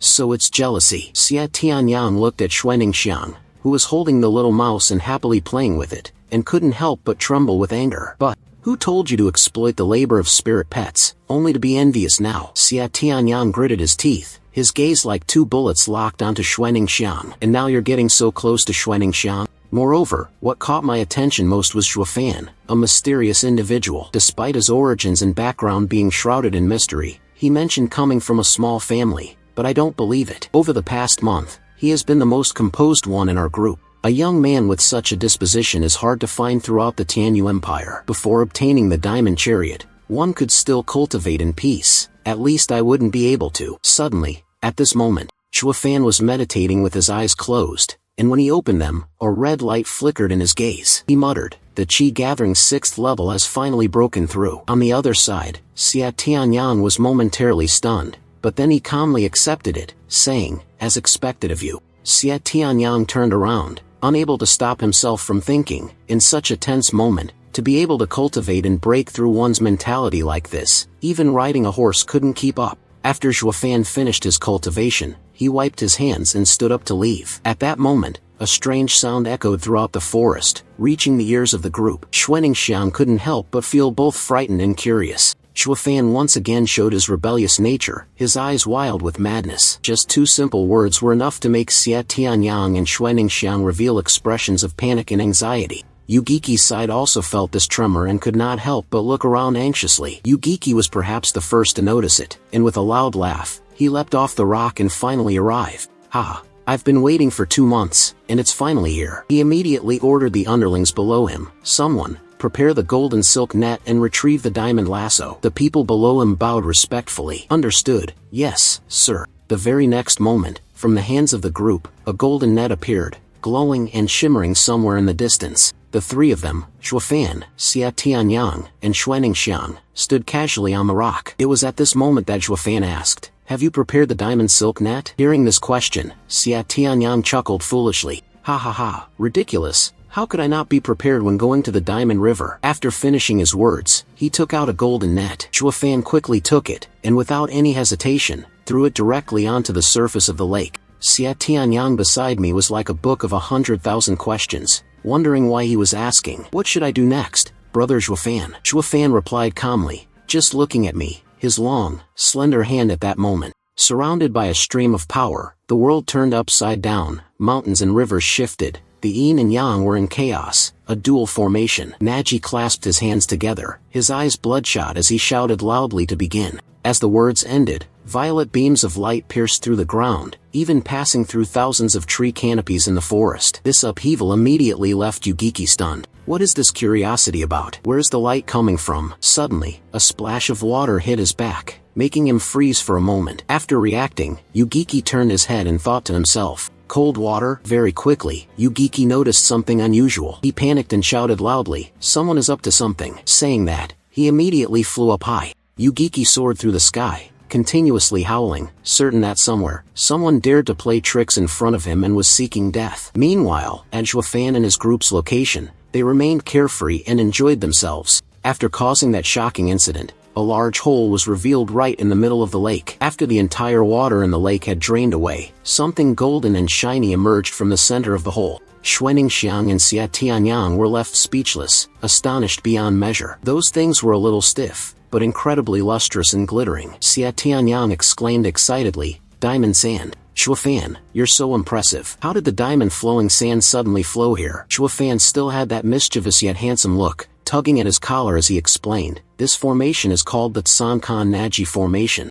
Although it is a first-level formation, it can still turn the world upside down, shifting the Naji universe through the mountains, directing the flow of diamond quicksand from Golden Spring flow into here." Xie Tianyang was shocked, his mind spinning in every direction upon hearing this. Reversing the heavens and earth, Naji crossing the mountains, how could it be like this? Recalling the two sects, yin and yang, as he looked at Zhuofan, he thought to himself, reversing the heavens and earth, Naji crossing the mountains. Such divine abilities can only be performed by formations of level 6 and above. Moreover, most formations now are at the 7th transmission, but Zhuofan not only activated a 7th transmission formation, it was still just a first-level technique, but Zhuofan stood there with a pale smile. Xie Tianyang's gaze remained fixed on him, wondering who exactly he was. Despite these thoughts, his outward demeanor remained much more composed. Xie Tianyang stepped forward and called out to Zhuofan, "You have ambition. Would you like to join the Sword Marquis Mansion as a servant?" As soon as the words left his mouth, Xuaningxiang suddenly approached, her expression full of excitement. "Serve as a servant for the 7 imperial clans?" Zhuofan replied indifferently, "Forget it. The Veiled Dragon Pavilion already said this to me. I rejected them, which is why they changed to forming an alliance with me, with Xuaningxiang backing them up." Secretly placing his hands on his hips to accuse, "Zhuofan, big brother, you're exaggerating a bit too much." Seeing him say that, Xie Tianyang didn't press further. "All right, I'll go back and have someone send you an agreement. Where's the alliance sent to?" "You send it to the Luo clan in Windwood City. Once I finish my task, I will return there," Zhuofan replied. As soon as he finished speaking, he turned and left, leaving Xie Tianyang behind, carrying his anger with him. Xia Tianyang was displeased. Then we'll settle it when you return. I am only forming an alliance with you. With your abilities, if you don't stay in our Luo clan in the future, you will suffer a great loss. Chua Fan stopped and replied indifferently. Why are people from the 7 great families all the same? Behind him, Xuening Xiang thought to herself silently. The people from the Sword Marquis Mansion are too abrupt. How could they casually form an alliance with someone from the 7 great families? Moreover, this contract isn't with the family, but with an individual, she said, worriedly glancing ahead. Suddenly, Shuofan looked at the hole ahead and shouted loudly, immediately retracting the net. Xia Tianyang, standing beside him, interjected, "Why the rush? The golden silk net is delicate like this. Even if we wait for the rock to settle, it will still be fine. It is still possible to salvage the diamond from the quicksand." Shuofan glanced at him and replied, "You think I don't understand this principle? It's just that the time has come when I fear that you may have the life to take it, but not the strength to use it." Seeing that Xia Tianyang did not respond, he continued, "Do you think the people from Hell Valley are blind?" Recalling the scene where ultraviolet rays shone down to the ground, Shuofan wondered, didn't they see the pillar of light from the battle? Having said that, he spoke up to warn, the expert from the heavenly profound realm will catch up soon. Xia Tianyang didn't hesitate any longer, using his magic to retract the net, and the net was slowly drawn back in. Seeing the shimmering net appear, Xia Tianyang turned to ask, "What should we do now?" Shuofan remained silent for a moment, then suddenly pointed toward the forest ahead. Both of them were surprised. Xuening Xiang asked again about the second hunting area, but Xia Tianyang quickly agreed with him, suggesting that this area was vast and not easy to navigate. Shuofan spoke again,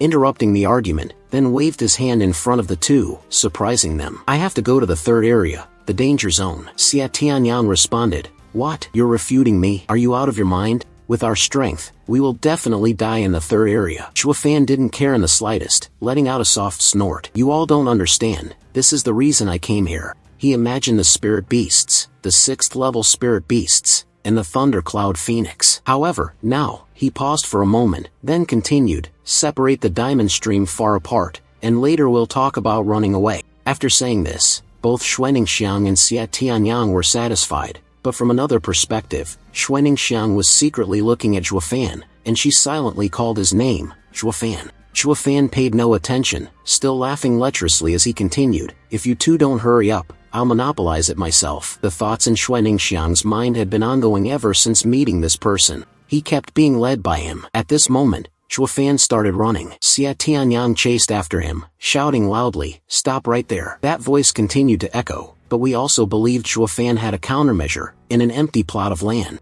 A male voice rang out, "All right, the diamond in the bucket is shining right before our eyes." Xia Tianyang laughed loudly. "With this cinnabar here, the refinement of the chi can increase by several gene. The harvest is more abundant than I imagined." "Ha ha ha ha." Shuofan stood to the side, silently observing. "What is this about a disciple of the Sword Marquis Mansion? Haven't seen anything like it before." With that, he stepped forward, reached in to take his share, and, turning around, Shuofan said, "As per the agreement, I will take my portion. The rest of you," Xia Tianyang said with a hearty laugh, "It's fine, you can take a little more." Upon hearing this, Shuofan turned and walked away. Xia Tianyang stood there, silently sighing to himself. Very righteous, taking only what belongs to him, not taking more. Suddenly recalling something, he stepped forward and asked, "Now, tell me, how do we get out of here?" Shuofan slowly took out a vial of medicine from his body, held it out in front of him, and casually said in a very simple tone, "Take it." Shuofan, Xia Tianyang, and Xuening Xiang.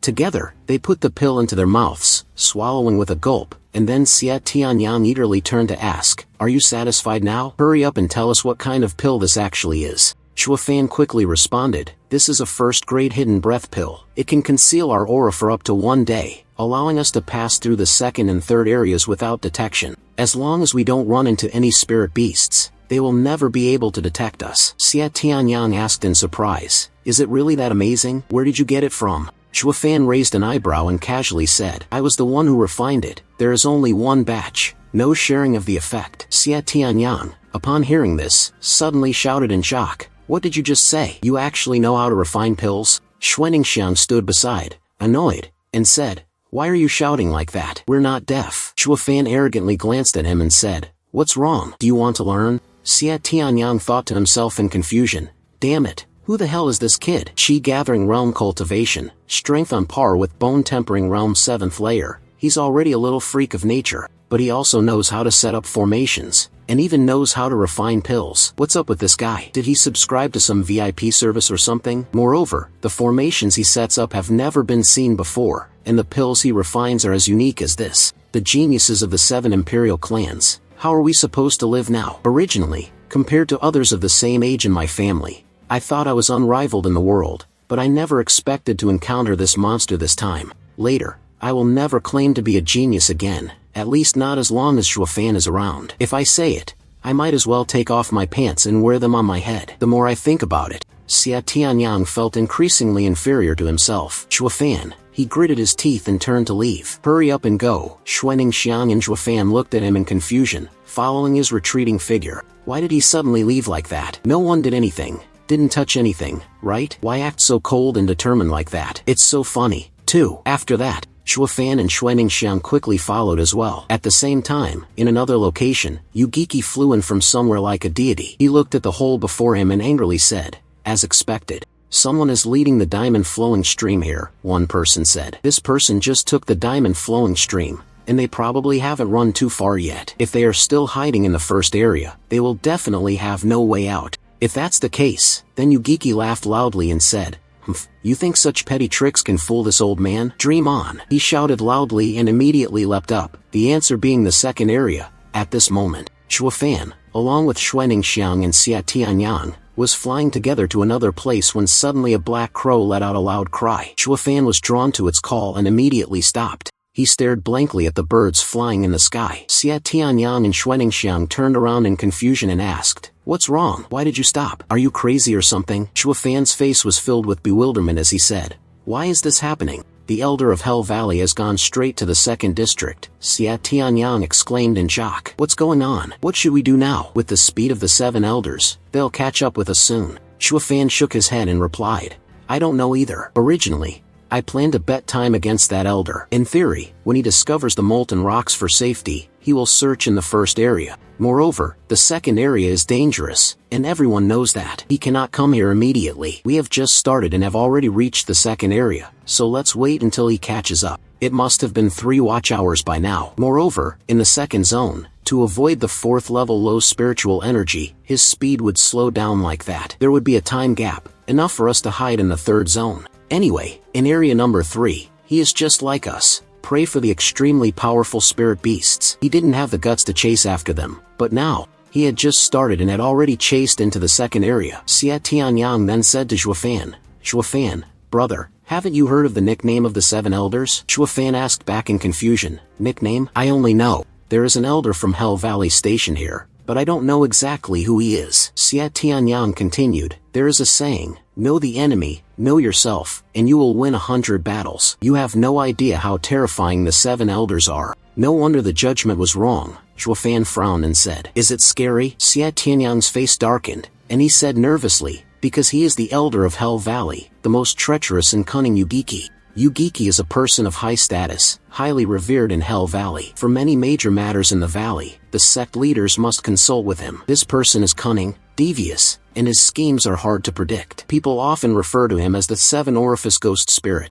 Shuofan asked in confusion, "Does that mean he is very strong?" Xia Tianyang immediately responded, "Among the 7 clans, many elders have died at his hands, especially the 9 elders of the Veiled Dragon Pavilion. His purple thunder golden eyes were destroyed. It was all arranged by Yugiki, which is why there are many people in the 7 clans who hate him, but even more who fear him." Shuofan then said, "So that's how it is." He smiled and thought to himself, "No wonder I guessed wrong. It turns out he's someone who specializes in plotting schemes. Such tricks naturally won't be able to trouble him. Now that things have come to this point, there's no turning back. Looks like we'll have to go with the plan," Xia Tianyang quickly said. "Brother Shuofan, the only option now is to leave Xuening Xiang here. With my speed, and yours, we can definitely escape the demon claws of the 7 elders." Xuening Xiang panicked when she heard him say that. "Hey, what have I done to you that you're saying this to me? Is it really possible to live like this?" Xuening Xiang hurriedly ran over, tightly hugging Shuofan's arm, and coquettishly said,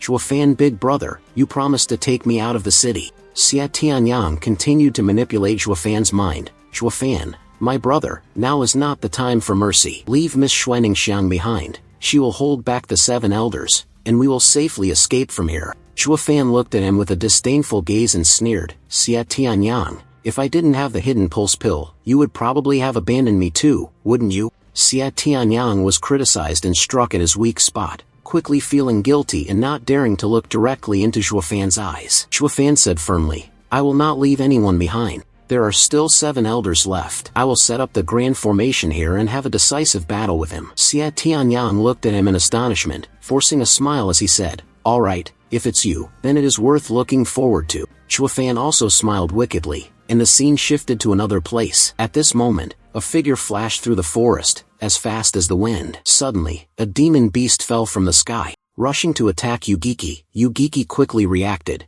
delivering a fatal blow. The demonic beast was instantly cut in half, its blood spilling everywhere. Yugiki stepped aside, slowly picked up the fallen leaf from the ground, and suddenly let out a sinister laugh, saying, ha ha ha ha, why aren't the 3 brats running anymore? Come out here yourselves. How about I personally capture you all? Xue Fan spoke to Yugiki using voice transmission. Ha ha ha. No wonder you are known as the 7th Elder, the 7 Apertures Ghost Spirit. Just by following the traces we've left behind along the way, you were already able to figure it out. We truly admire a few people, but we admire Yugiki the most, he said with a smile. Kid, you just broke through to the Chi Gathering 6th level, didn't you? His words. This left Xue Fan stunned. He thought to himself, sharp ears. These 7 elders are more cunning than I imagined. They are indeed difficult to deal with. After thinking for a moment, Xue Fan said, the 7th elder chased after us here because of the diamond sand, right? You've been chasing us for so long, you must be tired. Moreover, if we fight here, the number of spirit beasts attracted will be very troublesome. How about we negotiate? We'll give you a share of the sand,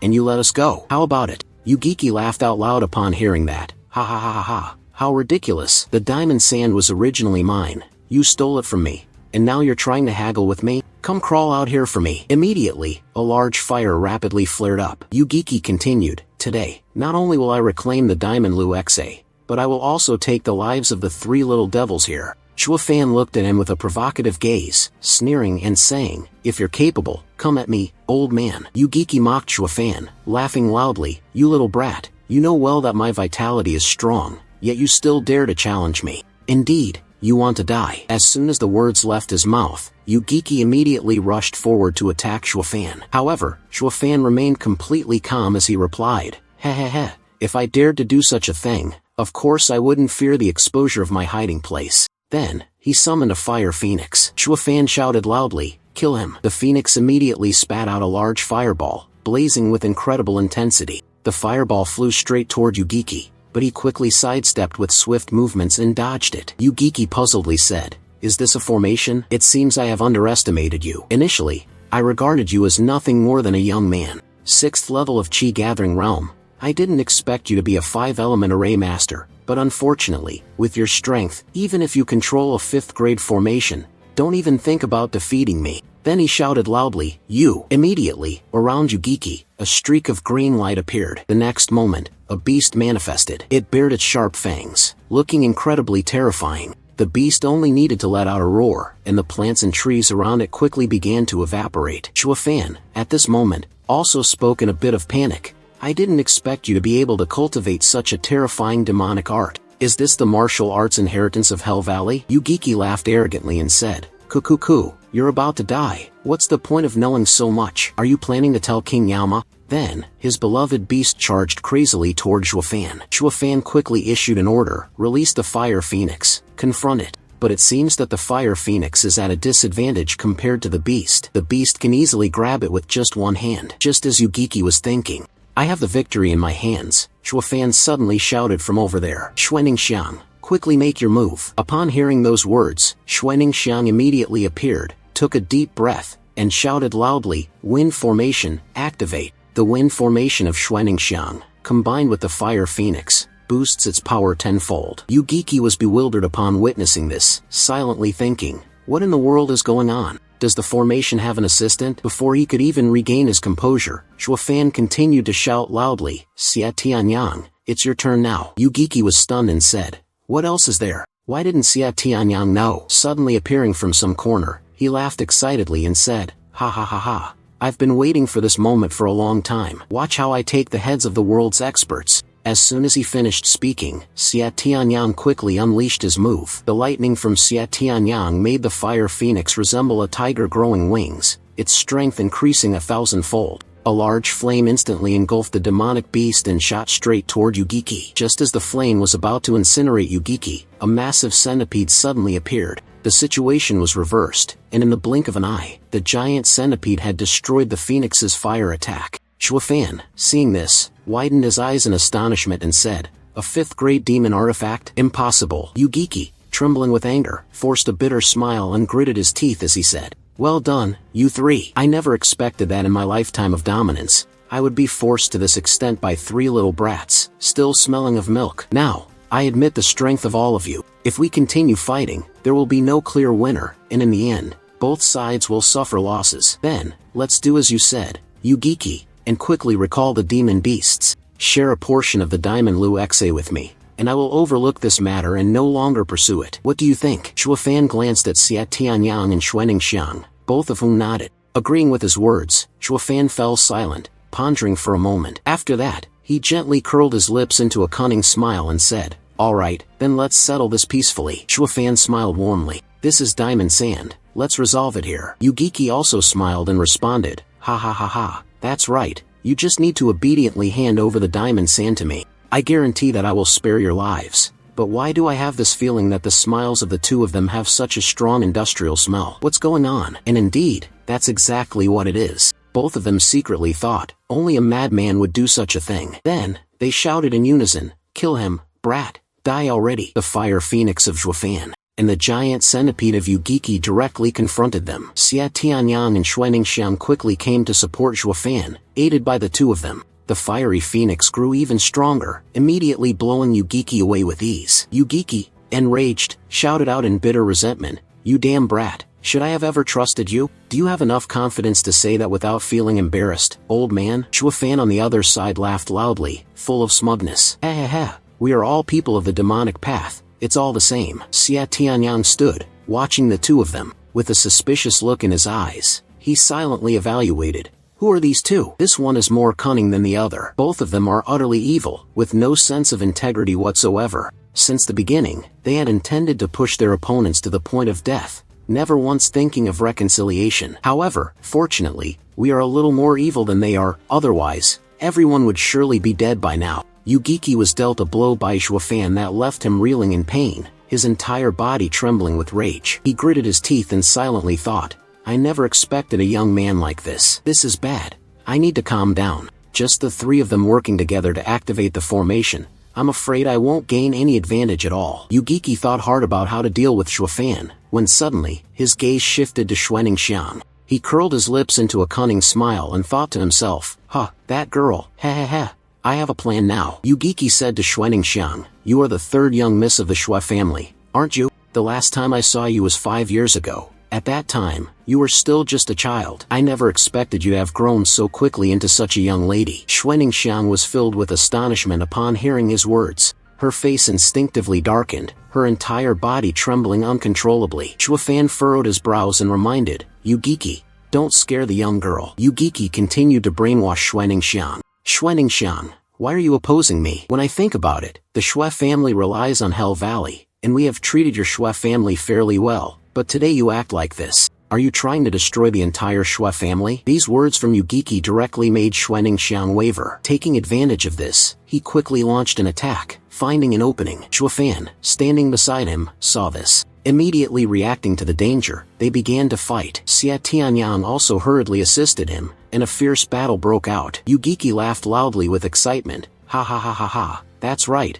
Ningxiang, now you're doing it the right way." These 2 little brats could leave with a simple swipe of their butts, but the Xue family couldn't leave so easily. Seeing Xuaningxiang constantly clutching her head, blaming herself like that, Shuofan immediately shouted loudly to comfort her. "Xuaningxiang, don't listen to that old man. He has already realized you've returned, and he will definitely destroy the Xue family. The best way to save the Xue family now is to kill him here. Do you still remember when I told you before that the so-called Wind Thunder Exploding Flame formation was actually the result of the 3 of us forming the Grain formation? As long as the 3 of us join forces, even if a heavenly profound realm expert enters the formation, he won't be able to escape either. If you let him run away, that's when the Xue family will truly be doomed. Xuening Xiang was awakened by Zhuo Fan's words. She stopped murmuring, not letting him leave here. He must die here. He must die. He must die. Xuening Xiang suddenly shouted loudly, and a tremendous force radiated around her. Yugiki, seeing this scene, immediately froze, his mouth agape in astonishment. What the hell is this? Could it be that she didn't use all her strength before? Zhuo Fan and Xia Tianyang smiled happily. Come on! The three of them shouted in unison. Thunder formation,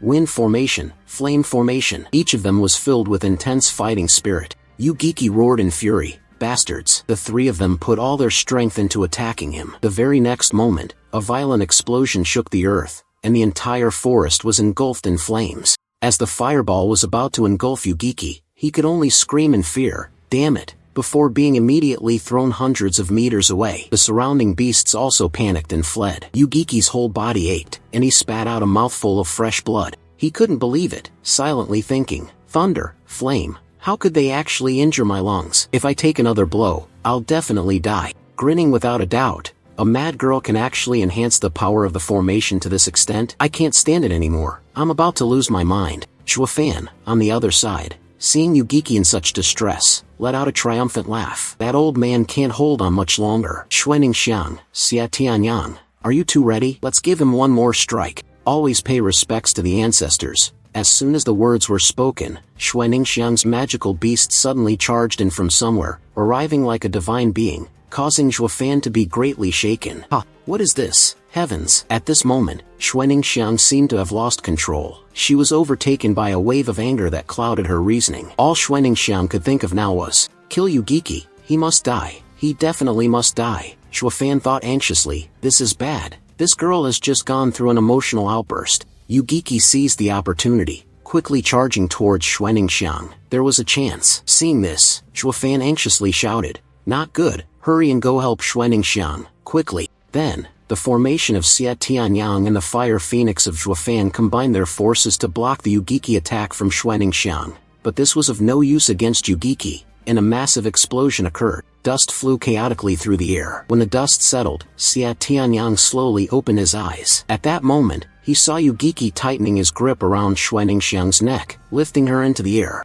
He directed the arrow of resentment toward her. This crazy girl, just now, I almost died at your hands, if it weren't for the fact that you still have some use. Right now, this old man has already acted decisively and will crush you to death like a cockroach. The more Yugiki spoke, the tighter his grip became. Xia Tianyang, on the other side, called out anxiously, Xuening Xiang. Yugiki glanced at him with displeasure and said, what are you little demons calling for? Wait a moment, this old man will naturally come over to deal with you. Everyone has their turn, no need to rush. Zhuo Fan and Xia Tianyang were eager to charge forward. He punched the old man a few times, but since Xuening Xiang was still in his grasp, the two of them didn't dare take action. At this moment, Xuening Xiang trembled as she grasped Yugiki's arm. It was difficult to say to the two of them, ahem, ahem, ahem, quick, kill him, don't let him return and harm your father. As she spoke, two streams of tears rolled down her face. Upon hearing this, Yugiki laughed maniacally, saying, ha ha ha, she really is a filial daughter, isn't she? Even at this hour, you're still thinking about your father. But unfortunately, those two little brats with their mohawk hair. Currently, you do not have the strength to kill me. Wait until I return.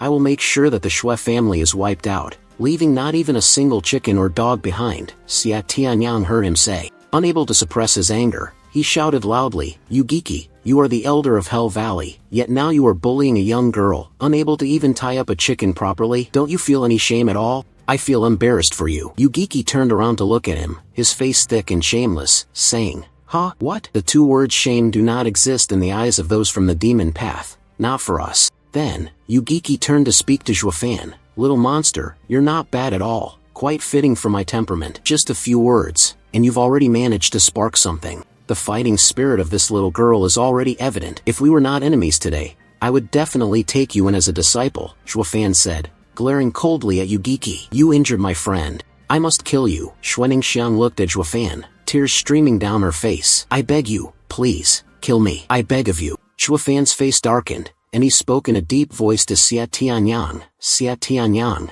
prepare to take action now. Hearing this, Xia Tianyang was stunned and said, but Xuening Xiang, she... Suddenly, a tear rolled down Zhuo Fan's face, and his eyes began to redden. Xue Fan gritted his teeth and said, "This is also the outcome that Xuaningxiang wished for." Xia Tianyang hesitated for a moment before looking at him. But then, Xia Tianyang quickly regained his composure. He felt irritated and cursed, "Damn it," before decisively launching the Thunder Formation, Thunder Ming Long. Xue Fan immediately used the technique Fire Formation, Fire Cloud Sparrow, both of his most powerful moves flying straight toward Yugiki, the seventh ghost. With a face full of disdain and mockery, he snorted, "This formation technique, I've already comprehended it completely. Without the aid of wind, no matter how powerful the two elements of fire and thunder are, they won't be able to do anything to this old man." Hearing this, Xue Fan curled his lips into a meaningful smile and said, "Who said I don't have style? If you like it, I'll indulge you." "Yugiki, what are you looking at him for?" The next moment, Xue Fan immediately delivered a painful blow. The wind formation suddenly appeared from nowhere. "Capture him." Combine the Thunder Formation, Fire Formation, and Wind Formation together, creating a huge explosion that engulfed the second area, including Yugiki and Xia Tianyang. Witnessing this scene, he was left dumbfounded, his face full of confusion. How could he? Before he could finish his sentence, Xue Fan interrupted. "How could the violent wind possibly appear, right? You want to ask that, don't you?" At this moment, his attitude was completely different from before. Xue Fan said calmly, "Of course, the reason is that I deceived you all." After speaking, Xue Fan revealed an incredibly sinister smile. He smiled faintly and said, "From the very beginning, I told you that my ability cannot control the 5 grains formation. Therefore, we must join forces with you, deceive you, otherwise, with the cunning of Yugiki, he will definitely see through us. Dai Mai Hong is the butler, then it is impossible to deceive him anymore." Xia Tianyang, hearing this, was a bit confused and shouted loudly, "What? Are you the one who deceived us?" Xue Fan continued, "Yugiki, being more intelligent than others, is the strategist of Hell Valley. If I were to fight him, I might not necessarily win. That is why I have arranged for all of you to join forces and set up a formation with me, although it may save some of my strength. But that is also a fatal flaw, which is that the full power can only be unleashed when 3 people work together. Yugiki must have discovered this, so he will look for the weakest person. Among the 3 of us, it is clear that Xuaningxiang is the weakest, so Yugiki will definitely try to find a breakthrough here, but he certainly did not expect that Xuaningxiang would be our bait. He went there as if he was voluntarily sticking his head into a trap." Xia Tianyang shuddered upon hearing him speak, sweat pouring down in streams like a river. You should have said that from the beginning. Have you made up your mind to abandon Xuaningxiang?" Xia Tianyang silently pondered, feeling a sense of confusion. Initially, in front of Xuaningxiang, he had shouted, "I will not leave anyone behind." What did that mean? He appeared very heroic. His manliness was perfect, yet now he's showing his true face without hesitation. Indeed,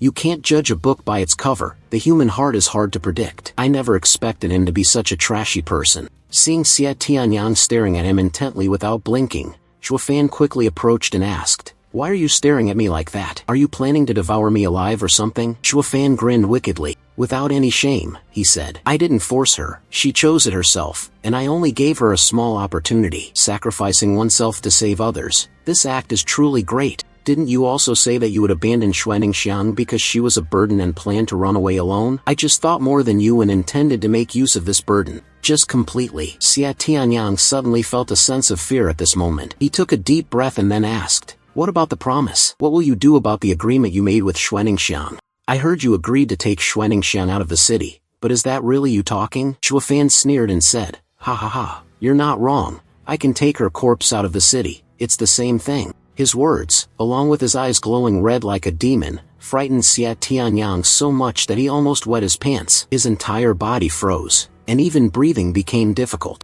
Xia Tianyang was secretly terrified, but now looking back, he felt it was very unfamiliar, so unfamiliar that it was terrifying. "You are so cold-hearted and indifferent. Someone like you is even more frightening than a divine realm expert." At that moment, a strange laugh suddenly came from behind. "Ha ha ha ha ha." Yugiki slowly emerged from the flames, and he said happily, "The brat truly understands this old man, selfish, cold-hearted, and heartless, even exploiting his own people to the fullest. I'm afraid of someone like you, a brat like you. Even I am a bit hesitant." In the next moment, the flame continued to flare up. Xue Fan and Xia Tianyang hurriedly raised their hands to block the intense heat of the fire. After that, Yugiki stepped out with countless demonic beasts on him. He said, "Brat, I never expected that in my lifetime of brilliance. Today I would almost fall into your trap, almost lose my life. The terrifying little demon like you. This is the first time I've encountered such a thing, he said. Then, Yugiki ruthlessly threw Xuanningsiang to the ground, like a sandbag. Chuafan focused intently, not taking his eyes off her every move, as if she were merely unconscious, not yet deceased. Indeed, those 2 long ropes have saved this girl's life. Chuafan turned to ask, Yugiki, do you have a 4th grade magic treasure? Yugiki chuckled and said, heh, I only have one. The 4th-ranked demon seal, the Yin-Yang Gemini, was originally a normal entity.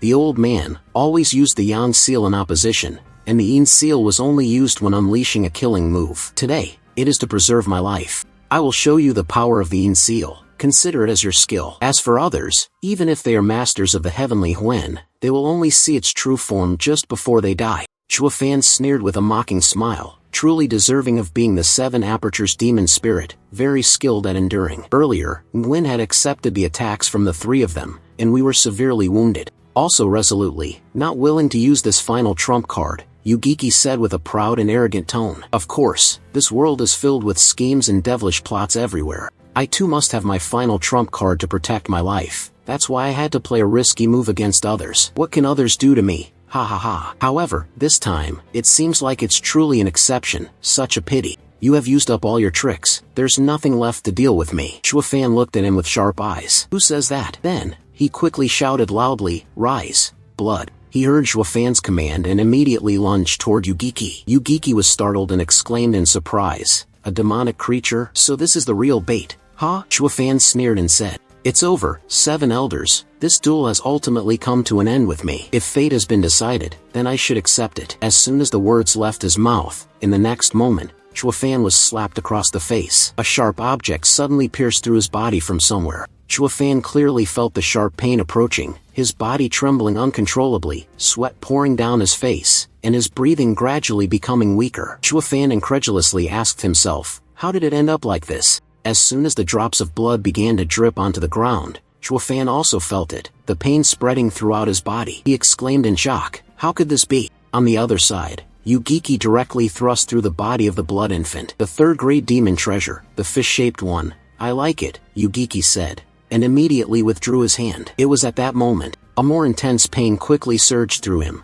and Chuafan collapsed to the ground, unable to hold himself up. He trembled helplessly, lamenting, how could it be that I'm the one who loses in the end? Xia Tianyang stood beside him, anxiously shouting out, Chuafan, are you alright? After that, he excitedly urged Lao to attack Yugiki, that detestable one. But Yugiki only needed one move to easily send Xia Tianyang flying to the side. Xia Tianyang painfully spat out a mouthful of fresh blood. Yugiki smugly said to Chuafan, brat, I am known as the ghost of the 7 apertures for my agility, you see, yet you still managed to guess my thoughts. You're not bad, really not bad. The schemes in your heart make this old man feel afraid. If there were 10 more, in another 25 years, you will surely become a person of both wisdom and valor, outstanding in a demonic path. Even if the smartest person in the world, Zhuge Changfeng, were to face you, he would not be certain of defeating you. However, it's truly a pity that you no longer have that opportunity, because even I am afraid of you continuing to grow stronger. You are the first person to ever make me feel this way.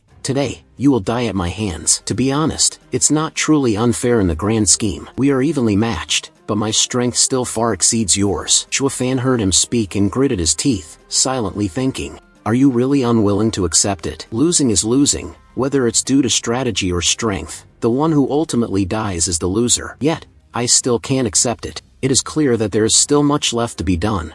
I cannot die like this. Yugiki continued, in the face of absolute power, any calculations or tricks are futile. Saying that, Yugiki swiftly launched an attack, attacking towards Chuafan. At this moment, Chuafan had no intention of resisting. He tightly closed his eyes, seemingly ready to give up everything, silently awaiting the death that was about to come. The loser has no authority to do anything. Just as Yugiki was about to end Chuafan, suddenly, from a distance, a streak of green light appeared. He was stunned, and Yugiki, filled with confusion, shouted loudly, what? Why is this monster able to reach the second zone? This is some real Canadian sorcery. Yugiki, despite desperately wanting to kill Chuafan in order to eliminate future threats, gritted his teeth in helplessness, prioritizing the preservation of his own life above all else. After a moment of hesitation, Yugiki immediately scrambled and ran hurriedly. At that moment, a large bird flew across the forest, and all the trees around were stripped bare by its power, leaving nothing behind. It took a long while before anything returned to normal. Xuanxiang was lying unconscious, slowly regaining consciousness. She dragged her aching body, her back sore, her knees numb, and her hands tingling. Struggling to stand up, the ruined surroundings immediately made Xuanxiang feel a. Fen was startled and shocked. Xuanxiang anxiously thought to herself, how did it end up like this? Was it because of the great battle with the 7 elders that things turned out this way? Where did they all go? She hurriedly searched around. As soon as she saw Zhuofan lying motionless on the ground, Xuanxiang panicked and shouted loudly, Zhuofan Ji.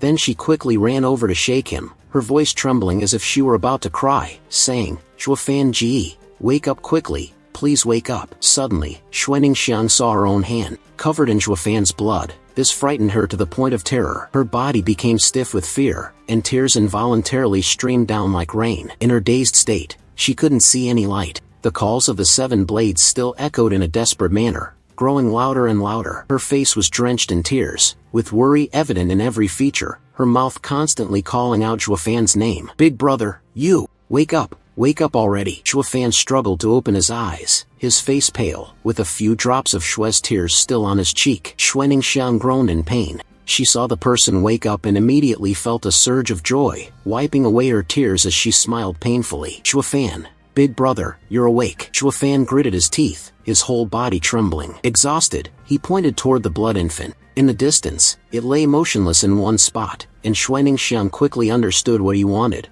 also pointing towards the blood infant. Do you want me to bring it here? Zhuofan could not speak. She could only slowly nod. Xuanxiang held the blood infant in her hands and placed it onto Zhuofan's body. Immediately, it transformed into a liquid and was absorbed by him. She was a little startled. Zhuofan grimaced, groaning, blood. Xuanxiang asked, blood? Then, she took out a knife and, without hesitation, sliced a line across her wrist. She raised her hand in front of the delirious Zhuofan, her face filled with worry. Smelling the scent of blood, Zhuofan immediately snapped to attention, his eyes glowing red. He sprang up, tightly gripping Xuanxiang's arm. Greed sucks the blood. She grimaced in pain, the flesh of her arm trembling slightly. After a while, Zhuofan had stabilized. He wiped the sweat from his brow again, thanking her. Xuanxiang merely smiled without saying anything. He wearily leaned against the stone, gazing at her from afar. He never expected that, in the end, it would be she who saved him. As for her, he quickly regained his composure, closing his eyes and shaking his head. No, I haven't done anything wrong. Cultivating the demonic path means using any means necessary. Zhuofan weakly called out, Xuanxiang, his hand trembling as he extended the 3rd-grade heart protecting pill. This is a 3rd-grade heart protection pill. You take a bite, and I'll take a bite. He looked at her with a determined gaze, then said, go check if that little brat is dead yet. Zhuofan was tired, not looking at Xuanxiang anymore. If he hasn't died yet, give him a piece. Xuanxiang lightly replied, MHM. She walked to a nearby tree, carefully placing the 3rd-grade heartguard pill into her mouth. Xia Tianyang, he was not much better off, trembling as he said, thank you. In the end, there was still one 3rd-grade heart protection pill left. Zhuofan glanced over. Knowing that you wouldn't listen to me, you still won't eat it, he spoke. Xuanxiang, you've been injured as well. Why aren't you eating? Xuanxiang was startled, clenching her hand tightly as if to hide it. She then turned around and smiled, saying as if nothing had happened. My injury is just a minor wound. It's nothing serious. This 3rd-grade elixir is so precious, it's better to keep it for all of you to use. Zhuofan curled his lips into a sneer, laughing loudly, ha ha ha. What is there to be valued? Even if it were personally bestowed by Emperor Qianlong, it still has to be eaten. Xia Tianyang heard this and felt his insides burn with anger, giving a cold snort. Xuanxiang, just eat it. This is what he owes you. Xuanxiang, don't you know yet? Zhuofan, your big brother, from the very beginning, wanted to sacrifice you, using you as bait. Upon hearing this, she was immediately stunned. Zhuofan also did not explain anything. Xia Tianyang closed his eyes and smiled bitterly. His current state could be considered self-inflicted. Xuanxiang, his eyes widened in shock, his mouth open, suddenly at a loss for words. Zhuofan hesitated but chose to remain silent, and it was only when a tear rolled down her cheek that he finally spoke. Xuanxiang. Xuanxiang wiped away her tears and said, all right, you don't need to say anything more. She smiled bitterly. I know big brother Zhuofan is both wise and brave, and everything he does is well thought out. This must be a misunderstanding. Shuofan must be surprised as well. When she saw Xuanningsiang's reaction, in order to hide her emotions, she turned around and ran off, unable to face this painful truth. I will go check the wood chi so that the two of you can perform the blessing. We can't stay here for long. When running past Xia Tianyang, he unwillingly said, Hey Ningxiang, you're just going to let him off like this. Seeing that she still didn't change her decision, he looked at the figure and shouted loudly. His body is now severely injured, unable to move at all. Whatever revenge you want, you can take it. Shuofan lost his composure and shouted, Shut up if you want to die. Lao Tzu will now fulfill your wish. Xia Tianyang felt that he was truly beyond help and retorted, You're more injured than I am. Does Lao Tzu fear you? But deep down, he was secretly worried. Such a strong will to kill. Could it be that he can really move? He glanced at Shuofan, slowly piecing the events together. Although this battle had already been lost, but it could give the elders of the 7 clans a headache, because the 7 demon apertures of the spirit dragon, having chased all the way to this place, were enough to show the severity of Shuofan's crisis. Xia Tianyang recalled the cold demeanor, the fearsome aspect of Shuofan, when in a combat stance, treating his friends indifferently, causing them to regret their lives, yet also making them hesitate, biting their lips in respect. The weather was incredibly bad, with heavy rain and thunder booming in the sky. Lightning flashed brightly across the heavens. Xuanningsiang's small feet struggled to move forward, the torrential rain pouring down on her alone. Her emaciated body dragged the 2 men lying on the woven bamboo plank. Xuanningsiang showed no concern for the heavy rain, determined to keep moving forward. Unfortunately, she tripped over a stone and fell flat on the ground, in excruciating pain. She was in agony, her whole body trembling, but that did not discourage her. She quickly scrambled to her feet. Xuanningsiang continued to drape the strap over her shoulder, her gaze full of determination. She kept walking slowly, but it was still better than sitting idly. Xia Tianyang lay helplessly on the stretcher. At first, Xuanningsiang was the weakest in terms of strength. He tossed and turned, thinking about that girl. It was I who had abandoned her, left her to fend for herself. Shuofan had been unconscious for some time, and Xia Tianyang was still trapped in a whirlpool of thoughts. Shuofan was even more ruthless. He spoke of not abandoning her, but in reality, he abandoned her and acted like a righteous person, when, in fact, he was using the young girl as bait. He lay there, fully exposed to the rain, laughing bitterly. Well, now this is perfect. Both of us are severely injured. Shuofan, your hair is drenched, sticking together. I'm afraid that in a few months, we'll both be nothing but cripples. Xuanningsiang in the front tried hard to pull up her trailing skirt, revealing her delicate legs. Xia Tianyang blamed himself. Right now, we are nothing but a burden to Xuanning. This is the truth. Why not just leave us behind? Why won't you give up? He continued to be consumed by negativity. I feel indebted to this young lady. The rain kept pouring relentlessly, as if mourning for all of them. Gold gives birth to gold. How can I repay this life? Xuanningsiang walked to a nearby stone, and suddenly a mouse with pure white fur emerged from the ground. She recognized it and happily said, It's you. She followed it, but it kept its distance. She quickly jumped away, signaling her desire to leave. Xuanningsiang followed. Do you want me to go with you? The mouse led the way to a cave. Not far away, she was overjoyed that it was raining, yet she was fortunate enough to find shelter. Xuanningsiang slowly pulled the 2 others into the cave. Come in here to avoid the rain for a while, she said. Something rushed through the bushes in the distance. The rain fell harder by the moment, and thunder and lightning lit up the sky. Xuanningsiang carefully supported Shuofan, and Xia Tianyang sat leaning against the wall. At this moment, Shuofan had regained consciousness. Looking at the situation at that moment, he suddenly widened his eyes in shock. He struggled to get up and shouted loudly, We can't stay here, let's go quickly. Xuanningsiang was confused. It was hard to find a place to take shelter from the rain. Why? Shuofan glanced down at the ground. Look inside. Those wild purple herbaceous plants are growing everywhere. All of them are you grass. Xia Tianyang lowered his head and said, The pain-relieving medicine can alleviate the pain quite well. Is there something wrong with it? Shuofan slowly explained. Things don't seem as simple as they appear. This is the case for humans, but for spirit beasts, this calming herb has a numbing effect, which will attract many spirit beasts to come here. Xia Tianyang did not expect this. Gasping for breath, he said, What did you say? Is this a trap? Shuofan frowned. Yes, there are many strips of superior material growing all around here. He raised it further, but this was also a trap set by the dog beast, forcing the entire mountain rat to bring it here. Xia Tianyang understood the issue and immediately turned to the mouse, angrily questioning it. Damn you, you traitorous bastard, in such a critical moment, you can still stand by and watch. Do you want to die here? The mouse scolded, was immediately terrified and instinctively raised both small hands to cover its head. Xuanxiang wanted to comfort it, extending her hand towards the mouse, and she gently embraced it in her arms. At this point, there was no other choice. They had already entered the cave. Xuanxiang helplessly asked, "What should we do now?" Xia Tianyang replied angrily, "What else can you do? Quickly run." Shuofan remained silent, and after a long pause, he finally asked, "How long have we been here?" Xuanxiang looked out the cave entrance vacantly, not knowing for sure, but it seemed like an entire day had passed. Shuofan was startled. "I didn't think that so much time had passed. Damn it, it has caught the scent." He was a bit worried. "The effects of the herb have worn off. I'm afraid those beasts will come in.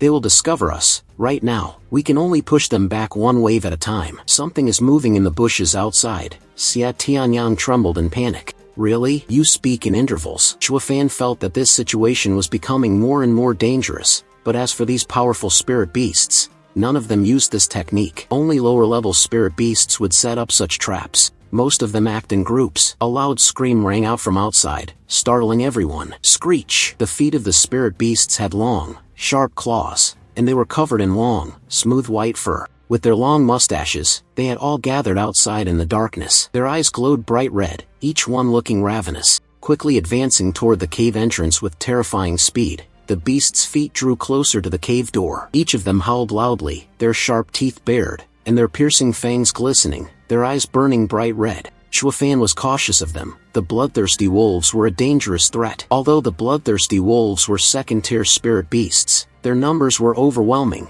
and the Wolf King was a third-tier spirit beast. He continued speaking to the two of them. "Even if it's a level 4 spirit beast, it wouldn't dare to casually provoke them." The growls of the bloodthirsty, freckled beasts roared outside. Xia Tianyang came to this place and could do nothing else, helplessly saying, "Ah, thinking of destiny, the great Xia Tianyang, I must die in this place. Truly, heaven is envious of my talent." Xuanxiang remained silent, not saying a word. Shuofan called out to Xia Tianyang, his gaze fixed firmly on him. "Bring the sword over here and hand it to Xuanxiang." Xia Tianyang's entire face was drenched in sweat. He questioned Xuanxiang, "Even though my brilliant star sword is a 4th-grade spiritual weapon, with Xuanxiang only having chi-gathering 4th-level strength, she still wouldn't be able to defeat those beasts." He leaned back against the stone slab. "She is not you. As long as you stop at the 6th level of chi refining, you can achieve it, with strength equal to that of the experts of the heavenly profound realm, as strong as a monster." Shuofan snorted coldly. He didn't care about Xia Tianyang,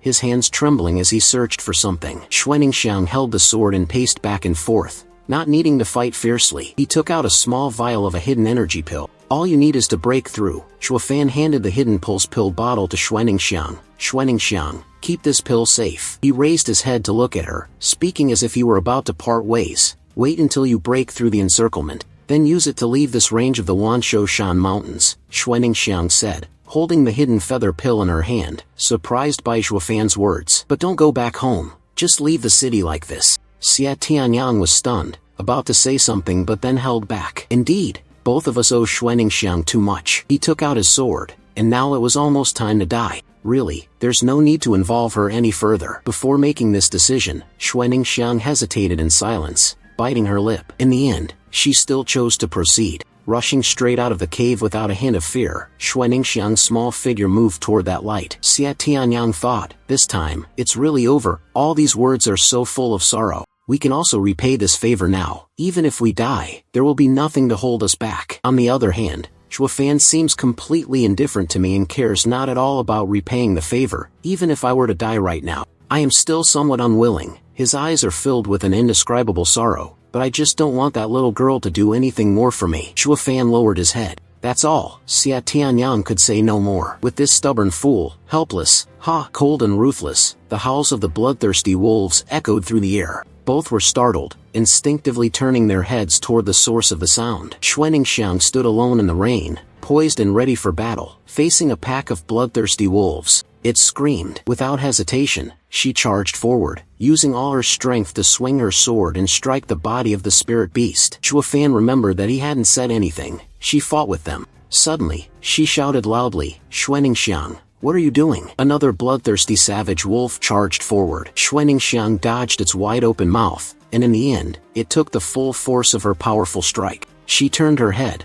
smiling confidently as she said to them, "You see, As long as I guard this place, they won't be able to enter. Shuafan angrily shouted, "Idiot! But what charges forward is only this, sacrificing King Lang. They will certainly not care about their lives or deaths, but you will be dragged to your death by them." Xuaningxiang closed her eyes and shook her head. When she opened her eyes once again, they were burning red. She raised her sword high, her posture full of strength. The Lang King is merely a beast of the hunt, unconcerned with the lives of his subordinates. But from the moment I was born until now, you two, the first and second, are the most important friends. Xuaningxiang swung her sword, cutting into the beast's throat, causing its blood to splatter everywhere. The serious face shouted loudly, "I will never forgive them." After the attack, she gasped for breath with great difficulty. Beside her, another bloodthirsty savage wolf charged forward, its mouth wide open. Xuaningxiang reacted quickly and swiftly brought it down. Under the continuous rain of blood splattering everywhere, the few bloodthirsty wolves were defeated,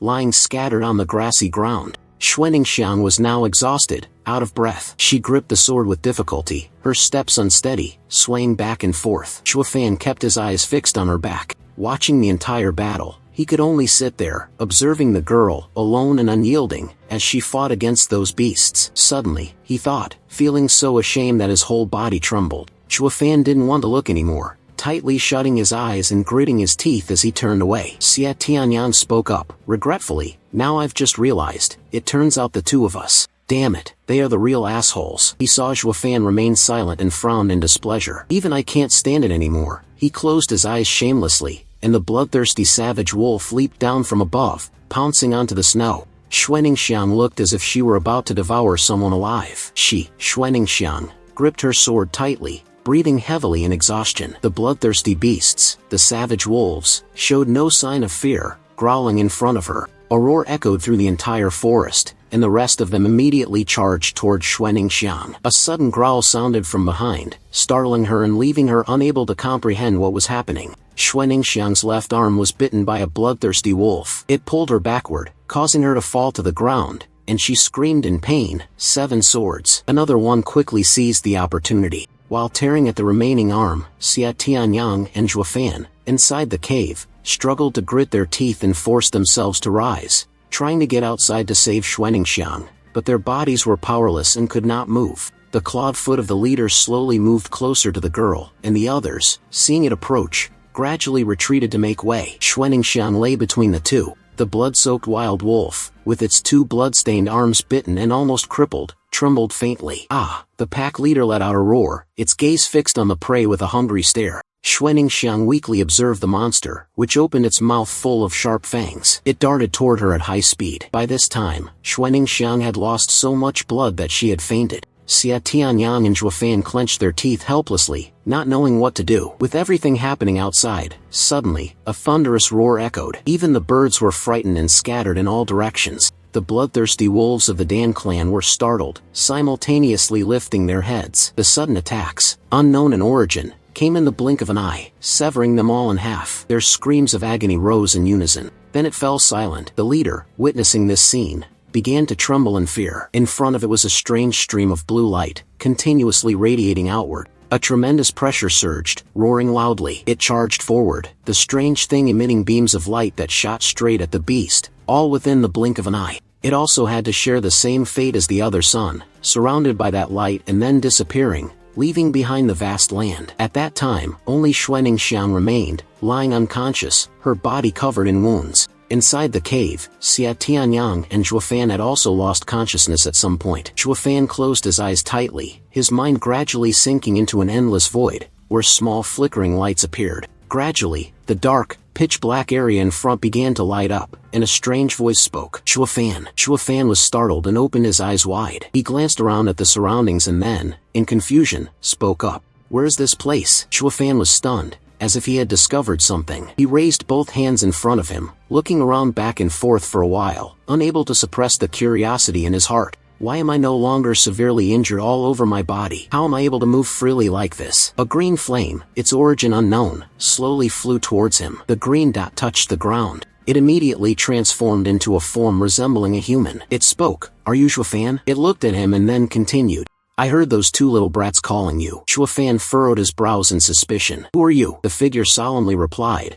You don't need to know who I am. Then continued, this is my territory, so it's I who should be asking you. It repeated, Shuofan, what are you doing at Wanshou Mountain? The other party quickly replied, catching spirit beasts to refine demonic items. What kind of spirit beasts? It asked. Shuofan answered again, 6th level spirit beast, Thundercloud Rock. It continued, what do you want to capture it for? Shuofan scoffed, that's an unnecessary question. What else can one do with capturing a spirit beast? Of course, it's to enhance one's strength. As soon as he finished speaking, a sharp pain pierced his head. Shuofan irritably raised his hand to clutch his head, sweat pouring down like rain, struggling to endure the sudden pain. The other person looked at him and then spoke, little brat, this is inside your consciousness space. He nodded, you are absolutely right. I am very satisfied with your answer. Shuofan, in anger, clutched his head and thought, this person was actually able to invade the consciousness space of another with just his will. Shuofan stood upright, facing his opponent with poise. At this point, his strength had already surpassed the limits of the divine projection realm. He pressed his lips together, having even transcended the extraordinary mortal stage.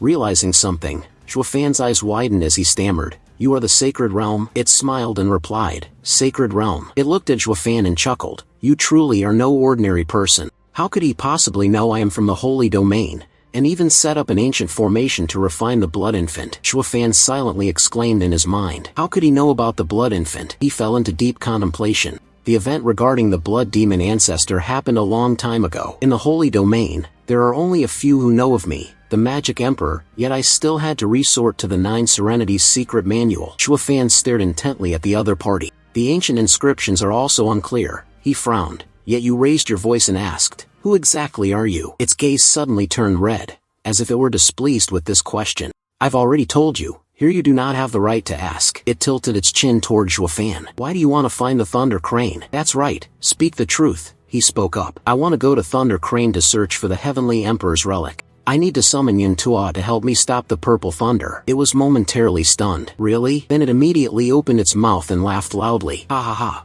Good. Very good. It continued, that place is truly a good one. Suddenly, it vanished and flew away. Right before Shuofan's astonished eyes, it reappeared a second later, pressing its face against the opponent's, causing him to startle. It happily spoke, you should leave, it said, then raised its hand towards Shuofan, touching a finger to his forehead and laughing heartily. Aha! I give you a small gift. The sound of something unlocking echoed from Shuofan's forehead, and a strange mark suddenly appeared. He delved deep into his mind, waited until everything was settled, then withdrew his hand and said, little brat, you and I are destined. Shuofan, confused, held his forehead, the sound of the other person's voice still echoing in his ears. I hope that this gift can help you reach that point in the future. You want to go and find the Thunder Cloud Sparrow to enter the 3rd area. It's 3,000 miles in. Whether you can tame it or not depends on your own abilities. Ha ha ha, it said, and then turned around to fly away. Shuofan hummed and muttered as he processed this information, then snapped out of his daze. Before he could ask anything else, the person had already vanished.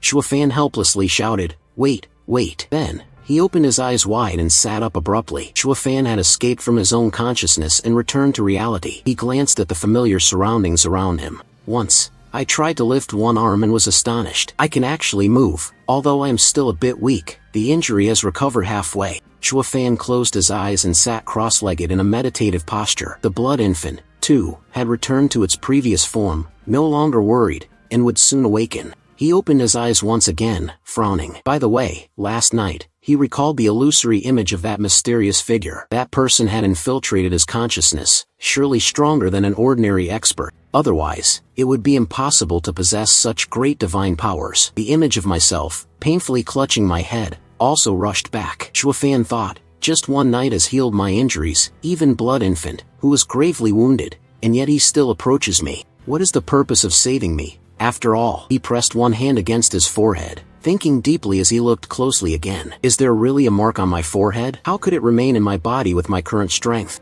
It's impossible to probe. Shuofan exhaled heavily. It's over now. I won't care anymore. After all, he saved my life. No matter what his intentions are, it has nothing to do with my current strength. I don't know what the great experts think of me. He looked around, continuing to immerse himself in his own thoughts. Clearly, I'm just trash at chi gathering 6th level, yet I still have a firm grip on the imperial rank. Truly unbelievable. Shuofan stood up and looked up at the light shining down. At this moment, I have only one goal, to rapidly increase my strength. Only with powerful strength can one have the qualification to exist in this world. Shuofan was about to step forward when he noticed something. He froze, trembling as he exclaimed, "Stop!" Xuaningxiang was covered in wounds. Crouching in a corner of the cave, though unconscious, the girl's face was still furrowed, indicating that the injuries caused her immense pain. He shouted, "Xuaningxiang!" Shuofan ran over and picked her up, continuously calling out, "Xuaningxiang, little girl, little girl." Xuaningxiang's weak body made him realize,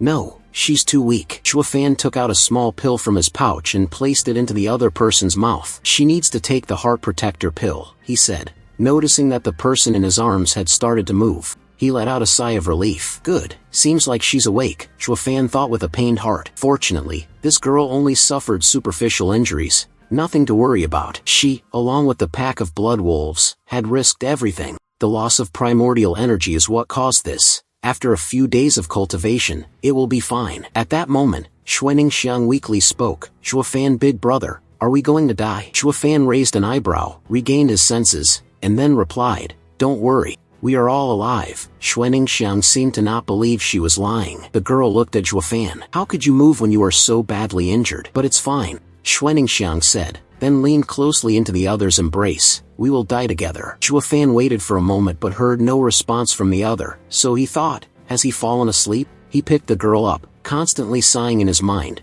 Truly, this little girl was impossible to understand. Shuofan used his cloak as a pillow for her head, then placed Xuaningxiang in a more comfortable resting position. He looked at her for a moment, lost in thought. Jiayu grass can relieve pain for humans, and it also has some benefits for injuries. Let her rest here for now. Shuofan glanced behind and spoke, "The next one is coming." Shuofan slowly approached the spot where Xia Tianyang was lying sprawled out. Shuofan used his foot to nudge his head and called, "Hey, wake up quickly." Shuofan chuckled slyly, and suddenly a scream of "A" echoed through the forest. The two small spirit beasts, bewildered, began to sweat as they looked toward the source of the sound. Xia Tianyang trembled, one hand clutching his bottom. He was struck by Shuofan's kick to the butt, causing such intense pain that tears sprang to his eyes and jolted him awake. He asked, "Where am I? I haven't done anything wrong." After dying, one must endure this torment. It seems Xia Tianyang is still somewhat confused, his mind not fully clear. Hearing this from behind,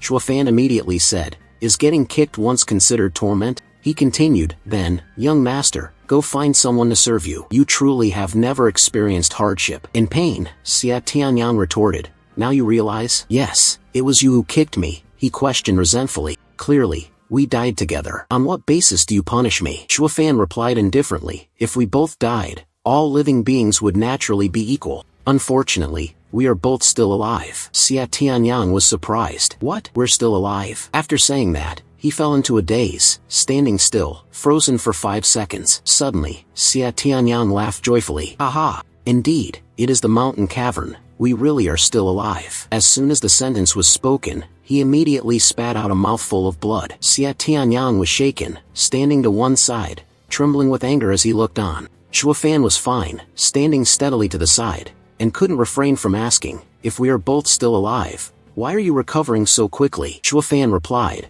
"We both took the same kind of medicine, but your wounds are more severe, mine are lighter," Shuofan added arrogantly, standing in front of him. "Moreover, your cultivation is not as profound as mine." "Why?" Xia Tianyang calmed down. He called him by name, Shuofan. "In reality, you are not human, are you? Could it be that you are some kind of spirit beast who has cultivated for 1,000 years and transformed?" Shuofan turned his back. He replied, "Of course, I am human." He continued, "It's just that my character is a little superior to that of ordinary people." Then, he stepped forward and asked Han. He raised his arm toward the sky, and from the palm of his hand, streams of dazzling golden light suddenly appeared, making a popping sound. These streams of light fell to the ground with a clattering sound, like rain. Shuofan said, "Heavenly hidden formation." He slammed his hand onto the ground and shouted loudly, "Open!" Suddenly, a circle resembling the 8 trigrams appeared beneath the ground, radiating a dazzling golden light that intensified with time. The lights slowly began to form into a protective circle around the cave. Shuofan stood and looked at the result of his work, letting out a sigh of relief, thinking to himself, "Finally,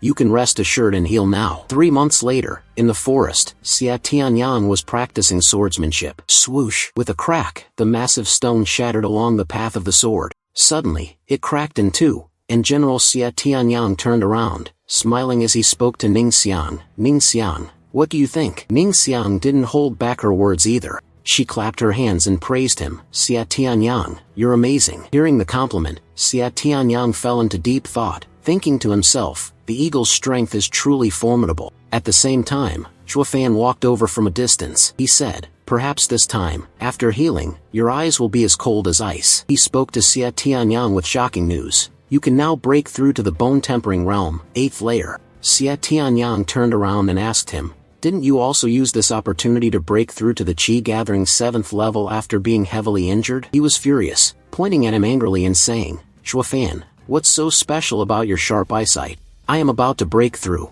I know it myself. What need is there for you to mention it? Xuening Xiang, standing to the side, could not help but sigh. The two of them had been quarreling every time they met over the past few months. They had never been like this before. As soon as he finished speaking, Xia Tianyang hurriedly said, isn't it because of her? Xuening Xiang's eyes widened in surprise. Xia Tianyang glared at him unhappily and continued, I thought this little brat was using Xuening Xiang as bait. My cultivation is still sky high. Don't talk about arguing. Right now I just want to deal with him. Zhuofan maintained his usual demeanor, showing no sign of fear, and even had a hint of provocation. Your response isn't the same as mine? Zhuofan smiled slyly and softly said, who suggested throwing her down and first dragging the legs of the 7th elder? Xia Tianyang heard this. He hurriedly explained, his face turning red, denying, that wasn't me. At that moment, his head was covered in sweat, and with a guilty conscience, he spoke up to clarify, at that time, I didn't know Xuening Xiang was so good. If I knew, how could I bear it? Xia Tianyang shouted. Furthermore, even if I were to throw Xuening Xiang down, it would still be better than you bringing her to the mouth of the tiger. Zhuofan heard this. He quickly avoided Xia Tianyang's verbal attack, saying, you call me a practitioner of the demonic path, but it's only natural that I'm a little worse than you. He briefly questioned him. You are much more wicked than I am. Xuening Xiang, having witnessed the scene just now, could only silently smile bitterly. These two were at it again. She then spoke aloud. Stop arguing, both of you. It's all in the past. I don't even care about it, so why can't you two let it go? Xia Tianyang was still angry, and he said, agitated, it's not that I want to give her justice. Xuening Xiang smiled and said, all right, as she took the hands of the two, seemingly wanting them to clap hands and reconcile. Xuening Xiang smiled with squinted eyes and said, we are all friends who have been through hardships together. The matter has passed, so let's just forget about it. Xuening Xiang smiled brightly. Xia Tianyang looked at her, his frustration somewhat eased. Zhuofan closed his eyes, silently thinking to himself,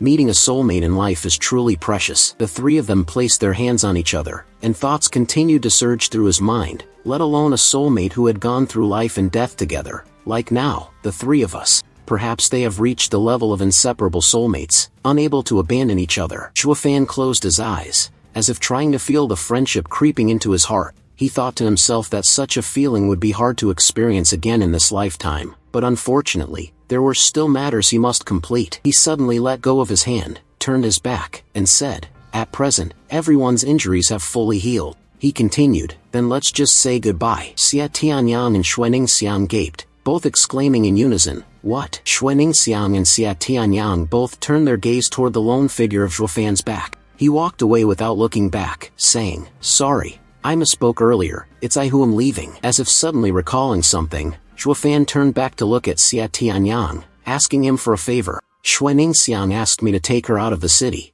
but I'm afraid I can't do it. Please help me take her. Xuening Xiang's gaze lingered, calling out to Zhuofan, big brother, where are you going? Zhuofan replied indifferently to the third question, and as soon as he finished speaking, both Xuening Xiang and Xia Tianyang were stunned, unable to stop themselves from exclaiming, what? Xia Tianyang looked at him with confusion and questioned, at first, you went to Area 3 to avoid the 7th elder, so why do you want to go now? Zhuofan lowered his head, his long hair covering his face. His cold, indifferent eyes responded, speaking honestly, District 3 was originally my goal this time. At first, having the two of you accompany me was truly a way of taking advantage of you. He finished speaking, his expression still calm, as if he were not involved. Xia Tianyang, hearing the somewhat indifferent confession, angrily cursed, damn it, so it turns out you also want to use me as bait. Zhuofan tilted his head, coldly dismissing, that's right, if you don't want to die in vain, then separate immediately, especially stay as far away from me as possible.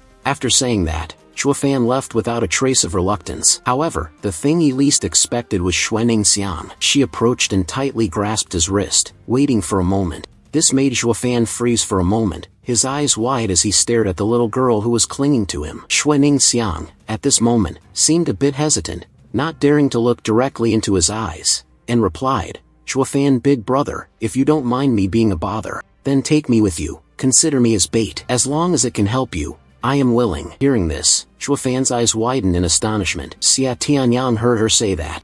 I can't stand it anymore, he said, rushing forward. Xuening Xiang, this brat is not worth relying on. Fan regained his composure and asked, even though I have taken advantage of you like this, do you still want to help me? Nevertheless, his gaze was still filled with astonishment as he stared fixedly. Xuening Xiang, he said at the beginning, in the entire city of Qingming, there isn't a single person willing to help me. Only if you agree to help. Xuening Xiang, at that moment, had gathered all her courage, her eyes filled with deep affection as she gazed directly at the person in front of her. We can steal the gold sand from Yuguichi's hand and still survive. It is also based on the formation and strength of your strategies. Fan, big brother, didn't we agree to do this together? Xuening Xiang said, gripping Fan's wrist. He remained frozen, letting her do whatever she wanted. Xia Tianyang, on the other side, staggered forward. He placed his hand on both of them. Fan, seeing this, asked, do you want to go too? Xia Tianyang was still speechless, replying, yes.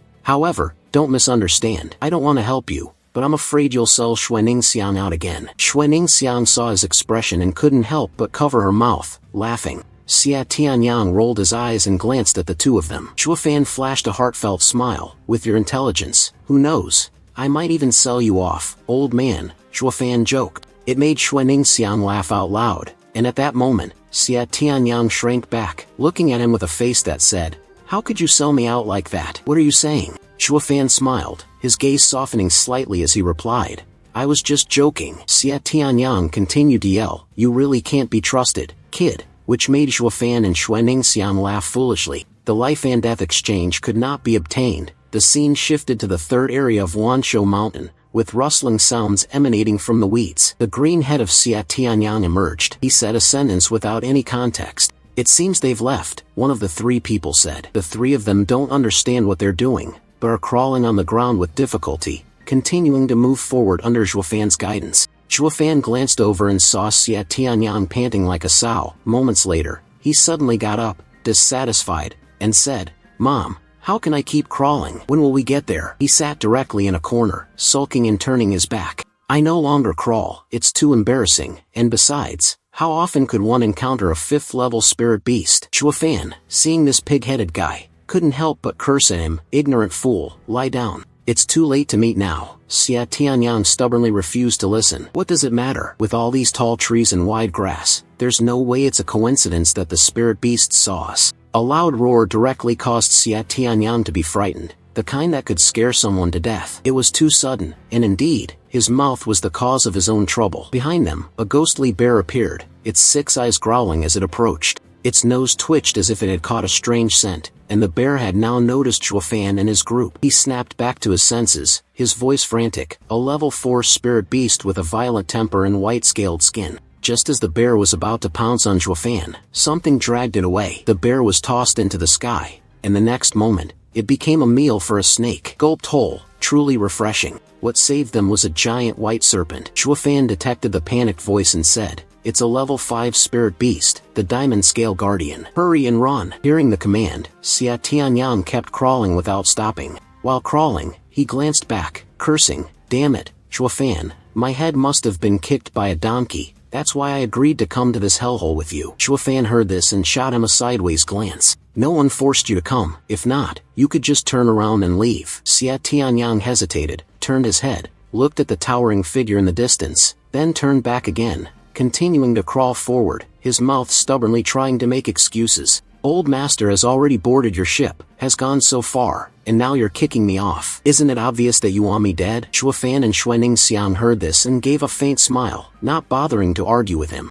The 5th-level white serpent spirit beast had already left, but in the forest, another danger was approaching. Its sturdy legs with sharp claws and its sharp fangs bared, revealing its long, pointed teeth. A figure lurked behind the grass, its eyes blazing with murderous intent. 1 month later, 3 people lay flat on the grass, exhausted, letting out sighs of relief. Shuofan stretched and cracked his joints. Xia Tianyang looked at him and said, "Can we stand up here?" Shuofan replied, "Let's move forward first. There are too many spirit beasts around, too many eyes and ears, but this is the territory of 6th level spirit beasts. Getting up and escaping is still better for us than crawling." Xia Tianyang asked humorously, "So, does that mean it's much safer now compared to before?" Shuofan remained silent, unsure of how to respond. After thinking for a moment, Shuofan replied, "You could say that, but if we encounter a level 6 spirit beast, we'll die even faster." Xia Tianyang, realizing he had been tricked, angrily shouted, "A level 6 spirit beast is so terrifying.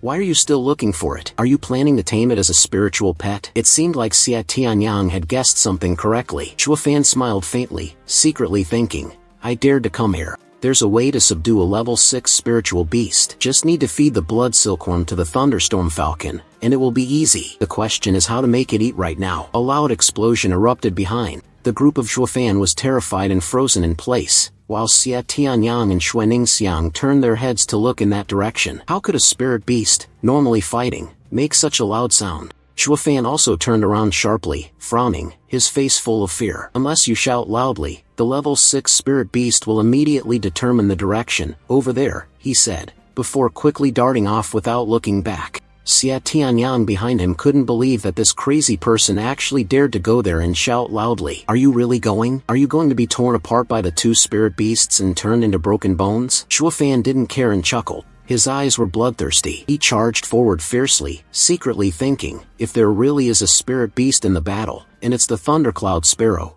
I would even beg for it, even if it's just a fish in troubled waters. This is indeed a good opportunity for me." The Lady Huang quickly turned around and ran after Shuofan, with Xia Tianyang behind, helplessly calling out to Xuaningxiang. He gritted his teeth and cursed inwardly, "How annoying," then turned around to follow the 2 others, no longer caring. After a long journey, they had also reached the location where the great battle had occurred. Shuofan went ahead, with 2 weary figures trailing behind him, walking while constantly panting. As for Shuofan, he had already hidden behind a rock. He glanced toward the group of spirit beasts, seemingly having spotted something he needed. His eyes widened as he looked at the 2 spirit beasts in the sky, continuously colliding and attacking each other. The first thing he noticed was the purple spirit beast, Thundercloud Sparrow, but what he had to face made him a little hesitant, and that was the Crimson Flame Lion King. Shuofan's emotions were mixed and tangled. He was both afraid and secretly relieved, thinking to himself that the person had truly not lied to him. The lair of the Thundercloud Sparrow was indeed here. However, his gaze turned toward the Red Flame Lion King, and the real trouble lay with that guy. The 6th level spirit beast, Crimson Flame Lion King, although at level 6, is truly a powerful force, comparable to a 7th level spirit beast. At this moment, the Crimson Flame Lion King, it spat out a fireball from its mouth, the fireball directly attacking Lei Yintua, causing Shuofan to look up in shock, secretly thinking to himself that it was bad. The large fireball was getting closer and closer to Lei Yintua. Shuofan was now extremely anxious. The Thundercloud Rock might very well be defeated and ultimately killed by the Crimson Flame Beast King. Wouldn't my plan to capture the Thundercloud Rock be ruined? With a loud explosion, Shuofan gritted his teeth. "Damn it, Thundercloud Phoenix has been severely injured. I can't let this happen. I must help." At this moment, Xuaningxiang had already arrived. She called him Shuofan Gij. "Can you think of a way to help that little bird?" Shuofan was somewhat confused when he heard her. Seeing his expression, Xuaningxiang continued, "This bird would rather endure the punishment. Not willing to leave. It's not about competing for territory, but to protect its child." Shuofan was enlightened, thinking to himself, "A child." Then he quickly turned his head. The gaze was directed towards the nest of the Thundercloud Falcon, and indeed, there was a clutch of eggs in it. Xuaningxiang said with great worry, "Look carefully at the mother protecting her offspring. It's truly tragic that she died like this. Shuofan, big brother, please, I beg you, help them." Xia Tianyang arrived just in time to hear this and, worried, said, "Xuaningxiang, a level 6 spirit beast is fighting. We are not allowed to participate. First of all, regardless of our insignificant strength, we fundamentally cannot take part." As for the battle of the level 6 spirit beast, then, it was no longer a simple act of conquest between beasts, but a struggle for territory and status. In such a battle, even between humans, there is no right or wrong. One cannot say that anyone is more pitiable than we are, nor should we risk our lives for them. Hearing Xia Tianyang say this, Shui Ningxiang fell into deep thought, her expression inevitably turning sorrowful, her body trembling. But she wiped away the tear with her hand and said, "Seeing it try so hard to protect me like this,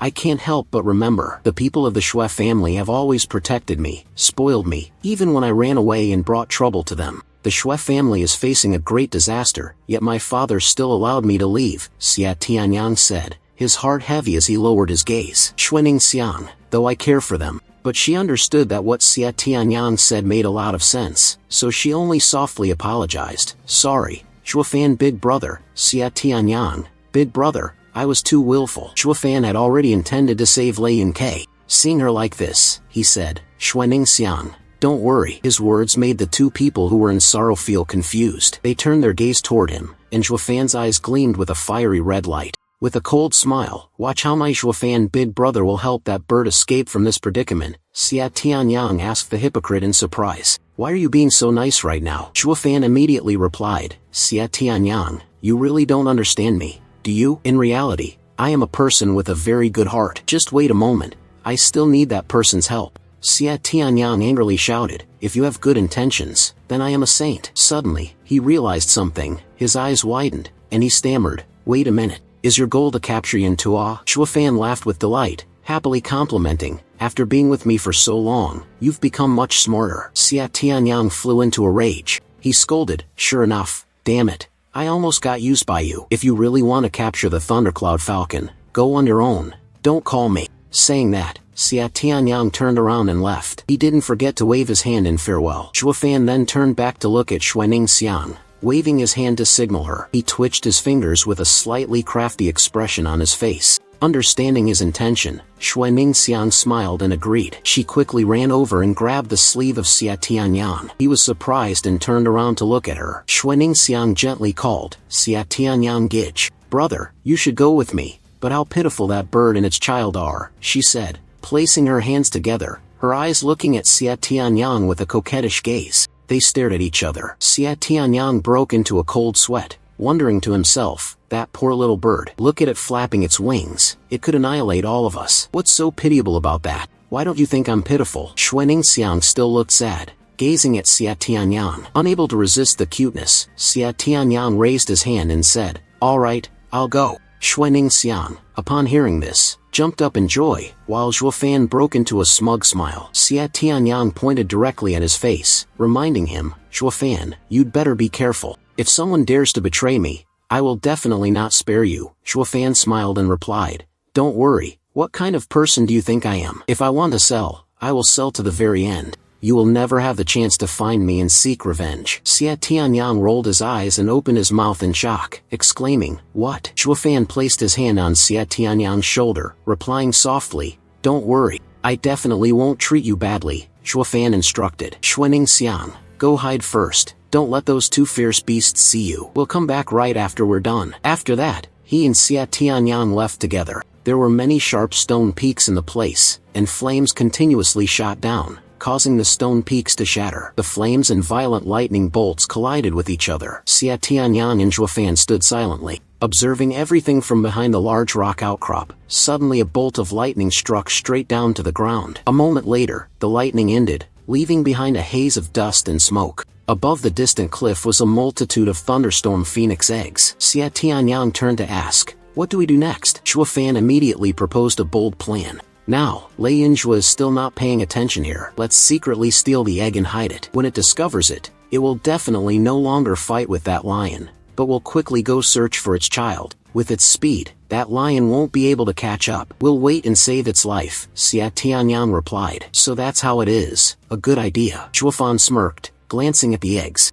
Then, the two of them secretly climbed up near the eggs. Xia Tianyang happily said, "Let's pass on the bird's nest together." Shui Ningxiang stood at a distance, observing them. Suddenly, she smiled brightly, as if she had come up with some plan. At that moment, in the sky, Thundercloud Hawk and Crimson Flame Lion King were engaged in an intense confrontation. Suddenly, the Crimson Flame Lion King widened its eyes and looked down below, where the figures of Xia Tianyang and Shuifan appeared, carrying a number of items. At that moment, the Crimson Flame Lion King, the king, filled with rage, charged downward at high speed. Chuafan suddenly sensed something was wrong and immediately stopped. In a panic, he looked up toward the sky. At that moment, the red flame lion king drew closer, growling fiercely. Chuafan widened his eyes and stared at it, while the crimson flame lion king also glared back at him with a fierce expression. Chuafan quickly turned around and informed Xia Tianyang. "This is bad. This beast has discovered us. Hurry up and run." Xia Tianyang nervously asked, "But what about these eggs?" Chuafan quickly threw the eggs to the ground and replied, "Eggs? Throw them all away."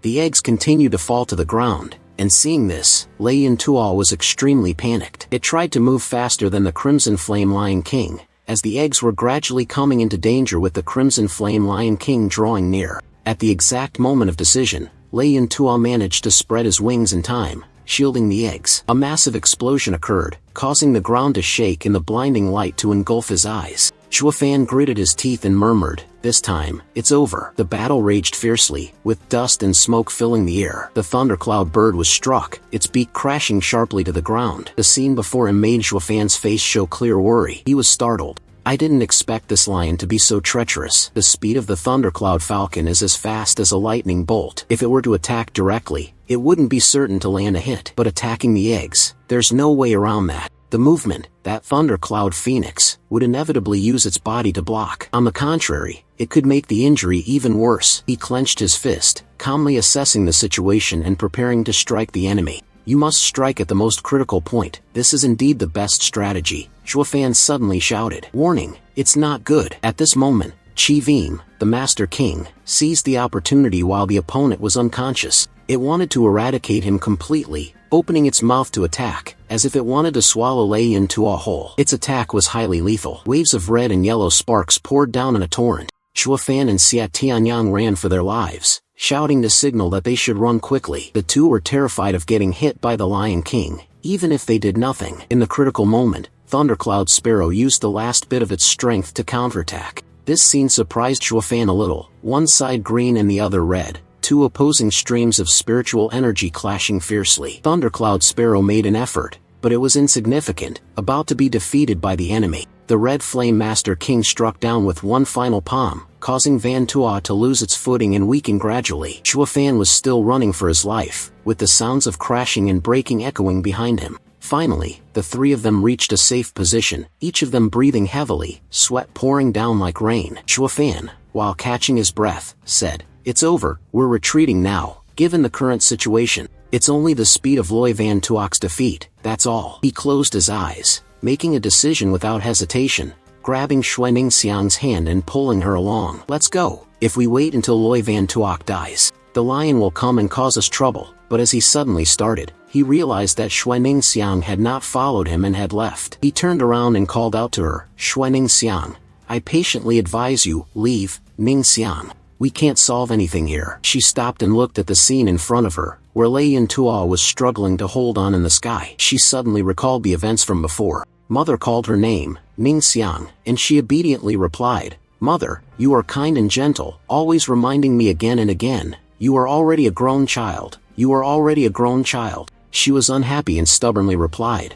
"I don't want to. I want to stay here and protect Mother. I'm worried about her. I overheard Father and my two brothers talking. Mother is about to be taken to a very faraway place. I will never return here again. In the past, it was Mother who protected you. This time, I want to protect Mother. No one is allowed to take her away. She worries about her children but blames your father. Truly, she is a mother." Xuening Xiang seemed unwell, coughing as she spoke to the child. "What are you talking nonsense about?" she hesitantly asked. "Xuening Xiang, can you agree to one thing for your mother?" She gently patted her head and instructed, "After Mother leaves, you must take good care of yourself." Her eyes were filled with tears. "The person Mother worries about the most is you. Don't let yourself be lonely. One must try to make as many friends as possible." Xuening Xiang heard this and immediately burst into tears, her voice soft and pleading. "But what if I can't make any friends?" she cried uncontrollably. "Mother, please don't go, okay? Does Mother hate Xuening Xiang?" She could only helplessly comfort her. This foolish child, how could Mother hate Xuening Xiang? As long as Xuening Xiang treats her friends sincerely and kindly, she will eventually find the right person.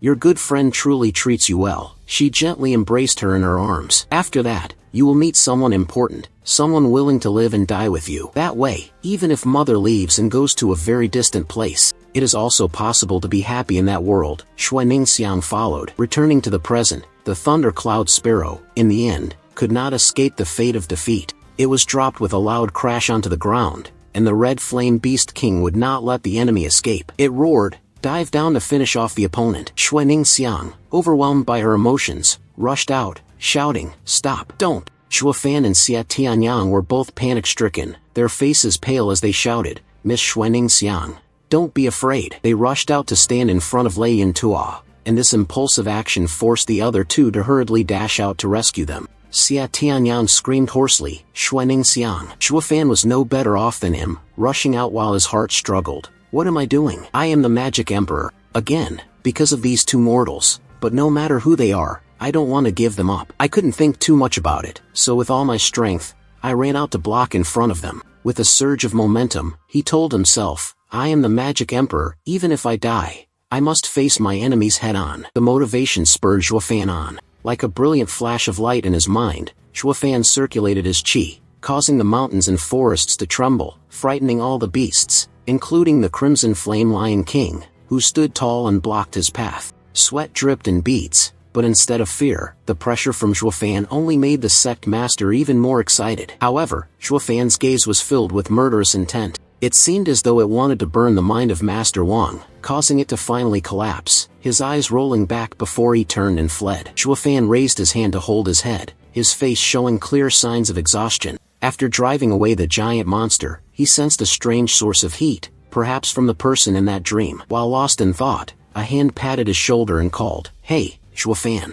He turned around to see Xia Tianyang frowning, asking, "Right now, tell me honestly, are you even human?" Shuofan brushed Xia Tianyang's hand off his shoulder. In response to the question, "If I'm not a human, could I possibly be a ghost?" Xia Tianyang said loudly, "But I've never seen anyone scare a level 6 spirit beast away with just a glance like that. Can you see it? The look of the lion in fear? You look like you're afraid of being eaten. If we are brothers, then be honest and explain, how many more secrets are you hiding from us?" Shuofan just chuckled lightly. "I am not your younger brother." Xia Tianyang's face turned purple with anger, but he couldn't do anything. At this moment, Xuaningxiang fell down, staring at the motionless Lei Yintua lying on the ground. She rubbed the head of Lei Yintua, and Shuofan stepped forward to observe the situation before saying, "He can't survive." Xuaningxiang, her eyes brimming with tears, looked at Shuofan and pleaded, "Shuofan Gich, can you think of a solution?" Although it pained him greatly, Shuofan could only shake his head. Xuaningxiang burst into tears, sobbing uncontrollably, tears streaming down endlessly, unexpectedly. When Xuaningxiang's tears fell onto the Thunder Cloud Sparrow, its eyes slowly opened,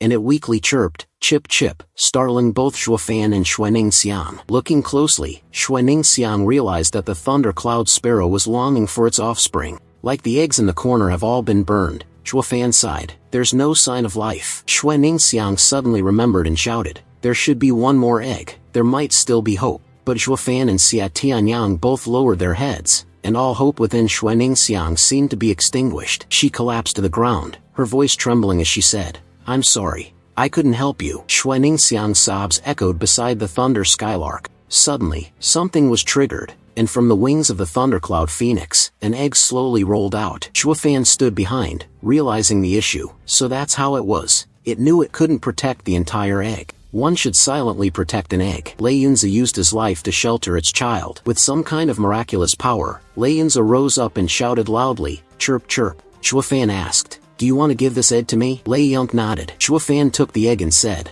"This egg has been scorched by fire. Even if it hatches, it won't live long, unless..." Having said that, Shuofan rubbed the head of Lei Yunzi. Lei Yunzi sensed something, nodded, and then collapsed once more. It closed its eyes, the gem in its eyes fading away, and its life came to an end. Amidst the painful cries of Xuaningxiang, she continued to hold on to Lei Yintua, sobbing uncontrollably for half an hour. Shuofan and Xia Tianyang could only stand and watch, not knowing what to do. Looking at Xuaningxiang, Shuofan thought to himself, "I never expected Xuaningxiang to feel heartache for a spirit beast, with no connection to her at all. Truly a person with a heart full of love. Although we respect Lei Yintua, we are not heartbroken to that extent." Thinking this, Shuofan spoke, "Xuaningxiang is dead. She cannot come back to life. Do not be too sad." Xia Tianyang continued, "That's right.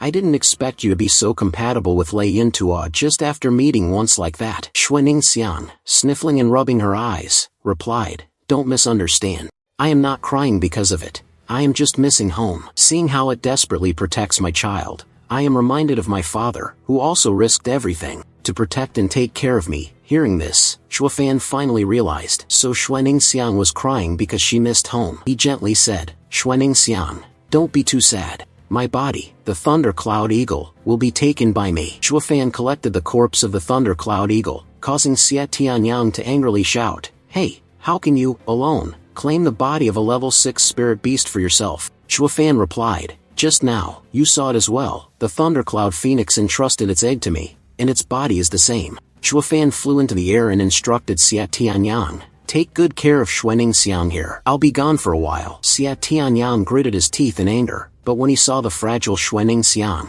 he thought to himself, just let her stay alone. But he couldn't feel at ease at all. Shuofan took the egg left by Lei Yintua and went deep into the forest, choosing a suitable location after some consideration. He summoned the corpse of the Thundercloud Falcon from the storage ring, and Shuofan gathered his energy to create a fireball, accompanied by the finest boundary stones, which had been taken from the imperial family in the Veiled Dragon Pavilion long. The bodies of spirit beasts are nourished by the heavenly and earthly spiritual energy, allowing them to cultivate objects that can contain spiritual energy. The flames surged and roared. Shuofan looked at it with eyes full of hope. The egg had been severely damaged. He thought to himself, I need to use the spiritual energy of the Thunder Cloud Sparrow to heal it, or it will become a stillborn in the womb. I must use the body of the Thunder Cloud Sparrow to nourish this egg, help it grow and become my demonic creature, aiding me in entering Thunderclap Gorge. That is also the reason I made it clear to Thundercloud Phoenix before it died, so it would know that fact. His body can help his child survive. Shui Yifan smiled with joy, thinking that his goal was about to become a reality. Night had fallen, and Xuening Xiang sat dejectedly, gazing at the sky. Xie Tianyang wanted to comfort him, but his hands were trembling too much to do so, and his face turned bright red. Just at that moment, Shuofan returned and landed on the ground with a thud. Xie Tianyang was startled, afraid that Xuening Xiang would know what he was about to do, and quickly turned around. Xuening Xiang stood up with a bright smile. Shuofan, big brother, you're back. Although still annoyed, Xie Tianyang asked, what have you done with the body of Lei Yintua? Shuofan responded nonchalantly, what about splitting it into 8 pieces? Xuening Xiang screamed, shocking. Xie Tianyang comforted Xuening Xiang, it's fine, the bodies of spirit beasts are usually treated this way. It's just that I don't know what good thing he's cultivated. Shuofan sneered and asked, do you want it? If you guess correctly, I will give it to you. Xie Tianyang, upon hearing Shuofan's words, exclaimed in surprise, if I guess right, you'll give it to me? Don't joke around.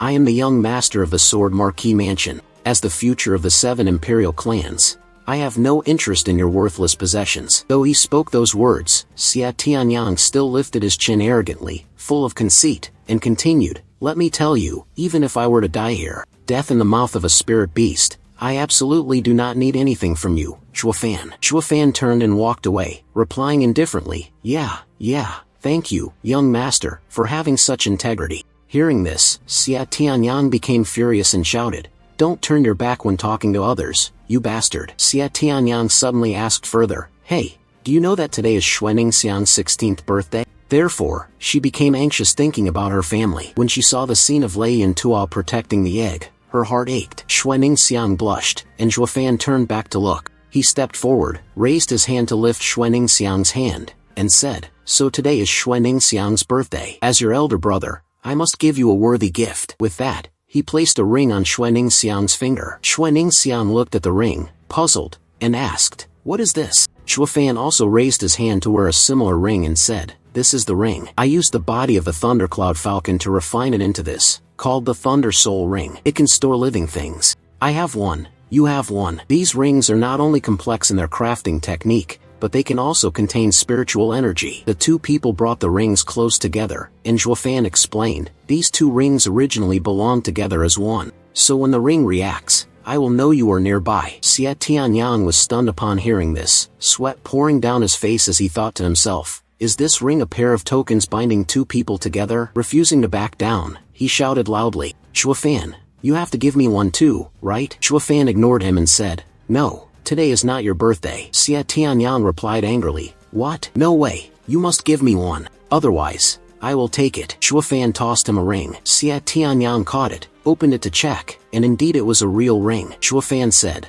the three of us have been through hardships together. How could I not cultivate one for you? Xia Tianyang blushed shyly, turned away, and mumbled, well, since you show sincerity, this young master will reluctantly accept it. Xia Tianyang happily ran over to Xuening Xiang, fiddling with the ring, and said, Xuening Xiang, try this ring. Shuafan saw this and burst out laughing. Just now, who was it that said they wouldn't need anything of mine, even if they died? Xia Tianyang was stunned, turned around, and shouted, exclamation point. What's wrong? Does this young master not please you? But, father, each of us must have a ring. Shui Yifan turned around and replied, yes, yes, thank you, young master. Very determined. Xia Tianyang became furious and shouted loudly, you really are a bastard. Xuening Xiang smiled lightly, secretly thinking to herself, I wish time could stop like this forever, so the three of us could be carefree and worry-free. But together, in the distance, a figure stood on the cliffside, a sinister smile forming on their face before turning away,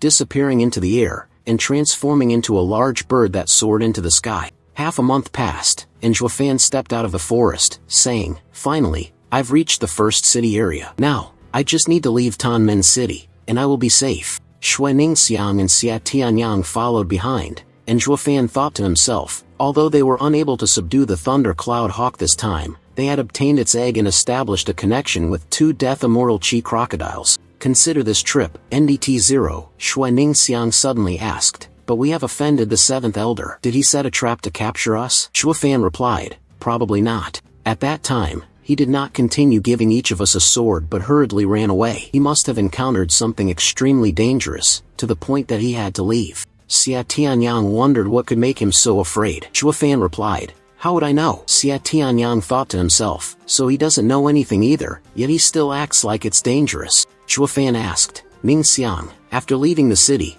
where do you plan to go? Ning Xiang, surprised, answered, Shuafan Ji, wherever you go, I will follow you. Shuafan was taken aback. While Xia Tianyang entered Xuening Xiang, weren't you supposed to go to the Sword Marquee Mansion with me? There, not only will your family protect you, but even the people of the Netherworld won't be able to do anything to you. Xuening Xiang happily said, all right. Then she turned to look at Shuafan and softly said, Shuafan Ji, would you come with us to the Sword Marquee Mansion? Xia Tianyang also interjected. Shuafan, out of respect for Xuening Xiang, agreed. I invite you to be a guest at my home. Shuafan shook his head, waved his hand, and said, I have other matters to attend to. If there's an opportunity in the future, we will meet again. Xuening Xiang, disappointed, called out to Shuafan, big brother. Shuafan stopped and glanced at her. Xia Tianyang said, I have warmly welcomed you into my home. Brothers should show respect for each other. Shuafan turned around and coldly said, I already told you, I am not your little brother. Xia Tianyang shouted angrily, you really? Suddenly, a loud voice rang out,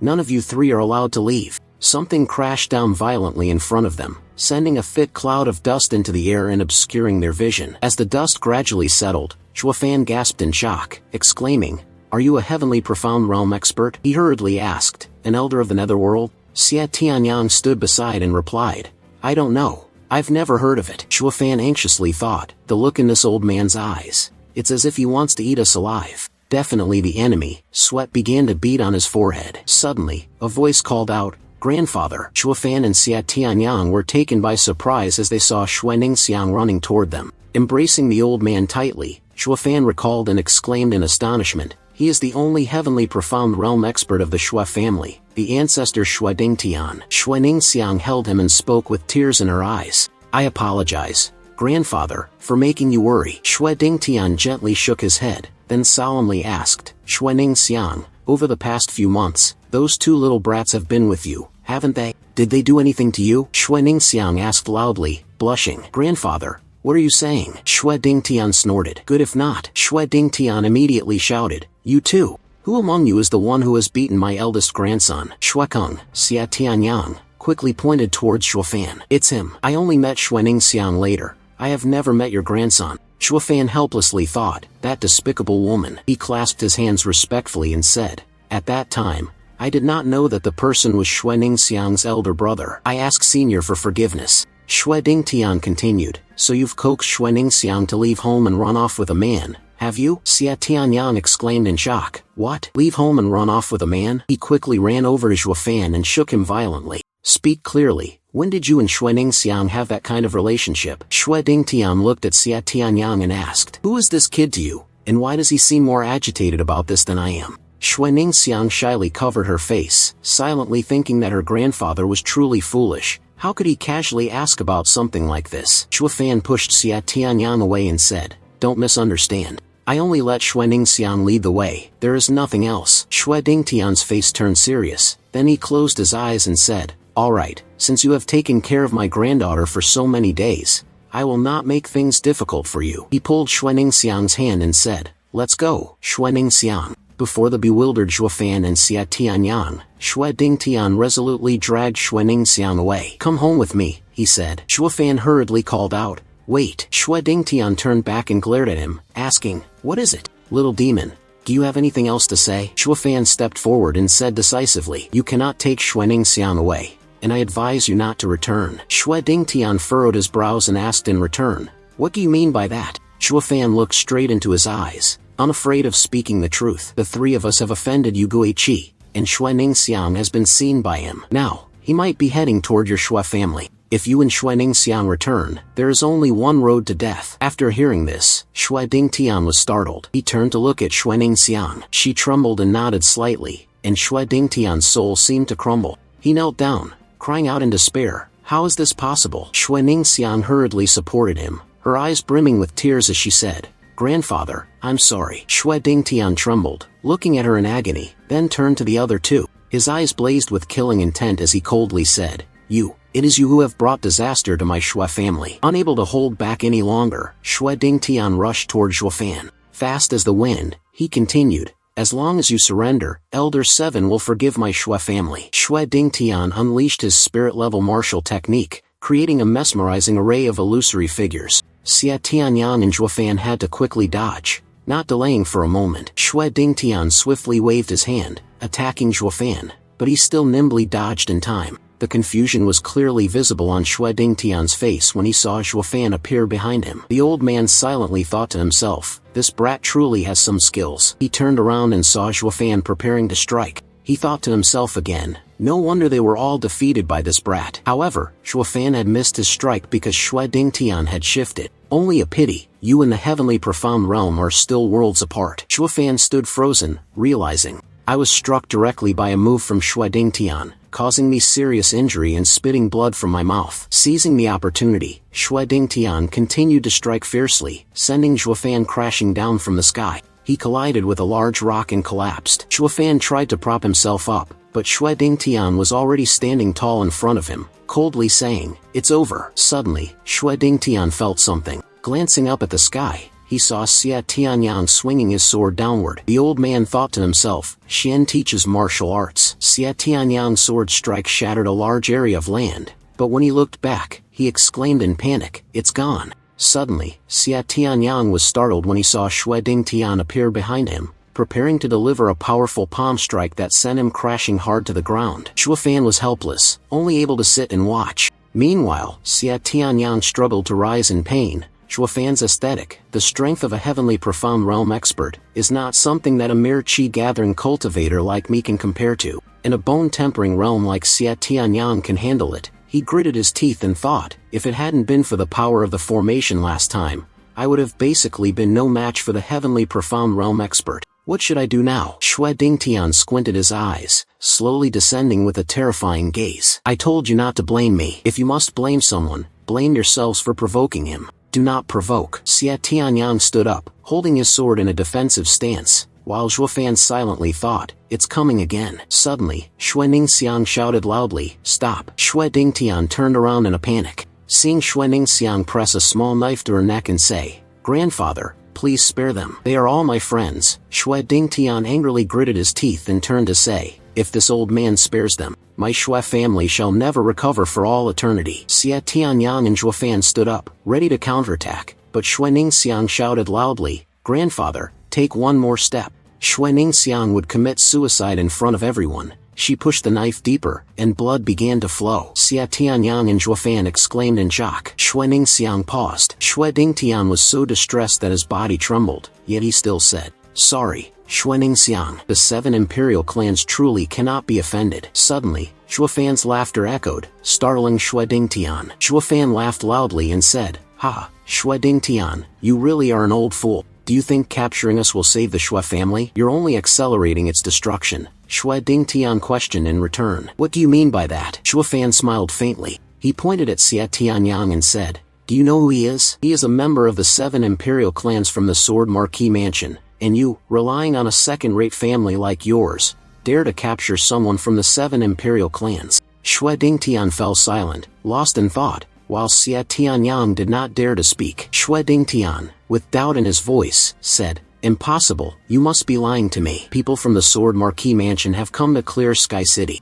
Why wouldn't I know?" Zhuofan immediately replied, "Does a disciple of the 7 imperial clan, who roams the 4 seas, need to report to you? Why are you shouting? Shouldn't you quickly open those cloudy, old eyes of yours? Take a good look. What kind of weapon is this kid holding, and what kind of skills is he using?" Zhuofan firmly said, "If you don't believe it, you can try making a move. I am not sure, but the Sword Marquis Mansion will definitely annihilate his entire sect." Hearing this, Xue Dingtian was startled, his whole body trembling. After luring Xue Dingtian into the trap, Zhuofan saw that he still hadn't realized, so he decided to enlighten him. "You want us to take Hell Valley? Don't say we wouldn't dare accept it, even if we do accept it. After that, when the people of Sword Marquis Mansion investigate, who will bear the blame?" he asked him with a sly expression. Xue Dingtian is no longer a naive golden deer, but now, having been jolted into sudden realization, in order to protect his own safety, he cast his pride aside and dropped to his knees. Xue Dingtian bowed his head repeatedly like a stamping machine. "The 2 gentlemen are my old, rash self. I admit my fault for not seeing the towering Mount Tai, for not recognizing the identities of the 2 young masters. Please forgive me." At this moment, Xue Dingtian, frightened out of his wits, trembling like a dried dog, silently chanting Buddha's name to save his life, at the most critical moment, he turned around and saw Xia Tianyang standing there. "Since when?" Zhuofan glanced at him and demanded, "If you want to save Xue Ningxiang, then bring that arrogant attitude of a privileged heir to me." Xia Tianyang nodded vigorously without hesitation and agreed. Xue Ningxiang hurriedly ran from behind, and in order to prevent her from getting caught in this mess, Zhuofan raised his hand to stop her. Xia Tianyang also nodded in agreement. Xue Dingtian still felt a bit hesitant in his heart. "Therefore, you don't have the guts to raise your head. Anyone who touches Zhuofan's brothers, I will deal with them." He immediately brought up the past to question him. "Do you know the status of young Master Ta in the residence? Today, he was injured by your hand. Sword Marquis Mansion, we will not let it slide. Go." The knight will bring the meeting with the ghost. Seeing that his actions had been exposed, he had nothing left to deny. "It was my mistake, I didn't know. Please forgive me." Zhuofan did not want to cause any unnecessary trouble, so he decided to let it go for the time being. "Then let us take Xue Ningxiang with us." Before leaving, he left a few words of sincerity. "If you want to take someone back,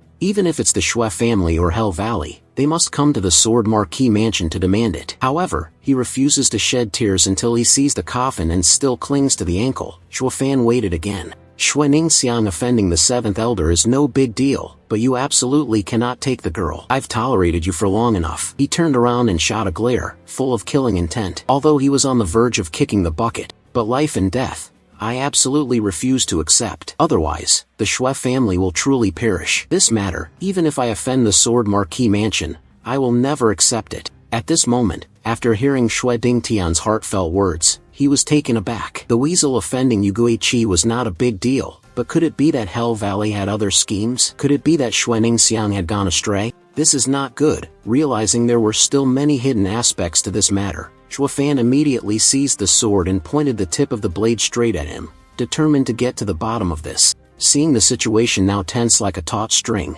he had resorted to strong measures. Xia Tianyang was also stunned, leaning back. He was afraid that you might lose your temper and send him to heaven, so he even spoke up. "You little brat, are you crazy?" Xue Ningxiang said, clearly worried. Seeing that he seemed to be gradually losing his rationality, Xia Tianyang tried to calm him down. Zhuofan, on the other hand, remained silent. "I thought you were just scaring him, but I didn't expect you to actually do it. That is Xue Ningxiang's grandfather." He only took his words like water off a duck's back and shouted, "Shut up and listen to me." While Xue Ningxiang was standing next to him, Shuofan asked. Xue Dingtian, where do you plan to take Xuening? He switched to his cold CEO mode. He asked in a cold tone, now with nothing left to lose, so he closed his eyes and regretfully spoke. I know that both young masters like my granddaughter, but she is already betrothed to the young master of Hell Valley. Xue Dingtian lowered his head once again, spilling out all of his plans. On her 16th birthday, I will marry her off. And thus, it was unknown how many times she had run away. Shuofan heard every single word clearly.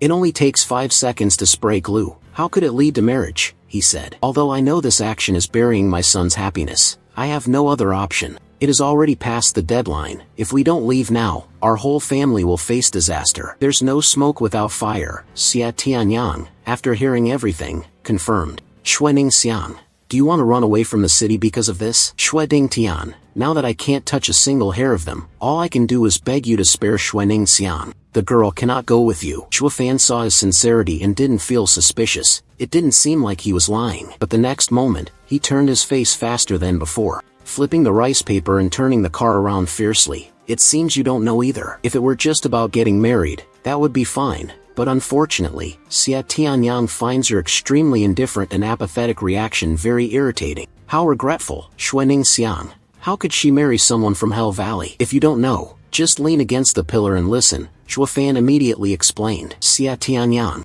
marriage is fake. As someone with a sharp eye who enjoys eavesdropping, he couldn't help but notice the matter of marriage with Hell Valley. It must have been planned a long time ago, acting for the benefit of the family, and sending Xuening Xiang into his death trap, Shuofan said, feeling very irritated. Have you ever thought about any young lady marrying into Hell Valley? Can I survive and return? Being struck at the heart, Xue Dingtian broke into a sweat, his body stiff as if frozen. He stood up and defended himself. The 7 families of Hell Valley made many rules. The second Lu clan, like us, wouldn't dare ask for much. Our granddaughter is now someone else's family, so we don't ask about her. Hearing him mumble those nonsensical, irrelevant words, Shuofan found it very ridiculous. If you don't ask, it suits them even more. If I say that I've already marked someone, then you'd better prepare to receive your lunchbox, Shuofan said coldly, his face as icy as ice. The girls who were married off there are all dead. Do you dare to take Xuening Xiang there? Xue Dingtian felt a sharp pain, like being pierced through the heavens, and couldn't stop feeling bitter at this betrayal. What? How could this happen? Why are they doing this? Thus, we are originally loyal to them. Shuofan, though reluctant, had to speak a harsh truth. Because you are too weak, he said, with bloodshot eyes and a serious expression. Then he revealed a mind-blowing truth, which is why he chose you as the cultivation cauldron. Xue Dingtian was utterly shocked, as if he couldn't believe his own ears. A cauldron? What? Xia Tianyang was no exception, his eyes wide and mouth agape, standing still for 5 seconds. Shuofan lowered his head, as if gathering all his strength to prepare for a clear explanation. The reason he wanted to stop this at all costs was because, in the demon path, there existed a type of dark magic that captured 10 vengeful souls to serve as a method of attack. However, the balance of yin and yang in the world remained steady. Excessive resentment will lead to self-reaction, thus a pure soul is needed. The prestigious families use cultivation as their foundation. A 16-year-old Virgo is the best material. Xia Tianyang is not deaf either. Hearing clearly about this matter of the beastly creature, you said they want to take Xuening Xiang to practice cultivation, so Shuofan immediately confirmed that it's probably 80 to 90% true, and seeing the opportunity had ripened, Shuofan just always give them hot points. Do you all still remember the martial art that the 7th elder used? That was a mysterious grade martial art. However, life is not like a dream, and everything gradually became more complicated. Because he hasn't fully cultivated yet, his power is not very great. It's probably because the furnace is insufficient, so he hasn't been allotted any. That damn worthless thing. Xia Tianyang was taken from one surprise to another, unable to bear it. As for this matter, he was completely stunned, never expecting that those people were the type who, even if thrown to a dog, the dog wouldn't bother with them. Hell Valley was so cruel, using people as materials for alchemy. Time passed in the blink of an eye, and now all 4 were wandering through the dense forest on a night as silent as the empty temple of Ba Dang. A ghostly figure, a delicate willow with a soul full of sensitivity. She couldn't help but shed tears, feeling helpless before her own wretched fate, when suddenly Xue Dingtian spoke up. Xuening Xiang, if what this young master says is true, you should leave here immediately. He did not expect things to turn out so dreadful, beyond his control like this. Xuening Xiang also could not bear to leave, abandoning Xue Dingtian to be lonely and isolated, left to live and die on his own. Grandfather didn't want her to have to endure this moral hell with him, so he spoke to reassure her. Don't worry, I will investigate this matter thoroughly. He gently placed his hand on her head. Xue Ningxiang gently comforted. Xue Dingtian looked at her with affectionate eyes, reluctant to part. If it's not as this young master says, your grandfather will come find you, and by then, he will. Don't blame this old man for forcing you to marry. When the eyes cannot see, the heart does not ache. After he finished speaking, he turned and left. Xue Dingtian immediately and decisively flew ahead, without looking back. Before this tearful farewell, Xue Ningxiang still couldn't bear it and reached out her hand to call after him. Grandfather, don't go, but the surrounding space was filled with silence and gloom. 01 No one responded to her words. Now, she could only rely on herself. Xue Ningxiang's tears continued to flow as she asked, Zhuofan, big brother, will grandfather face danger when he returns? She turned her head, her heart burning with anxiety, unable to sit or stand still. Yet, faced with this difficult question, Pham Luanglu could not find the right words to say. He lowered his head, expressing his regret, and apologized to the old master, unable to return with his family. You still have some time to live, but if he returns, your entire family will be killed. Upon hearing this, a wrenching pain, a numbness deep in the soul, like thousands of needles stabbing into the heart, overwhelmed her. The trembling of Xue Ningxiang, Xia Tianyang saw her shivering in fear, and though he was worried, he also felt an immense sympathy. What do you even know about it? He didn't blink, unable to look any longer, and retorted. Now you are a worm in Yu Guiqi's belly. What makes you think that if you say return, the whole family will die? I said, if a heavenly profound realm expert were invited to return, on the contrary, Yu Guiqi would be cautious. Zhuofan, I don't want to argue with words and raise my voice, but remain calm instead. You're mistaken. Xia Tianyang's face was as tense as a bowstring, gritting his teeth. If you don't know, let me, Zhuofan, tell you. Although it is not trembling in the belly of Yu Guiqi, we are people of the demon path, and he thinks I can guess a little. First, we have offended him, and he has concluded that the Xue family betrayed Hell Valley. Therefore, upon returning, I will certainly eradicate the weeds from the root. However, at that time, Elder Xue's son went outside to search for Xue Ningxiang. If so, space and time would freeze, creating a terrifying silence. With a dangerous expression on his face, he continued with his judgment. Not seeing any trace of the heavenly profound realm expert, he will spare the lives of the others, luring your grandfather back. But if grandfather returns, he will not have to be cautious. Hearing that, no matter the road, he would go. Sitting on the altar to admire the naked chicken, she would feel 3 parts powerless, 7 parts like a fool. Xia Tianyang, with a temper as hot as fire, couldn't accept this outcome and grabbed his collar. Zhuofan is talking nonsense. Even the experts of the heavenly profound realm from the 7 imperial clans are elders. I don't believe that Yu Guiqi has the guts to annihilate a whole family.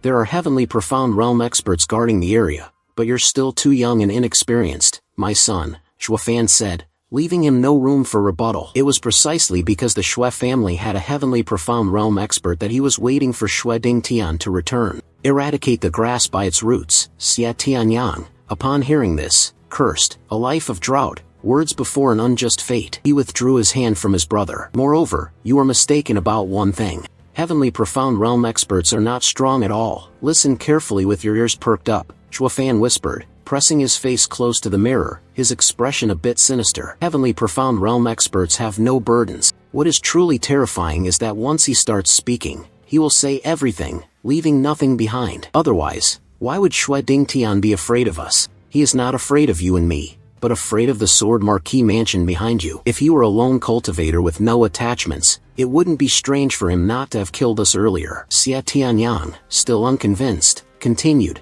but youth is like a cup of tea. Once you argue, it's all over. Madam Youth, Xue Ningxiang, found it too annoying and spoke up. All right, stop arguing already. Seeing 49 meeting 50, neither willing to give way, she stepped in to mediate. Zhuofan, big brother, I know your analysis is very reasonable, and you don't want to be swept along by the currents of life. She then made a decision. Go underground, tell me, if I return and use the identity of Lu Ding to negotiate terms with the 7th elder, can it protect my entire family? Hearing Xue Ningxiang make such a bold move, Xia Tianyang's eyes widened in astonishment. He vehemently opposed this idea. Xue Ningxiang was not an option, yet Zhuofan was still lost in thought, wavering. She looked at him with a gaze full of anticipation, waiting for a proper answer. Zhuofan sighed wearily. With the status of an elder of Yu Guiqi, there is still no way to cultivate that martial art. This proves that he lacks a furnace in his hands. Your method might work. However, Xue Ningxiang was not bothered. She listened to the last few trivial words and immediately cut him off. No, but just 2 more things. As long as it's done, it's done. Before stepping onto the tumultuous path herself, Xue Ningxiang did not forget to express her heartfelt gratitude. Zhuofan big brother, Xie Tianyang senior brother. Thank you both for taking care of me these past few months, she said. This is where we part ways. The two of them stood there, listening to her final words, feeling a slight reluctance from the depths of their hearts. Truly befitting of an optimistic lord, she added. Xue Ningxiang flashed a bright smile, indifferent to the fact that, from childhood until now, she had never left the city, never had the chance to visit the Sword Marquis mansion, a true regret. Although her exterior appeared bold and powerful, deep inside her was an expansive sea. But well, never mind. Don't linger here any longer. Xue Ningxiang turned and left. Goodbye. He felt a bit reluctant, releasing her hand, but then shouted, intending to hold her back, calling out to Xue Ningxiang. Suddenly, his ears seemed to hear something that struck him dumb, and he stood there motionless. Xue Ningxiang, while running far away, was choked with tears. No, you two cannot force me. I know I can't defeat you both, so just leave like that without looking back. But I will hate you both for a lifetime, and I will never forgive you in this life. Xie Tianyang, powerless and helpless, when he could not keep Xue Ningxiang by his side, gritted his teeth in anger, silently blaming the heavens for being unjust. She, on the other hand, seemed to smile and laugh, but in his heart, he still buried the unspoken words, not yet apologizing for his impulsiveness. He knelt down, trembling uncontrollably, his emotions a chaotic mess that was hard to describe. Xue Ningxiang couldn't hold back. Tears of regret flowed, with no chance to repay the kindness of the two. Let the next life repay them, if there is still a next life. Goodbye, Shirley, Kaka. The scene was now strangely quiet. There were only 2 men left, whispering to each other like sisters. Zhui Yifan looked over and realized that he had witnessed too many farewells in a single day. The person trembled with pain, yet because the two were close friends, everyone was concerned, so he didn't pay much attention and turned to leave. But it was not that easy to escape, son. Xie Tianyang spoke to stop him. Hey Zhuofan, it's fine, there's no rush. So he decided to listen to him ramble for a bit. Xie Tianyang, there are still too many unresolved doubts in my heart. I haven't been able to resolve them. Xue Ningxiang has left. Will the Xue family really be fine? In response to this question, he paused for a moment, thinking deeply. Then he answered temporarily, but his next sentence punched him in the mouth. The previous sentence waited for Xue Ningxiang to die in the cauldron, and the entire Xue family, from the old to the young, were all killed. Xie Tianyang glanced at him, wanting to poke his eyes out temporarily, right? He stood there, staring at Zhuofan without averting his gaze, facing the cold and unfeeling CEO, who showed no mercy towards him. As for the life of Xue Ningxiang, he clenched his fists in anger. Then why did you still tell Xue Ningxiang to go? He didn't answer immediately but just gave him a glance. However, no one could have expected that Zhuofan would casually say, at least after death. Xue Ningxiang thought she had protected her family and could leave in peace. Damn, how could she even say that? Xie Tianyang, she immediately slapped him on the cheek. Bastard. Zhuofan didn't have time to react. I fell flat on the ground, and when my vengeful friend stepped in to do that, he just couldn't accept it. You're selling out Xue Ningxiang again. Don't beat around the bush here. It's exhausting and takes a lot of energy to argue with Zhuofan. He turned and left. You were beaten. Xie Tianyang punched you so hard that you coughed up blood, and you still have the nerve to ask about it. Where are you going? So it turns out he's preparing to put on a hero's act to save the damsel. I have to save her. Seeing that he has no skills, yet he's arrogantly claiming he can handle everything. Zhuofan found it very hard to understand. Relying on yourself at the bone-tempering realm, 8th layer. What do you think you can do against a master of the heavenly profound realm? Zhuofan forced himself to stand up and tried to advise him against this self-destructive idea. You saw it just now, the difference between the bone-tempering realm and the heavenly profound realm. It's not just that those in the heavenly profound realm can fly, their speed is something that those in the bone-tempering realm can't even compare to. Hearing that, his hand also trembled uncontrollably. However, Xie Tianyang remained incredibly stubborn, ignoring that advice. So what? At least it's better than you doing nothing, like last time. It is clear that we had the opportunity to defeat Yu Guiqi, but even so, it was because we had made thorough preparations, having already set up the ambush formation. As for the upcoming battle that Xie Tianyang planned, Zhuofan felt it was like using proof to fight against a stone. In the formation, no matter how fast a heavenly profound realm expert is, we can still catch up. But now, how do you intend to arrange the formation in front of him? Then you're inviting him to enter the battle? Your words are absolutely correct. There's nothing I can argue against. As for Xia Tianyang, he could only grit his teeth in frustration, staring at the always indifferent and grim expression on his face. Like the soulless person of Zhuofan, he found it very irritating and could not tolerate it. Clearly, he understood everything that was said, but his indifferent attitude was unbearable. Not funny, Xia Tianyang said, tense. Zhuofan, I know you're an untrustworthy brat. He stared directly at him, speaking frankly without hesitation. His face twisted like a monkey eating chili, and he cursed inwardly. Xuening Xiang is about to die. He acted as if nothing was happening, doing nothing at all, yet said, 3 people, living and dying together. Xia Tianyang could no longer hold back and spoke up to correct his behavior, but as a man, regardless of whether it was good or bad, he should still fulfill his promise. He had agreed to take Xuening Xiang out of the city. If he has said that, then Zhuofan has nothing more to say and lowers his head. Xia Tianyang muttered to himself, no matter what, this cannot be tolerated. Before leaving for good, he made one last cutting remark. If you can't do it, then you're a useless man. Despite him philosophizing about life and giving a sermon for a while, Zhuofan still showed no sign of wavering. Even if you go there, you'll just stand and watch, unable to do anything. Whoever is scared can leave. Xia Tianyang here is still full of heroic spirit. I want it this way. After all, I'd rather die than be a weak man. If that's the case, Zhuofan no longer wasted his breath on advice, letting him live or die on his own, facing whatever consequences came. Although it wasn't apparent on the outside, after that exchange of banter, in his heart, it felt as bitter as a monkey eating chili, and he gritted his teeth, truly a sign of his wisdom being tested. The younger ones are very loving. They would never disappoint us. Who says that I have done nothing right? As soon as the words left his mouth, the cave he was standing in suddenly began to glow. Pham surely summoned a magic circle right beneath his feet. Indeed, successful people always have their own path. On that sphere, a special character was engraved, yet it was not just one sphere. There are many more balls like that, forming a circle. Zhuofan raised both hands in front of him, focusing intensely, preparing to cast the summoning spell. He summoned 2 tails along with several bolts of lightning. He looks really cool, doesn't he? Didn't expect that, right? There's no other choice, so Zhuofan had to resort to this method for a day. I was forced to use this dangerous cultivation method. He looked up at the void, his gaze vacant as he fell into deep thought. Well, since there's no other choice, I might as well take the risk and go for it. This is the only way to increase my strength in such a short time.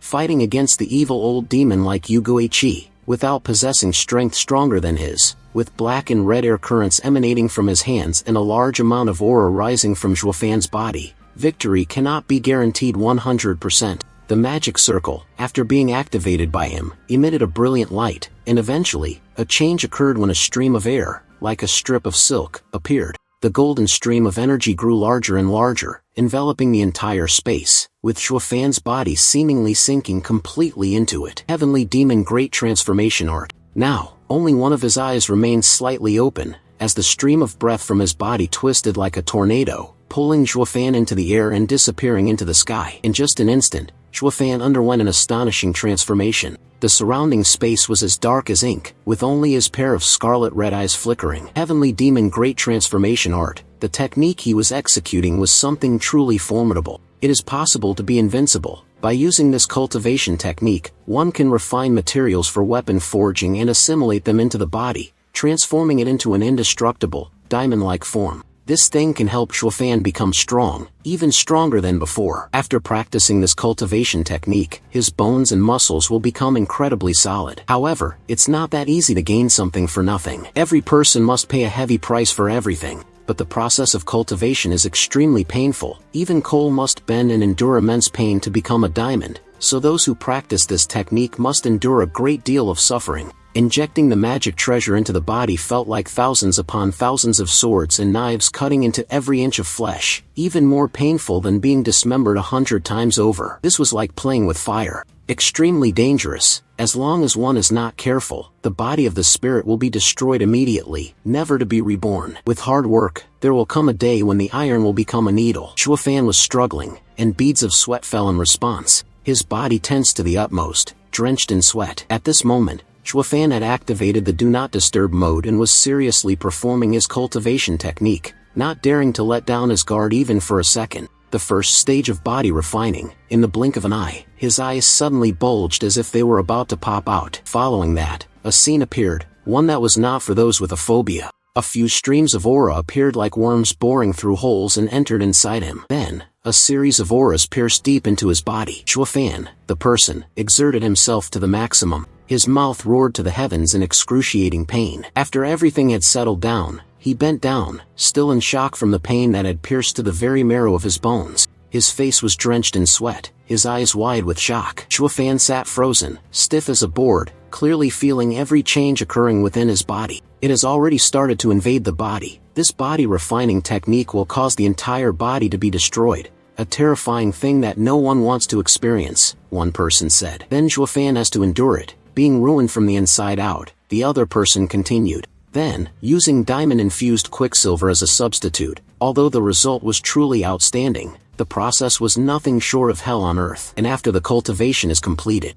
it is possible to combine both internal and external cultivation of the diamond immortal body, but the pain involved makes it extremely difficult to endure. However, as a person who follows the righteous path and is willing to sacrifice himself for justice, Chuafan still chooses to go all in, enduring all this pain, if not for saving Xuening Xiang, even knowing that the body refining technique is effective. I will not cultivate in a way that is too self-torturous either. Your body has been severely injured, to the point of coughing up blood. After some time, you will have to endure torment. The several streams of aura, like strips of silk, still clung to him. The arduous training not yet over, Chuafan, with his body covered in wounds, was still struggling to endure. The second stage of bone refining, golden strands pierced through his body, shattering his bones completely. It seemed as though the pain had surpassed the limit of Chuafan's endurance, but in his eyes, there was a change. Chuafan seemed to sense it, his body undergoing violent transformations. He seemed unable to bear it any longer, staggering and placing his hands on the ground. Chuafan let out a weak and painful cry, but soon after, he covered his mouth and reassured himself, "Don't cry out, or you'll ruin everything." Chuafan had to be cautious every single moment. If he spoke out loud now, during the process of strengthening his emotions, he would not be able to endure this pain. Just a small mistake, but it could also be enough to send him off to receive the payment early, in which case it would definitely harm his primordial spirit and lead to death. Truly, a person who is wounded yet likes to hurt others. Chuafan silently fumed at this unparalleled cultivation method, wondering if the Nine Serenities Demon Emperor had ever tried it before, and how he had come up with such a twisted way to train the body. His face contorted into a grimace, like a monkey eating chili, as he braced himself for the impending disaster. Next, who would have expected that just a few seconds later, one of his bones would be shattered, and just looking at it would make one feel disgusted. Chuafan once again widened his eyes in horror. Surely, after body refinement, your eyes will be the first to go. Chuafan raised his face to the sky, screaming in agony, spewing fresh crimson blood like a fountain. At this moment, the elder brother trembled like a dried dog, his eyes as pale as a soulless person. The limits of human strength had been reached, and now, his appearance had become more tragic than ever. There is still one final step, then success will be achieved. Who can understand this pain? Now, he is too tired to scream or struggle and just lies still, letting the world speak as it will. Although Chuafan was on the brink of death, just a hair's breadth away from joining his ancestors, he remained incredibly stubborn, unwilling to give up. The third level of the body tempering technique would break every bone in his body, those golden streaks. It continued to infiltrate his organs, blood splattering everywhere, enough to understand the terrifying nature of this technique. The red bloodstains quickly evaporated into smoke, and after a while, now, Chuafan was almost at the finish line. Finally, he had surpassed it. He trembled, breaking into a smile as if he had won the lottery. Next was the process of refining his body, but unexpectedly, the old man was caught off guard. His eyes reddened once again, wide open in astonishment. The several streaks of yellow did not stop but instead intensified, invading deep into his brain. Chuafan thought he was on the verge of success, yet life. Those were tricks that caught him off guard. How could it be like this? Everything has gone beyond his expectations. This cultivation method ultimately cultivates the original soul, and the original soul's destruction annihilates the entire body. Death has no place to bury the body. Chuafan did not anticipate this, so the body is about to reach its limit. It hurts so much. His eyes turned pale, gradually losing consciousness. This is bad. But the more it hurt, the blurrier everything became. This was the primordial spirit gradually exhausting itself, probably because of the garlic clove incident, so Chuafan began to shiver deliriously, breaking into a smile. He could not have imagined that someone as exalted and supreme as himself would one day fall into such a pitiful state. He never expected that the old man, the magic emperor in all his glory, would have to treat him so cruelly. Indeed, it is laughable. Chuafan's eyes gradually drooped, and then he closed them completely, sinking into a deep sleep. Old memories, like a slow-motion film, appeared in his mind. At the beginning, when he entered the demonic path, Chuafan fought his way through, remembering his golden age full of ambition, stepping onto the top position of the 8 monarchs of the sacred domain,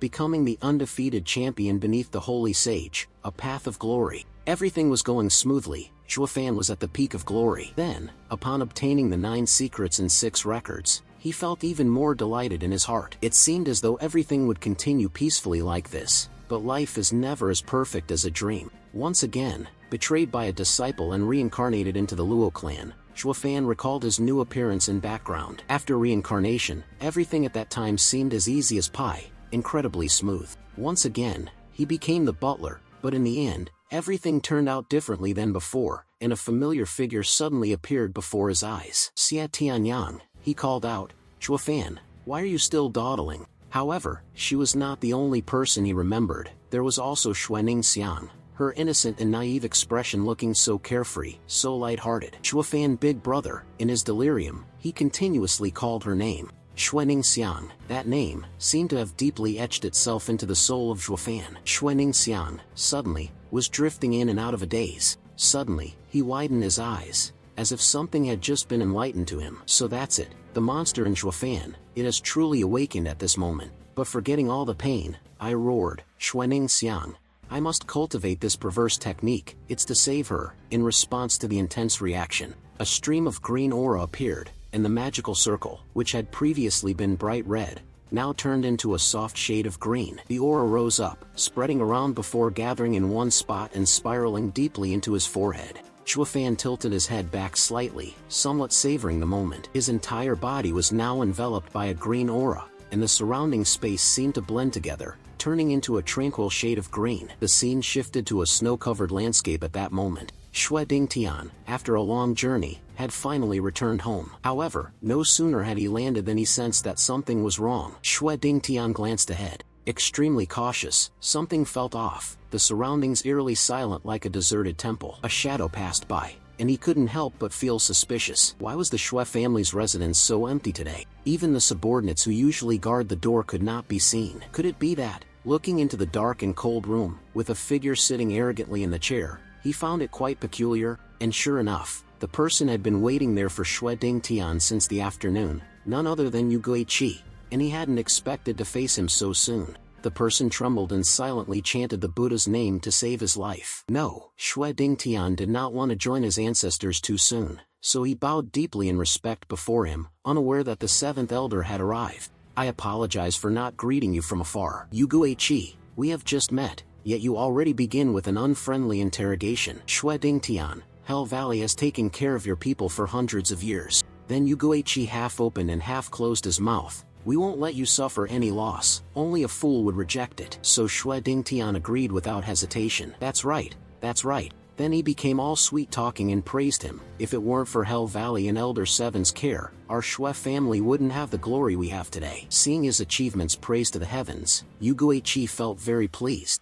He placed his hand on his shoulder as if to say, "Well done, my son, it's good that you think like this." But, however, in the next moment, his expression changed as quickly as flipping a pancake. "Why did you collude with outsiders to steal the diamond dust of Lul Valley? Those who walk in the dark will eventually meet with ghosts." After Xue Dingtian was exposed, he immediately begged desperately, "Elder Seven, this is certainly a misunderstanding. The Xue family has always been loyal to Hell Valley and would never do such a thing. Furthermore, we don't have the courage to do so." But Yu Guiqi only regarded those words as a fleeting breeze, ignoring them completely. "You have committed blasphemy, caused chaos, and bitten the hand that fed you. I did not believe it before, but now I can no longer deny it. I ask you, where's your granddaughter Xuening Xiang?" Hearing him suddenly mention her, he hesitated, not daring to speak plainly. Xuening Xiang's joke was not amusing, and Yu Guiqi had already tensed up. He slammed his hand down, shattering the table. "Let me tell you something." His face was covered in bulging veins.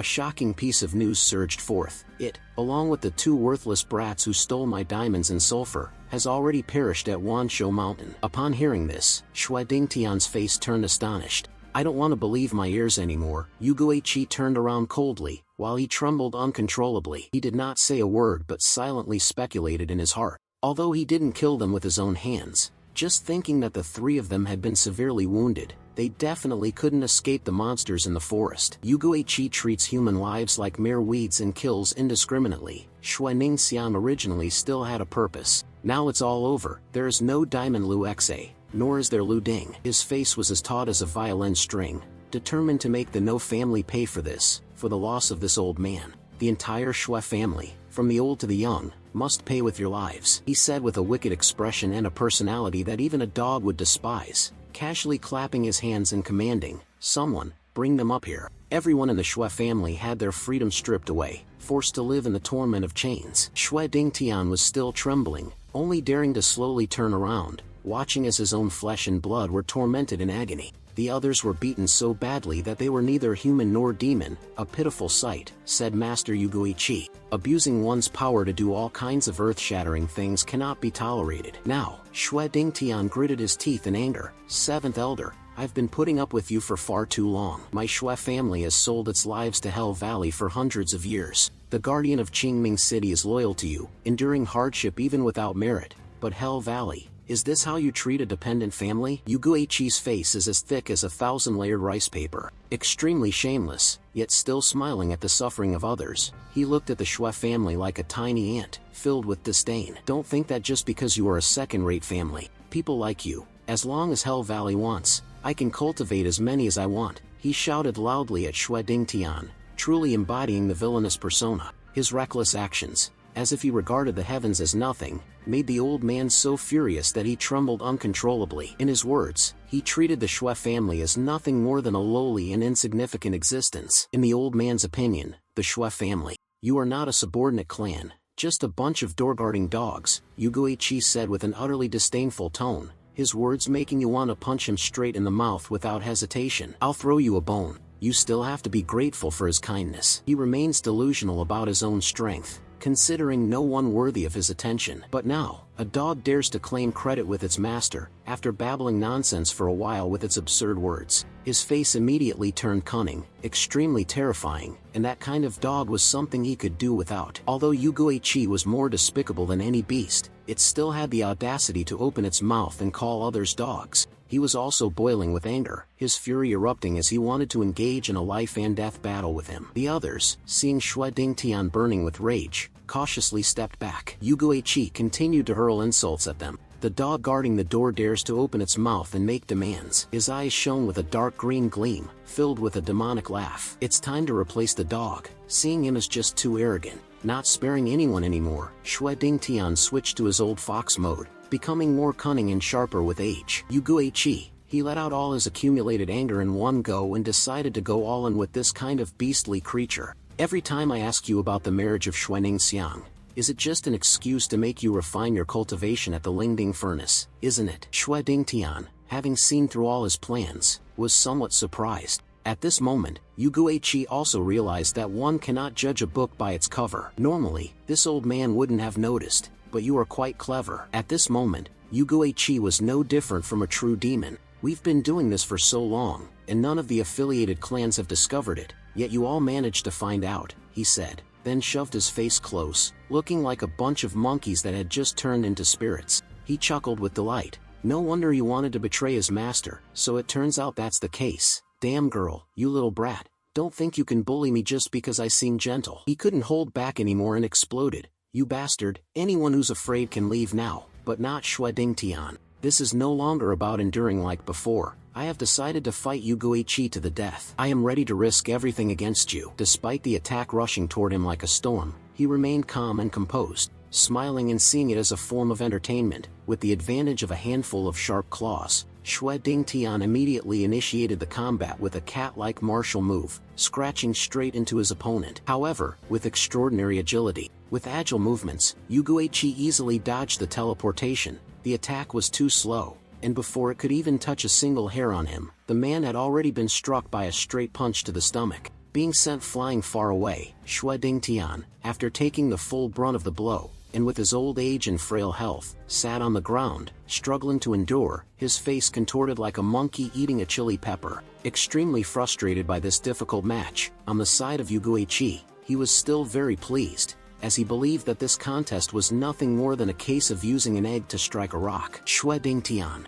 He did not stop there, but even added a follow-up strike, sending the man flying several dozen feet away at a speed so fast that Xue Dingtian couldn't resist it. It struck directly into the wall, behind which a large dent was left where he had been sitting, enough to understand how powerful the shockwave had been, considering the considerable disparity in strength. Yu Guiqi was well aware that he had the upper hand, confidently thinking to himself that he was already at the third level of the heavenly profound realm, while you were just a clueless fool who had only recently broken through to the heavenly profound realm. After a bit of movement and stretching, he felt that Xue Dingtian's strength was too ordinary. The difference between you and me was like heaven and earth. There was absolutely no possibility of you fighting against me, no more beating around the bush. He decided to place him on the altar, to watch the naked chicken, let it burn and die. Old man, don't worry, your descendants will follow you soon. Xue Dingtian sat despondently in the white mist, 3 parts helpless, 7 parts incredulous that the Xue family would meet such an end. He could do nothing but close his eyes and reluctantly accept his fate. Fortunately, Yu Guiqi's disciple Xue Ningxiang has died, so she will no longer be pursued. However, just as everything was coming to a head,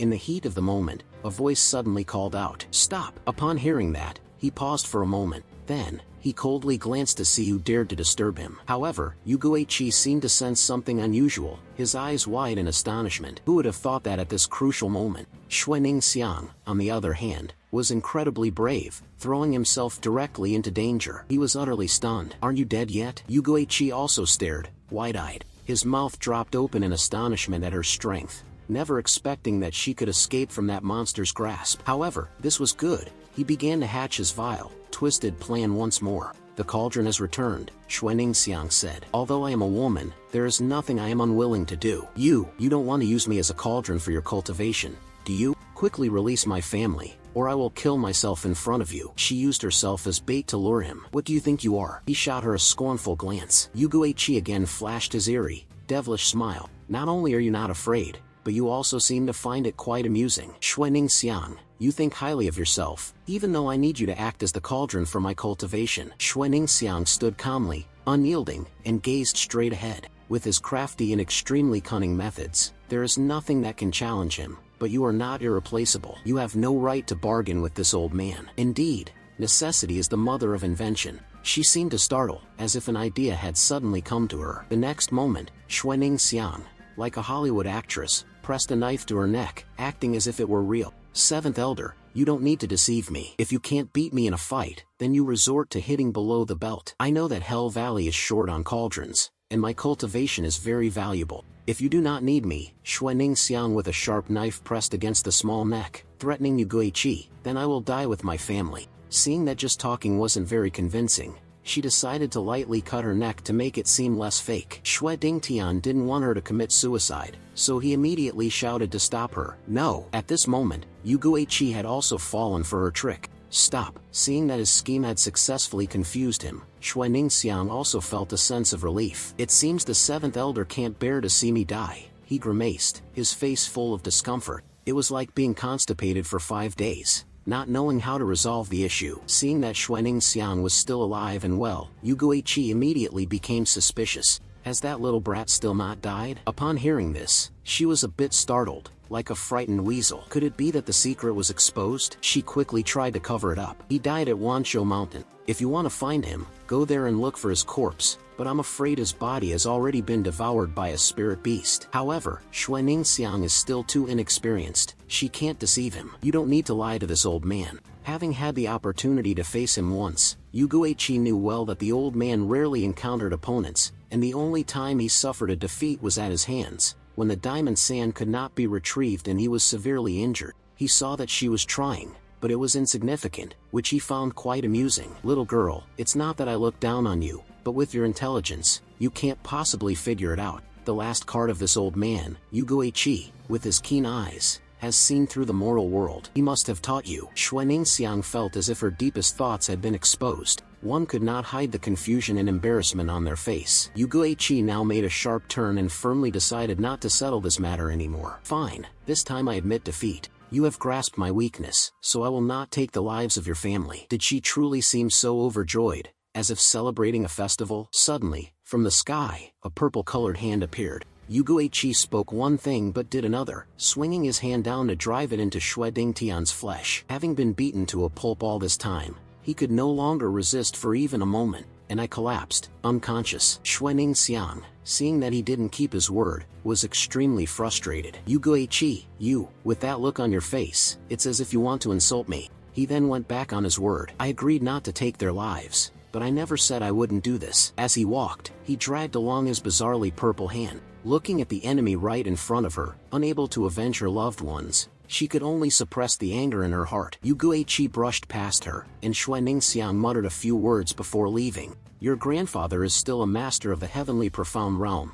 I must restrict his strength. When you reach Hell Valley, I will release it. It seems I have lost all faith in these fleeting words. So Xue Ningxiang reminded him, hoping that he would do as he said. But with the sly expression on his face, it didn't seem trustworthy at all. How could I deceive you when you're so important? He said that, not giving her a chance to change her mind, and immediately gave the order, someone, take Miss Ningxiang back to her room to rest. We depart for Hell Valley tomorrow. The junior disciples immediately obeyed. Yes, master. One of them was equally perverse and vile, mocking her. Is this the furnace for the senior brother to cultivate? It looks quite beautiful. Although she wanted to slap him in the face a few times, but Xue Ningxiang tried to endure and remembered him. Shuofan, big brother, that brother, gently said, let's go, accompanied by a gesture of invitation, only wanting to take Xue Ningxiang back to the room to rest. Xue Ningxiang looked at everyone, kneeling in front, the sorrow in her eyes deepened with melancholy. On this side, Yuming lowered his head respectfully and reported,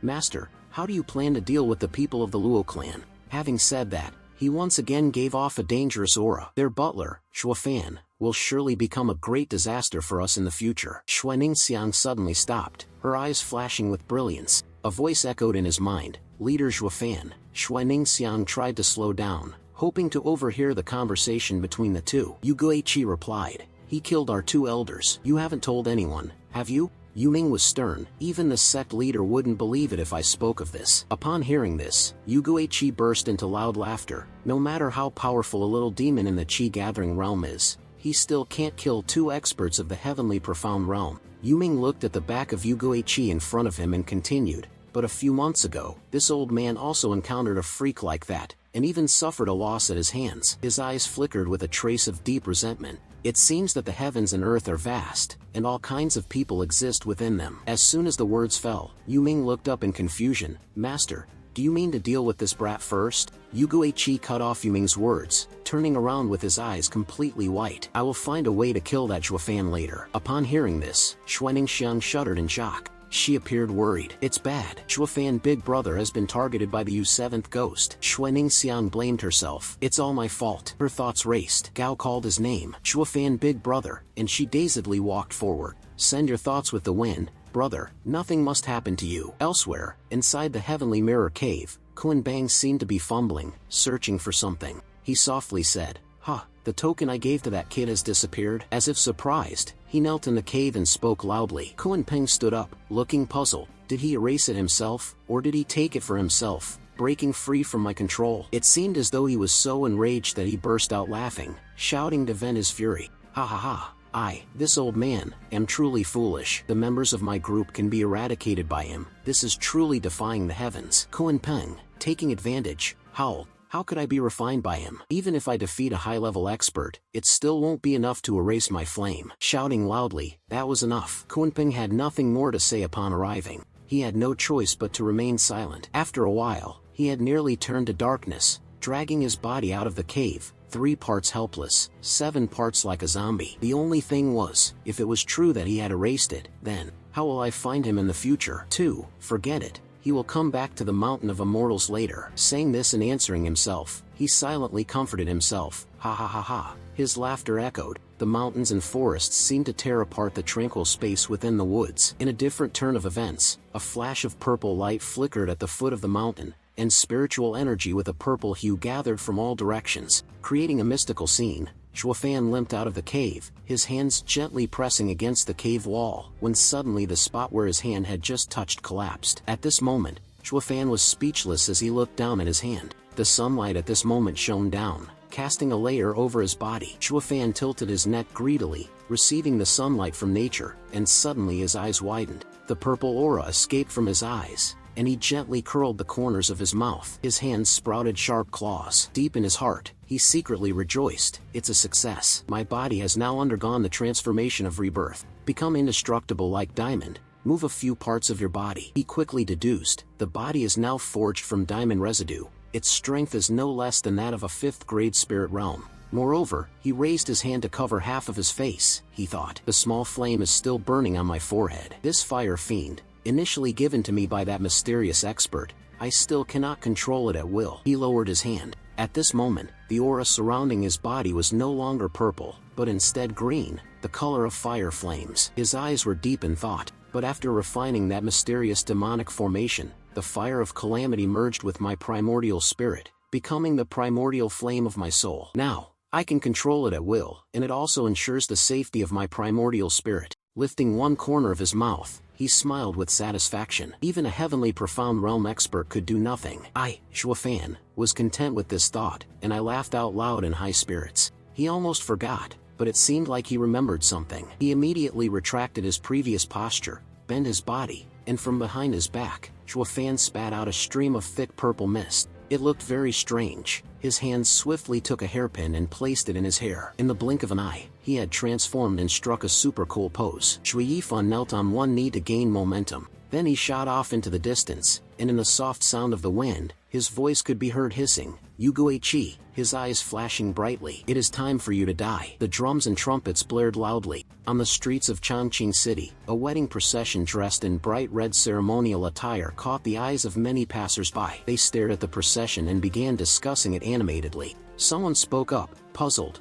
Hey, what's going on up ahead? It's so crowded. Another passerby quickly explained. You don't know? Today is the wedding day of Miss Shua from the Shua family. The procession approached. Leading the way was the 7th elder Yuguichi. Among the crowd, someone shouted, "Oh, everyone look, it's here, it's here, it's the bride-fetching team from Hell Valley." I heard that the new groom palace is the most proud sect leader of the 7 imperial clans, Hell Valley. In fact, Hell Valley even sent the 7th elder to escort him. It seems that this time the Shua family has climbed too high. Inside the courtyard of Xuening residence in the Shua mansion, the sorrowful voice of Xuening rang out, "I'm sorry, you can no longer follow me from now on. Today, step out of this door. I will never be able to return to this place again. I had originally planned to build a house for you, but unfortunately, it cannot be done. I'm sorry, little one." The white mouse looked at her, its eyes filled with tears of sadness. She sat in front of the mirror, grooming herself, pinning her hair and adorning herself with bridal jewelry. Although today was the most important day of her life, she didn't feel happy at all. Her eyes were filled with sorrow as she thought about the marriage.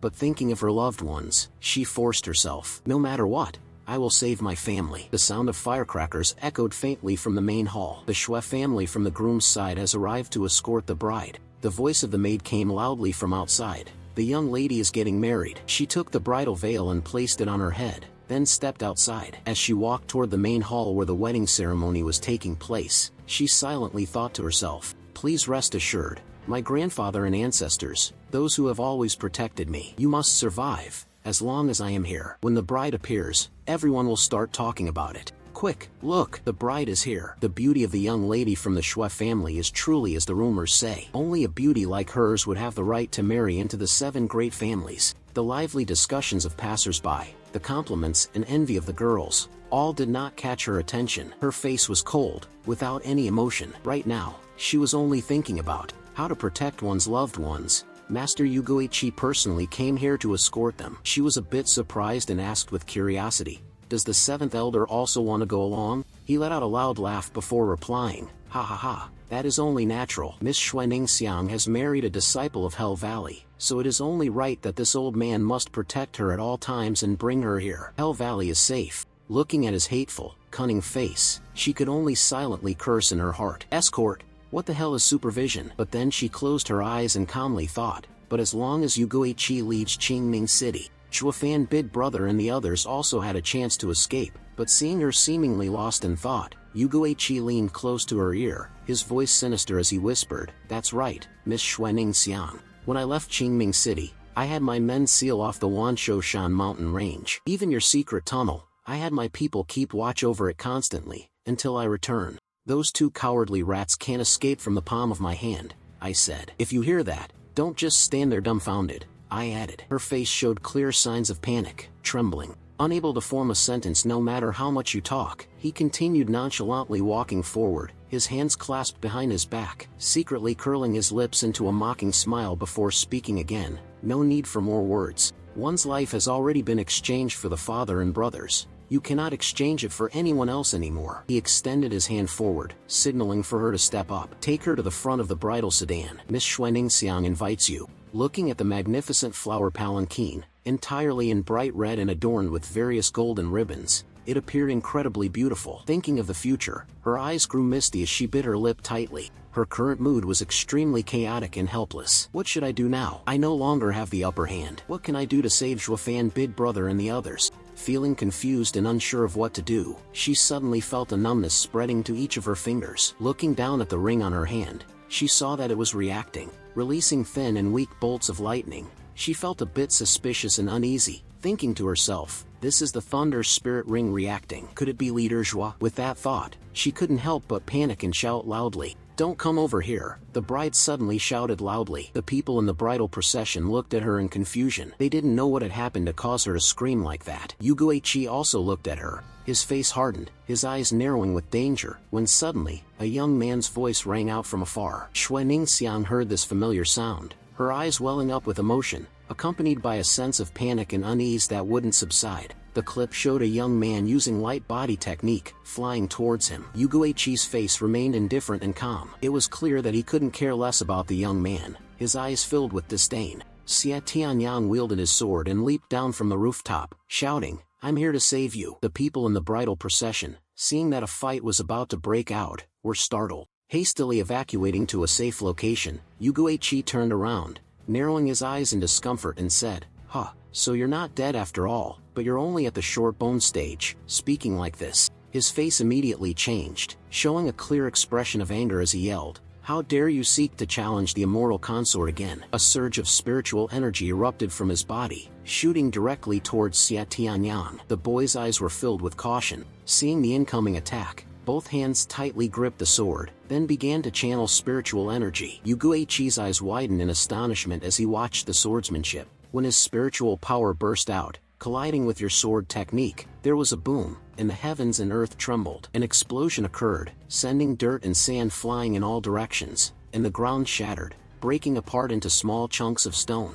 Xia Tianyang knelt on one knee on the ground, using his sword as support. He exhaled deeply, then smirked, his mind full of doubts. Yuguichi suddenly said, "The mysterious, secret-level martial arts of the Sword Marquis Mansion." Seeing him like this, being able to comprehend his swordsmanship, he couldn't help but be surprised and amazed. In that moment, you had become slightly distracted, unaware of it. Since when had he been standing right behind you? His cold, low voice rang in your ears. "You, Jian Suifeng, who are you in the Sword Marquis Mansion? Why is it that someone so young can receive the exclusive inheritance? Could it be?" Xia Tianyang thought to himself, feeling uneasy. He excitedly raised his sword high, wanting to strike him down. "Stay out of this." He looked at him silently and said, "You don't know your own limits. Even if the weapon you use is of the Xian level, you must understand the Bone Realm and the Heavenly Profound Realm. It is an eternal distance, one that cannot be crossed." In the blink of an eye, he appeared right next to you, and a palm strike was launched, right in the center of Xia Tianyang's chest. He was knocked back by its power, tumbling several times on the ground. Yuguichi cast another glance at him before grumbling,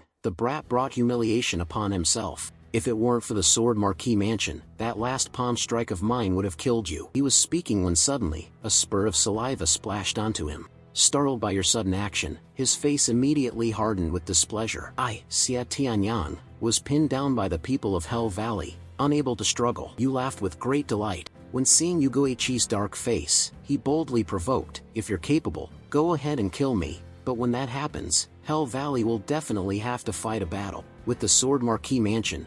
Who is capable of bearing the responsibility?" "Heh heh heh, seeing your provocative attitude, his old, wrinkled face clearly shows his anger. His eyes were bloodshot, and his tone was filled with murderous intent as he said, "You little brat, do you really think that this old man would fear the Sword Marquis Mansion, or any of you? Today, it was because someone caused trouble in my territory first. Even if I kill the person, the Sword Marquis Mansion will have nothing to say," his hand, with its long, sharp claws, stated. It reached very quickly, as if it truly wanted to take his life immediately. Sensing the urgent situation, Xuening Xiang hurriedly ran over to stop it, her fear causing her to scream out, "Don't!" Just as his hand was about to reach the boy, a sword with powerful force flew from behind the room, accompanied by a deep, aged, and stern voice, "Stop!" Yuguichi quickly dodged, retreating a few meters. His speed was so fast that his feet scraped against the ground, creating sparks. Looking at the person who had just appeared, he squinted his eyes and muttered,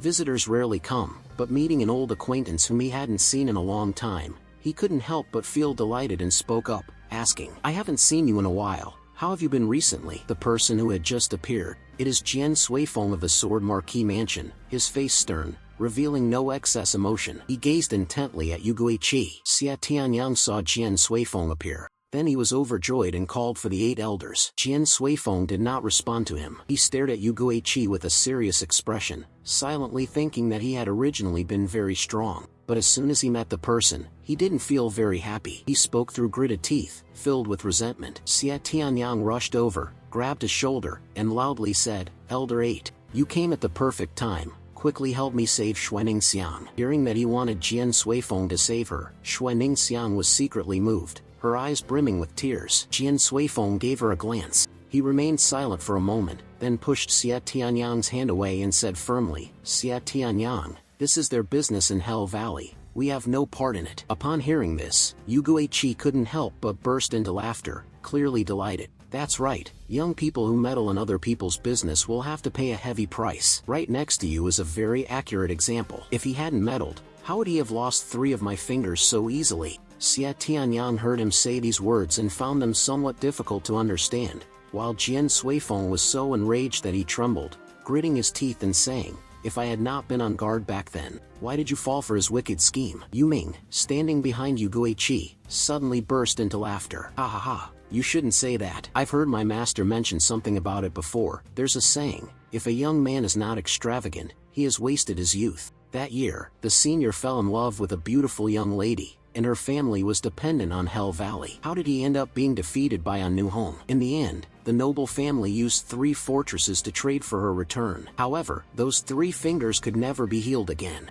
Hearing a junior mention the humiliating time of his past, Jian Suifeng clenched his fist, trembling with anger, his whole body shaking. He radiated killing intent as if he were about to kill someone. Blue veins bulged on his face, his eyes wide open, and gritting his teeth, he said each word, "Yuguichi, don't go too far." Yuguichi looked at his fingers, calm and smug, slowly replying, "What do you want? 55 years ago, you were no match for me, and even less so now. If we must fight, then call Elder 7 Swords here. The 13 swords of the Sword Marquis Mansion are famous throughout the world, and I, Yuguichi, also hold them in great respect. However, those ranked from 8th place onwards, I do not regard highly. To be insulted and looked down upon by him is unforgivable." Jian Suifeng was so enraged that he was at a loss for words. His hand clenched into a fist, tight enough that the veins along his arm stood out, but suddenly, he loosened his grip, enduring the humiliation as he turned and walked away. "Tell Xia Tianyang,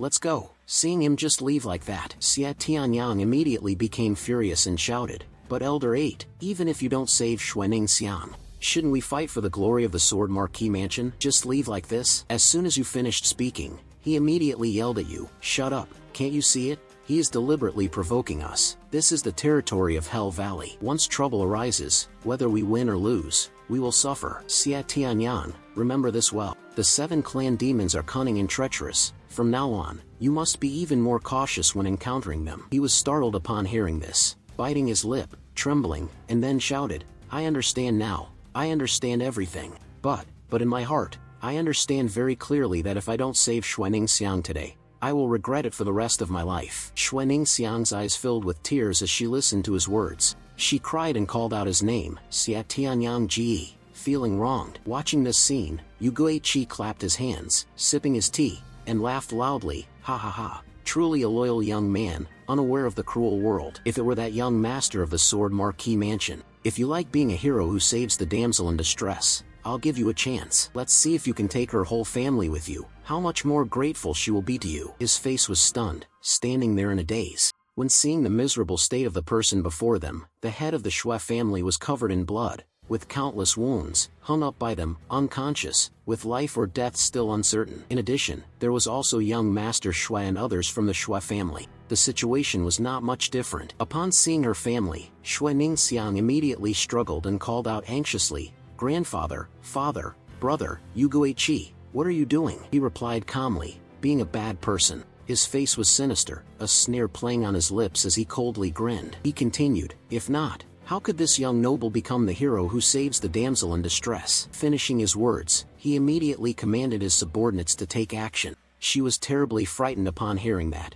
crying and shouting to stop them, "Yuguichi, stop immediately. If you don't stop, I will die in front of you." He heard this and let out a cold snort, then replied coldly, "Oh, is that so? You dare to die? I will kill them all." Her face went blank, stunned and incredulous, muttering something. Yu Ming walked up to her and mocked, "Little girl, you truly don't know your own limits. Who is my master?" Shirkaya Ghost Spirit Lung, the #1 strategist Yuguichi. Among the 7 clans, how many have been defeated by my master? You think you can defeat my master just because you're the trump card? Although you are the last card, unfortunately, you're too naive. Let me tell you, it's because you angered my master. That's why this is the outcome. Don't forget, the final trump card is that you are in the hands of your master. His words struck like a bolt of lightning, and her emotions suddenly collapsed. Regret filled my heart. Is it all my fault? It is true. If I hadn't run away from home in the first place, I wouldn't have met big brother Zhuofan and brother Xie Tianyang, and I wouldn't have encountered Yuguichi like this. Surely everyone will be like before, living happily. Clearly, as long as I die alone, everyone can be happy. Why did heaven beg you? In the end, is there anyone who can save my family? She was still immersed in her negative emotions when suddenly someone shouted, "Everyone, look up. What is that in the sky?" According to the voice of the person, everyone turned their gaze upwards to see what was happening. Xie Tianyang felt the ring in his hand reacting, and he immediately realized who it was, smiling as he spoke that person's name. He arrived and looked at the person flying in the sky. Xue Ningxiang was stunned, thinking that this was Zhuo. She joyfully called out to him, "Zhuofan, big brother." Zhuofan looked down at them from above. He provocatively said, "Ha, we meet again, Yuguichi. Last time I lost, but this time." Yuguichi was also very surprised by his appearance. He gritted his teeth and stared at him. His voice was cold, silently saying, "The declaration of war starts now." Yuguichi saw Zhuofan appear, with wings on his back. The old man laughed heartily. "Ha ha, a flying artifact, opposing forces of equal strength, and yet you handle it all alone." Old Yugiki continued, "So you really aren't dead." He was openly jealous of him, his resentment plain to see. Still breaking through the bone-tempering realm, the person is not only ugly in appearance but also vile in character. Zhuofan did not respond, sneering in disdain. Jian Suifeng stood behind him, quietly observing. He thought to himself, using a flying artifact to increase speed? Clearly just a little demon who had only just broken through the bone-tempering realm. But why was there such an imposing aura emanating from him? To make the heavenly profound realm feel the pressure like this, he curiously asked aloud, "Who is he?" A voice rang out from behind, startling him, and he immediately turned around to look. Xie Tianyang appeared out of nowhere and answered his question. "He is my friend, the one I trust the least, and also the one I trust the most." This information shook him to the core, filling him with both fear and curiosity. To make Xie Tianyang evaluate it like this, I want to see exactly what kind of deity this is. In Jian Suifeng's eyes, Zhuofan, a person full of killing intent, was burning with an extremely dangerous, demonic rage. 7 people were dissatisfied with him, full of envy and jealousy, harboring resentment in their hearts. What kind of momentum is this? It's just to exaggerate his power, but his cultivation speed is terrifying. This brat is a freak of nature. He must not be allowed to exist in this world. The old man did not take direct action. But wrong, Yu Ming charged into the battlefield. Min thinks it is better for me to strike and kill him. Yu Ming, who was highly valued, brushed his hair back, sweating profusely, unsure whether he should feel happy or sad. Zhuofan had heard of his opponent's reputation and proudly felt that victory was already within his grasp. "So it's you. Last time, I regretted letting you slip away. This time, we will settle the old grudge together." Kui 7 unexpectedly turned around and asked, "Min Hai, what's wrong? Do you know him?" Yu Ming trembled, about to wet his pants, probably because he had almost been beaten by him last time. Going to visit his grandparents, Jian Suifeng witnessed an interesting play, and only then did he speak up, laughing heartily as if he had a seasonal itch to tease. Truly, a renowned master produces a top-tier disciple. Today, the old man Kushio realized what kind of hero the disciple of Hell Valley was. Yu Guiqi was humiliated in front of the public,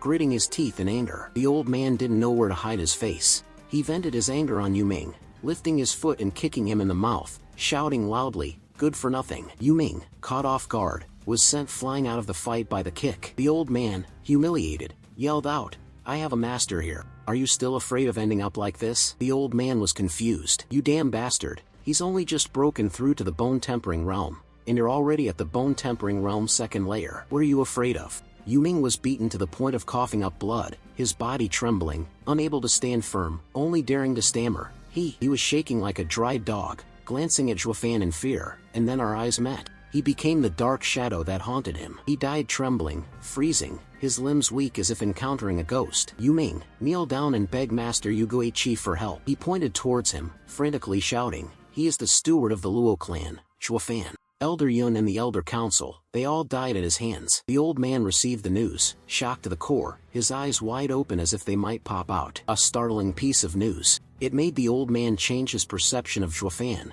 and he looked at him, silently pondering. "This kid is the steward of the Luo clan. No wonder I felt a sense of fear whenever I saw him," the old man observed, assessing the current situation, calculating the path and steps. "It seems that I am afraid of him, even developing a mental demon. This Zhuofan knows the 5 grains formation, his mind is shrewd, and even I almost fell for his trick. Elder Yun and Jian Zhanglao were killed by him. It's not strange." The old man thought for a moment, then patted Yu Ming's shoulder in encouragement. He decided that in order to eliminate the inner demons of his disciple, he must have him personally kill Zhuofan. Yu Guiqi turned around and waved his hand, giving orders to the guards. "Where is he? Whoever catches him will be generously rewarded by this old man." A guard quickly stepped forward to take on the task, standing up and bowing to the elder to show his subordination. The others around him, filled with jealousy and resentment, began to murmur. "Bone-tempering realm's 6th layer. How the hell did he steal it?" The old man nodded. First, the disciple's suggestion to break through the battle. He patted Yu Ming's head. "Ming Hai,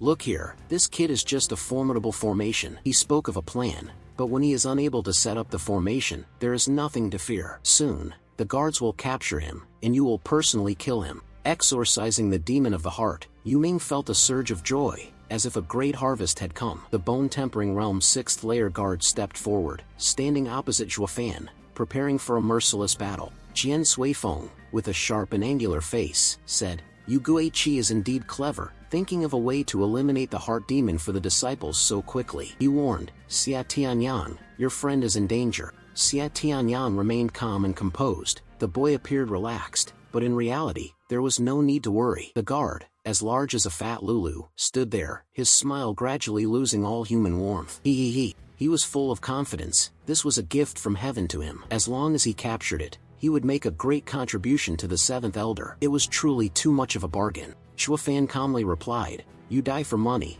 birds die for food. If you want to die, I will make it happen for you." He chuckled with contempt, mocking his opponent. The bodyguard suddenly went berserk. Furious, he swung his fist, about to strike from behind and kill him, then boasted, "With one punch, I'll shut you up forever." The punch, as fast as lightning, was aimed at Zhuofan's head, yet he showed no reaction whatsoever. He delivered a punch, sending rocks and debris flying in all directions. Xia Tianyang witnessed this scene, unable to sit still, sweating profusely. Xuening Xiang was also worried, her heart racing as if it might leap out of her chest. She shouted, "Zhuofan, big brother." Yu Guiqi was overjoyed as the dragon was about to bloom, but life was not as expected. He barely had a moment of happiness before he was shocked, his eyes nearly popping out. The guard had his arm snapped by Zhuofan, and he screamed in pain, howling pitifully. Yu Guiqi seized the opportunity. Quickly, he charged forward and struck him with another palm, causing him to stagger and fall to the ground. Zhuofan stood tall, laughing smugly,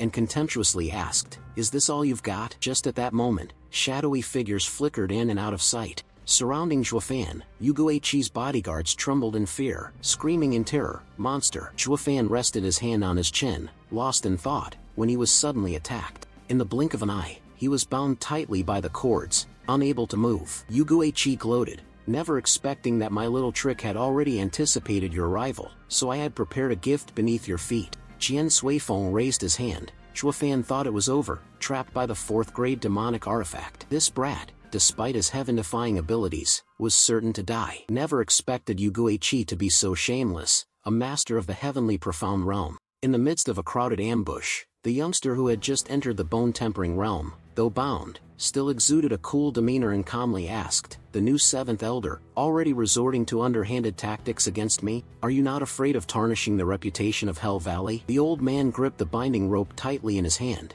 and without any shame, he said, "Smart, you can see through my thoughts. Few can match your insight in the Tianyu Empire. The little devil is quite clever. I was careless." Shuofan laughed loudly without fear of death. "Ha! The 7th Elder is meticulous in thought. Shuofan admires you." He was still handsome even when tied up, exuding the aura of a male lead that everyone talked about. After all, this time, the junior came not intending to use any schemes or tricks, but simply wanted to settle the matter with a battle to determine the winner against the elder. "I didn't expect the elder to be so careful." Yu Guiqi was provoked, and he became furious, tightening the ropes. "Little brat, you dare to be insolent. I will make sure you die a miserable death." Shuofan retorted, "Isn't that the case? With your personality, it would be best to eliminate the enemy before you as soon as possible, but I just arrived, and instead of acting immediately, you let the disciple probe me first." He exposed the old man's true nature, causing him to feel even more embarrassed, unsure of where to hide his face. The old man gritted his teeth, tightening the ropes. Shuofan continued indifferently, "As a result, that brat was frightened by me. His face turned purple, and he ignored your orders. You had no choice but to use the excuse of eradicating his inner demons, sending that fool into a place of death." The old man trembled in fear. "I didn't expect you to see through the old man's heart." Shuofan coldly stared at Yu Guiqi. "If he wins, it's fine, but if he fails, sooner or later, you will take advantage of my carelessness to launch a sneak attack on me. Just like now." Qian Suifeng and Xia Tianyang understood the situation clearly. The two of them paused, their bodies stiffening as if sprayed with glue. Qian Suifeng thought to himself, "Yu Guiqi, truly treacherous. To come up with such a sinister scheme is truly terrifying, for when dealing with a junior, one has to think of 100 different methods, making people feel horrified. No wonder they are called the 7 Aperture Ghost Long." "He also made a valuable move," Shuofan said. However, he saw through Yu Guiqi's scheme. This brat is no simple character. Yu Guiqi, smug, tightened the string in his hand even more. "So what if you saw through my plan? Now, it is still in my hands. As long as I tighten my grip, you will immediately be torn apart, dying with no place to bury your body." Shuofan was not afraid at all. He was full of confidence. Laughing loudly, he continued to scold the old man. "You are cunning. How did you become so stupid? If I could see through your play, how could I have easily fallen for your scheme?" The old man was startled. The scene before him made the old man panic, as the ropes that bound him snapped one by one. He didn't exert any effort, yet he could easily break free from the old man's useless ropes. Yu Guiqi forever remains in this mortal life, wondering what the 6th grade flying magic artifact was like. In the end, the old man finally became a bit smarter. It turns out that it wasn't a one-to-one flying artifact after all. Someone as insignificant as you could never possess it. So, that's how it is. I have underestimated you. With the use of the demon artifact, your speed can match that of the heavenly profound realm, but now I will stop talking and, instead, take action with my hands. He tried to bind him with a rope, attempting a sneak attack. How could the heavenly profound realm compare to the bone-tempering realm? It's not just a difference in speed. He calmly received the attack and responded nonchalantly. "Of course, I know this. The heavenly profound realm is terrifying,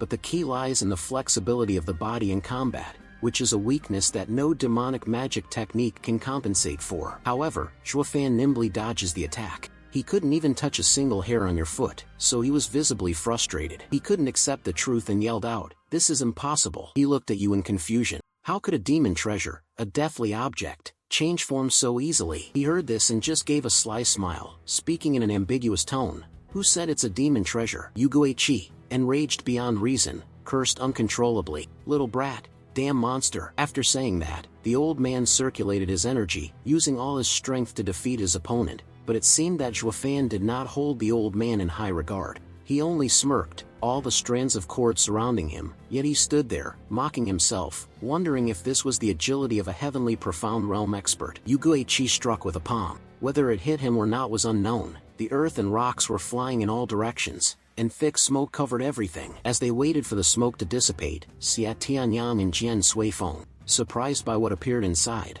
a pair of dark purple wings covered half of Zhuofan's face. His eyes turned red, filled with danger. He spread his wings wide. The strength of the wind caused the entire cloud of white smoke to dissipate. Zhuofan reacted swiftly, his eyes already catching sight of two centipedes rushing toward him, intending to attack. Suddenly, a hand emerged from somewhere and tightly grabbed them. It turns out that your wings can change shape. Yu Guiqi held a sharp object in his hand and lunged forward from behind. Zhuofan, confident, shouted loudly, "Ha ha ha, you little brat, let's see what tricks you can pull off now." The piece of quartz was about to strike him. Zhuofan sneered, his expression filled with a seductive, intoxicating allure. In an instant, Zhuofan vanished into thin air. Yu Guiqi was caught off guard, stunned, and he furiously shouted. The afterimage of Zhuofan with his massive wings shifted behind him. His wings transformed again, quickly launching an attack on Yu Guiqi. He panicked and turned around to look. The sharp feather stopped right in front of his eyes. As if it would touch his pupil with just an additional 1 millimeter, Zhuofan coldly called out, "Seventh Elder, doesn't it feel unpleasant to be ambushed from behind?" He smiled with complete disdain. "If I had a third-grade magic treasure in my hand right now and stabbed it into your body, you would be dead." Yu Guiqi could only remain silent, trembling and gritting his teeth. Zhuofan, his face full of danger, emitted a murderous aura that threatened to overwhelm. But when he had this opportunity, "I survived." Yu Guiqi was startled, his face darkened, and he began to tremble with anger. Yu Guiqi shouted loudly, his power erupting in a surge. "The wind blew away everything within your range. Don't be too arrogant." Zhuofan used his defense to block the attack, his sharp eyes flashing with light. Yu Guiqi seemed to transform into a demon in posture, ready to fight at any moment, growled Zhuofan. He charged at him with incredible speed. Yu Guiqi shouted loudly, "I will kill you." In contrast, Zhuofan appeared to be thoroughly enjoying himself. With a dangerously sly smile, he seemed to use all his strength and leaped toward the spot where he had been standing. The ground there had been shattered to pieces. Zhuofan quickly jumped upward. Yu Guiqi angrily turned around and glared. It was that same martial technique again, and he chased after him, shouting in fury, "Is running all you know how to do?" As the crystal stone was about to pierce his skin, Zhuofan calmly said, "Why are you in such a hurry? Then use your wings to block the attack." The glow in his eyes had shifted from red to a deep purple black, full of murderous intent. "Isn't the fun just beginning?" With that, the two charged at each other, showing no mercy, so fast that their figures couldn't be seen. Only the light of their power could be perceived. Xia Tianyang and Jian Suifeng watched in bewilderment. However, Yu Guiqi still couldn't touch Zhuofan, not even once. Xia Tianyang watched with dazzled eyes as the two figures continued to madly charge at each other. He exclaimed in astonishment, "How can they be so fast? I can't even keep up with their movements." Dust began to appear, and Xia Tianyang turned to Jian Suifeng and asked, "What should we do now to catch the ghost?" He could only sigh. "Xia Tianyang, your friend is truly terrifying." He hesitated for a moment. Jian Suifeng broke into a cold sweat, furrowing his brows. In this lifetime, this old man had never seen Yu Guiqi suppressed to such an extent. Yu Guiqi had been provoked repeatedly, continuously attacking without pause. Yu Guiqi had clearly exerted all his strength, yet his strikes still couldn't touch a single strand of Zhuofan's hair, as he was suppressed solely by speed. Jian Suifeng said with some fear, but he did not rely solely on speed to face Yu Guiqi in battle. Zhuofan had just evaded Yu Guiqi's attack. While killing his subordinates, one side was playing around with Yu Guiqi, while beneath Yu Guiqi's eyelids, he killed his followers. The others were struck by Zhuofan's attack. Perhaps they are all severely injured or can't survive, Xia Tianyang wondered. "Why is that?" Jian Suifeng replied with a faint smile, "Ha ha ha, this is the truly frightening aspect of that brat." Yu Guiqi was still angry. He rushed toward Zhuofan like a starving ghost, acting as if he were striking the old demon's face. Yu Guiqi is renowned as the Seven Orifices ghost spirit, yet today, it is being struck by a mere brat of the Bone Establishment realm, playing with him in the palm of his hand like a cat teasing a mouse. Xia Tianyang didn't even consider this. Zhuofan was indeed treacherous, sweating in waves. Jian Suifeng continued speaking, yet he couldn't do anything to his opponent. This made him realize where his face should be. He thought to himself, what's even more frightening is that he looks at them with a wary gaze. Seeing Zhuofan and Yu Guiqi as the same, offending these kinds of people is a huge hassle. The eyes of Yu Guiqi were filled with rage. They not only wanted you dead but also sought to take away everything you held dear. Meanwhile, Zhuofan casually tilted his mouth, grinning with pleasure. To make you die in shame, Zhuofan suddenly extended his hand. Yu Guiqi was startled. The seventh elder, he no longer avoided him but tightly gripped that weapon. Seriously speaking, a master of the heavenly profound realm like you is nothing more than this. Yu Guiqi, angered, gritted his teeth and snatched the quartz stone back. Zhuofan, somewhat frightened, took a step back. He panted, his mind filled with worries. The strength of this young man, as seen from their recent direct confrontation, was evident. Zhuofan exuded killing intent, his expression full of danger. Around me was a mess, with dead bodies scattered across the ground, completely overwhelming me, especially the wit of this brat, which was not inferior in the slightest. The old man Yu Guiqi, looked at Zhui Yifan, my gaze filled with hesitation. Suddenly, a crisp laugh echoed, startling him. Ha ha ha. Indeed, every villain must have a villain to deal with. Jian Suifeng sneered loudly. Yu Guiqi, you usually commit many evil deeds. Today, you are also tormented by another little demon. At this point, hearing the sword's sarcasm, Yu Guiqi trembled with anger, his fury swaying like the wind. It truly was a refreshing feeling. Ha ha ha. One person after another, they all managed to make him furious. He thought to himself, no, I can't keep dragging this on. If I continue like this little brat will kill me. I must end it with a single decisive move. Yu Guiqi suddenly saw something. He continued charging forward to attack Zhuofan, although he wasn't sure if this strategy would work on him. But at this point, there was no other choice. It was all or nothing. Zhuofan smirked. It's a waste of effort. This no longer works on me, a voice rang out. However, the attack from Yu Guiqi Lao that was heading towards him suddenly veered off in a different direction. Zhuofan suddenly remembered something. Hastily turning her head to look behind, it turned out Xuening Xiang was there. She didn't have time to react, standing frozen in panic. Zhuofan arrived just in time, rushing to the rescue. Standing in front of her to protect, Yu Guiqi had guessed correctly. He laughed loudly. Ha ha ha. So this is how it is. So this is how it is. He confidently said. Zhuofan, ha. Zhuofan, now at last, this old man has finally found your weakness. Xuening Xiang stood safely behind Zhuofan, while Yu Guiqi stood at a distance, recounting the events that happened at the beginning on Wanshou-shan. Your selfish indifference still makes this old man wary. Zhuofan listened attentively with a serious expression. That's why you came today. Xuening Xiang trembled in fear and called out, Zhuofan, big brother. Yu Guiqi's sharp eyes saw through everything. I still thought you came to find me for revenge, but now I realize you came because of her. Xuening Xiang was stunned and confused, not understanding what was happening. Zhuofan admitted, not denying it. So what if it is? The result today will still not change. His eyes glowed red, exuding an aura of danger. You will still die. Yu Guiqi smirked maliciously, snorting.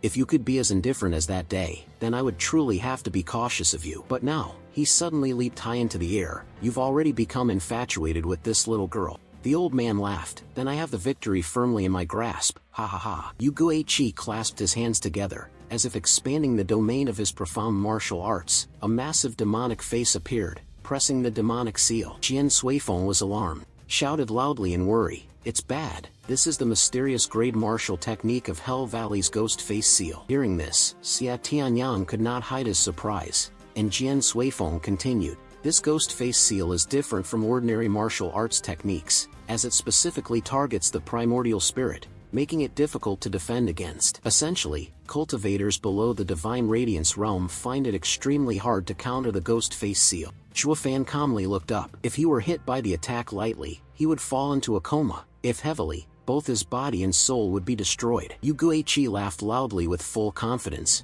You little brat, if you dare to dodge. This ghost face seal directly strikes that little girl. He continued shouting. I think since you're bringing someone along, you surely won't be able to escape from this ghost face. Xuening Xiang heard this and anxiously said, Zhuofan, big brother, just ignore me later, you must avoid it. As long as you can save my father, I will be forever grateful to you, even if I have to die. Zhuofan had no intention of complying. She is mine. As long as I am here, are you seriously intending to face Yu Guiqi? No one can harm her. Seeing this, he became even more agitated. Then I will injure you. Ha ha ha. The demon face seal opened wide, its enormous mouth about to devour Zhuofan. Xuening Xiang hurriedly reached out, shouting loudly, Zhuofan, big brother. Zhuofan, worried that Xuening Xiang would be harmed, pushed her away. She screamed loudly, no! The ghostly mask seal swallowed Zhuofan whole. Xuening Xiang trembled as she watched the scene unfold before her eyes. Speechless, with tears welling up in his eyes, Xia Tianyang was also worried about Zhuofan's safety. turning to look at Jian Suifeng. The 8 elders, at this moment, could only helplessly shake their heads. Shuofan has been imprisoned. Yu Guiqi laughed triumphantly. Ha ha ha, you little brat, the character of sword above your head contains sword energy. Thus, the demonic path is inevitable. Once you are moved by emotions, that will become your fatal weakness. Yu Guiqi turned around and teased Xuening Xiang. This little girl has been killed by you. She was stunned, her eyes filled with tears. Xuening Xiang wailed in agony, looking utterly heartbroken. A Shuofan big brother, she began to blame herself, apologizing. It's all my fault. I have harmed you. Suddenly, a faint laugh rang out, the voice familiar. Ha ha ha, you silly girl. Xuening Xiang suddenly raised her head and said, don't cry in front of this old man. A voice from the ghostly night seal sounded, that of Shuofan, his eyes flashing a fiery red. The more she suffers, the happier he becomes. Xia Tianyang and Jian Suifeng were both surprised by this. Yu Guiqi did not expect this either and angrily shouted, impossible. His primordial spirit must be completely devoured before it's over. Shui Yifan curled his lips into a smile. Do you think you can kill me with such a childish trick? Isn't that a bit too naive? He gradually unleashed his strength and broke free from the ghost seal. Shuofan laughed enthusiastically, a trace of black ink appearing at the corner of his eyes,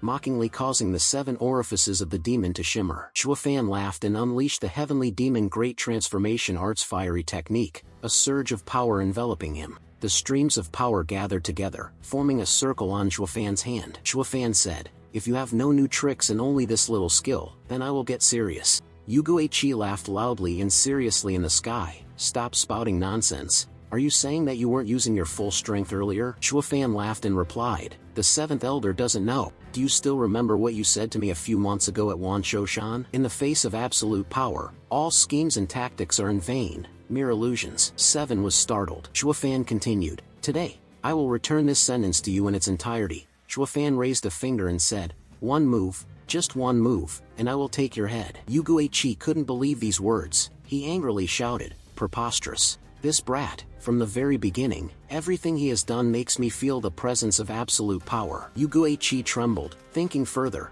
my intellect is nothing but laughable. My intelligence and cunning are not even half of his. He made my 7 apertures and demonic soul seem useless. This time he came for revenge. Rescuing Xuening Xiang was just an excuse. His real goal is to take revenge. Insulting the intelligence that I pride myself on, it makes me die with my eyes wide open. Shuofan looked at Yu Guiqi trembling up there, sneering in contempt. At the same time, Jian Suifeng replied, the little demon is terrifying. Compared to Yu Guiqi, this brat is much more vicious. I fear that he will be even more terrifying than Yu Guiqi in the future, perhaps even surpassing Zhuge Changfeng. Shuofan called out Yu Guiqi's name and asked, has he finished preparing? Hearing his name being called, he was scared as if King Yama himself had called his name. Shuofan said confidently, the next experience is absolute power. As Shuofan finished his words, he charged straight towards Yu Guiqi. At that moment, the latter had yet to react. A powerful surge of strength rushed towards him rapidly, leaving him no time to react. Shuofan laughed and replied, still don't understand? The subsequent attacks grew increasingly fierce, and he said, the same trick no longer works on me.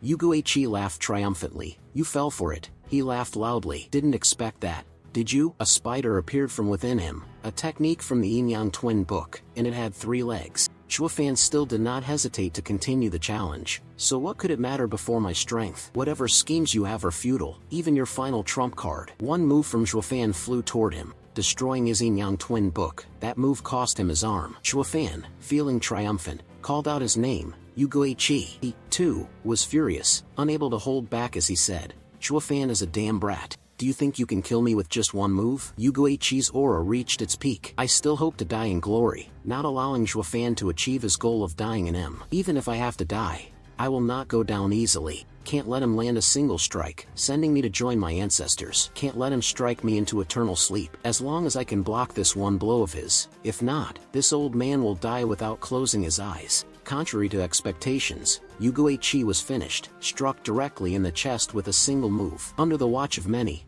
everyone below was stunned. Yu Guiqi's blood splattered everywhere. When I died, I still tried to ask, what the hell kind of monster are you? Shuofan smiled and replied, right now, my body is as strong as a 5th grade demon treasure. Your 3rd grade demon treasure can't do anything to me. Why have I become like this? Shuofan struck. Yu Guiqi fell hard, pinned to the ground. Yu Guiqi died, unable to close his eyes. Shuofan coldly replied, Isn't it because of your blessing? Shuafan was in the sky, floating above a crowd of bewildered people who did not understand what was happening. He spread his wings and looked down at them. Jian Suifeng was stunned by a single move, indeed just one move, that had defeated the #1 strategist of Hell Valley, causing the noble families to be wary and the 7 ghostly spirits of hell to perish. Jian Suifeng was right to be afraid. It was a terrifying monster. Shuafan, with his cold expression in the sky, seemed as though he was searching for some figure. At the same time, he also looked at the people below, calling him a monster. Shuafan said,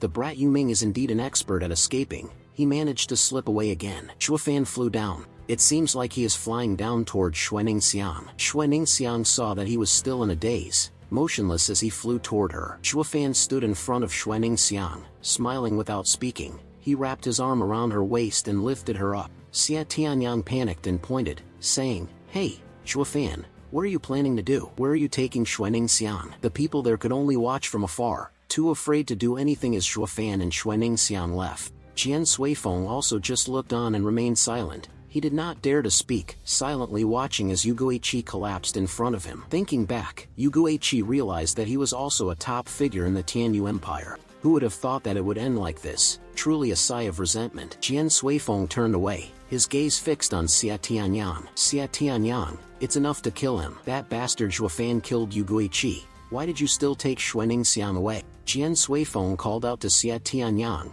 pointing towards the distance and saying, "Save them. We will take them back to the Sword Marquis Mansion for treatment later. The Xue family is our vassal clan." Xia Tianyang replied, "As you wish, 8 elders. I didn't expect you to think the same as me. The family of Xuanning-xiang, of course, I must save them." Jian Suifeng scornfully replied, "Who would want to think like you?" Jian Suifeng continued, "The little monster earlier was very strong. You saw it yourself. Who knows how powerful he will become in the future if he comes to save these people? Why don't we just go with the flow? It will be easier to make connections with him in the future. Otherwise, if we become enemies later, we can use them as hostages to deal with him." Xia Tianyang bowed his head in silence, not saying a word. He thought to himself, so it turns out they didn't save the Xue family because of me, but because of that damn brat Shuafan. His blood boiled as he moved forward, continuing to think, in the end, who is truly the disciple of the Sword Marquis Mansion? If Xuanning-xiang knew what I looked like, she would know where to go. In another place, Shuafan,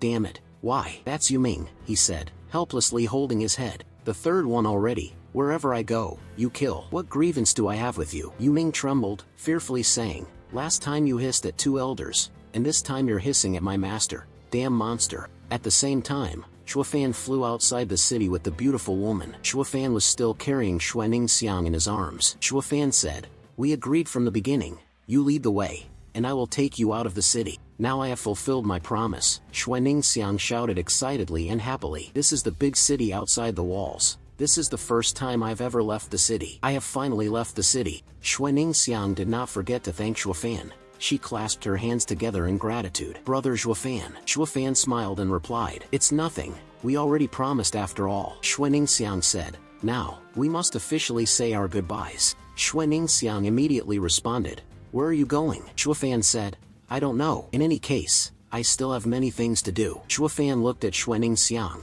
and they stared at each other for a moment. The atmosphere gradually became calmer. Xuanning-xiang spoke, "Shuafan, big brother, can you take me along?" Shuafan shook his head and said, "No, your strength would make it very dangerous for you to follow me." Xuanning-xiang lowered her head in disappointment, tears streaming down her face. "Xia Tianyang, your tone is quite bold. You must hold a significant position in the Sword Marquis Mansion. The Xue family has offended Hell Valley. This is exactly the time when we need backing. He is supporting my sister. The Xue family is protected by the Sword Marquis Mansion. There should be no problem." Xuanning-xiang looked at Shuafan. Shuafan also gazed at her silently, a melancholic and lingering atmosphere enveloping them. Shuafan turned around and said, "I'm leaving." Xuanning-xiang bid him farewell, saying, "Shuafan, big brother, when will we be able to meet again?" Shuafan raised his hand in a farewell gesture and replied, "When the Thunder Spirit Realm shines once more. It is the moment we meet again." Xuanning-xiang looked at his gradually disappearing figure, crying loudly.